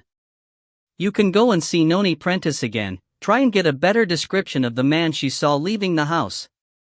Hollis, we're going to go over everything we've got so far and look at it from the perspective of Piers Prentice, see if anything clicks. And McKay, get our notes on Piers Prentice and Marjorie Babington over to Keith Heavysides at Chelmsford and make sure he keeps us informed of anything that comes up at their end, especially if it turns out that anything was missing from the house. Not goods and chattels, but papers of any kind. Come on, boys and girls, let's get cracking. The tiny county of Rutland had not only labored under the disadvantage of being abolished and reinstated by successive governments, subsumed into Leicestershire and then exhumed again, but a large part of it had been drowned by the making of Rutland Water, a vast reservoir. Still, it was pretty country, quintessentially English shire country, of the green rolling hills, woods, river valleys, thick hedges, and stone walls variety. Good hunting country, not that Swilly thought of that. She was a town girl, and green was not her favorite color. If she went too far from a tube station for any length of time, she got the bends. Phoebe Agnew's sister, Chloe Cosworth, lived in a new square stone house, slipped in amongst the old square stone houses, in Upper Hambleton, the village on the tongue of land that stuck out like a jetty into Rutland Water. The tongue had once been a steep hill, rising above Middle and Nether Hambletons, which accounted for its survival. Its sister villages were deep under the water. Mrs. Cosworth was a tall woman in her 50s, as tall as Swilly herself, slim to the point of gauntness, and plain. She had a long face and bad skin, presumably from childhood acne, for it was pocked, and looked thick and puckered over her cheeks. She wore no makeup, and her lips were thin and gray, but her gray hair, cut short, was expensively layered, and her clothes, though dull, were also expensive, so it was a lack of money but by intent that she looked as she did, which was pretty well as different from Phoebe as it was possible to get. Phoebe had been beautiful, wild, and untidy. Chloe was plain, conventional, and neat. The inside of the house was just as much of a contrast with Phoebe's flat. Everything seemed new and almost grimly clean and shining, reproduction antique furniture, John Lewis fabrics and plain-colored, thick Wilton carpets. There was no speck of dust, nothing lying around, no newspaper or discarded shoe. It was like a brand new show house. The only personal touch was a surprising collection of china figurines, modern mass-produced ones of the sentimental girls-in-long dresses sort that you see advertised on the backs of color supplements. It seemed oddly out of character, for Mrs. Cosworth was hoarsely brisk, and her husband, it quickly transpired, owned a very large engineering firm. She was perfectly willing to talk, provided Swilly with coffee and a coaster depicting the middle bit of Constable's The Hay Wain, and settled down in the immaculate, bare living room to tell whatever Swilly wanted to know, and more. "I haven't had much to do with Phoebe in recent years," she said. She had a toneless voice, rather hard, accentless, as though it too had been purged and swept and redecorated like the house to show nothing. "Our lives have always been very different, as you can probably tell. I never approved of the way she carried on, but blood is thicker than water, and I've always been willing to see her whenever she wanted to visit. But I suppose as we've got older we've got more set in our separate ways. It's not that we've fallen out, it's just that we don't get around to seeing each other." She paused a moment. "Well, it's too late now, of course." "Do you mind about that it's too late?" Swilly asked, curious about this impassivity. "Of course I mind," she said. "Phoebe was all the family I had, apart from Nigel, of course, but you don't count a husband as family, do you?" Swilly left that one alone. "There were just the two of you? No other brothers or sisters?" "Just us." "Literally." She glanced to see if Swilly wanted to know more and, seeing receptiveness, went on to tell, in clipped and unemotional tones, the circumstances. Chloe and Phoebe's father, headmaster of a private boarding school in Leicestershire, had walked out on his wife and family one summer day during the school holidays and was never seen again. It was one of life's great mysteries what had happened to him. Phoebe had always inclined to the theory that his bones were lying undiscovered at the bottom of some quarry or lake. Chloe believed he had simply gone off with another woman and successfully changed his identity, still fairly easy to do in the 50s. What their mother thought, she never divulged. The three of them were left particularly badly off, since until he was declared dead, there could be no question of a widow's pension, and the accommodation had gone with the job. Mrs. Agnew moved with her children back to Oakham, her hometown, took rented accommodation and found a job. Phoebe was 10 and Chloe 12 at the time. Swilly gathered, with a bit of reading between the lines, that Phoebe was her mother's pet and had also been her father's. She was very pretty, exceptionally intelligent, bright and lively. Chloe had gone to secondary mod, Phoebe to grammar school. Chloe was doing typing, shorthand and housewifery while Phoebe did Latin, philosophy and higher maths, and Phoebe had a gaggle of boys hanging around the school gates for her every afternoon, where Chloe had only one swain, a very dull boy called Barry, who had short legs and wore glasses and was a swat. The other boys called him Barold. She disliked him in a mild way, but since she was not pretty it was assumed, even by Barold, that she'd be grateful for his lordly attentions. Chloe grew up believing in the baby's superiority in every sense, and that the superiority must be nurtured by the rest of them. When their mother died 6 years later, probably of overwork and underinterest in life, it seemed natural to Chloe that she should support her sister. "I'd left school at 15. I did a secretarial course and then started work with a local firm. But when Mother died, Phoebe was ready to go into the 6th form and then on to university. It would have been a crime to make her leave and get a job. So we stuck together. I got a better job with more money, and Phoebe stayed on at school.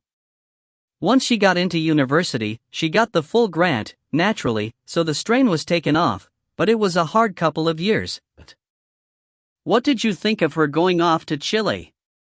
Norma asked, just out of curiosity. "I never liked her political activities," Mrs. Cosworth said harshly. "And frankly, they've been an embarrassment sometimes. Nigel never approved. He's very conventional. He's 15 years older than me, and his generation has strict ideas about what's right and wrong." "How did you meet him?" "I worked at his firm. I was his secretary, in fact." "How conventional," thought Norma. It's nice to hear of old traditions being upheld. He must have been attracted by her youth, she supposed, because she didn't seem to have any other charisma. We married in 1968, when Phoebe was still at university, Mrs. Cosworth went on. He was very good about helping support her, and giving her a home during the vacations. Not that she was home much, always off somewhere, to some peace camp or something. I bet she was, thought Swilly. Old Nigel must have been a good incentive to stay away. But she worried Nigel dreadfully. He was always terrified she was going to get into the papers or end up in jail. In the end, of course, it was trouble of a different kind she got into, and that was just as bad in its own way. What trouble was that? Norma asked, though she had guessed. She turned up at our house one day and said, "Chloe, I need your help. I'm pregnant." Just like that. When was that? It would be, September 1969. It was tactless even by her standards, Mrs. Cosworth went on, because I just had a miscarriage. Oh, I'm sorry. The eyes moved away. It was a bad one, she said tonelessly. And I was never able to have a child afterwards. We didn't know that then, of course. Nigel was furious that Phoebe had dumped this thing on us, but I told him I was the only family she had and we had to help. So he offered to pay for her to have an abortion. He said any child of hers was bound to grow up a criminal, so that was the best thing. My God, thought Swilly, as a world of pity opened up before her. She could see it all. The meek, cowed Chloe, grateful for having been married and still under discipline to her boss, the pompous, stiff-necked man without the slightest sensitivity to his young wife's feelings, the wild, red-haired beauty, full of passionate feelings about everything. Chloe, having lost her own child, was told she had to persuade her sister deliberately to do the same. What did Phoebe say to that? She wouldn't do it, said Mrs. Cosworth abruptly, and stopped. Swilly waited. At last she went on. Nigel was surprised. He'd thought, being the sort of girl she was, she'd jump at the offer and be grateful. But she went absolutely mad, said it was murder, jumped down poor Nigel's throat. They had terrible arguments about it. Screaming matches. It was dreadful. In the end he said if she wouldn't have the abortion, he washed his hands of the whole business, and she could get out of his house, too. So that, thought Swilly, was the origin of the stance against abortion. She could imagine a hot-blooded girl like Phoebe Agnew, an intelligent girl, flying into a rage at the tactlessness of this man, flying to the defense of the sister who had worked to put her through school. So what happened? She asked. In the end I persuaded him to let Phoebe stay until after Christmas.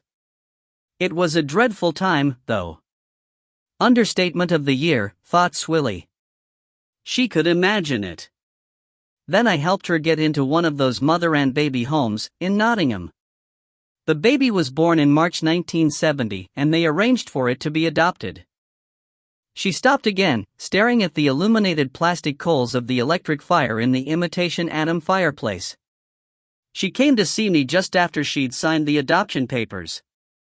It was in the daytime, when Nigel was at work. She cried and cried and cried. I've never seen anyone cry so much. And then she stopped and blew her nose and said, "Well, that's that." And she started talking about Vietnam. She shook her head. She never spoke about it from that moment onwards, and I don't think she ever cried again, for anything. At least, I never saw her. She just put it out of her head. I never understood how she could do that. And then Nigel came home and she got up and left. Not a word of thanks to him for all he'd done for her. She went off, and we didn't see her for a couple of years, but... Do you know where she went? To America, to join the anti-Vietnam movement. She was there until her visa ran out. Then it was back to Chile, I think, and then, I forget. She was always off somewhere. She used to phone me sometimes, but that was all. She lived on a commune in Wales for a while, I think. She was such an embarrassment to Nigel. I sometimes half think she did it deliberately to annoy him. She said it idly, as if she didn't mean it, but Swilly wondered if she hadn't hit on a truth, or at least a part of it. A life spent not just protesting against man's general inhumanity to man, but against Nigel Cosworth's specific inhumanity to the Agnew sisters. Eventually, of course, she settled down, or at least, she became a bit more respectable. Once she was established as a proper journalist and started to get famous, Nigel took to her a bit more, and she started visiting us again. Of course, he disapproved of her subject matter a lot of the time. Well, most of the time, if I'm honest. But she was very well thought of in her own circles, and he respected that. I bet he did, the nasty snob. I can't say they ever liked each other, but they were polite to each other, for my sake, I suppose. She looked up. And now she's dead. Do you know who did it? No, said Swilly. I'm afraid we don't yet. Mrs. Cosworth sighed. Nigel says it must have been one of her hippie friends. That living the way she did, it's only surprising it didn't happen before. He said. She stopped. That it served her right? Swilly suggested. She had a fair picture of the sort of conversation that went on between the Cosworths regarding the sister-in-law. Mrs. Cosworth didn't answer directly. He's a good man, she said. He's just of a different generation. He never understood Phoebe. Well, frankly, neither did I.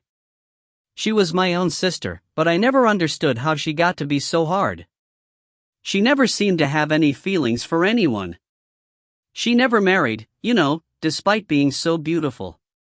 Nigel said she wasn't like a woman at all, so it wasn't surprising no one would have her, but it's my belief that plenty wanted her, she just didn't want them. What about the father of the baby? Swilly asked. Did she want to marry him? She never said anything about him. I asked, of course, but she wouldn't even tell me his name. I never knew from that day to this who it was. Nigel said, she added, seeming to have lost some of her protective reserve about her husband, that she probably didn't know herself. Nigel, thought Swilly, was just a total peach. According to the Nottingham police, the mother and baby home had closed down in 1975. It's interesting, Swilly commented to Slider. There's just this window of about 10 years when hundreds of thousands of babies went for adoption. Before that, girls didn't have sex, or the boys married them. After that, they knew about contraception, or they kept the babies themselves. It had been a privately run home, but the premises it used were council-owned. In the absence of any other information, it was to be assumed that the records would have gone back to City Hall and stored somewhere there, but it would be a long job, as preliminary inquiries proved, to find anyone who knew where they were precisely, or would even be willing to look. The other way would be through the county courts, or the central register, almost equally time-consuming. Does it matter, boss? Swilly asked, when she came to report failure so far. I mean, what's the baby got to do with anything? Slider got up and walked to the window, and Atherton shifted over to make room for him. The short afternoon was fading, and the yellow of shop lights made the gray seem grayer.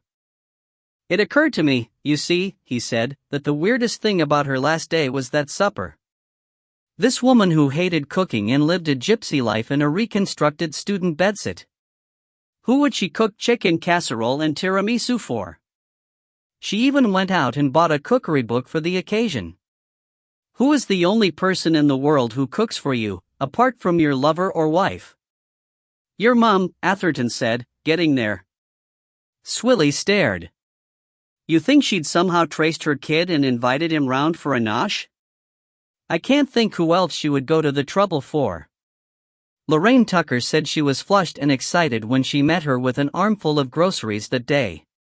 And she tidied up the flat, which everyone says she never did, not even for a lover. If she wasn't in love, what else could it be? Swilly nodded slowly. It makes sense, I suppose. But how would she find out? Atherton came in. She researched. She was used to doing research, she knew how to go about it. And who had she been researching for the past 6 months? Richard Tyler, Slider said. A junior minister at the amazingly young age of 28. Which would mean he was born in 1970. I did, Slider anticipated. I phoned Mrs. Brisson. March 1970, she said, according to the parliamentary Who's Who. A lot of people must have been born in March 1970, said Swilly. Was he adopted? I don't know. It doesn't say. It would be a large size in coincidences, Atherton said. Maybe not so very large, Slider said.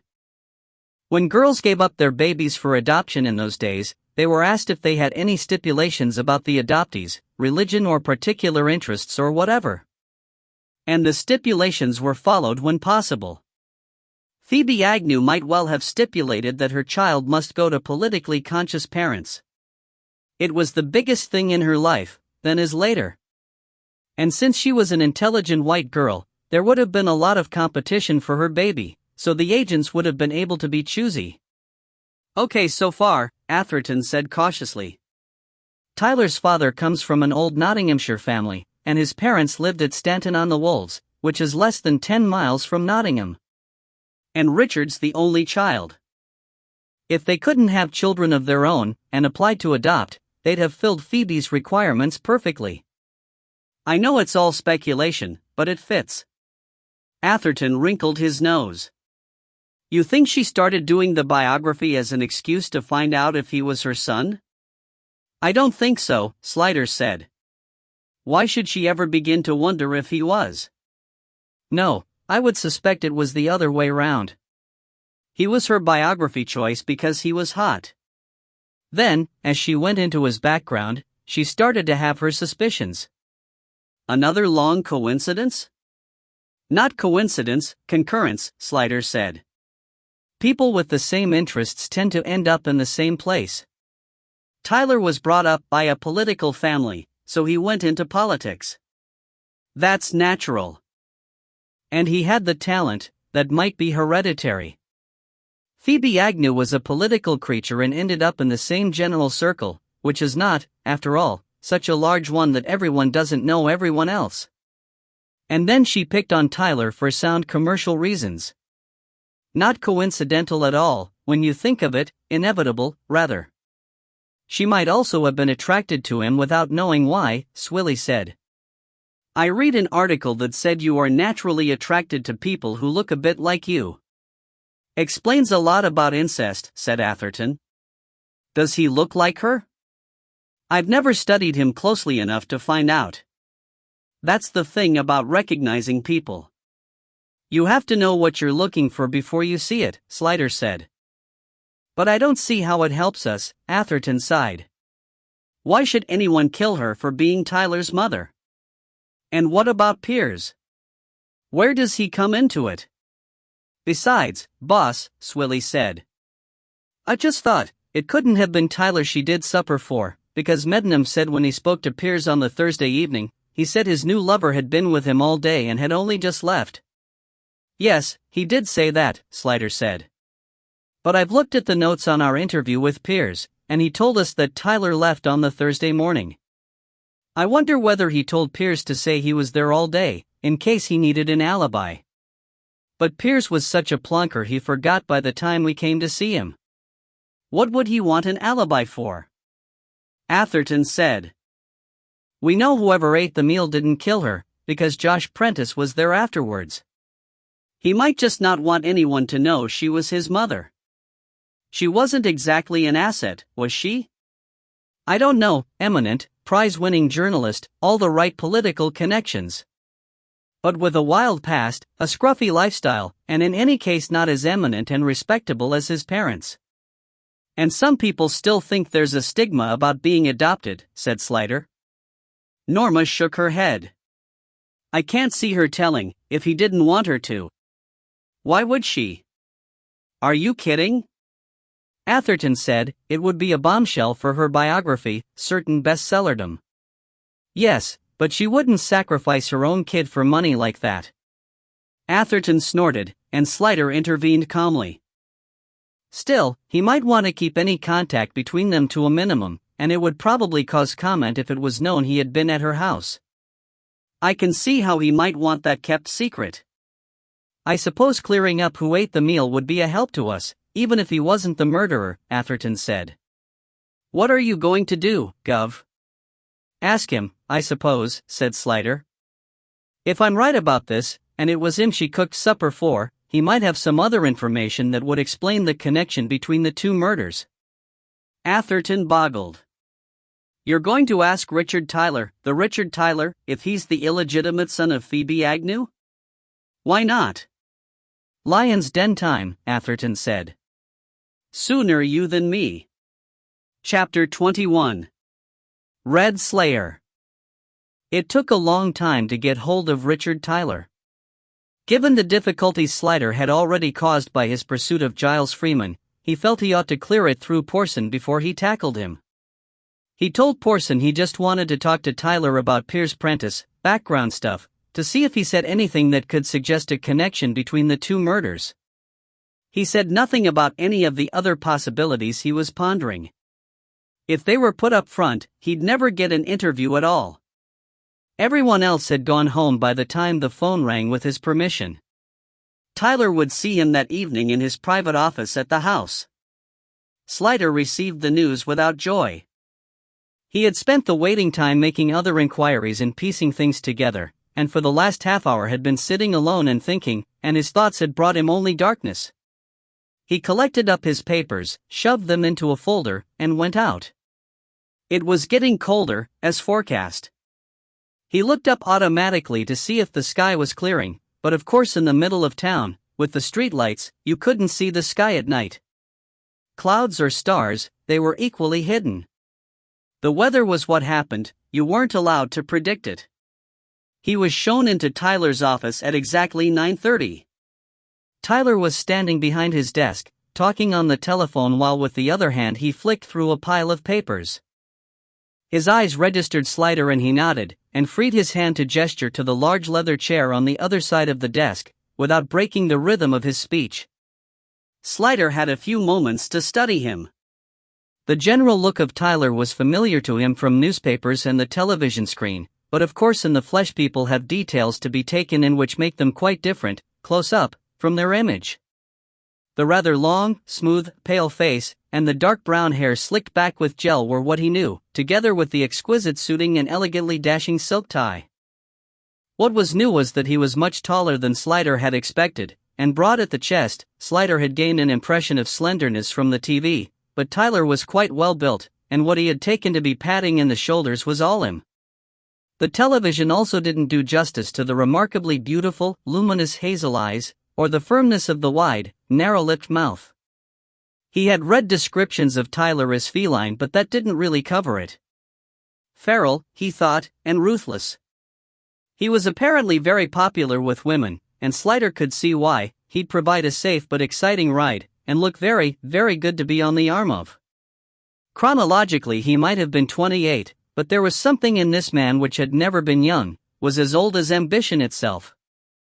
Close to, there was a hint of fox in the hair, though it was hard to see under the gel, and a spark of red in the eyebrows, and there were freckles on the backs of the pale hands.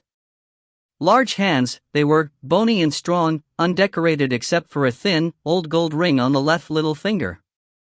The fingers of the right hand drummed a moment impatiently on the desk as he spoke into the telephone, and then snapped a paper over with a sharp sound. Strong fingers, with short-cut, well-kept nails. Very clean. He put the phone down at last. "Well, Inspector, what can I do for you?" he asked uninvitingly. He looked at his watch. "I can't give you long." "In that case," said Slider, rousing himself from the clutches of his thoughts, "I'll be direct." "I wish you would, Dot. I'd like to know where you were on Thursday the 21st of January. Thursday week passed. Tyler's eyebrows went up. "That is not what you are supposed to ask." "You agreed to talk about Piers Prentice," Slider said, "so I assumed you wouldn't mind telling me that." Tyler seemed to consider. "Well, if you already know that I was with Piers all day that Thursday," he began. Slider interrupted. Ah, yes, I know that's what he was supposed to say, he said apologetically, but you know Piers, or rather, you did. I'm afraid he blurted it all out. About you leaving on Thursday morning. He managed to remember to tell Peter Meddenham that you were with him all day, but by the time I went to talk to him, he'd forgotten your instructions. The really scary thing, Slider thought, was how little impact any of this had on Richard Tyler's expression. His face remained impassive, his eyes bright and thoughtful. Whatever he would do, Slider felt. You might as well try and talk a lion out of eating you. I think you'd better leave, was what he did eventually say. Oh no, don't say that. Because we've got so much to talk about. Look, to save you trouble, I'll tell you that I know you were at Phoebe Agnew's flat on Thursday. You left your fingerprints behind. Impossible. He said quickly. Slider leaned forward a little. Because you wiped them all away? Because I wasn't there. Well, I admit you did a very good job, Slider went on, as if he hadn't spoken. You've got a wonderful intellect and a photographic memory, as I've been told by several people. You made a mental note of everything you touched so that you could wipe it afterwards. You even had the wit not to wipe the whiskey glasses, which you knew you hadn't used, so that any prints there would incriminate someone else, Josh Prentice, as it happens. You know Josh, of course? Something did stir in the amber depths then, but Tyler said calmly, you are talking complete drivel. Your statement is a nonsense for the simple reason that you do not have my fingerprints to compare with any you might have found at the flat. You're right, of course.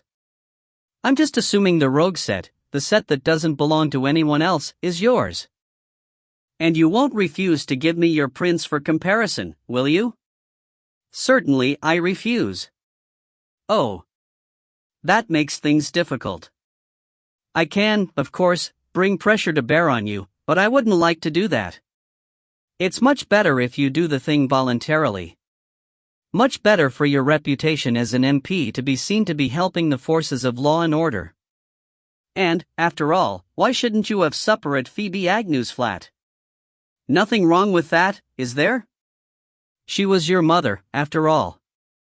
I don't know what you're talking about, Tyler said, but he sat down, rather slowly, behind his desk, and Slider felt a tired surge of triumph. If he really didn't know, he'd have thrown Slider out. But he wanted to know what Slider knew. Your date of birth and that of Phoebe Agnew's illegitimate child are the same. She gave her son to be adopted and the order went through the Nottingham County Court. Your parents lived in Nottinghamshire, and you were their adopted child. That's as far as I've got at the moment, but tomorrow I shall get a reply from the County Court Records Office and the two ends will be brought together, so it would be a waste of time for you to deny it. And why should you? She was a mother to be proud of, wasn't she? A very fine journalist and a woman of intellect. Go on, said Tyler, without emphasis. Oh, well, all right. I suppose she discovered your identity in the course of researching for her biography of you. Did you know about that, by the way? No. I had no idea she was intending to write one. I suppose she told you about it when she invited you to supper? No answer. We have your finger marks, you remember. On the unit in her sitting room, the one under the window that the hi-fi sits on. I suppose you must have leaned on it when you poured coffee or something. He demonstrated on the edge of the desk with his hand. Palm and four fingers. Behind the bright eyes a reel was being replayed. Slider's information was tested against memory. Tyler sighed, just faintly, and said, since you seem to know so much, I will admit that she telephoned me at the office to invite me to supper. I refused, naturally, and then she said she had some important information that she had uncovered while researching my biography. Given her reputation as a journalist, I was inclined to give her credence, but I told her she must tell me what it was about there and then. She was unwilling at first, but when I threatened to put the phone down, she told me the same story that she seems to have sold to you, about her being my real mother, which is absolutely not true, by the way. So, Slider thought, he's going to play the end game. I'm afraid the poor woman was demented. I don't know what was wrong with her, but I do seem to have an extreme effect on some women. She was obviously obsessed with me, but I think there was already some mental instability, and I've heard she drank very heavily. At any rate, I told her she was mistaken and put the phone down very firmly. And that's all I know. Sliders shook his head slightly. I'm afraid that's not true. Tyler continued impatiently, it is a matter of public record that I was in the house on Thursday night. There was an important division at 7:30 and the whips were out. You will find my name entered amongst the ayes. I think that must be conclusive enough evidence even for you. Yes, I know you voted. I've checked that, Sliders said. Of course you left her alive. You dashed up to Westminster for the division, to make sure you were known to be at the house. But you weren't there earlier. It's an easy place to dodge around and not be seen in, so that even if no one could swear to having seen you, no one could swear you weren't there. You were in the division lobby at 7:40, as everybody knows. And then you went back to Phoebe Agnew's flat. Absolute rubbish. I'm not going to listen to any more of this, Tyler said, but he didn't move. His shining eyes were fixed on Slider, and for all his experience, Slider couldn't tell what he was thinking or feeling. Perhaps all it was vanity, the desire to hear himself talked about. You were there at the flat with Phoebe at 8:45 when Piers telephoned her. Piers told me all about it. Piers couldn't possibly have known that you were with her? Why, because she didn't mention your name? No, because I wasn't there, he said calmly. While he was on the phone to Phoebe, he heard your pager go off in the background. One pager is exactly like another, Tyler said. Not quite. Each type has a different bleep. Obviously there are lots like yours, but the bleep he heard was that sort. He recognized it. He'd heard it before when he was with you. It troubled him so much when he finally remembered hearing it, because he couldn't think what you were doing there. Did he ask you on Sunday, this last Sunday, I mean? Did he put his worries to you? Be careful what you say, Tyler said. Be very careful. Oh, I'll be careful. And there are no witnesses to this meeting, so it doesn't matter anyway, does it? But I have checked with your office, and they did call you on the pager at 8:45 that evening. Because no one knew where you were, they thought you were in the house, but they couldn't find you. It's all making sense, isn't it? Not the slightest. So what was I doing at the flat on this extraneous second visit, in your fevered imagination? Phoebe Agnew had told you on your first visit what she wanted you to know, the thing that was troubling her so desperately for the last few weeks of her life. You had to dash off for the division, because there was a 3-line whip, as you've agreed. But you couldn't leave it there. All the way up to Westminster you must have been thinking about the implications of what she said, and realizing that if it ever got out, your career would be over. So you went back and killed her. Tyler gave a shout of laughter. What? Oh, this is very entertaining. I'm glad I granted you this interview. Go on. When you've finished, I'm going to have you removed, and I think you'll find your career is pretty well over, but I'd like to know how far your imagination stretches. You were careful, Sliders said. You telephoned her to make sure she was alone. I've checked the records of your mobile, and the call is there. Afterwards you wiped away all your finger marks, you even remembered to wipe the flush handle of the loo, which was pretty smart of you, because that's one that's usually forgotten. There was just the one on the unit you missed, but no one's perfect, are they? And you collected all the paperwork on yourself, which you'd got her to show you on the first visit. I suppose that's why you stayed to supper, wasn't it, to give you time to make sure you found out everything she had on you? More, said Tyler, leaning back in his chair. This is fascinating. Unfortunately for you, you were seen leaving the second time. By 2 people. One of them saw you walking down the street retying your tie, the one you used to strangle her. He said you had a file or newspaper or something under your arm, the missing file, I suppose. Destroyed now, I imagine? Imagine is right. The other person saw you actually coming out of the house. Interestingly, she mistook you for Josh. And she was the one that moved the body, by the way. It must have been a terrible shock to you when you read the details of how the body was found.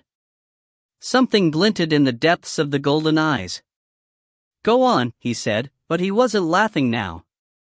There's not much more, Slider said, dully. He was very tired now. The next day, as soon as the news broke, you telephoned Piers to tell him to keep your relationship secret, just in case anyone put two and two together. But in the end you decided you couldn't afford to take the risk. If it got out, it would be the end of you. And Piers had confided his inconvenient worries to you. So Piers had to go as well. Why on earth should I worry about my relationship with Piers being known?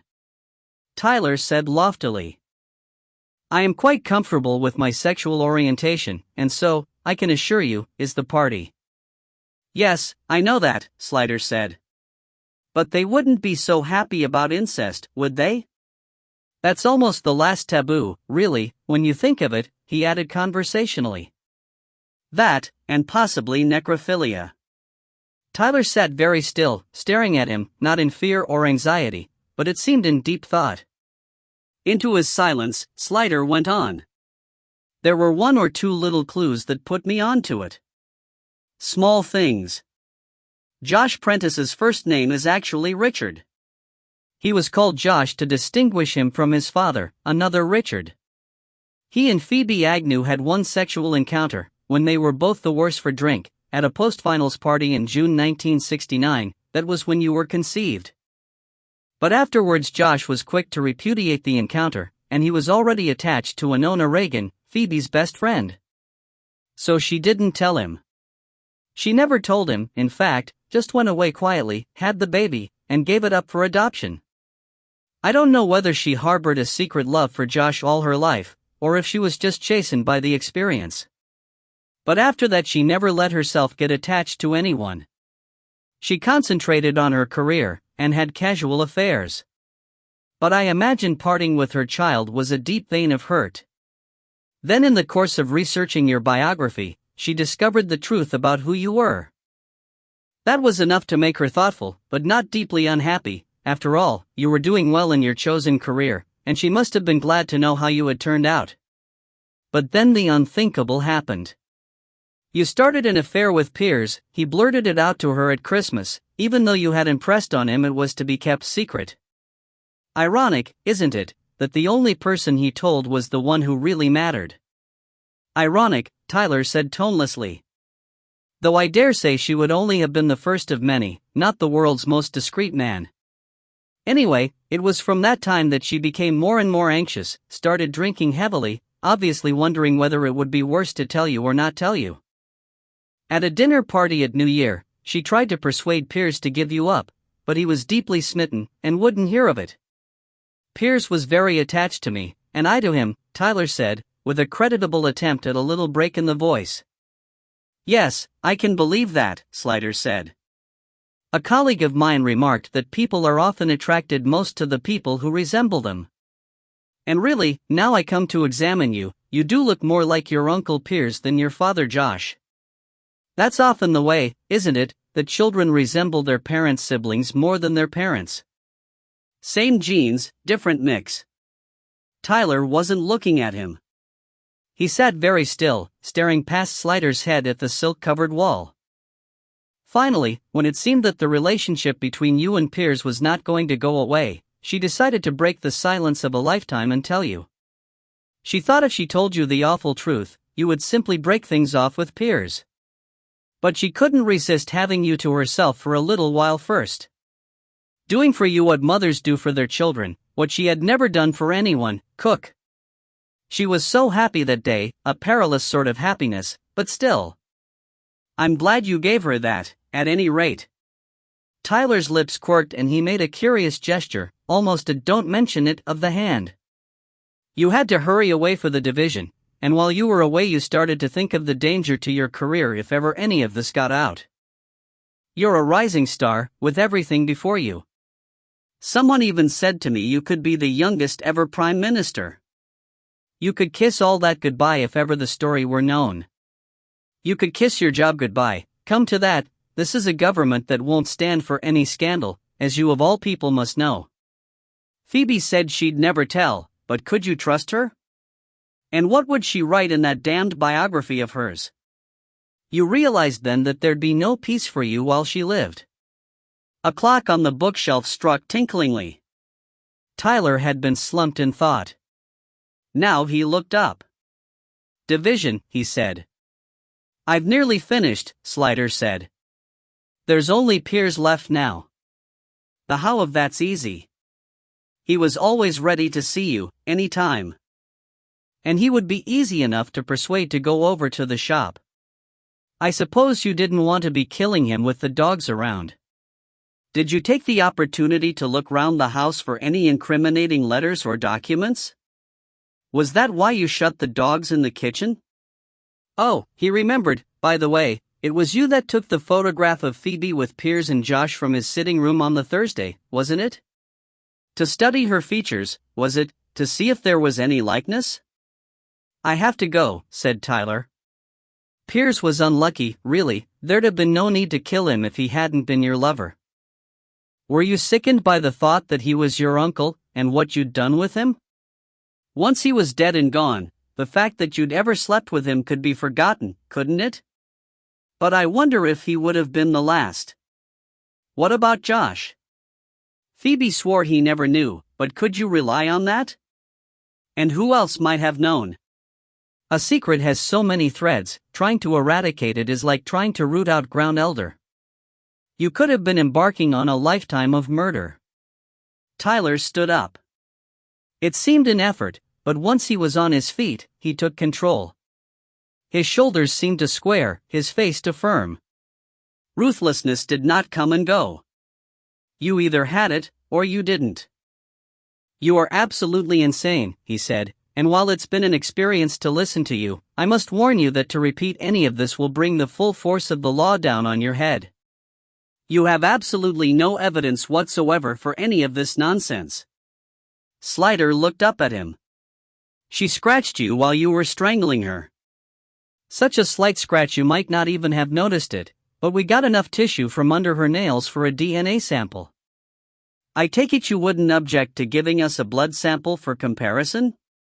Tyler's lips parted, but he said nothing. And you see, now we know who we're looking at, we'll get more evidence. You can't come and go around London without being seen. And the investigation into Piers's death is only just beginning. They'll find traces of you there. You're mad, Tyler said at last. No. I wish I were. On my way here, I thought perhaps I was, but now I've seen you, I know. If I was wrong, you'd have thrown me out long ago. But you had to hear me out, didn't you? Not only to find out what I knew, but because you love being the center of attention. You'll never make a case of this, Tyler said, with absolute certainty. Won't I? Slider stood up. Well, maybe I won't. But the main thing is, you know that I know. So if you should have any more thoughts about eliminating people who might know your secret, you'll put them aside quietly, won't you? The thoughts, I mean, not the people? And suddenly, shockingly, Tyler laughed, a big, ringing laugh like a golden bell. From a man who was invincible, who could fly. But you would be number one on that list, wouldn't you? He said. Slider only shook his head slightly, and turned away. There were a few seconds as he crossed the room to the door when his back was to Tyler, and the hairs on the back of his neck stood on end, wondering if there would be a silent rush of cat-like feet behind him, and a soft, deadly blow, or two big white hands round his throat. But he made himself plod on without flinching, and then the doorknob was in his hand, and he was out and free. And he told himself not to be silly, of course the man wouldn't kill him right there in his office. Or, indeed, at all. His fear was just the effect of mighty charisma on the mediocre man, that was all. Porson was inclined to agree with Richard Tyler, that Slider had no evidence, that he was raving mad, and that it would never stick together into a case. The fact that he heard me out, Slider said, swaying with weariness and emotional reaction, and the fact that he hasn't blown the department sky high, point to his guilt. He ought to be screaming Ritz by now. The Home Secretary should be threading tiny cubes of me onto a skewer for kebabs. But he's said nothing. He probably hadn't found a calculator with enough digits to work out the damages he's going to get, Porson said. Don't count your chickens. When he gets a moment to spare, he's going to hang your balls out to dry on the biggest, longest washing line in the world. And, he added before Slider could speak, when he's finished, I'm going to have my turn in the laundromat. What the hell came over you? How could you go in there like that with this cockatoo story without checking it with me first? How long have you been in the job? Have you forgotten everything you ever learned about proper procedure? I didn't see how I could get any further with procedure, Slider said. So I just had to face him with it to see if I was right. And I was thinking of Josh Prentice. I couldn't be sure he wouldn't be next. This man is totally ruthless. Porson shook his head, lost for words. We'll get other evidence, sir. The DNA. The finger marks. The street sightings. His phone records. He has no alibi. And we can prove that the relationship existed. I don't think you understand, Porson said, with a patience that was more unnerving than his rage. Whatever you can prove about his relationship with the deceased or anybody else, or even his presence in the flat, you can't prove he killed her. It may be very heavily suggested by the circumstantials, but this is one case above all that the CPS won't take on without a cast-iron confession plus evidence. Even if you had a video of him actually in the act, I doubt if they'd touch it. You mean, some people are above the law? Slider said resentfully. No, just that sometimes you can't punish them in the normal way. He eyed Slider a moment, thoughtfully. If you can convince me and I can convince the commander, action will be taken. His career will be over, I promise you that. And that'll be as much punishment to a bloke like him as being banged up in the pokey. Unfortunate choice of words, Slider thought, with a tired surge of humor.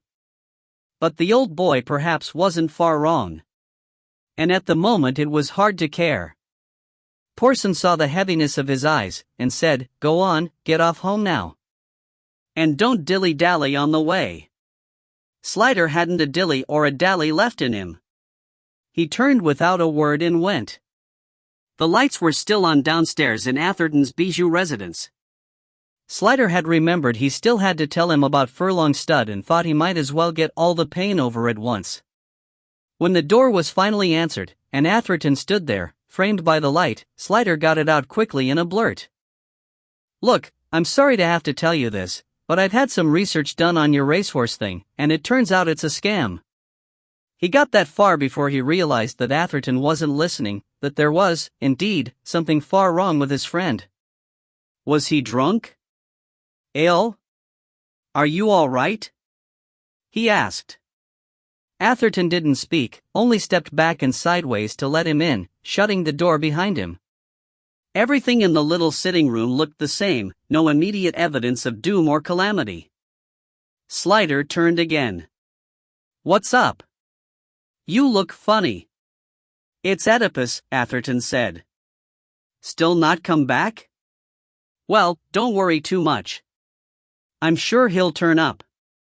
Atherton shook his head. I found him in the garden. Under the ceanothus. Found him? Slider registered the passive nature of the verb. Atherton nodded. His mouth, shut tight, seemed to be a strange shape, and then Slider saw with rippling horror that he was crying. He just crept away and died, Atherton gasped, and then he sat down in the nearest seat and buried his face in his hands. Slider sat, too, and waited a long time. The pain of seeing Atherton cry was very bad. It was the end, he realized, of something that had begun a long time ago, at the point of Gilbert's knife, or perhaps even before.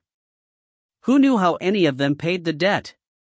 It had to come out somewhere, the cost of the job.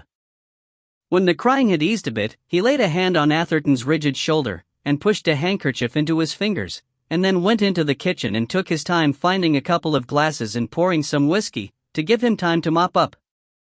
When he came back, Atherton looked pale and exhausted.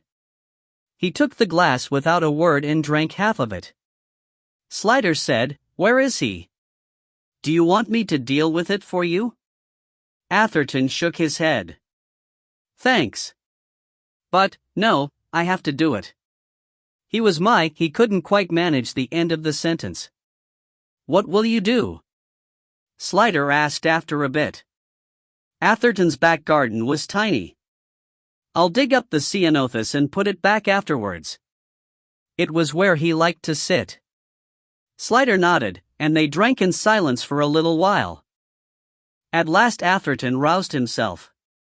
"You sorted it." "The case?" "Nichols phoned me." "Oh. Well, I don't know. It's not really sorted." He was too tired to go into it now. He waved a hand. "I'll tell you tomorrow." "Yeah. You'd better get home." "Do you want me to help you with?" "No. I have to do it. I'll do it tomorrow." "Thanks, though." Slider eyed him. "I don't like leaving you.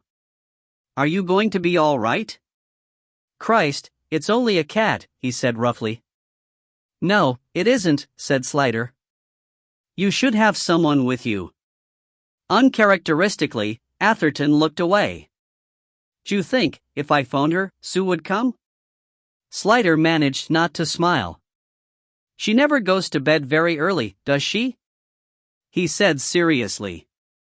"Give her a ring." "Maybe I will," Atherton said. Getting into his car, Slider thought, there are just some times when what a boy really needs is his mum. Joanna was asleep when he got in, for which he was grateful. He didn't think he could bear another word, question, or even sidelong look. He cleaned his teeth with a minimum of fanfare and slipped delicately into bed beside her, and she turned with a warm, woolly murmur into his arms but didn't wake. But despite his tiredness, sleep didn't come to him. He lay in the tide of Joanna's breathing, feeling the world turn with him, big and slow, easing round the dark side, and thought of the people whose lives he had stumbled into, and whose pains and faults clung to him like sticky cobweb. He had achieved nothing, solved nothing, saved nothing, and that it had all been done for worldly ambition, without pity or humanity, exhausted him, as evil always had the capacity to do. It was Phoebe Agnew who came back again and again, and he wished he had not seen her face, discolored and suffused. He was glad he hadn't seen Piers dead, at least he'd been spared that. The Greeks thought patricide the worst sin. Well, let's hear it for matricide.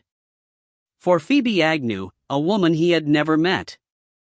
Her life had stopped when she parted with her baby. Having declined motherhood, she could not properly enter adulthood, but was doomed to go on repeating the same few lines over and over again, the ultimate perpetual student, growing older but never really up, until the day came when she met him again, and the circle was closed. Josh Prentice, a vain man, in love with his own youth, might well find the student irresistible, and if they hadn't actually had sex together all those years, well, that was the least of it. Noni had grieved that it had always been Phoebe, and perhaps she wasn't far wrong after all. Did Josh know, really, even if only subconsciously, how Phoebe felt? That he was the one man she had ever loved? But he wished he didn't have an image of her, flushed and excited with her bag full of shopping, waiting for him to come to supper, her lost child. What had she ever done for him but save his life? And so he took hers. If you listen very carefully, you can hear the gods laughing. He fell at last into an exhausted sleep, too dead for dreams, and woke with a start to find it was daylight. Wrong, his head shouted. He must have slept in. I let you sleep in, said Joanna. You were dead to the world. He struggled up to sitting position. She was standing by the bed, in her dressing gown, holding a mug from which a snippet of steam arose, like the irresistible wisp that used to drag the Bisto kids along to the haven of kitchen, mum, and gravy. Oh, bugger, he had to stop thinking about that.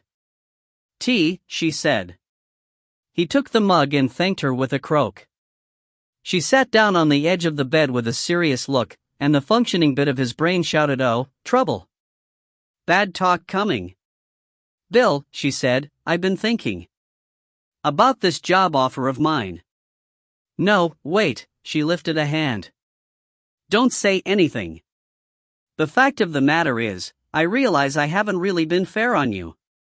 Whether I take the job or not is absolutely my decision, and it was unfair of me to expect you to take responsibility for it. You can't make up your mind about the situation until I've made up mine, otherwise it's like me asking you to decide for me. So I've thought, and I've taken the plunge. Was all he managed to get out from his matted brain via his matted mouth. She smiled a tense smile, as of one who has screwed herself up to the sticking point. "I've decided what I'm going to do," she said.